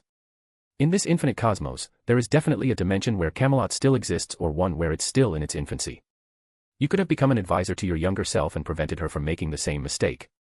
Maybe you're right, or maybe it would not be the same if I walked that path, replied Saber, who slowly stood up. Regardless, now that I still have an opportunity, I won't miss it. Let's go, Excalibur. Saber's swords finally became visible before releasing an intense light. Edward calmly watched everything as a tear in the void appeared behind him, showing a massive cannon. The cannon fired intense light energy, blocking Saber's last desperate attack. Once everything subsided, Edward was intact, but Saber's armor was gone, and she had many injuries. She was barely holding on. Saber, yelled Shiro, rushing to her side. Master, I'm sorry. No, I should be the one apologizing. I was too weak to help. No, you did your best, and that's all that matters, replied Saber, her voice becoming weaker with each passing second. As she slowly dissipated, Saber remembered everything she experienced. Although this grail was short, she still experienced warmth from her master. So, she dissipated with a smile on. Edward looked in the distance. There was only one last piece to gain true freedom while accomplishing his primary goal of coming to this world. He left with Tosaka while Sakura left to ensure her senpai was alright. A few days later, Edward became invisible with Tosaka to infiltrate the Einzelborn family. As they had expected, Gilgamesh attacked Ilya and Berserker. Ilya is a homunculus created to be the vessel of the Grail. So, Gilgamesh plans to kill Berserker and forcibly strip the Grail from her body. Edward had to be extra careful not to be detected by Gilgamesh's clairvoyant eyes. So, he used all his anti-divination and anti-detection spells to watch the battle from afar. Berserker was being massacred to save his master. His real identity was Hercules, and his noble phantasm prevented him from dying unless he was killed 12 times based on his 12 labors. Still, this ability was useless for Gilgamesh as he used his Gate of Babylon to bully Berserker. Even though the latter defied the odds and actually lived for a 13th life, it did not change the final outcome. Bang! A shield manifested to block the spear attacking Ilya. Then, a white light enveloped her, and she disappeared. Bastard! It's you again, growled Gilgamesh. Yes, and it's time to finish things between us. Edward appeared with Tosaka and Ilya. So, finally willing to face me. You're not going to run away again. Take care of her, he said to Tosaka before walking toward Gilgamesh. Tosaki held his arm. You'll win, right? Of course, he replied, smiling before patting her head. He looked at his opponent, Netheril. It's time to shine again. He immediately activated his noble phantasm, encasing him and Gilgamesh into a reality marble. Is this the legendary Netheril? It's so much more beautiful than I anticipated, said Gilgamesh as he saw the beautiful city floating in the distance. I cannot wait for it to be mine. Edward did not say anything but activated the Golem legions, sending them to attack Gilgamesh and all the cannons in the city. Gilgamesh activated his Gate of Babylon to its highest ability, annihilating all the legions. He summoned a golden book, and with it in his hand, Gilgamesh began spamming powerful spells. However, he was soon outmatched because Edward could use a similar tactic as him with his mystic codes. Without hesitation, Gilgamesh summoned Ea and the Chains of Heaven. Ea released an energy wave that destroyed all the legions. Meanwhile, the chain headed to Edward, trying to seal them. An awakening, Ea. That's not enough, thought Edward. And I won't give you room to breathe. He released hundreds of spells to block the chains while the city continued a toggling battle with Ea. Then, he activated his final trump card, the Void Cannon. Boom. The cannon was powerful, but it was still insufficient to overwhelm Ea. Luckily, its job was to distract Gilgamesh. A chain suddenly appeared behind and pierced the King of Heroes' arm. The worst part is the thing contained an extremely powerful and vile curse to ensure he was immobilized. Release me, you mongrel, screamed Gilgamesh. You could have easily won this battle had you used Ea's full powers, said Edward. Unfortunately, your overinflated ego made you believe only one opponent was ever worthy of you using your full strength, your old friend, Enkidu. Stop talking nonsense and release me. Edward ignored him. He used the floating city to cast the most powerful sealing spell he was capable of in this body to capture Ea and the Chains of Heaven. Then, he walked to Gilgamesh and ripped his eyes from their sockets. These would be perfect gifts for Luna, he muttered. Chapter 581, Akasha's True Motive. Today's my birthday, so here's a chapter. Flame enveloped Gilgamesh, and he evaporated. Edward calmly saved the clairvoyant eyes before quickly stepping out of the reality marble. You won, asked Tosaka. Of course, said Edward with a smile. You said you wanted to see the floating city. This is your chance. Really? Hurry up, we don't have much time. Keeping the reality marble functioning takes a lot of mana, and his current avatar cannot do so for very long. Edward looked at Ilya. You come too. Why? I need to remove the Grail from your body without killing you. Is that possible? He's the Arcane Emperor. If someone can do it, it's him, said Tosaka, and Ilya finally agreed. Edward took them inside the reality marble to a lab in his floating city. He tasked a golem to give Tosaka a tour as he helped Ilya. Don't be scared, he reassured as she lay on a table with a magic circle drawn at the bottom. Although you're a homunculus born from natural birth, this does not change your genetic makeup's defects. As such, you would not live past 30, and that's not considering the burden the Grail has on your body and soul. Ilya, this child, looked calm despite hearing these devastating words. That's because she knew and was prepared for an early death. Such a brave child, sighed Edward. No children should live with death looming over their heads. After I remove the Grail, I will construct a normal and healthy body for you. I will also heal the injuries to your soul that the Grail caused. Ilya just nodded, so Edward asked, do you have any questions? Will it hurt? No. It will feel like a regular nap. With the state-of-the-art laboratory in the city, Edward can easily manage the pain. Okay. Edward immediately started. Ilya fell asleep, and soon after, an eerie aura in the shape of dark lightning emanated from her body. A golden cup tattered in a black goo slowly rose from her body, the corrupted Grail. With a wave of his hand, Edward led the Grail to another room. Meanwhile, Ilya's body disintegrated before being rebuilt just the way it was. From now on, she will be just an ordinary girl. Edward was rapidly analyzing the Grail. The thing was a large mana source and contained the magic of wish-granting. Edward and the Empire have studied wish-granting magic, which they found in relics of the Lemurian civilization. There were two conclusions about this type of magic. The first one was that higher dimensional beings, including gods and Chronai, were the ones granting the wish, and the other was wish-granting spells was a form of pure reality manipulation. With his knowledge, Edward started to work. He isolated the corruption from the Grail, learning from Gilgamesh's mistake and ensuring his personality was not secretly affected. Then, with the immense mana and its ability to grant wishes, Edward broke his limitations as a servant/heroic spirit and finally acquired a natural body. Still nothing compared to the main body, but better than being a spirit, commented Edward, who felt a lot of restrictions had been removed from him. The Grail dispersed, and he did not interfere. He then cancelled the reality marble, and the three returned to Ilya's mansion. That was more exciting than I thought, said Tosaka. Couldn't you wait longer? Even with a new body, I don't have the mana to keep such a noble phantasm going for so long, replied Edward. So, you've succeeded. Of course, he replied before looking at Ilya. Do you want to stay with your brother? Can I? I'm sure he would love that.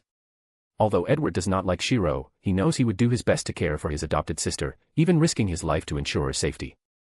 So, he took her to Shiro's house and explained their relationship. I didn't think you could do anything nice for Shiro, commented Tosaka after they returned home. I did it for Ilya, he replied. He would have revived her mother if it were up to him because she deserved better than what happened in Fate/Zero. However, Edward did not want to face the complications of finding her soul in this complicated world. If you say so. So, what's next? Asked Tosaka. I'll keep my word and teach you magic. I also need to borrow your mansion's basement for research. After that, I should leave. You're leaving. Although it will take some time, yes, nodded Edward, looking in the distance. The room suddenly became somber until Edward talked again. Don't you have to report to the clock tower that you're the final winner? I don't have to, but I must. This is a perfect opportunity to increase the influence of the Tosaka clan. You can tell them that your wish was to increase your strength and show them your new magic circuit. That's a good idea. Tosaka left for the clock tower, the Mage Association's headquarters. Meanwhile, Edward turned the mansion's basement into a bounded field for his research. His floating city cannot exist without the reality marble, which takes too much mana. So, he had to build a new laboratory to study EA and the chains of heaven. 3 days later, Tosaka returned and headed for the basement. Done? Edward asked as he put the final touch on the lab. Yeah.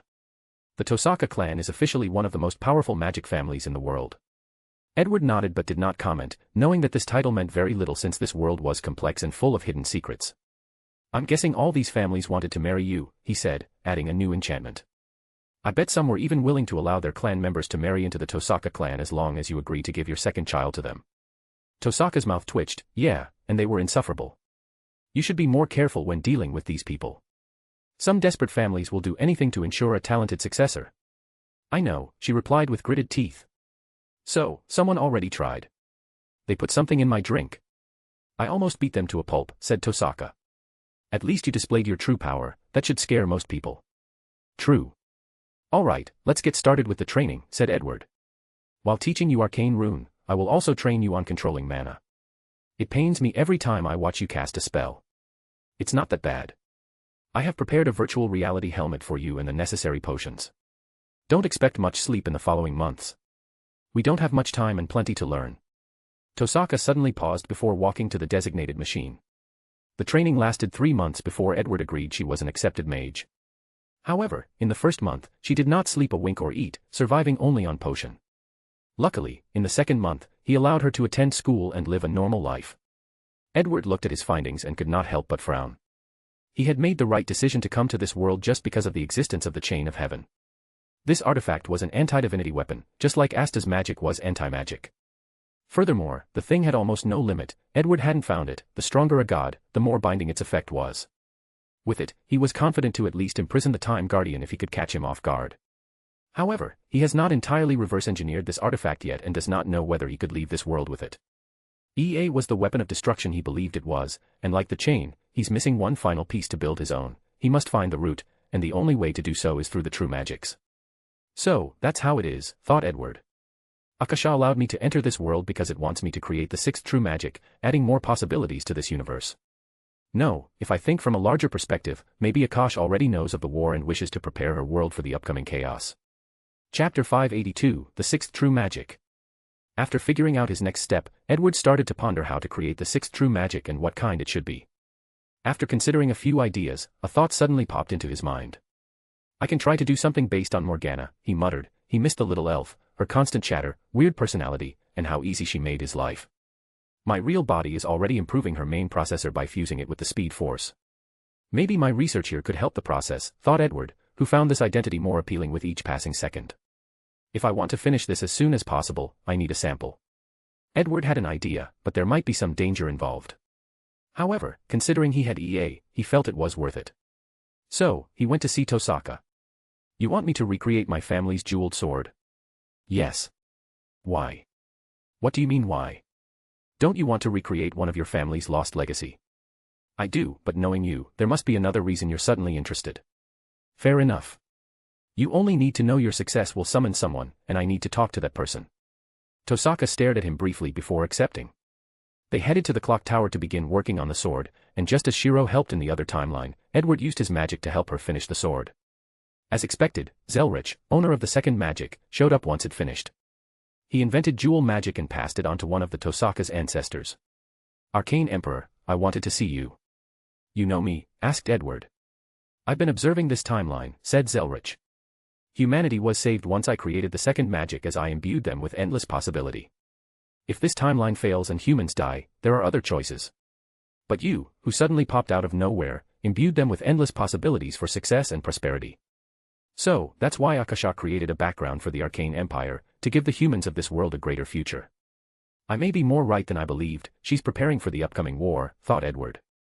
Our conversation can wait since I'm sure you have things to say to her. Thanks for your understanding, said Zelrich. As Edward gave him the room, he talked to Tosaka. A few minutes later, Edward returned since they called him. Is something wrong? I want to take her as a pupil, but she told me to ask you.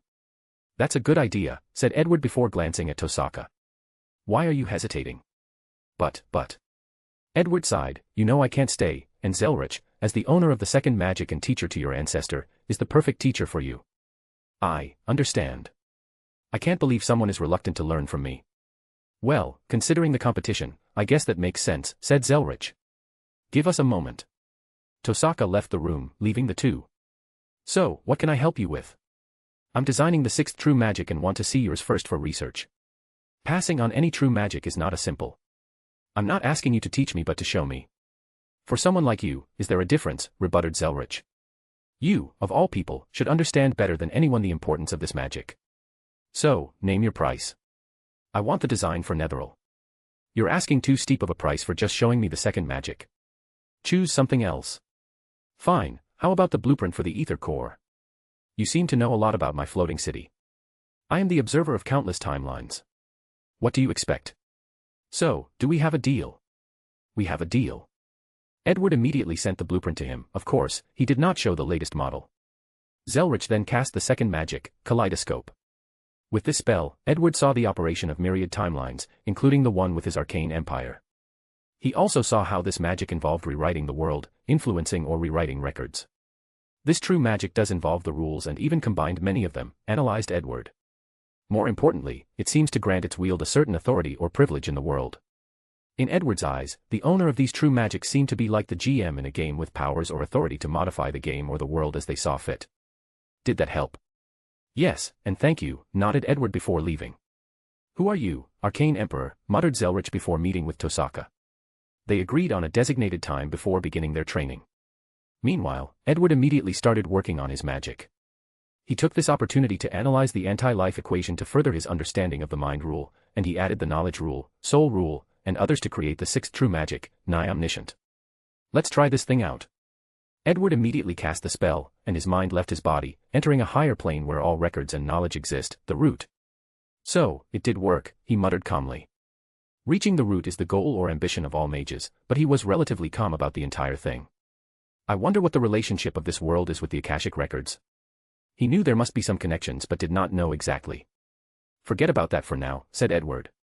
He left a special rune in the root before leaving. Once his mind returned to his body, Edward found out he had turned into a human computer with access to endless knowledge.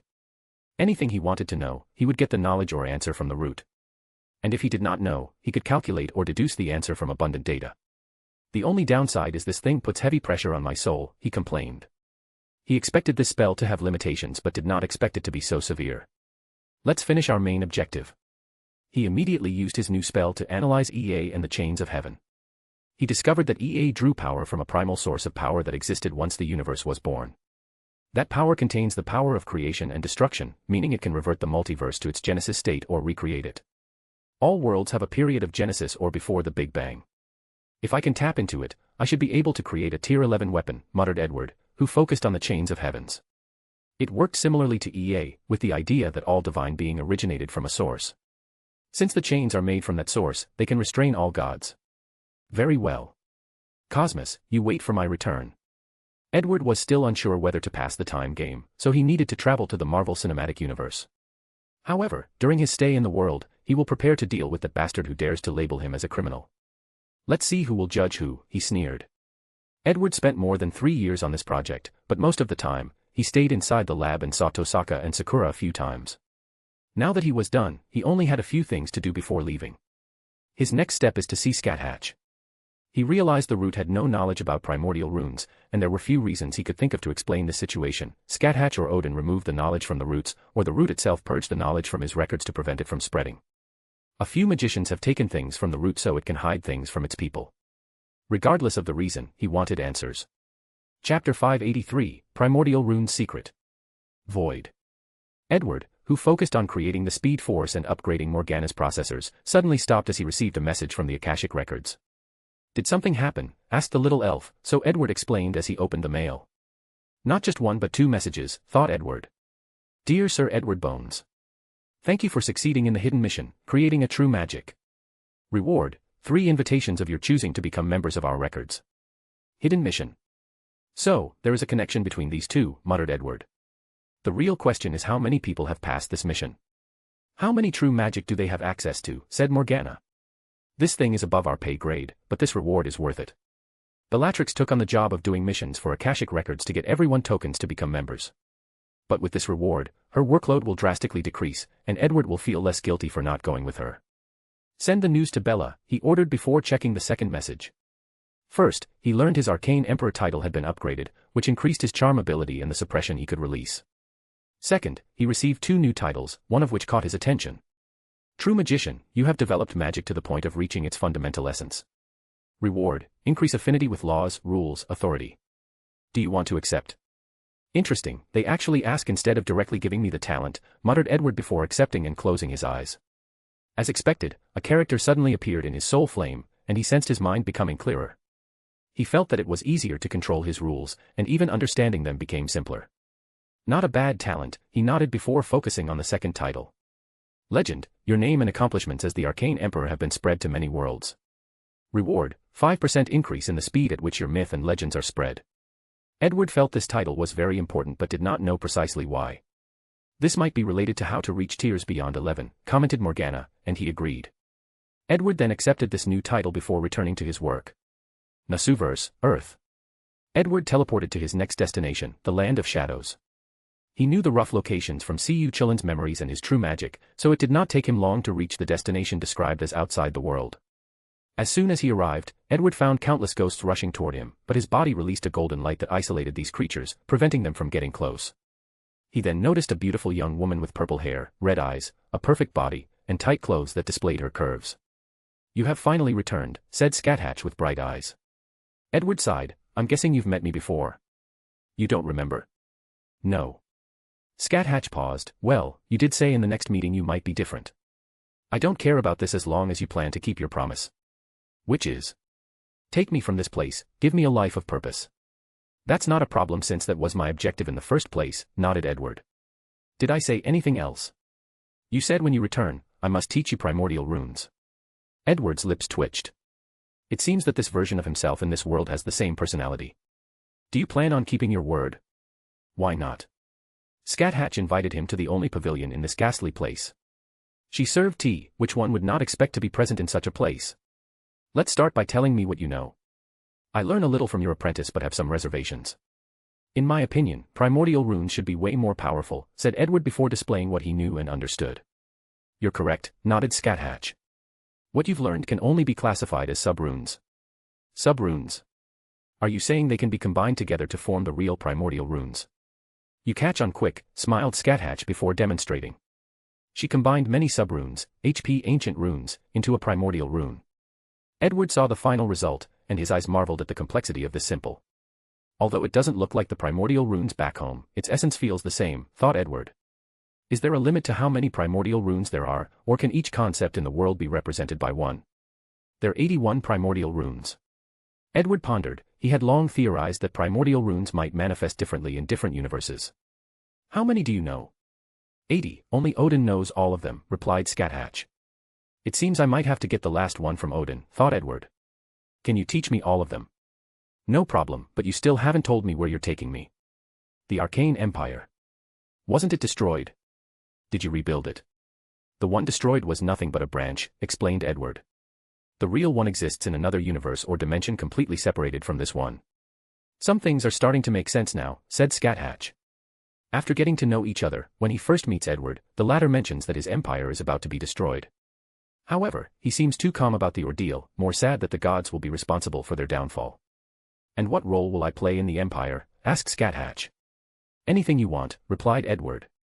"You seem to love teaching, so you can be a university professor or a trainer in the army.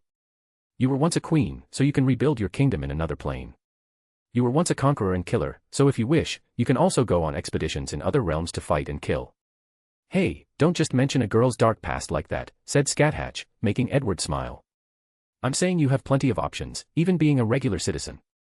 More importantly, there will be no one to judge and many like-minded individuals. People will not fear your talent or ability but praise you instead." "That sounds like a wonderful place." "It is, but like all things, it also has its downside," explained Edward. "No place is perfect," nodded Scathatch. Then, they had a long conversation, and Edward learned all her primordial runes. With the help of the sixth true magic, the process was much faster. He also learned why he did not find the knowledge in the roots or from C.U. Chillin's mind. Primordial runes cannot be recorded and must be passed on from one person to another through word of mouth. The fact he successfully took some of it from C.U. Chillin's mind was a feat in itself. Once the tutoring session ended, it was Edward's turn. He contacted his main body and sent Scathatch and the Land of Shadow to the floating city outside in the void. Edward expected some reactions from Akasha, but nothing happened. Scathatch had already learned about arcane runes, so it would be easier for her to adapt to the Empire after a few lessons. However, he also hid some things from her, like the existence of the void and omniversal travel. However, he reckoned she would figure it out after she reached the Empire and learned many things. Once that ordeal ended, Edward returned to Earth to check on Tosaka, Sakura, and Ilya before traveling to the moon. Chapter 584, Inheritor. After reaching the moon, Edward began observing and analyzing. From what he remembered from the Nasuverse, the moon was a supercomputer called the Moon Cell created by an alien civilization with a database on par with the Root. However, after analyzing the thing, he discovered it was a regular moon. "It seems I have to reach another timeline," he muttered before leaving, returning to Tosaka's mansion. "You're back already?" asked Tosaka. "He said goodbye to them an hour ago and might not return for a few months." "Did something happen?" "Something urgent happened, and I might need to leave early," replied Edward, who took out a blue gem. I wanted to do this in case I didn't have a chance. What is this? Tosaka, despite her reluctance, had accepted that he would leave and not return. This gem will grant you control of the sixth true magic after I leave. It's my final gift to you. Are you serious? I don't need to lie about that. But, don't you need it? Asked Tosaka. I'm going to a faraway place, and this thing is useless to me. Can I go with you? Unfortunately, that's not possible, replied Edward. His relationship with Akasha is purely business. She allowed him to enter and do things. In exchange, he provided her universe with more possibilities. However, Edward cannot take people with him. Scathatch is an exception because the world has rejected her existence, so she has to live in the land of shadows. I see. Will I see you again? Maybe. What's with the hesitation? Are you going to die? Asked Tosaka hurriedly. No, but the world is about to enter a terrible period, sighed Edward. If we can survive the initial chaos, we might have a chance to meet again. What do you mean by that? Tosaka found those words ominous. She knew how powerful the Arcane Emperor was, and he had said he might not survive. That's all I can say for now. I'm giving you this magic to increase your chances of survival, explained Edward. Oh, and one last thing, I still need to use the true magic for a while. So, when the gem lights blue, you truly inherit its power. It will also mean you've left, she added. Edward looked her in the eyes. I don't have any children of my own except for an adopted daughter. He smiled as he remembered the kind and mischievous Charmy. Edward walked to her side. You can be considered the second child I've adopted. I'm not your daughter, said Tosaka, tears streaming down her face and snot in her nose. Edward hugged her before kissing her forehead. I hope we meet again. He disappeared, leaving Tosaka bawling on the floor. Edward's destination was the Fate/X timeline, where the moon cell was first revealed. He realized it was way more complicated to travel between timelines than any other world he'd been to. The process could be described as harsh. That was understandable as even Zelrich, who controls a true magic involving accessing parallel worlds, needs to use jewels in whatever dimensions he wishes to travel to form a body for him. Meanwhile, Edward was doing the same, bringing his entire flesh and blood. When he reached his destination, his body was in shambles and needed a few days to repair. His plan worked effortlessly, as he soon found the secrets of the moon cell. In this timeline, people have tried to hack or access the moon cell through many methods, most communicating with the mind or soul. Edward went directly to the core of this supercomputer, accessing all its data.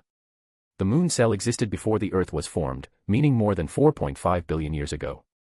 More importantly, the moon cell has been recording data from Earth by scanning the planet every nanosecond for the past billion years. As such, they contained all records or information about Earth, its people, history, magic, and civilization, just like Akasha. Edward could not or dare not get all the information from the root in case something happened, but he had no hesitation in doing the same for the moon cell. He downloaded and stored all the data from the moon cell while using his sixth true magic to sift through it rapidly and found the most useful. There is enough data to build Throne of Heroes based on the power of myth. After years of studying the spiritual dimension in Black Clover, the data he gathered in Naruto, and the information from the moon cell, Edward finally knew he could create his own Throne of Heroes and myths. Without hesitation, he spent the next few months adding the finishing touch to that project and completing it. Now, he only needed to build it back home. However, no information on the primordial runes or divine words magic, muttered Edward, who recently became very interested in divine words magic of this world. From the knowledge he acquired from the root, he realized the gods of this world were even more perfect than Diana. They were divine, meaning they were immortal, could use the power of faith, and had their own authority. However, these gods did not use divine energy but mana. As such, his theory is that divine word magic is a unique magical system that can be used by both mana and divine energy. For our next stop, we might be able to find both what I want, muttered Edward, who collected a few things before heading to his destination. He was not about to hop to another parallel timeline, no, his next destination was back in time to see the Arcane Empire. The Arcane Empire existed in a unique time span. It existed after Gilgamesh separated the gods from men, 2600 BC, and before the Age of Men, 0 AD. During that period, mystery was rapidly declining while the laws of physics and science were rapidly taking shape due to the collective minds of men. Edward cast a spell, opening a spacetime tunnel to his destination. The channel was a bit unsteady, so he added 2 primordial runes to stabilize it. However, as he was about to step it, he sensed a summoning from a specific spacetime coordinate. Is this? He sensed something and did not hesitate to respond to the summon. A blinding white light swallowed him, and when he opened his eyes, he found himself in the middle of a summoning circle. He looked around and saw someone in white mage clothes smiling at him. I figured it would be you, he said, looking at this person with the same face and dress as him. So, are you me? Yes and no, replied Fate Edward. You're a variant but somehow different. Yes, unlike your variants with different personalities, memories, and experiences, I am the same as you in almost every way. However, I exist for only one purpose: spread your legend. You seem rather too accepting of your destiny. Fate Edward shrugged. Akasha created me too well. I know I cannot resist, so I can only accept my fate. Is Akasha so powerful? Akasha herself might not be much, but the person controlling or creating her, that's another story. Edward's eyes squinted. Give me a rough estimate. Between tier 12 to 14. I never expected that, he sighed. So, why did you bring me here? If I remember correctly, tomorrow is the day you die. I summon you to give you a few things and, hopefully, shorten your trip in this world. Is this Akasha's way of saying I'm no longer welcome? Asked Edward. You can say that. Follow me. Can I ask you a question? Do you want to know whether our queens exist in this reality? Asked Fate Edward. Yes. They do, and they don't, he replied. Their possibilities exist in this world as part of your legend, but the real variant won't exist until they visit this world. Do you recommend I send them here? Asked Edward with a frown. I do. They should come and attempt to create a true magic before leaving. It will benefit them in the long run. How do I know you're not a pawn of Akasha to lure my family into this world? This is merely a suggestion, said Fate Edward calmly. You can gather more information before making an informed decision. True. We're here, said Fate Edward, showing them a few gems lying on a table. Chapter 585, Luck Backlash. For anyone who was asking, Edward finally increases his tier in less than 5 chapters. Fate Edward took the first gem and said, this is the last primordial runes from Odin. Something tells me it was not easy to acquire. You're right. That bastard is cunning, and I had to pay a lot to get it. Did you know he wanted me to marry into his family? Does he even have a daughter? Many, all illegitimate. That makes sense, nodded Edward. Fate Edward took out the second gem. This one contains a deeper analysis of the Fates magecraft and other magics. I figured it might help make slight improvements to our arcane rune magic. I had this thought. This one is for the divine word magic. I figure you would be interested. Oh, so were my conjectures correct? Yes, it can be used for divine energy and mana. Did it help create a vessel that perfectly contains divine energy and mana? This project has been going on for a while, and the highest achievement was sealing these two opposite energies in the body and unsealing one when needed to change. They could not be used together, let alone fuse. I didn't get to it yet, replied Fate Edward with a deep sigh. What's wrong?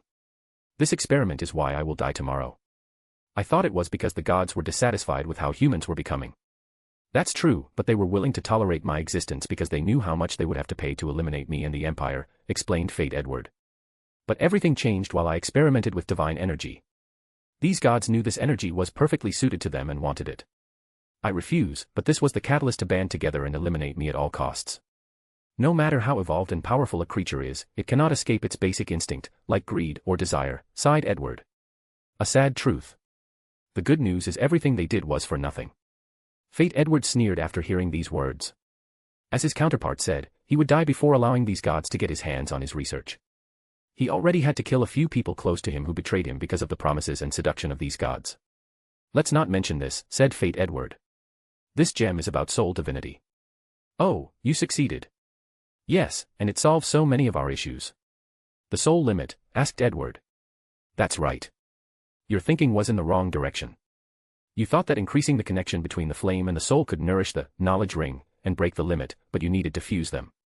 Read chapter 546 for a refresher on soul limit experiments. I never thought about fusion because the gods will separate their flame and use it to revive. I thought if they fuse, we would lose on another method of immortality, explained Edward. I thought the same until I chose to experiment, said Fate Edward. They will fuse, but another soul flame will condense due to the correlation between the flame and the soul. Then, to achieve divinity, you must repeat the process, but add willpower and the nourishment of the rules. So, our theory was correct. Higher tier will require that our soul dimension create laws, rules, authority instead of relying on the outside universe and willpower, just like in many cultivation novels. Edward cannot use his rules in the void unless they are stored in an artifact, and if he entered a world whose willpower requirement was 10, he would face the same issue. However, he theorized this would change at higher tiers. Exactly. Talking to another version of himself was very satisfying because of how in sync they were. Edward held the gem in his hand and sighed. He now had a universal method of breaking the soul limit, meaning he could increase his strength and reach tier 10 as soon as possible. Then, he only needs to complete his research on tier 11 before reaching that level. By the way, you will need a lot of soul energy to achieve soul divinity, Fate Edward warned. I know what to do, nodded Edward.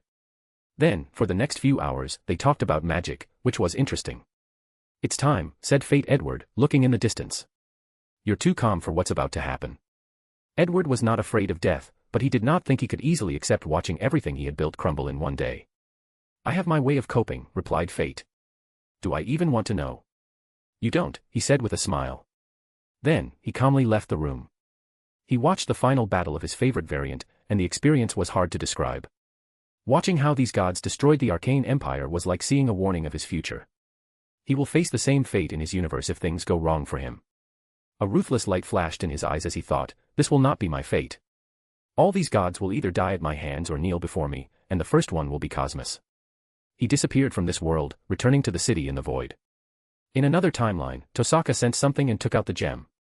As she saw it change color, a new power and knowledge entered her mind, but she couldn't care less. Tears started to flow down from her eyes before she started bawling. Sakura heard her sister and rushed, asking what was wrong. He's gone, she said, and Sakura immediately understood. Void. Edward received his clone and fused with it, inheriting all his experiences, memories, and knowledge. He smiled because he realized how much work he had to do. Firstly, the knowledge about the sixth true magic was useful for updating Morgana's core. Additionally, the avatar brought information about a material called photonic crystals, which were used to create the moon cell. After being magically enhanced, they would be perfect materials for a few parts in the upgrade, reducing the time and money used. Afterward, he needed to learn divine words magic, upgrade the arcane rune system, break his soul limit and achieve soul divinity, reach tier 10, and make EA and Chains of Heavens. A lot of work to do, muttered Edward. Do you want to stay or leave now? Asked Morgana. We are temporarily safe, so let me learn everything I need to so we can immediately start building once we reach the MCU. Edward then spent some time absorbing all the avatar's knowledge and the things he did not have a chance to learn. Finally, the city flew to its next destination. Bang. Bang. What now? Asked Edward with an ugly expression while trying to keep his balance. An unknown shockwave hit our ship, disturbing our flight. It's official, thought Edward. There has been an accident ever since he started this voyage. Now, he can say for sure his luck had run out after using the luck potion too often. What's the situation? We will use an emergency landing. We're lucky that we upgraded the navigation system, or we would be in serious trouble. Be prepared, as things could get rough. Morgana executed all the necessary protocols to ensure they arrived at their destination as soon as possible. Phew, we've arrived, no. The ship started to shake violently again. What is it now? We've landed, but it seems to be in an area where two entities are fighting. Energy recording has indicated levels beyond the theoretically calculated tier 11. Edward or the Empire had never encountered a tier 11 entity, besides Chronai. So, they had no measurement and could only predict certain things. Edward resisted the urge to curse. What's the plan? The ship has already suffered damage and won't last long. So, we will use the emergency exit plan. Fine, but don't forget Albion. Despite everything, he would not let something happen to that stupid dragon. Ready? Asked Morgana, go. A void energy shield surrounded Edward, and he flew away from the floating city. Something hit his shield, and he immediately passed out. Edward found himself in a fog, trying to navigate and leave. Finally, he succeeded, and his eyes opened. Where am I? He checked his body, which was perfectly intact, the same for his mana, aura, and soul, except his mind was a little foggy. He looked around, and everything was bright. Is this a lab room? He said, looking at the room. He was not restrained, but the table he was on was a medical table he often used when he was young. You're awake. Edward looked in the direction of the voice. Chapter 586, Offer. If I remember correctly, she's Aisha, the great-grandmother of Kamala Khan, who became Ms. Marvels. How did I get in contact with her? Thought Edward. Who are you? Asked Edward, slowly rising. His body was fine, but he had a slight headache.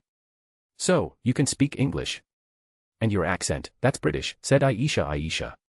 You haven't answered my question. You can call me Alicia. That's a lie. And how would you know?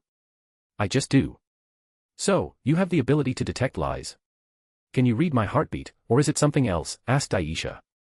You're a weird person. You obviously know I'm dangerous, and any effort to restrain or deal with me is useless, yet you cannot resist your curiosity. Why is that? Asked Edward. Aisha was silent for a few minutes. My name is Aisha. Now, we're getting somewhere, said Edward with a smile. He walked out of the room to where Aisha was outside of the glass door of this laboratory/abandoned warehouse. What year is it? Is it still the 1940s? No, it's 2002. After hearing this news, Edward frowned. Then, how did you and I meet? Aisha hesitated briefly before telling the truth. It was the year 1947 during the Indian partition. I was dying on the floor due to a stabbed wound when your body suddenly crashed near me. Oddly, though, no one except me could see you. Edward listened tentatively. Your body released an energy that healed me, and I have been caring for your body since then. Just caring. All right, I admit I tried to understand what you were, but your skin was impregnable, and a shield would appear to protect you every time you were in danger. Danger. Some people came to know of your existence and wished to acquire you. Who are those people? The clandestine, replied Aisha with a sigh. Do they think my body was the key to unlocking their powers and returning to the Noor dimension? How do you know? I just do. You're right. Are they wrong? I don't know about the returning home part, but the energy released from your body did activate my Noor. Aisha constructed a fist made of light as a demonstration.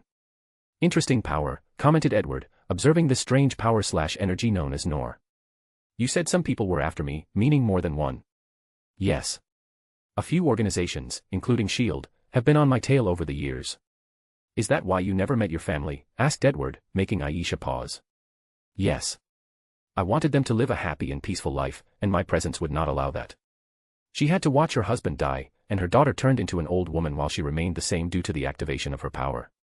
However, she did not regret her actions as long as they lived a long and fulfilling life. I'm sorry for all the trouble I caused you, Edward sighed. He guessed this was Morgana's doing to ensure nothing happened to him. She probably used a powerful spiritual hint spell on the woman to ensure she never abandoned him. And I promise to repay you once I've calmed down. It's fine, said Aisha. I only want two things, to know who or what you are and whether you can return me home.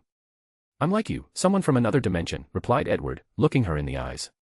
And yes, I can return you home. Really? I do not need to lie to you. True, nodded Aisha, feeling relief, joy, sadness, and regret at the thought of returning home. Do you have a place I can rest? Come with me. Edward followed her to a car, and they drove silently to a secure location. During the drive, he tried to contact Morgana. Are you all right? I'm fine, just injured, she replied weakly. Don't worry. I will heal you as fast as possible. It pained him to see her so feeble, especially since he was to blame. After arriving at their destination, Aisha told him he could use the guest room, and Edward thanked him. Then, he was finally alone, and he looked in the room's corner. I believe you've seen enough. The space broke like a mirror, and a bald woman in a yellow robe with a necklace walked out. I have tried to overestimate your ability, but you still surprise me. Hello, Sorcerer Supreme, said Edward, looking her up and down and assessing her strength. As a sorcerer, the only energy in her body was her life energy, meaning she looked like an ordinary person.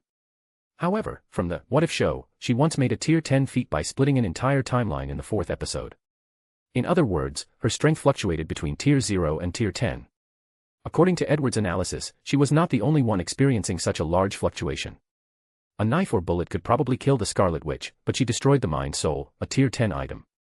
She successfully destroyed the Darkhold across every timeline, which is a tier 11 feat. Thor's strength fluctuates between tier 3 and tier 5, but he tanked a blast from a neutron star, a tier 7 feat. Because of this fluctuation, it was difficult to determine certain individuals' strengths in this world. You know me? Asked the Ancient One. I think you should be famous in the world of magic and mysticism. Is that so? She muttered. Something tells me you've been watching me since I landed on Earth in 1947. I have, she replied directly. So, why have you not acted? Asked Edward, interested in the answer. Earth is protected from any dimensional invaders, yet there are people, like your friend Aisha, who successfully enter. Do you know why? Cause and effect, replied Edward. These people will eventually have a positive effect on Earth, so their presence is allowed. Yes, that's the brilliance of the protection Agamotto left Earth, nodded the Ancient One. Since you can enter, the Earth must need you in some capacity. Edward grunted under his breath, deciding not to comment on these words. So, to what do I owe this visit? Something tells me you did not come just to observe me. I have an offer for you, said the Ancient One. Which is? Become the Sorcerer Supreme. Edward looked at her, his mouth slightly opened. I have to admit I did not expect this. He thought of many possibilities, but this. Why? You are the perfect fit. That's not a good reason, especially since I am a foreigner, and you do not know anything about me. The Ancient One paused briefly. I have never been able to see past the year 2016, which is my death, until you showed up. She sighed deeply. I saw the future, and it's bleak. After trying countless possibilities, the only way I found to protect this Earth and this timeline is by making you the Sorcerer Supreme. What exactly did you see? Asked Edward with a frown. He did not think the events of Endgame or any variants of it would scare her. You'll know if you accept my offer. Edward wanted to roll his eyes. What happens if I refuse? I'll banish you from entering Earth. Isn't that a little harsh? The amount of energy inside your body is so immense that even if a small portion leaks, the planet will be destroyed. Now that you're conscious, I cannot take the risk. You don't trust me, but you want me to become the Sorcerer Supreme, said Edward. How does that work? You must take a binding oath to become the Sorcerer Supreme, the Ancient One explained. By then, I will be reassured. Edward grunted. He had come to this place to learn Karmatage magic and even get his hands on the Time Stone, but he had to weigh the gains and losses. Do you understand what it means for me to be the Sorcerer Supreme? I'm the kind of person that does whatever is necessary to achieve the goal. That's why I chose you, replied the Ancient One. We need this kind of ruthlessness and cruelty to survive what's coming. You seem to know me, said Edward. I talked to a potential future of yourself. For the first time in her life, the Ancient One encountered an anomaly while trying to see a person's future as that person noticed her actions and talked with her across time. I see, said Edward, guessing what had happened. He was tempted by the offer, mostly because of the Akashic record title of Sorcerer Supreme, and since it was the fastest way to get his hands on the Time Stone. Lastly, this world was his training ground for the upcoming war, so he's prepared to challenge himself. Tell me the binding oath I must make. No problem, the Ancient One told him the oath she prepared. It was nothing harsh, mostly about taking his position seriously, not succumbing to foreign dimensional beings, and not abandoning his positions when things get difficult. Give me 3 days, and I'll give you an answer, said Edward. As you wish. Chapter 587, Nor Energy. First, Earth is the center of most events in this world, and if he were banned, it would be very challenging for him to gain any benefits.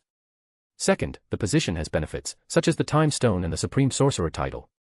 Yet, the most compelling reason for Edward's inclination towards acceptance was the urgent need for a legal identity in this universe. His past experiences in Fate and the tumultuous entry into this world had made it clear to him that this realm, with its fusion with the comic world, held a much higher power ceiling than his home. As such, his entry into this universe will not go unnoticed.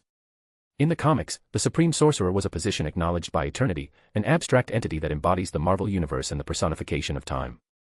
If I become the Sorcerer Supreme and am restricted by an oath, then these top entities might be more lenient on my actions if they take notice of me, analyzed Edward. Those are the pros, but there is also a con. I would be stuck in this world and cannot run away until I exhaust all my abilities.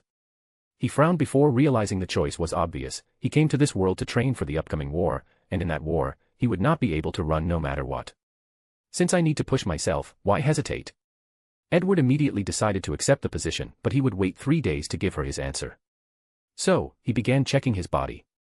My body, soul, and mana are fine, but my mind is still a little bit chaotic, thought Edward. His body did not have to adapt to this world, or it was possible he already adapted after decades in a coma state. He raised his hand to summon a weird power but failed. I cannot control any rules. It seems the willpower level of this world is the highest, 10. Edward frowned as his willpower was only 9, short by 1 point. He raised his hand to open a tear in the void and took out a potion he drank.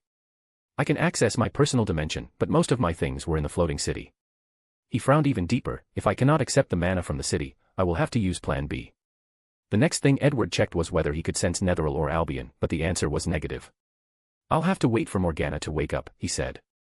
He then raised his hand to cast a small flame. In the next hour, the flame kept extinguishing before reappearing. This world can adapt perfectly to all the magic systems I know. This is an anomaly, thought Edward. All the magic systems he used blended perfectly, and he sensed no rejection or even incongruity. It was as if the MCU already contained these power systems. There are 2 ways that could explain the situation. The MCU was already introduced to these systems and adapted them. But if that's the case, where?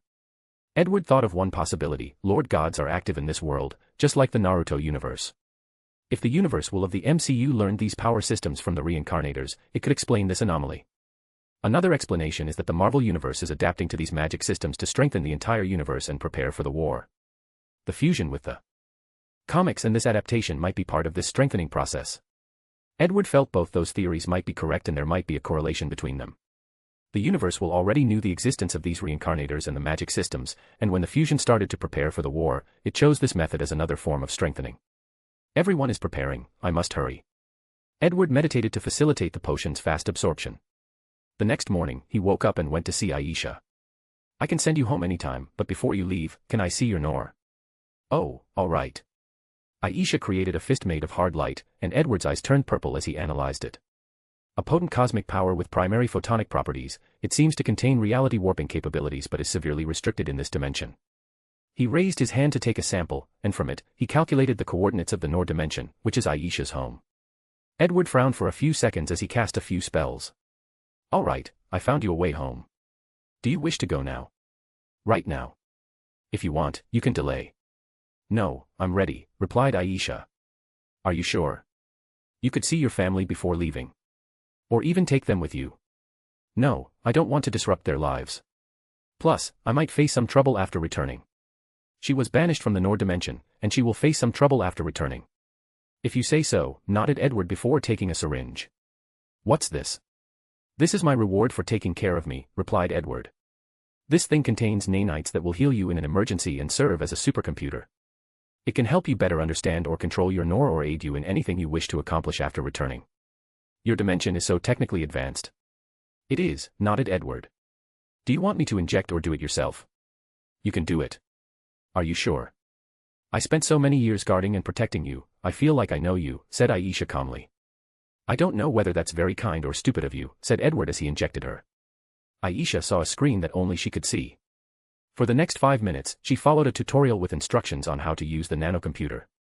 Once she finished, Edward opened a portal, and all the members of the clandestine appeared in the room unconscious. It might be better to return with them lest they seek revenge on your family. That's a good idea, nodded Aisha before hesitantly saying, can you keep an eye on them for me? No problem. If you want, I can ensure they live a life of wealth and without worry. No, just ensure their safety. All right. Edward waved his hand to open another portal, but Aisha frowned, why can't I sense any Noor energy? Your dimension will align with Earth on a specific date, and now is not the time. So, we must pass a few other dimensions to reach your destination. I see. Aisha exhaled before creating a large hand to carry the other clandestine members. She then stepped into the portal without hesitation. Edward followed her, and they traveled through a few portals before finding themselves in one full of Noor energy. Aisha could immediately sense her home. Thank you, she said, looking him in the eyes. I should be the one thanking you, said Edward with a smile. Plus, I feel this won't be the last time we meet. You can think so. My intuition is usually correct. Well, I'll look forward to it, said Aisha before entering and disappearing. Edward gathered enough Noor energy from the portal to study before returning to Earth. 2 days later, the Ancient One came to see him. Thank you for allowing me to send her home, said Edward. Earth is protected from dimensional travel, so he could not bring her home without her consent. No problem, nodded the Ancient One. Have you thought about my offer? Yes, and I accept. Excellent. Follow me to Kamartaj for the oath. No problem. But I should tell you I will need a month's break before I start my duty. Oh, is there a reason? I need to save someone, and it's about time I became stronger. He's been stuck in Tier 8 for too long, and it's about time for a change. That's good news to hear, said the Ancient One. The stronger he was, the higher the chances of their world surviving. The Ancient One opened a portal leading to a secret room in Kamartaj for the oath. She wanted to get it done as soon as possible to relax. Chapter 588, Breaking the Soul Limit. This is the Oath Stone, linked directly to the cosmos, said the Ancient One. You only need to hold it and make the oath. Edward held the stone and looked at it. The universe will. No, it is an entity that represents the cosmos. So, eternity is the one binding the contract. You seem to know a lot. I'm curious, and I've lived a long life, well, compared to humans, Edward explained casually. After knowing how this thing worked, he had no issue swearing. Once he finished, a chain came out of the stone and entered his head. Edward swiftly checked, and as expected, the chain appeared around his soul flame, meaning it was truly the most binding contract form. What now? Asked Edward as he returned the stone. You will study under Wong, and once you've shown your talent, you can learn everything from me. Edward frowned. Give me access to all your books, and I can master everything in less than 2 weeks. I have no doubt about that, said the Ancient One. However, you must participate in this performance. You want me to build prestige amongst the other sorcerers. Although I have the right to directly elect my successors, it would be easier if they could see how capable you were and accept my decision. What about Caecilius? Asked Edward. What about him? How do you want me to deal with him? Do as you please.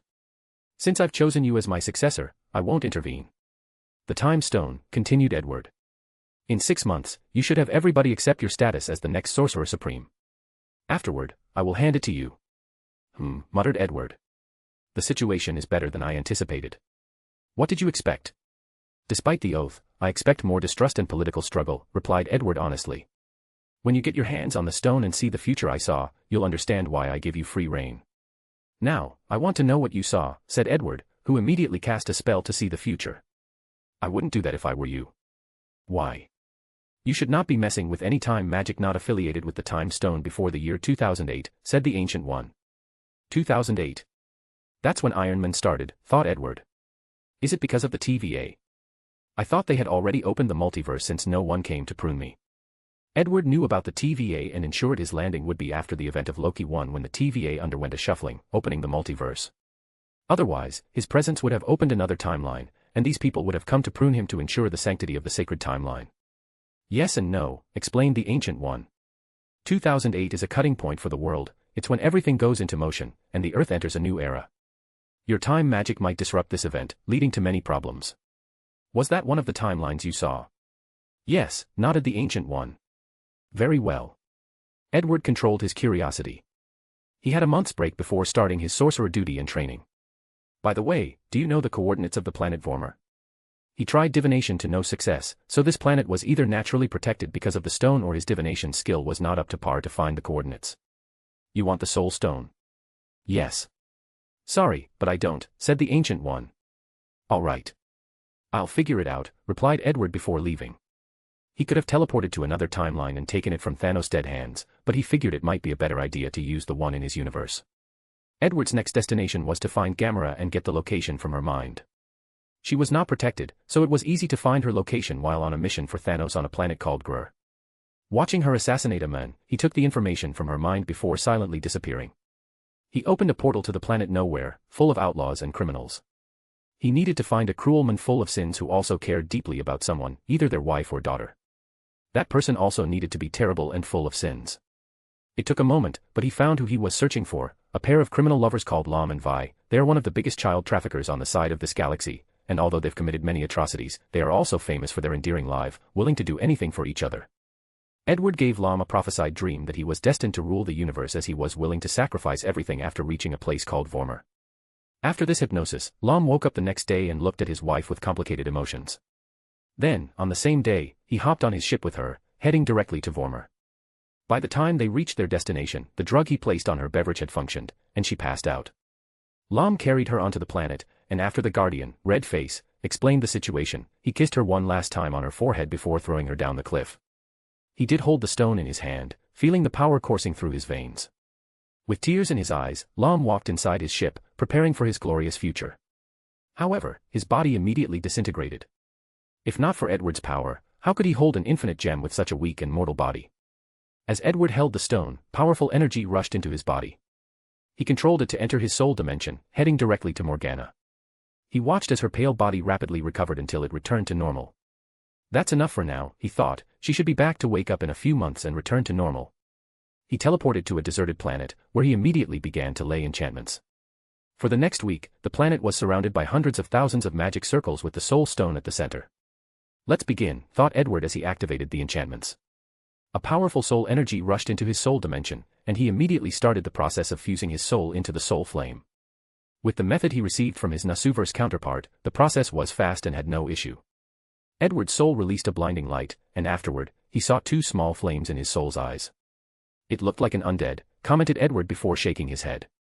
The appearance did not matter, this experience's true value was breaking his soul's limit. Edward now felt it was a simple matter to reach higher tiers. The next step. The next step was to temper his body, and the soul stone was also the core of this process. He converted the soul energy released by the stone into life energy that tempered his body. In the meantime, he observed the new soul flame that grew on the fourth layer of his dimension while gathering data and experimenting. Edward knew this method was universal but still needed to test it out. So, while training his body and waiting for his second soul flame to appear, he conducted experiments on this method of breaking the soul limit. It is universal, and soul energy is not required but can help accelerate the speed of the process while also making it safer, concluded Edward. The process was not 100% as his experiments revealed that the soul flame could, in fact, destroy the soul despite its inherited connection, or they might reject the fusion. Now, let's test the soul divinity and reach tier 10 in one fell swoop, thought Edward before proceeding with the next part of his work. Chapter 589, Tier 10. The steps involving achieving soul divinity were to use the knowledge ring around the soul flame as a carrier for his willpower and rules before fusing it with the soul. Edward already had experience in the fusion, but he still needed trial and error to nourish willpower and rules. So, he first started with his willpower. The study of hockey has greatly increased the development and understanding of willpower throughout the Empire, so the process was easier than anticipated. Edward finished the fusion after a few trials and errors, and his soul flame changed. A light gold flame is required to reach tier 9, and during the previous breakthrough, his soul reached gold after absorbing enough energy from the soul stone. Now, after the fusion of his willpower, the gold was deepened, probably heading to the level required to become tier 11, deep gold. The next step in this process was the addition of rules, and Edward was in a small bind. He did not meet the requirement to wield the rules of this universe. Luckily, he was prepared for such a situation and created law weapons, containing all the laws he could wield, except for the soul and the mind, because he only achieved these laws in the Nasuverse and did not have the opportunity to create a weapon for them. He summoned the items from his personal dimension and began fusing them with his soul flame. He watched in wonder as his soul flame turned deep golden before heading toward dark gold. However, the process stopped because the soul gem could not provide enough energy to complete it. This is a problem, thought Edward. He guessed he could continue the soul divinity now and upgrade it later, but he would rather have his soul flame reach the limit before the fusion. However, it seems the energy needed for the process is not something even the soul gem could provide. He paused briefly to think of possible solutions. Edward's first thought was to use the same spell in the DC universe when dealing with Darkseid. He summoned soul gems from a different moment in time, increasing their numbers and providing him with more energy. This won't work since the Ancient One warned me about using my time magic. So, this plan might only work after she hands over the time stone, concluded Edward, who thought of his second plan, the doubling charm. This spell is a wandcraft spell that allows him to double items. Once he becomes tier 10, copying the soul gems should be no problem. Although he deduced they wouldn't exist for more than 30 minutes, they could still give him ample energy. The best option would be to link the soul gem to all its counterparts in the multiverse. This would provide me with more than enough energy for the process, but I don't have such a spell. Then, an idea suddenly popped into his mind. The Darkhold might contain such a spell. The Darkhold was written by the first demon, Thon, and that demon is definitely a tier 11 entity. And since the book will try to lure its owner by their deepest desires, it's possible to show Edward the spell he needs. That is an alternative, but let's not rush to dealing with such entities yet, thought Edward. He temporarily stopped the soul divinity transformation to focus on reaching tier 10. After a few days, Edward's body reached the requirement to enter tier 9. Then, something unexpected occurred before he even started. An unknown force grabbed him out of nowhere, sending him flying backward. He passed through a film, and his surroundings changed. What the fuck, thought Edward as he looked around. He was in this dark space with a red moon and purple sky. The atmosphere was eerie, and after a few seconds, a creature walked before him. It was over 3 meters tall with horns, red skin, and a mouth so large that it went from his left ear to the right. Your soul is interesting, you should be a delicious meal. Edward did not understand this creature's words, but the meaning directly entered his mind, indicating a form of soul or psychic communication. Who are you? Ah. Can you communicate with the soul? I guess that makes sense. This lord is the great Malachi, the soul eater, and today, you will have the honor of being my dinner. A dimensional overlord, thought Edward. Malachi opened his mouth to release a terrifying swallowing power. Edward's defensive abilities activated, but they were useless. Damn it, he's at least tier 10. Edward did not hesitate to activate his Green Lantern ring, releasing a green energy shield to protect him. His action was correct, his shield stopped the swallowing force. What an interesting artifact, commented Malachi. He raised his hand to shoot a powerful purple beam full of the power of a corrupted soul. Edward fired back with a green beam of concentrated willpower. Their concentration released intense universal-scale shock waves, but nothing in the surroundings was destroyed. He has absolute control over this dimension. I need to leave as soon as possible, analyzed Edward after observing around. Malachi snapped his finger, and millions of winged creatures appeared behind him. Edward responded in kind by creating the Empire's Imperial Navy fleet to annihilate these creatures. He forced the Armada to focus on Malachi to buy him enough time to use the ring to tear through this dimension and escape. Malachi roared, and the entire dimension seemed to come alive, trying to prevent Edward's escape. However, he used that tiny hole he made to cast a spell to travel to another dimension he could sense. He did not stop there, he jumped a dozen dimensions before not sensing anyone following. Then, he finally returned to his previous location. What the hell just happened? He was baffled. If not for the ring, he might have been a goner. A sense of urgency rushed into his mind, so Edward took the planet to another location. He added a few million more enchantments to block the void and used the Green Lantern ring as a power source. Finally, he focused on the task at hand. He converted the soul energy from the stone into mana before absorbing it into his supersolid ether cores in his magic core and soul dimension. After reaching Tier 9 galaxy level, he felt a sublimation of his body and soul, even his willpower slightly increased. However, this was not Edward's endgame, and he continued his work. He tempered his body before absorbing enough energy to become a Tier 10 universal entity. The process was not simple because a galaxy was tiny compared to a universe.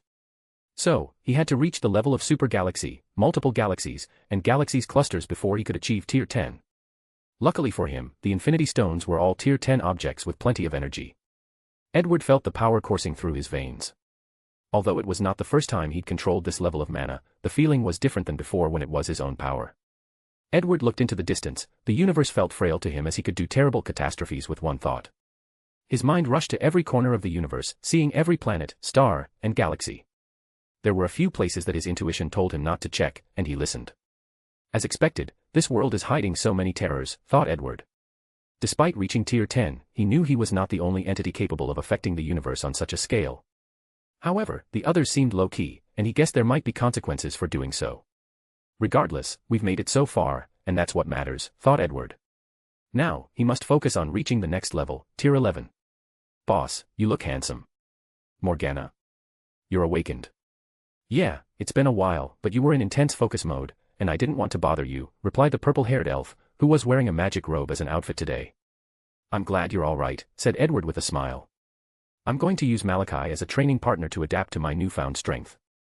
Let's catch up while I deal with him. All right. Chapter 590, Strength Testing. A complicated rune appeared before Edward as he tried to find Malachi's dimension for a second round. His petty self would never allow such a humiliation to go by. How long have you been awake? 3 years. What? It's been so long. I promised the Ancient One I would return after a month. She came by 2 years ago, said Morgana. I told her you were in the middle of something, and she was very understanding. That's good to hear. So, how are you doing? I'm feeling better than ever. Their souls were linked, so when Edward broke his soul limit and started the soul divination process, Morgana also felt improvement in her abilities. Edward nodded. So, what exactly happened? As I said, we crashed into a battle between two Tier 12 entities. The shockwave almost destroyed Netheril, and one of them glanced at us, which is why our souls and minds were injured. Edward sighed silently, feeling an intense desire to become more powerful and reach higher tiers. I teleported us, Netheril and Albion, to different timelines, hoping to divert their attention, Morgana continued. I used my last bit of strength to divine the closest dimension with the highest chances of survival and landed before that woman named Aisha. I planted a spiritual hint in her mind to ensure the safety of your body, then went into deep sleep to recuperate. Edward exhaled. In times like this, he's glad he had Morgana because, as a supercomputer, she can enter an ultralogical state and make the fastest and best decision to ensure his survival. This time around, I owe you big time. Of course. You should praise me more often and raise my wage, said the purple-haired elf with a smug look. I will, he chuckled. Do you know if Netheril was completely destroyed? In bad shape, but not completely destroyed. The auto-repair protocols should have been activated. Can you sense its location? Yes, but vaguely, said Morgana. It might take a while before I find it, Edward grunted, calculating whether he should start building another one. Now that he was Tier 10, it was not worth it to build another city since the value of Netheril is all his research data, materials, and artifacts stored. Let's put tracking it and Albion at the top of the list. Aye, sir. 30 minutes later, he found Malachi's dimension and a smirk appeared on his face. He tore open the dimensional barrier and forcefully entered. Who dares invade the great Malachi's dominion? It's me, you red-skinned bastard. Boss, that sounded racist. Really? Do you think this is an appropriate time? I'm just warning you to watch out. It's you. A great anger rushed into Malachi's head, and he immediately sprung to action, Cry of the Damned. A terrifying wailing sound that directly targeted the soul rushed toward Edward. Want to play the soul with me? Two can play at this game. Banshee Cry. A black-red magic circle appeared before him, releasing a terrifying scream that seemed to burst any souls it came into contact with. Countless screams of agony echoed from deep within this dimension as these two powerhouses' attacks clashed. You. Malachi could not hide his shock. This little ant was a small meal for him less than a few seconds ago. For such a being, 3 years is a second, but now, he was on par with him. How could he accept such a thing? Dark soul flame, he roared. The entire dimension, much larger than the observable universe, turned into a furnace, releasing a dark flame with unimaginable powers. Purification flame. Edward created a golden flame around him to block the dark flame. However, he soon discovered he was rapidly being overwhelmed. The entire world seemed against him, trying to restrict and kill him at any cost. It's as I speculated. The dimension is like the god's divine kingdom, granting these creatures absolute power. Arcane domain, world of knowledge. Edward used his new domain, which involved projecting his soul dimension while weaving an entire dimension using a vast quantity of mana, just like reality marbles. His domain crashed with Malachi's dimension, fighting for control. With his new power, Edward's flame suddenly became brighter and purified the dark flame. He wondered what would happen if he purified this entire dimension. Malachia's expression changed as he understood he was experiencing a dimensional invasion. If the enemy swallowed his dimension, he would lose all his powers and immortality. I won't let you, he thought before using his most famous tactic, soul sacrifice. He sacrificed trillions of souls to boost the strength of his dimension. The tide immediately shifted in his favor. Edward frowned. His battle prowess had drastically decreased without access to his laws. He summoned his time staff, trying to give himself another boost, but failed. It seems his dimension has a higher authority than yours, commented Morgana. Technically speaking, the staff should have worked inside his domain but did not, indicating that Malachi's dimension had priority. In other words, if I want to use my rules in dimensional battles, I must either find a way to increase my domain's authority or reach a willpower of 10 and wield the laws of the MCU universe, thought Edward with a grunt. Will blessing. He blessed his domain with his willpower using the hockey techniques from One Piece. His actions tilted things to his advantage, but he knew that was insufficient. So, he accessed the energy in his mana circles in the other 2 layers of his soul dimensions. After reaching Tier 10, he also elevated the 2 mana circles to Tier 10. Edward discovered he no longer needed to seal these dimensions as the mana became a part of his overall energy reserves.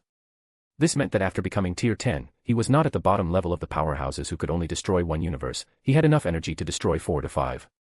He plans to add supersolid ether cores in the other 2 layers to further increase his mana capacity while following the path of dragons by building a dragon heart that stores mana in the cells. The gods in his universe have ruled over countless Tier 10 planes, so they are usually some of the best Tier 10 capable of destroying dozens if not 100 universes.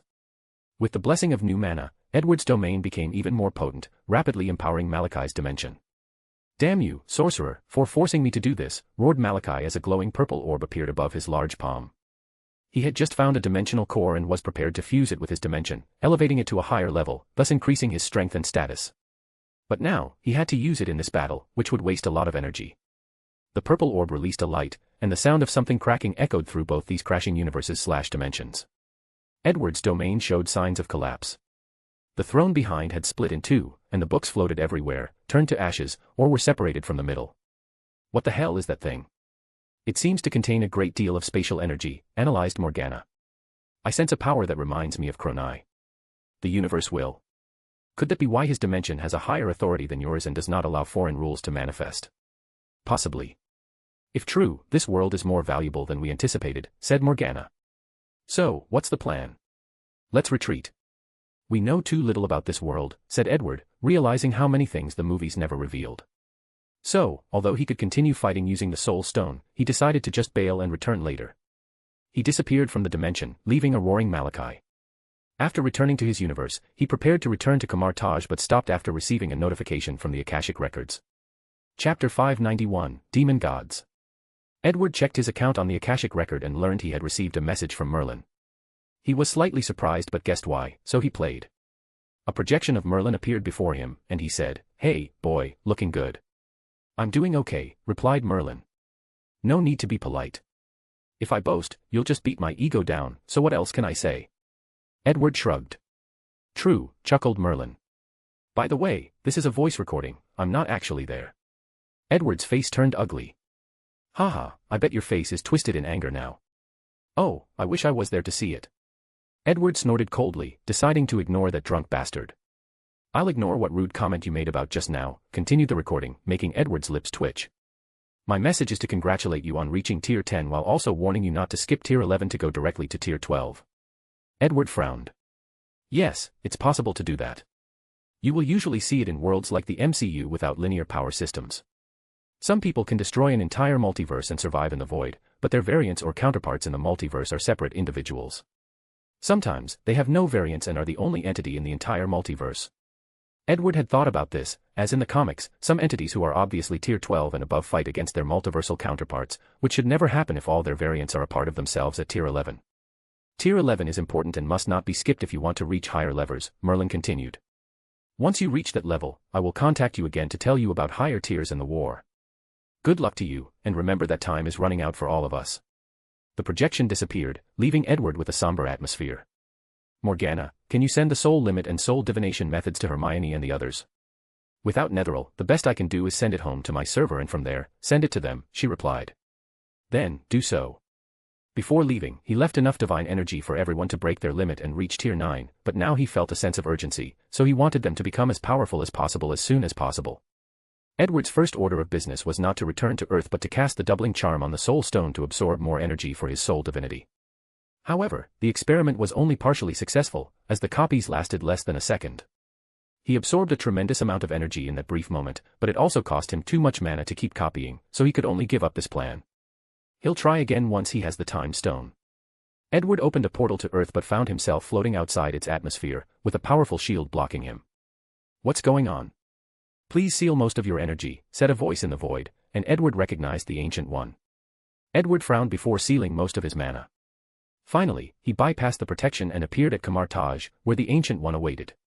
What just happened? The Earth Dimension Protection Shield considers you a dimensional creature, so it stopped you, explained the Ancient One. But I'm obviously not. Your magic system is quite similar to theirs, considering the amount of energy and the 2 dimensions you have in your body. That's not fair since all life has a soul dimension. True, but they do not contain energy or can be materialized, rebutted the Ancient One. Fair, sighed Edward. I'm guessing you saw my fight with Malachi. I did, and it was splendid, she replied calmly. Why did that bastard attack me? You were unlucky, the planet you chose had weakened dimensional barriers. Adding the energy in your body, you were the perfect meal. So, my luck backlash hasn't ended. Luck backlash. I've abused a potion that increased luck, and now, I'm paying for it. That is concerning, the Ancient One frowned, and Edward agreed. Unfortunately, there was nothing he could do since the Empire's study on luck or probability manipulation had not been up to standard compared to most other fields. Who exactly is this Malachi? Edward had never heard of him in the MCU or even the comics. He's one of the 72 demon gods. Demon gods. Our job as sorcerers is to protect the Earth from all sorts of dimensional creatures or entities, and amongst them, the 72 demon gods and 36 hell lords are our worst enemies. Malachi is one of the lower 72 demon gods. Lower demon gods? Asked Edward, knowing the insinuation of these words. Yes, they are divided into lower, middle, and upper, and kings, and Malachi is one of the best lower demon gods, but still a lower rank. Edward's mouth twitched. He could not accept the fact that the weakest of these demon gods was tier 10. Sorry if I sound rude, but there is no way you can survive against these guys if Malachi is only a lower demon god. The Ancient One chuckled, that sounds fair, but the situation is more complex than you think. Agamotto and a few former Sorcerer Supremes sealed most of 7 kings while the rest are still healing. Many of the demon gods are in deep slumbers that last millions of years, and some have no desire to invade and increase their strength. Meanwhile, the Hell Lords have been forced to sign a treaty that their main body cannot enter the material plane, so they are usually sneaky and send in avatars to use schemes and machinations to interfere in Earth's affairs. So, that leaves a few upper demon gods like Dormammu as true adversaries. Edward's brow was still furrowed. That explains a lot, but many things still don't make sense. For example, I know how someone like you, with mastery of the mystic art and the time stone, can deal with a demon god, but what about those other sorcerers? I doubt they could survive the very air in some of these dimensions. You're underestimating my sorcerer's capabilities, explained the Ancient One. However, the answer to your question is the dimensional nullifier. When those creatures try to invade Earth, before they can reach the protection, they must pass through the dimensional nullifier, a special dimension that drastically decreases their powers. Is that why Dormammu most destroyed the protection first before invading? Correct, they know that the best and only way to invade Earth is from the inside, nodded the Ancient One. Edward sighed, this world is way more complicated than I thought. You have no idea, replied the Ancient One. She thought she knew most of the universe's secrets and nothing could shock her, but she knew how wrong she was after seeing the future past her death. We have lost more than 3 years, it might be a good idea to change the original plan, suggested Edward. You're right, she nodded. I still think you need to display your talent and convince the other sorcerers. However, you can use the time stone in a few days to see the future I saw and prepared. What about the soul stone? Any suggestions? Once you see what I saw, you can decide what to do with it or the others, the Ancient One responded calmly. All right. We can start tomorrow since I want to check on Aisha's family. Since he promised to keep an eye on them, he would keep his word. I did it in your stead, and they're fine. Oh, then you have my gratitude. Edward did not leave since she said they were okay. He would still check, but not in person. He followed the Ancient One to his room and received the Wi-Fi password. A little tired after his breakthrough in strength, he chose to sleep. It's been a while, and he felt he needed the rest. Chapter 592, The Future. Get up. Edward opened his eyes. You must be Mordo. The Ancient One talked about you. Likewise. Oh, what did she say? She claims she found a natural prodigy of the mystic art. You don't sound convinced, said Edward, standing up from the small bed. Your abilities have yet to be known or tested, Mordo explained calmly. Please change into the appropriate uniform.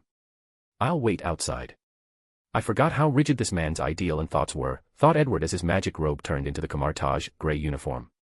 Mordo is the kind of person who cannot get along with someone like him who constantly disobeys the rules to push boundaries.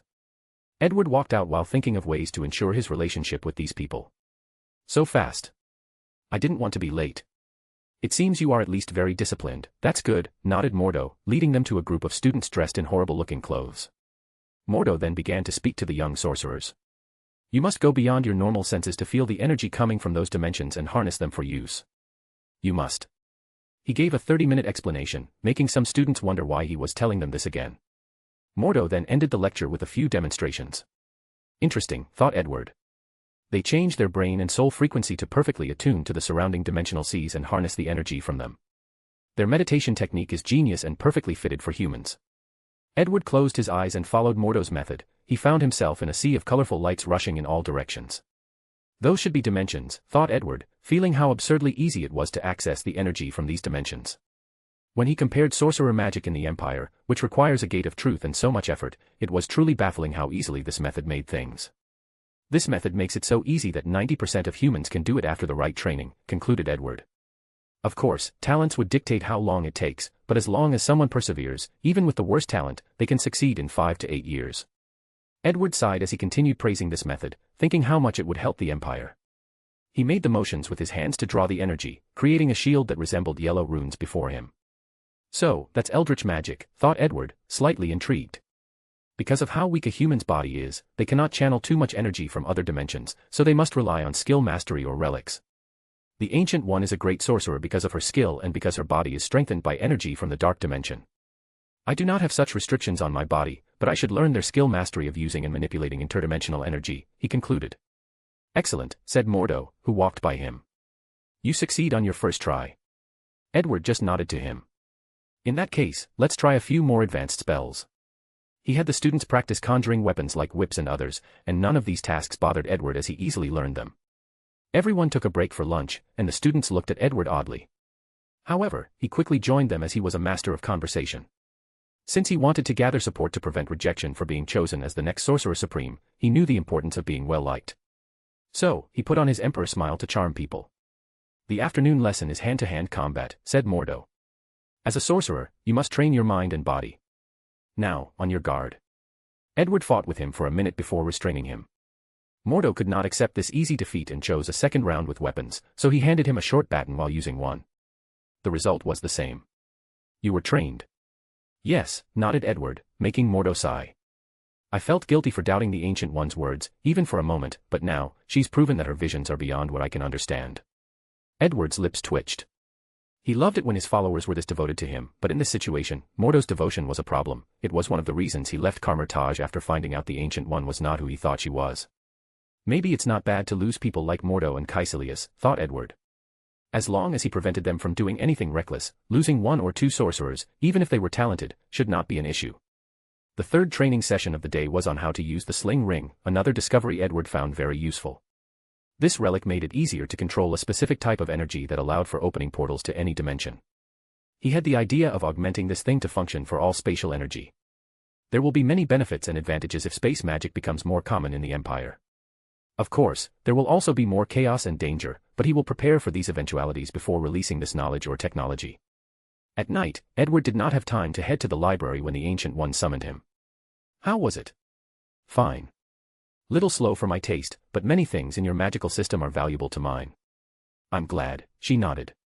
I wanted to wait a few days, but after seeing you in action today, I figured I might as well get it over with. She then removed the Eye of Agamotto from her neck and handed it along with a book. Edward took 30 minutes to read the entire book and absorb all the knowledge. Understand? The Ancient One asked. Yes.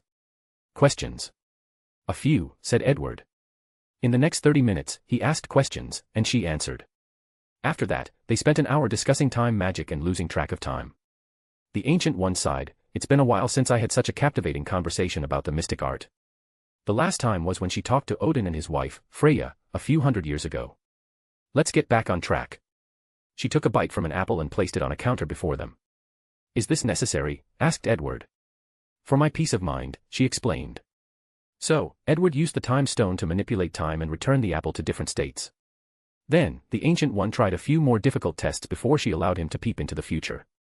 He wondered what she saw and what he needed to prepare for, so he got into positions and peeked into the future. An hour later, Edward woke up without saying a word. What's on your mind? I want to cuss. By all means. And asterisk happy face %% dollar, 08, he went on a 20-minute tirade, cursing in more than 100 languages, some of which did not exist in this universe. Finally, he exhaled and said, I'm sorry. It's fine. You lasted less than I did. The Ancient One had the same reaction as her. She cussed for the first time in hundreds of years, and she did not stop after 20 minutes. So, what did Edward see that made him react like this? A multiverse convergence, all infinite timelines and dimensions crash and fuse into each other until only one timeline remains. And in the process, countless terrifying creatures emerge, including those who defy common sense. On top of everything else, many of these creatures are tier 11 and maybe beyond. In fact, the only reason these creatures did not kill his peeping self across spacetime was due to the protection of the time stone and his swift actions to evade them. So, what are you going to do? Asked the Ancient One, and Edward stared at her. She's the one who brought him into this mess. You can't blame me for your decisions. Edward exhaled. There is no need to freak out and lose my calm. If this is enough to rattle me out, I won't survive the upcoming war. He returned to his cool and logical side. We have a lot of work to do, and I'm telling you beforehand, it will not be pretty. That's why I chose you, she replied with a smile. Chapter 593, The New Sorcerer Supreme. So, what is the plan? Asked the Ancient One. I have a few ideas, but I need a few days to plan everything out, grunted Edward, caressing his head. Beforehand, you must prepare to hand over the Sorcerer Supreme position in about 3 months. That seems a little fast, but all right. Anything specific you want me to do? First, show the others that you are mentoring me personally. Second, after a month, release a rumor that I'm the next Sorcerer Supreme. In the second month, release a rumor that you will retire, and in the third month, we hold a public ceremony for my new position. Edward noticed many of these sorcerers' extreme worship of the Ancient One, so no one would doubt her decision. However, they might be reluctant to watch her retire, which could cause trouble enacting his plans if those people do not respect or accept his authority. Very well, nodded the Ancient One, and Edward left for his room. Morgana appeared and asked, what's the plan? Do you want to start training these people in the ways of arcane magic? Yes, but we cannot follow the same path as our home. I was going to suggest thinking of an alternative method since we are running out of time. The Empire's magical system took too much time, effort, and resources. As such, it was not suitable since they only had less than 3 decades. What's your plan? She asked. Edward waved his hand to manifest a hologram created from his thoughts. These people are sorcerers, so let's use this fact to our advantage. Morgana looked at the schematic before her, deep in thought. This is good, especially since this world favors the sorcerer way of magic. That's what I was thinking. In that case, let's get to work. We have a lot to do, said the purple-haired elf, dressed like sorcerers. Edward began his work, and starting the following day, he would receive lessons from Mordo in the morning, read in the library in the afternoon, and learn with the Ancient One at night. Then, as he said, in just 2 weeks, he would master all the knowledge in Camartage. Mirror Dimension. Edward bent the entire city of New York so that the skyscrapers became the sky. This world's understanding and application of the mirror dimension is truly advanced. Indeed, nodded Morgana, who also began stacking skyscrapers to create a building that rushed from the ground to the moon. She was having too much fun. I feel like we can benefit immensely in this world if we can survive the turmoil. Edward agreed with this statement. After applying what he had learned for a few hours, he left the mirror dimension to continue his work. However, as soon as he appeared, Mordo rushed into his room. Emergency, we're under attack. From who or what? The fierce beast dimension, replied Mordo, who seemed to hesitate about something. What is it? The Ancient One wishes you to participate. Is there a problem with that? Mordo sighed, you are probably the most talented sorcerer Kamartaj has ever seen. But it doesn't change the fact that you're young and inexperienced. I fear she might be sending you into battles too soon. Edward looked at him oddly, considering he was much older than Mordo by a few centuries, no, millennia. However, he accepted the latter's concern. Previously, he might have thought it was right to let Mordo follow his previous path, but he would not do so for many reasons. Firstly, he saw that Mordo was a kind and understanding individual, just a little stubborn in his ways. His act of putting the Ancient One on a pedestal was one of the causes of his downfall. Secondly, he could not give up such a talented sorcerer if he wanted to have a chance to survive the multiversal war. Edward patted his shoulder, I have seen horrors you could not possibly imagine. Plus, I'm way older than you by a few centuries. Mordo looked at him, are you serious? I don't need to lie, replied Edward. Talent is insufficient to explain how quickly I can learn and adapt. You've dabbled in the mystic art before. Yes, and for centuries. However, my way differs from yours, so I needed to adapt, he explained. But I know you have many questions, but they will be answered soon enough. Now, let's go. Edward headed to a place inside the temple where he was first transported to the New York Sanctorum before being teleported to an unknown place with purple sky, earth, and grass. A black portal stood in the distance, surrounded by countless sorcerers. Is this the dimension nullifier? Exactly, said the Ancient One, who opened a portal beside him. I thought you should watch how we face these threats and maybe see if there are any improvements you can make. Edward nodded as he watched the battle. The fierce beast, who looked like mutated creatures from Earth, became drastically weaker once they passed through the portal, giving the sorcerer a decent chance in the fight. The sorcerers were pretty organized. The weaker and inexperienced ones worked together to cast defensive shields on others or use attacks like Eldritch Whip to restrict the enemy. The more powerful ones directly confronted these creatures. Two creatures saw Edward and the Ancient One in the distance and leaped dozens of meters into the sky toward them. Edward waved his hand to open a portal and closed it, cutting the creature in half. The Ancient One remained quiet, not batting an eye. Edward lowered his body to look at the creature. What do you do with the bodies? We use some of them to make relics, but most are sent to the Inferno dimension for recycling, explained the Ancient One. I may have a better use for them, he muttered. The two watched this battle, only helping to ensure no one died.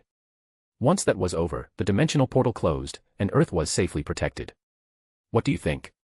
Besides missing healing and buff spells, I have no comment, given the low numbers and fighting style. Those types of magic are not our strong suit, nodded the Ancient One. 3 months passed, and it was Edward's crowning ceremony to become the Sorcerer Supreme. The sorcerers were unsurprised as these rumors had been spreading for months, but some people still felt it was too soon for the Ancient One to retire. Regardless, the majority of sorcerers across the 3 sanctums, leaving a few people to protect them. The ceremony went smoothly as the Ancient One handed him the Eye of Agamotto. Edward then looked at the crowd to begin his speech. I know many of you have questions, feeling the situation is a little rushed, he said in a voice everyone could hear. And I can tell you there is a reason for everything. The sorcerers focused their eyes, listening deeply. The Ancient One saw a terrifying future where we failed our missions to protect Earth and our reality. Our universe was wiped out from existence. These sorcerers looked at him as if he were crazy. However, after seeing the seriousness in his expression and the Ancient One's nod, they began to murmur. How could this happen? Asked someone. I can show you if you desire, said Edward as he snapped his finger, showing them snippets of the terrible future he saw. Many people immediately began to yell. Impossible. That's not true, that's an illusion. So much death. My family, how can they survive such a catastrophe? Edward frowned, realizing these people might go insane as their minds break. So, he snapped his finger to remove the memory from their mind but left the impression the memory had on them. Is this really the future? Asked Wong. Edward did not answer but motioned for the Ancient One to say something. Yes. I saw this future years ago and have been preparing to change it. I saw countless futures and possibilities, and the best answer I came up with is him. She pointed at Edward. How can he help us? He has mystical knowledge from an extremely advanced magical civilization, the Ancient explained. With that knowledge and his decisive and unorthodox means, we will have a slight chance of survival. The sorcerers quieted down briefly before saying, Salutation to the Sorcerer Supreme. This chant echoed throughout the entire mountain. Edward nodded calmly. The Ancient One might have sugar-coated things for you, but I won't. My unorthodox means are cruel, inhumane, vile, and devoid of any morality. In other words, I will do whatever it takes to protect the Earth and our reality. I don't expect you to accept some of my actions, but you must follow them. If you're unwilling, please be prepared to leave, as I will not accept insubordination. I am responsible for the lives of too many people, and I will not consider your feelings or morality when protecting them. Is that understood? Chapter 594, The New Camartage, I know this is difficult to accept, continued Edward. So, you have 3 days to decide. If you feel this is unacceptable, you can leave Camartage and return to your mundane life. Camartage will still be your home and family, you can return to ask for any help if needed. You can choose the second path if this is unacceptable to you, but you still want to continue your duty. You will then become non-combatant and be assigned to more assistant roles. As for the rest, if you choose to say, no, things will change, you should be prepared to sacrifice everything for this job. The ceremony became quiet for a moment before a sorcerer raised his hand. Sorcerer Supreme, I respect you for telling the truth, but I am of the belief that how we win matters more than winning itself. So, I cannot accept that I have to sacrifice others and commit countless atrocities just to save my own behind. I choose to leave. That's fair, nodded Edward. Sorcerer Andreas, I salute you for all your years of service. After saluting him, Andreas did the same. Soon afterward, more than 10 sorcerers chose the same path as them. The others still had not decided, so the assembly ended. After the meeting ended, Edward rested in his room. He knew these sorcerers should be talking to the Ancient One, getting more information and her perspective. They've known her longer and trust her regarding such a thing. Additionally, many people are confused and could use her guidance. Edward entered the mirror dimension before activating the time stone to summon time duplicates of the soul stone, absorbing all its energy into his soul. The soul divination process had made tremendous progress, but he felt he was far from the soul flame level equal to tier 11 and above. He suddenly sensed something and stopped his actions before leaving the mirror dimension. Mordo. Edward did not expect his presence. I came to talk to you. I'm confused, said Mordo after a brief pause. I'm all ears, said Edward, waving his hand to manifest a chair and tea before inviting him. You may not know this, but my past was filled with hatred and violence. Unlike the others, I came to Camartage for power and revenge, explained Mordo. The Ancient One taught me how to control that violent side of me, and only recently could I say that I was successful. But now, after the future you showed us, and what you said, I can see myself slipping. Everything I know and the beliefs I held on to seem to be slipping. I'm confused and don't know what to do. Mordo's eyes were red as if his madness and confusion were affecting him physically. Drink some tea. I don't want tea, I want answers. You can have both, said Edward. At his insistence, Mordo finally drank the tea, feeling an unknown energy rush into his brain and calm his mind. Have you ever watched the movie The Princess Bride? Mordo looked at him, wondering why he was talking about a movie when he was asking for answers and guidance. I'm assuming that's a no, said Edward with a smile. One of my favorite characters in that movie was Inigo Montoya. I love the man because he is one of the few characters in literature portrayed as having no regrets after accomplishing his revenge. Everyone else feels a sense of regret and emptiness once they've killed the people who've wronged them. What does that have to do with me? Inigo was not affected by his revenge because he knew it was wrong but accepted it as necessary to give him closure. Once it was done, he did not let his actions or his past define him, he processed his trauma, moved on, and lived a happy and fulfilling life. But you, on the other hand, are defined by your past actions. You fear you will return to your former self, return to a life of unrestrained violence. So, to protect yourself from reverting to your old self, you build an ideology on stubborn and rigid respect for the Ancient One or the traditional laws of the universe. You know these things are constant and will not change. So, you believe as long as you follow them and keep them as a tether, you won't change, you can be the calm and wise master of the mystic arts instead of the violent Mordo. Is there something wrong with that? Many, replied Edward. You cannot live for others. Humans are complicated, and I guarantee you the Ancient One you know is only an ideal version you've created in your mind. She has lived so long that you cannot fathom what secrets she's hiding or how much she's changed from when she first became a sorcerer. What about the natural order of things? Surely there is nothing wrong with living by such a philosophy, Mordo asked. There isn't, nodded Edward. The issue is extremism, to the point of accepting any act of bending the laws for a greater cause. Then, what am I supposed to do? I recommend leaving Camartage and finding a therapist to deal with your past and find yourself. Then, you can choose whether to return and in what capacity. I see. Mordo left his room, and the next day, he also left Camartage. On the third day, Edward gathered everyone again, and this time, he lost 10% of the sorcerers who left and another 20% who chose to become non-combatants. I'm glad so many of you stayed, said Edward. We have a lot of work to do, so if you have any questions about what I previously said, do it now. I have a question, but not about what you said, said Wong. What is it? What do we call you? Excuse me. We can't call you Sorcerer Supreme, as that's more of a title. So, now that you're in this position, how should we address you? You can continue calling me by name or call me the Arcane Emperor. It's your choice, and I don't mind either way, replied Edward. Anything else? No one had a question. In that case, let's begin. He waved his hand to manifest a contract before everyone else. You will all access valuable knowledge, many of which must be protected to prevent getting into the wrong hands. This contract is to protect that knowledge. The sorcerers looked at the contract, which was pretty basic, with straightforward wording. So, they signed it. Edward nodded before pointing at Wong. Come to the front for a demonstration. Although baffled, Wong walked to the front. What is the biggest restriction of sorcerers? Asked Edward, who immediately answered the question. Our bodies and souls cannot bear certain energies, so we must rely on relic. But that will be no more. He raised his hand to summon a yellow rune floating before him. Close your eyes and receive the information in this rune. Wong followed the order, and more than 5 minutes later, he opened his eyes and raised his fists to summon a white aura around them. What's this? I feel so powerful, proclaimed Wong. A white aura appeared on his legs, and he jumped more than 5 meters into the distance before punching a large rock, which his hand penetrated. This is combat aura, a form of power created by combining dimensional energy with the life energy in your bodies. It will push your physical abilities to limits you never thought possible, explained Edward. And with such powerful bodies, you can now tap into energies you never thought you could bore without dying. The sorcerers looked at Wong with shining eyes. They all loved magic, so why would they not be excited about a new form of mystic art? These are just the obvious benefits, said Edward. There are others, like healing, defense, and ensuring you can live at least 120 years without illness or pain. Of course, you have to survive if you want to enjoy the last benefit. The joyful mood immediately disappeared, replaced by a somber tone. Let's proceed to the next one. Chapter 595, The Newcomer Taj, 2. A portal appeared behind Edward, and the sorcerers followed him. They found themselves in a large, dimly lit room. However, no one cared about the room's ambience, as their attention was immediately drawn to a towering gate before them with symbols and runes engraved on it. It was beautiful, majestic. All the sorcerers could not remove their eyes from the gate. What is this? Asked a sorcerer. This is the Gate of Truth, said Edward in a calm voice.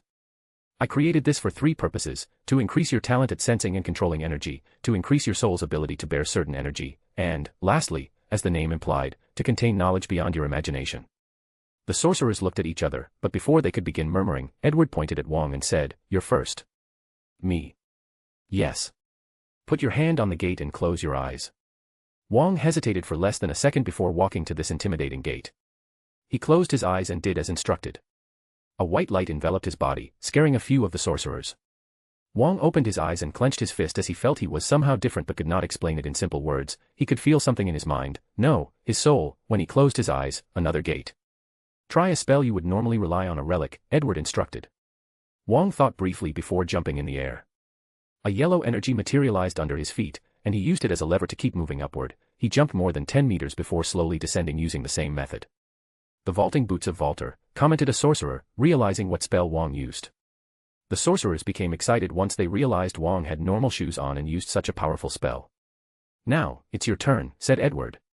One by one, the sorcerers walked to the front and placed their hands on the gate to acquire their own Gate of Truth. Given the large surface area of the gate, the process took less than an hour. I've said the gate contained knowledge beyond your comprehension, and I was not kidding, said Edward calmly. However, such precious knowledge cannot be given for free.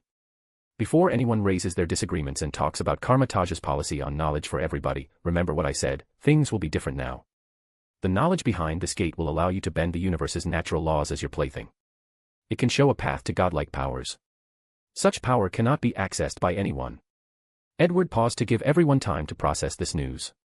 So, how do we access all this knowledge? Good question, said Edward. I'm a believer in the laws of equivalent exchange.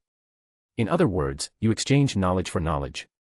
However, I also understand that innovation is not everyone's forte, especially when we do not have enough time for research. So, I've created another system for the exchange. Another portal appeared next to Edward, and the sorcerers followed him. They were now in a red room due to the immense heat and the distinctive sound of machines. A towering cauldron was at the center of the room, releasing the heat and making the noise. Edward raised his hand to summon a dead interdimensional creature and dropped it on the floor. The creature suddenly disappeared, and after a few minutes, 2 orbs the size of marbles and a potion appeared before him. "Recognize these." "Talisman of Strength," said a female sorcerer. "And this one is a beast-repelling talisman, capable of repelling certain animal-based creatures." "I don't recognize this potion." "Healing potion," Edward stated. "Our new systems at Carmartage involved being more proactive. You will have more missions or actively participate in invasions against more aggressive enemies. Then, you will take their bodies to the cauldron room, where they will automatically be refined into magical artifacts, relics, and potions for the upcoming turmoil. In other words, we're building armament for battle." "That's correct," nodded Edward. "The more enemies you kill, the more weapons we have, and the higher our chances of surviving. Of course, you own 30% of the relics created in the cauldron room, while the rest will be reserved for sale or future use." Everyone was quiet. Although they knew that they had signed up, the reality of the situation was finally dawning on them, and some people started regretting their choice. Arcane Emperor. You said about buying the relics. Are we going to start using money?" asked a sorcerer with a frown. "No. We will start following a point system based on your missions or the enemies killed," explained Edward before waving his hand to show everyone a list. The list contained missions, many of which involved traveling to other dimensions to recruit magical artifacts, make allies, or infiltrate enemies to gather information or sabotage them. Each mission rewarded different mystical points based on its difficulty level, F to SSS rank. The list also contained a list of the most frequent invaders Carmartage faced and how much they were worth. The mystic points will be our monetary system from now on. If you want knowledge from the gate, you must use it. What about the ones in the library? The ones we already have access to, will those also require a price? No, they will remain free to access, replied Edward. How do we access the knowledge from the gate? You only need to close your eyes and access the gate. There is a system that records your available points, and you only need to touch the gate in your soul, which is connected to the main gate, to access the knowledge, explained Edward. The good news is this system can ignore most dimensions, so if you're in another realm and need information to help in your mission or are in trouble, you can use the gate to save your life. What about the non-combatants? What roles do we play? How do we acquire mystic points? The non-combatants have many roles to play, replied Edward. I will eventually open new sanctorums to strengthen Earth's defense, and it will be your job to oversee them. Jobs like teachers, librarians, and others will be paid monthly like any actual job. Secondly, we must increase our numbers. Carmartage recruits sorcerers who are destined to it, but we must now take a more active role and recruit more sorcerers. Finally, non-combatants can learn a crafting skill to supplement the cauldron room. You can sell whatever you make, all the points belong to you. The cauldron room will even buy the things you buy at a fair price. The non-combatants sighed in relief as they realized they would not be ostracized because of their decision. Despite their decisions, they loved magic and wanted to do their parts to protect the world, so they also wanted mystic points and to acquire more knowledge. Any more questions? The sorcerers had many questions but felt they were not important to raise now. They were more involved in the nitty and gritty of certain things, but they could all be figured out after this meeting. Very well. In that case, let me show you Carmartage's final change. He pointed into the void to open a small black portal. I want you to sense the power and energy coming from the dimension behind this portal. This, muttered the sorcerers. Their senses took them into a purple world with a power that they could only describe as beautiful and fascinating. This energy is called mana, explained Edward. It is, in my opinion, the best mystical energy due to its ability to virtually do everything. And I'm only using the word virtually because I do not deal in absolute. This entire dimension belongs to us, and you can use all its power as you like without any restraint or conditions. Chapter 596, Dark Carmartage. After learning about the future and the limited time available, Edward knew it would be impossible to train countless new sorcerers using the same system as back home. Although the tier system is powerful, it also takes time and a lot of resources. So, he opted for a better solution. The sorcerers in this world focus more on skills. If someone is talented or skilled enough and has the right resources, i.e., dimension or energy, they can achieve tier 10 feats or even higher. So, he created a mana dimension for these sorcerers to tap into unlimitedly. With this method, it will only take him a few decades to cultivate skilled sorcerers with tier 6, 7, 8, and maybe tier 10 once Stephen Strange joins in. One last thing, said Edward, and his voice brought everyone back to their senses. These sorcerers could not keep the smile from their faces. That dimension and its power were truly intoxicating. Edward raised his hand to show a small orange orb. This is a soul orb with the ability to increase the strength of your soul and accelerate all your mystical skills or abilities. Everyone will receive 10 of them, but you must buy them afterward. I recommend you do so. Everyone is dismissed except for Caecilius. You follow me. The sorcerers slowly left, leaving only Caecilius and Edward in the room. What can I do for you? Edward did not answer but looked at him intently for a few seconds. I believe a man is at his strongest when he has suffered tremendous loss but cannot let go of it. Caecilius frowned but remained quiet. I once was such a man after losing my parents. So, I delved into magic, or the mystic art, to find answers, continued Edward, which deepened Caecilius' eyes. In one dimension, I found a system of alchemy where they had developed homunculus. Although they were deformed rampaging monsters, their research was valuable. After improving upon it, I could now create any human body with the right genetic material. Edward waved his hand to manifest 2 drops of blood. Can you guess whose genetic material those are? Caecilius' body trembled. He wanted to say something, but the words could not escape his mouth. Edward directed the blood to the ground, where a magic circle appeared. It then released electric impulses to signal the transmutation process, and after a few seconds, 2 bodies lay in the group, a woman and a young boy.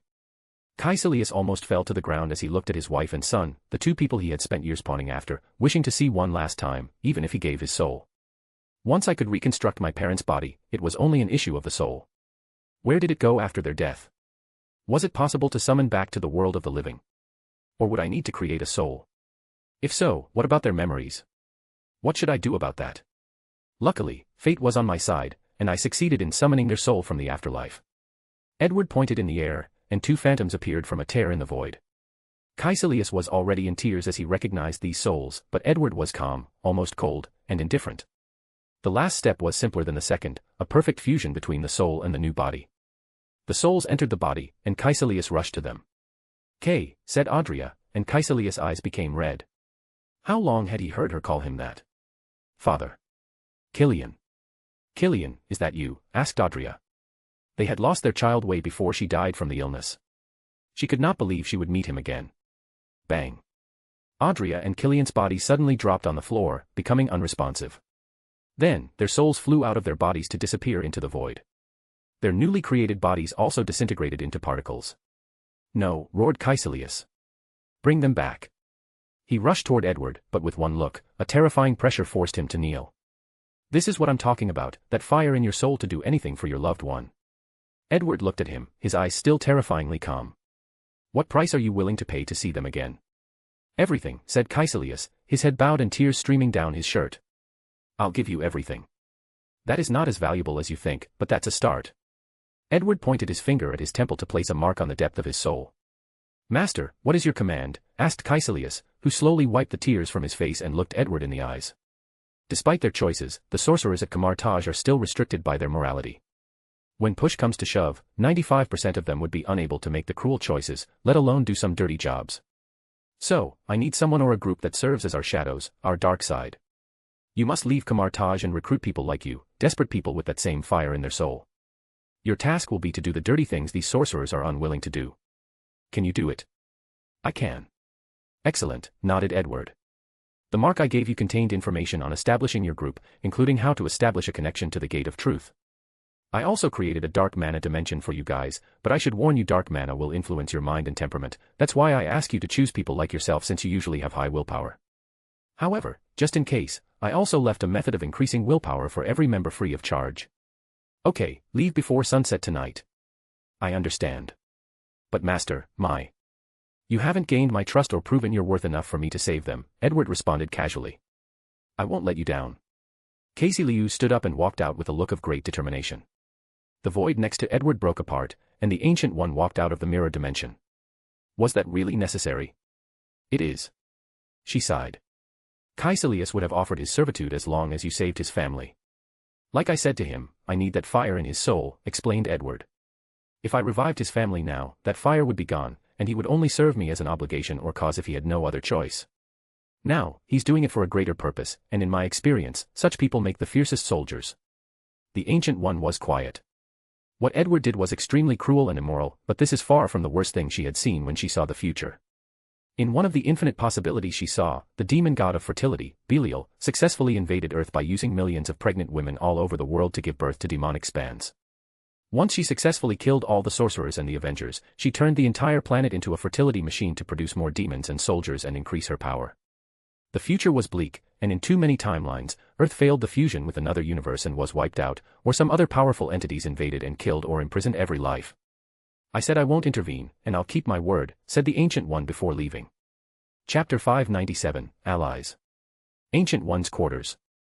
Wong knocked on the door and only entered after hearing her voice. Wong, what can I do for you? Wong hesitated momentarily. Are you sure he's trustworthy? I thought we had this conversation before. All I'm saying is he's from a different dimension and has no incentive to protect ours. The Ancient One once had this reservation as well. However, in the future he saw with Edward, he never left for his own dimension, which made the Ancient One suspect that something had happened to it. This could explain why he crashed in this place. What brought this on? She asked. I spent the past few hours looking at those missions, and I'm wondering whether he was not trying to kill us, given how absurdly difficult, nay, impossible, some of them looked. Have you tried to take on one of these missions? The Ancient One asked. No. Try the hardest difficulty. Wong was confused but still followed her example. He focused his mind on his gate of truth, and a hologram screen materialized before him. He found an SSS rank mission, infiltrate the Hell Dimension to steal or destroy the Pool of Soul. Mission selected. Detecting Sorcerer's ability. Wong was surprised by this cold voice and looked around to detect its origin. Detection ended. Survival rate, 0%. Sorcerer's ability does not meet the mission requirement. Please increase your skill before taking a mission of this caliber. Wong looked in shock. The Ancient One suggested, try the lower difficulties, and Wong did so. The mechanical voice said the same thing until he chose a C-rank mission. Survival rate, 70%. Sorcerer meets the requirement, but continuing training and increasing the survival rate is recommended. Do you still wish to take this mission? Yes/no. No, said Wong instinctively. Wise choice. Prudence is the key to a long life. As you can see, not anyone can do the missions, said the Ancient One. The mission system is designed to ensure your maximum survival rate. Although the percentage is not 100% accurate due to too many possibilities, it is the best we have. I see. I did not expect it to be so meticulous.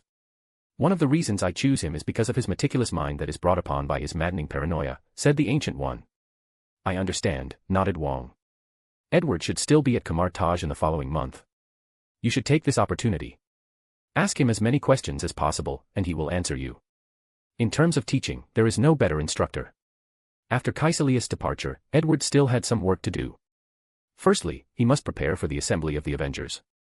He needed to contact these people, and the best way to do so was not as his status of the Sorcerer Supreme but with a more acknowledged position of power. So, he will send a clone with an identity that even S.H.I.E.L.D. could not tell was fake, and the clone's job will be for one purpose, becoming a member of the World Security Council that oversees S.H.I.E.L.D. and using whatever means possible to increase its strength. Kamar Taj, the Avengers, and S.H.I.E.L.D. will not be enough for the future. So, he will need the help of militaries worldwide as he would provide them with technology and magitech to combat certain forces. However, he must have the necessary recognized status and power. After sending his clones, Edward spent the next months training these sorcerers. He taught them how to train and use their combat aura, gate of truth, and many basic mana applications. Wong spent the next month close to Edward, asking him questions daily and every time he had one, and Edward patiently explained everything. Other sorcerers saw how approachable he was and followed suit, so Edward started giving public classes or lectures to everyone. During this month, besides teaching, Edward also planned 4 new sanctorums in Rio de Janeiro, Brazil, Lagos, Nigeria, Sydney, Australia, and 1 in Antarctica. With the previous 4, London, New York, and Hong Kong, Edward covered all 7 continents. The physical locations of the sanctums were built, but Edward had to upgrade the Earth Dimension Protection Shield. Luckily, he had the Ancient One at his side and tasked her to oversee the upgrade. Once the month ended, the sorcerers began to execute their missions. Wong came to see Edward before leaving since they had developed somewhat of a friendship. You're leaving? Asked Edward. Yes, nodded Wong. Are you sure you don't want to work in the library? He asked with a smile. Wong once told him his goal was to work in the library, read, and stay peaceful to himself. And miss all the action. Wong shook his head. What mission did you take? The Lamp of Zanlun. A B-rank mission. Are you sure? Edward knew about this mission since he had written all of them. This mission takes place in Dimension Z-098, and the task is to retrieve a lamp with a powerful genie. Why does Edward want this lamp? It's because, in the future, he saw a sorcerer in that dimension acquire that lamp and absorb its power, becoming a powerful reality warper. Then, that sorcerer came to Earth, causing chaos and killing many people.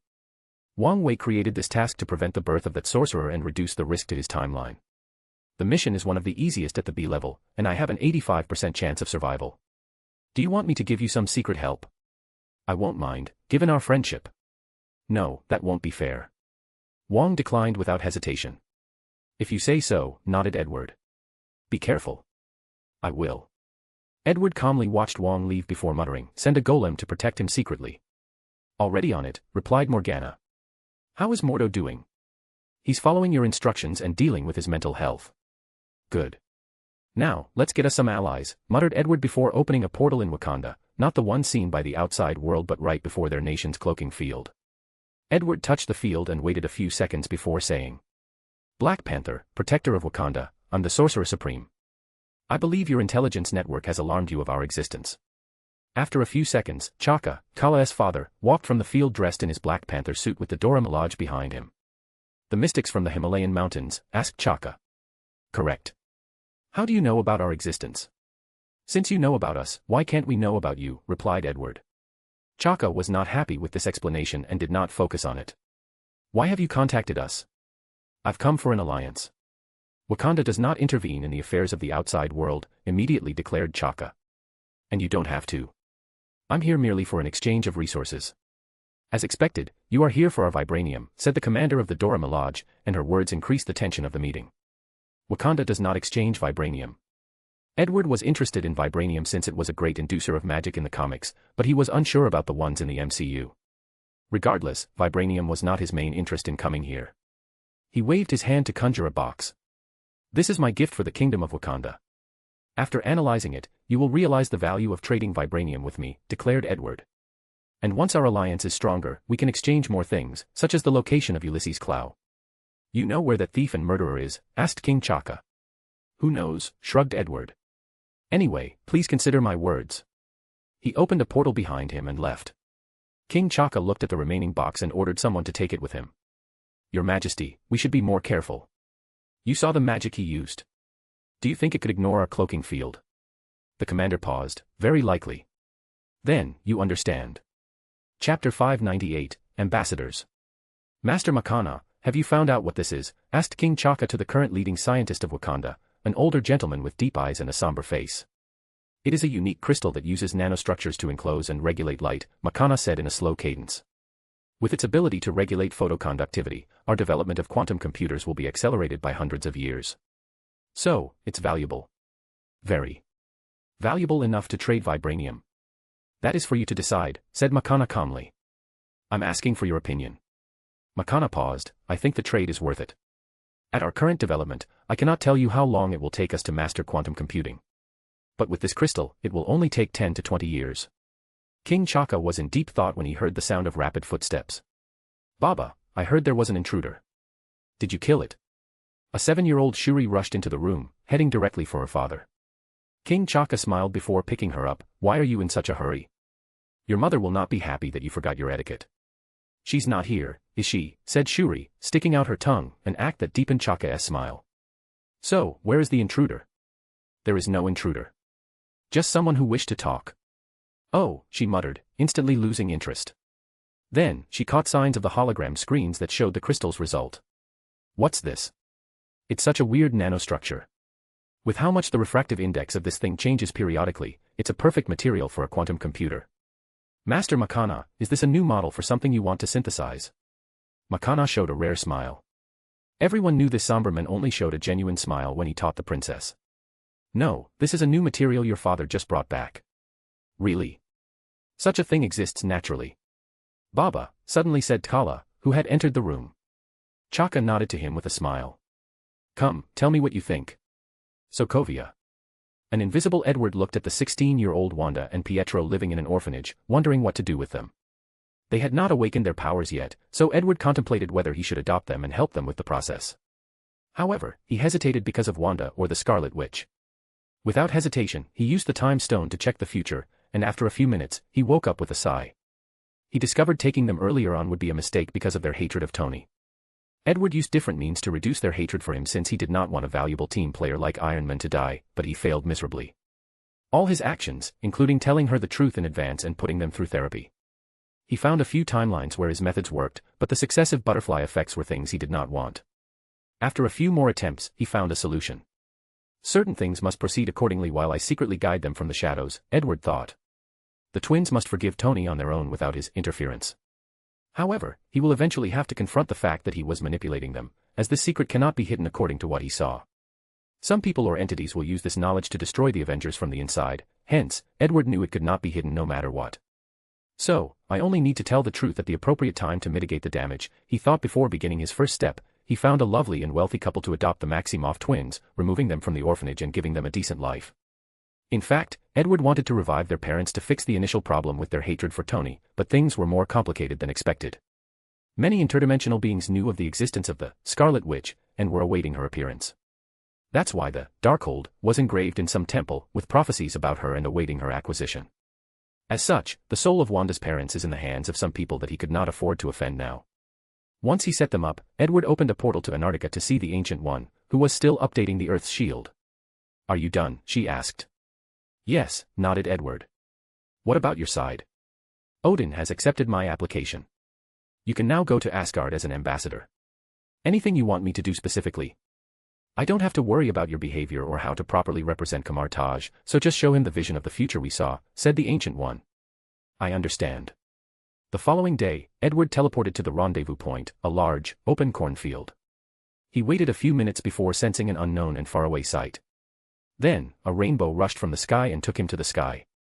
The flying sensation was alright since he was used to much faster speed, but the experience was still somewhat marvelous.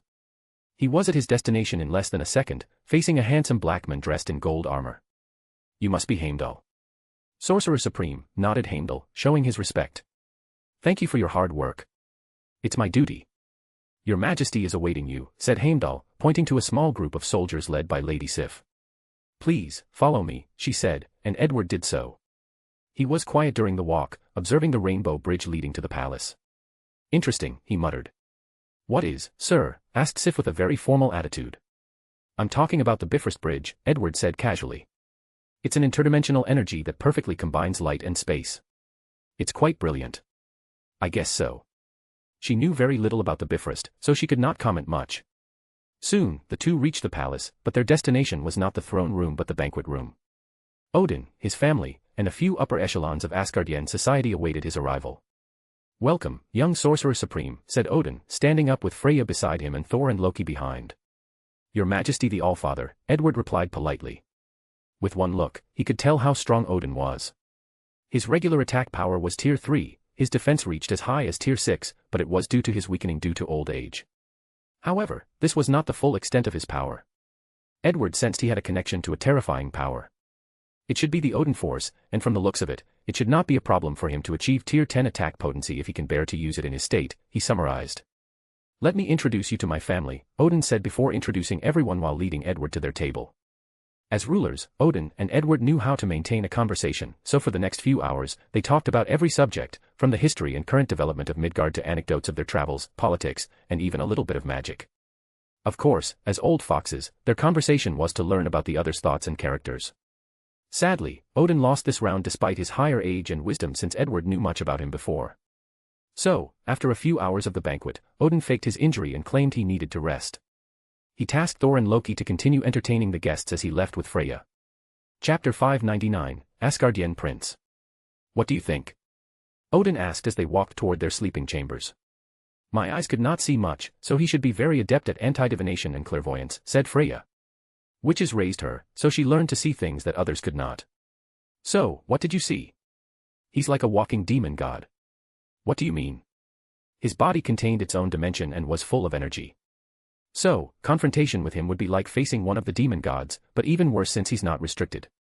"Did you detect how strong he is?" "No. He did an excellent job at suppressing his energy," replied Freya. "However, by intuition, he reminded me of a lower ranks one." Odin frowned. In his prime, he would not care about lower demon gods as he was responsible for changing these positions a few times after killing many of these creatures. However, he was now old and dying, and more importantly, he had lost his warlike spirit. "This is not like the old times when you need to see everyone as a threat," Freya reassured as she linked arms with him. "I'm just worried about Thor," replied Odin with a sigh. "I'm running out of time, and he's not close to being ready." As he said these words, he looked in the distance. One of his crows transmitted a vision to him. "So, you're a sorcerer from Midgard?" asked Thor, his face slightly red due to all the alcohol he's drank. "That's right," replied Edward, looking at his drink. He placed his hands above it, and a green liquid ball flew from it before dissipating. Then, he sent a direct message into Loki's mind, "Don't do anything stupid like this again."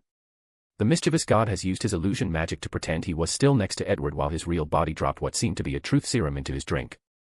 Loki was shocked as only his mother could see through his illusions. "Are you any powerful? More powerful than you?" "Haha, what bold words," roared Thor as he slammed his drink on the table. "Man, did you hear this?" The other Asgardians laughed, especially the warriors 3, who were the most boisterous. These drunken bastards seemed very entertained. Care to prove that? Why not? Edward stood in the arena with 2 long swords designed for rapid combat. Meanwhile, Thor had his trusted Mjolnir with him. "Are you a sorcerer? Who says sorcerers cannot use weapons? You have a point, but don't make excuses after you lose. Now, I'm starting." The Thunder God no longer hesitated as he rushed toward his opponent to smash him with his hammer. However, Edward stabbed his head before he even completed his stabbing motion. Thor moved his head to evade and continued his attack. However, Edward parried the hammer with his other sword despite the sheer difference in their weapon sizes. Then, he kicked Thor a few meters away. "You're more powerful than I anticipated." Edward wanted to roll his eyes. If he had not restricted his physical stats to be the same as him, he would have died with one attack. Currently, all of Thor's stats are between tier 3 and 4, with his defense being tier 5, borderline tier 6. "This should be more fun," declared Thor as he threw Mjolnir with all his strength, and Edward calmly moved his head to evade. Thor rushed, and by the time he reached his opponent, the hammer had flown back toward him. Edward again moved his body to evade the hammer from the back, and Thor took this opportunity. As soon as he caught it, he swung. Edward moved faster than him as his swords went for his foot. Thor reacted and moved one foot, but the second sword still swept his second leg, moving his center gravity, resulting in him falling to the ground. However, Thor instinctively rolled to the side, evading Edward's attack. He used one hand to push himself from the ground while using his legs to kick his opponent. Edwards moved swiftly to evade the kick while deep in thought.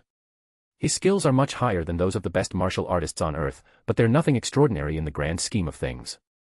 However, I must praise his natural battle instinct. He seems perfectly capable of using all the experiences he's learned during his time fighting or war. Thor no longer held back as he activated his magic prowess. He raised his hammer to the sky to summon a potent lightning bolt before directing it toward Edward. However, the latter casually raised one of his swords and absorbed the attack. "What? Are you also a god of thunder? Sorcery? Is that so? Well, let's see if you can take this." Thor raised his hammer to summon even more lightning. However, Edward casually threw his sword, forcing him to stop his actions and block. Edward rushed toward him, and Thor instinctively swung his hammer. Edward moved his head to evade before tapping Mjolnir. Thor watched in horror as his trusted weapon fell to the ground, and he could not pick it up or summon it. "Come on, Mjolnir," he said, but nothing happened. "What did you do?" he asked in an irate tone. "I sealed it." "Then, unseal it. If this were a real battle, would you ask your opponent to free your weapon?" Thor had no words, which immediately made him angry out of shame. So, he rushed to punch Edward, but with 2 swift swings of his swords, he cut off a few nerves on Thor's body, rendering his arms useless. He looked at the dejected Asgardian prince. "You were born with a potent thunder energy source. Why aren't you using it?" "How can I do that without Mjolnir?" asked Thor with gritted teeth. "As knowledgeable as your mother is in the mystic arts and as wise as your father is, I'm sure they've told you that your power comes from within, and Mjolnir only helps you channel it. Don't tell me you think you're useless without it." Edward did not want to use the joke that Thor was the god of hammer instead of the god of thunder, but it was truly the case. Thor looked at him in surprise. His parents told him that, especially when he was young and forced to attend school. However, he's been so used to using Mjolnir to channel his powers that he almost forgot these words. "I think this battle is over, don't you think so?" Edward asked. "Yes, you're the winner," Thor said dejectedly. He had lost his trusted Mjolnir, and his arms were useless. Edward dispersed his swords before releasing a green light that healed Thor's arms. His eyes saw a crown in the corner of his eyes, but he ignored it. Then, the banquet continued. The Asgardians became more welcoming to him after proving he was a warrior and defeating their prince. Loki looked at him with hidden jealousy, and Edward understood why. According to Asgardian cultures, these people seemed to respect warriors more than mages, despite the fact that the main difference was how they used their energies, with warriors focusing more on internal use of extraordinary energies and sorcerers focusing more on external applications. The banquet continued until late in the hours, and by then, only Edward and Loki were conscious. Edward did not say much to him but found a palace lady to lead him to his sleeping chambers. His voyage to this realm could go many ways, and he needed to ensure the best possible outcome. Do you think we should take Mjolnir from Thor for a while? Asked Odin. That might be the best course of action, nodded Freya. However, after years of relying on that hammer, it won't be easy for him to tap on his power alone. I'm more concerned about whether he's mature enough to use his powers responsibly once he has mastered them, sighed Odin before continuing to his chamber. Chapter 600, Breakfast Talk. Loki could not sleep that night.